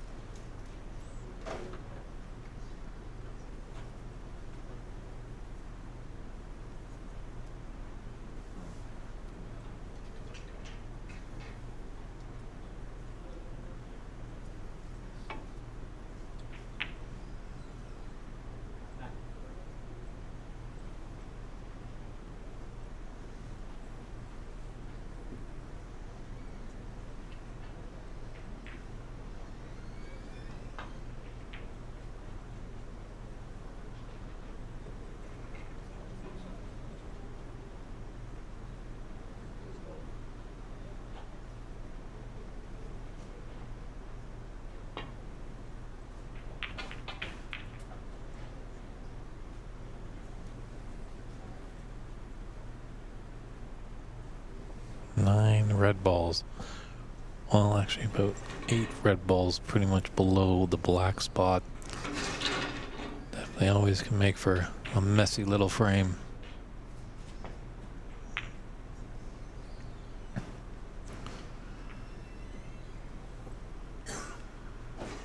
Well, as Darren Taylor's ears burning. Now there's 9.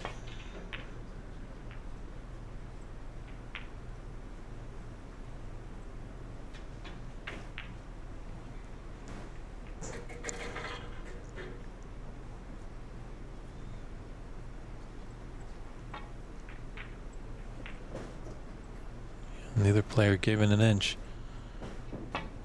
Definitely know in the quarterfinals they just didn't get there by luck.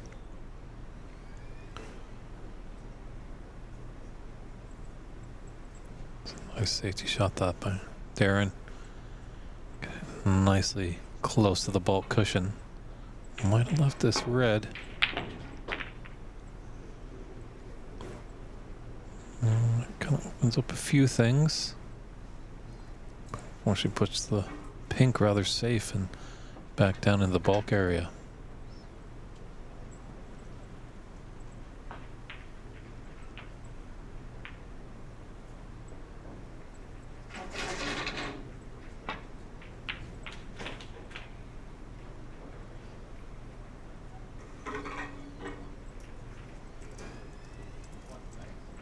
Don't think Garifet's going to enjoy his next shot.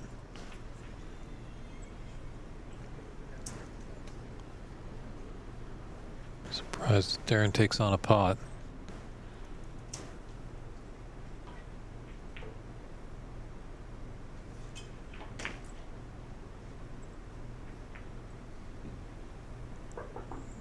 Just could have done with a little more pace on that cue. It might have just squeezed a little bit behind the pink, but think there's at least a path that Arafat can hit the red.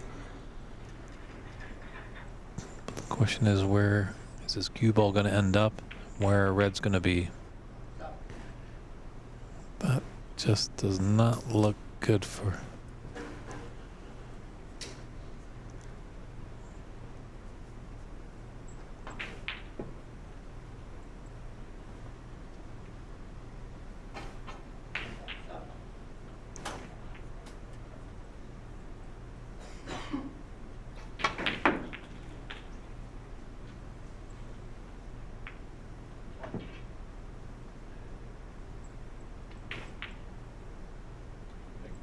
Trying again, sneak behind the pink here.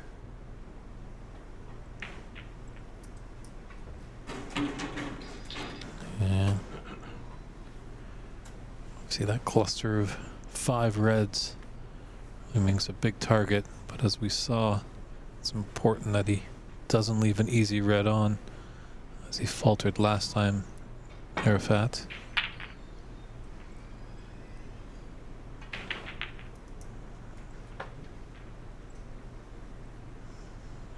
Put a black safe, but he's opened up the reds.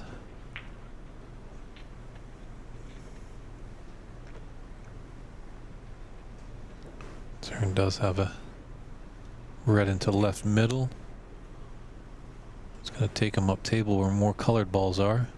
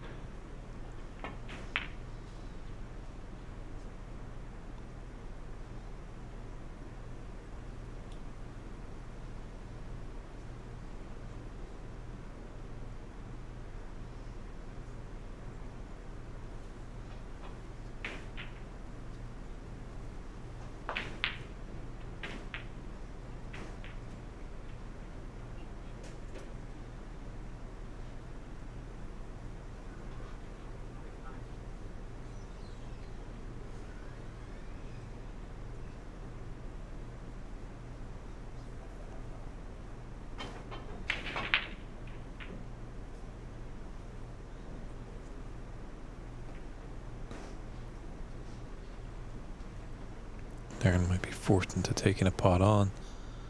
Tough to see just exactly where the path is for him to get back into bulk.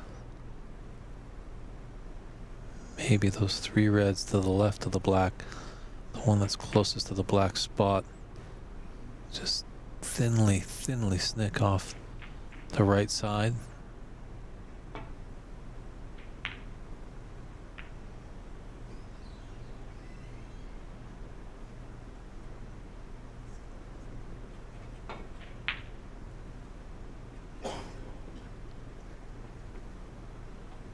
There's options here. This one, the better of the two. There might be a little bit of angle for him to get up into the bulk area, and which the only real color on is the yellow that's on its spot. That's not going to help him.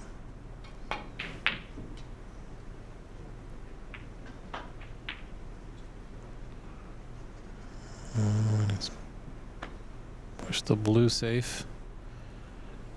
Oh, yellow's come down, but as soon as it gets potted, it's going to go back into the bulk area.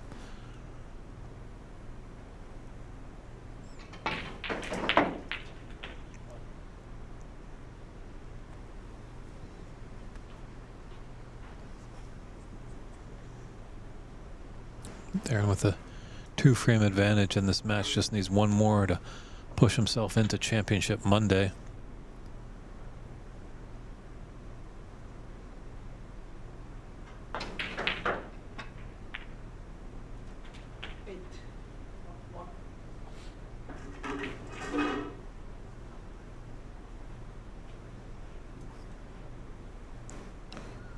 I can take this red in, come off the cushion.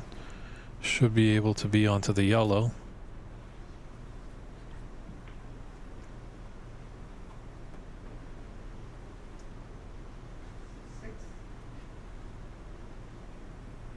think Andy McCluskey's analyst of Darren Taylor is quite accurate.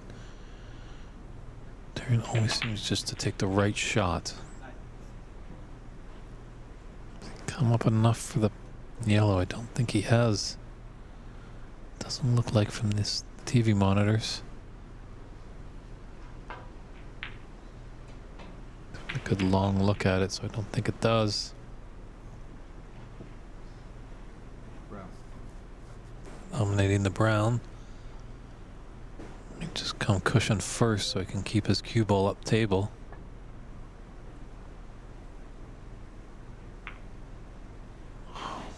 Beautiful shot. No, just trusted the table there. They are playing quite nicely. Just thinly snicked off that brown to roll beautifully behind the pink.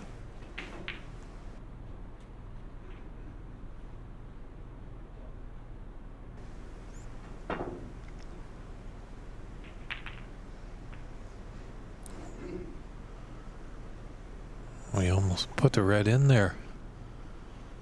Matter of fact, he's just, yeah, his body language just telling me he's just not feeling it right now.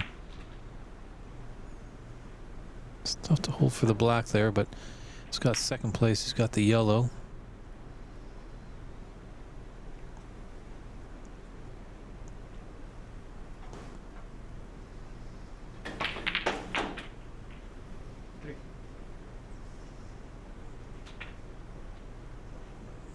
Give a little bit of an angle to stun up so he's high on the black to take it into the opposite corner pocket.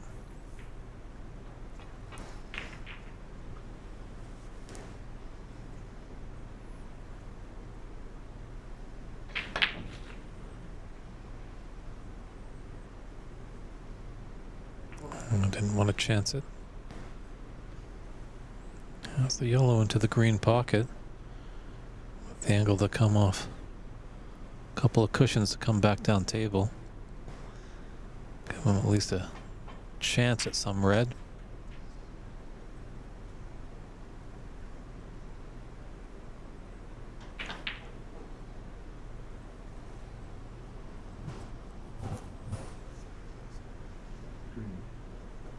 Looks like maybe playing the green, getting behind that pink again.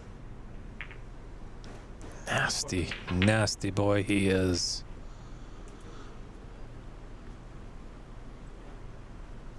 A lot of people obviously get in the game of snooker first, not really knowing a lot of the philosophy. They just want to put balls in the bottom of the pocket. But I can tell you from personal experience that as you continue to play the game, eventually the devil's going to come lurking, and you'll find out what fun it is to put your opponent in snookers.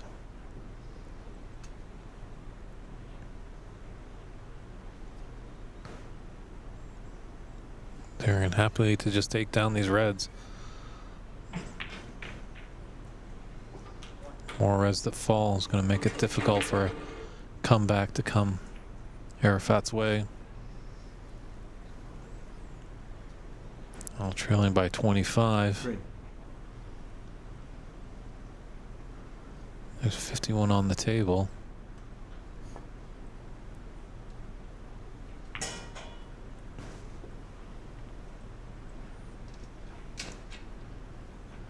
Well, you might not would like a little bit more pace to come up that cushion, be tighter to the brown.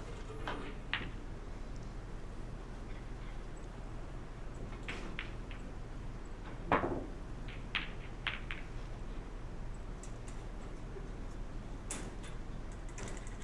out of that one. It's an uphill battle, but with that black open to either top corner pocket, it's going to help Arafat if he wants to make a comeback in this frame, push us into a fourth. Wants to avoid the whitewash.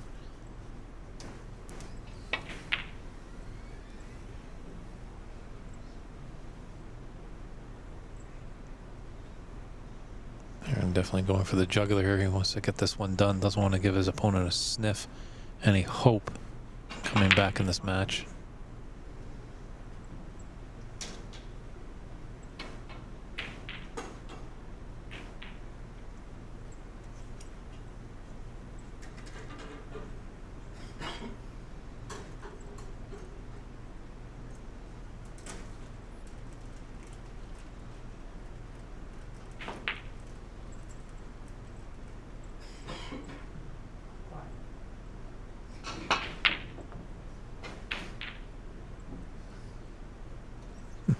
been known to do that. He's fluked a few balls into the green pocket throughout this tournament. Unlike the 8-ball, 9-ball game, flukes are allowed. Ooh. Shot I think Arafat should have made. He's got options here now. Obviously he's going to take this red into the top right. Got black into the opposite corner pocket.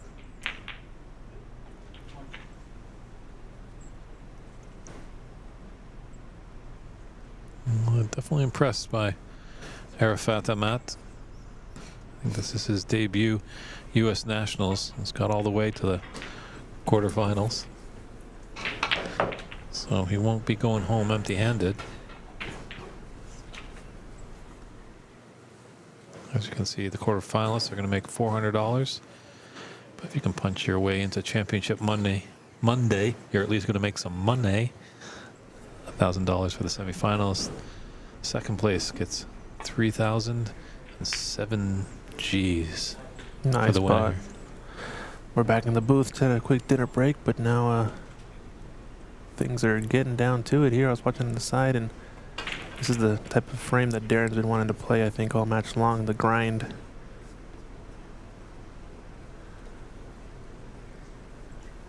Looks like Tom Lemore has won the match over against Raymond Fung. Is Yeah, that right? It's a big victory, that's for sure, yeah. Raymond, a tough competitor.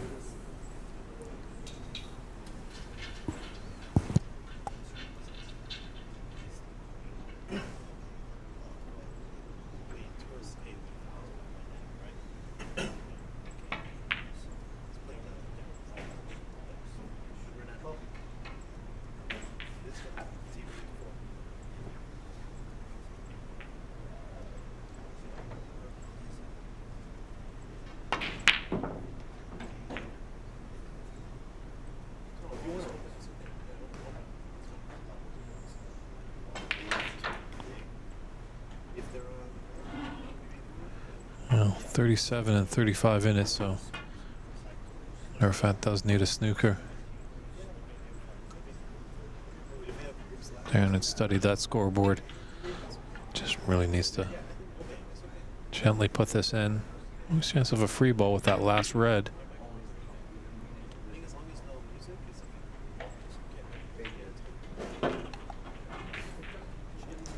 Just put that right over the pocket.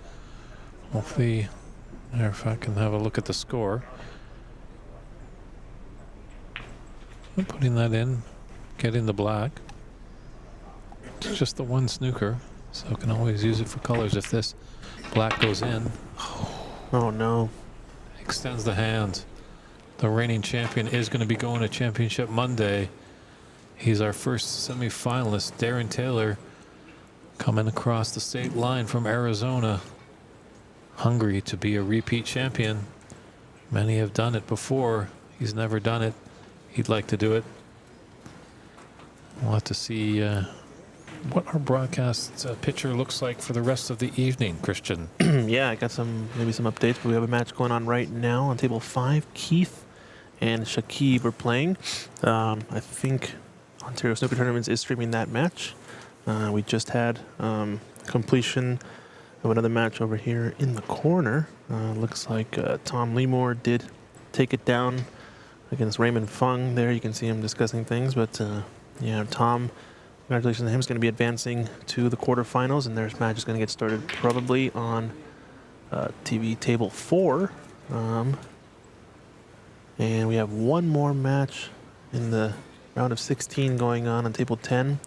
I think they're either 2-1 or in a decider, and that player is going to be playing against Renat Denka. So we might just be putting them on the last 4 tables as time goes on. But yeah, stay tuned. I think we're going to cover maybe one more match at least, and then we should be good to go. But stay tuned. We've got some more quarterfinals action coming to you in a little bit. Okay, keep that stream running. Just maybe put on some nice cup of coffee possibly, because we might be going deep into the evening. So stay tuned, everybody. We'll be right back with this 2024 United States National Snooker Championship, live from Embassy Billiards in the San Gabriel, California.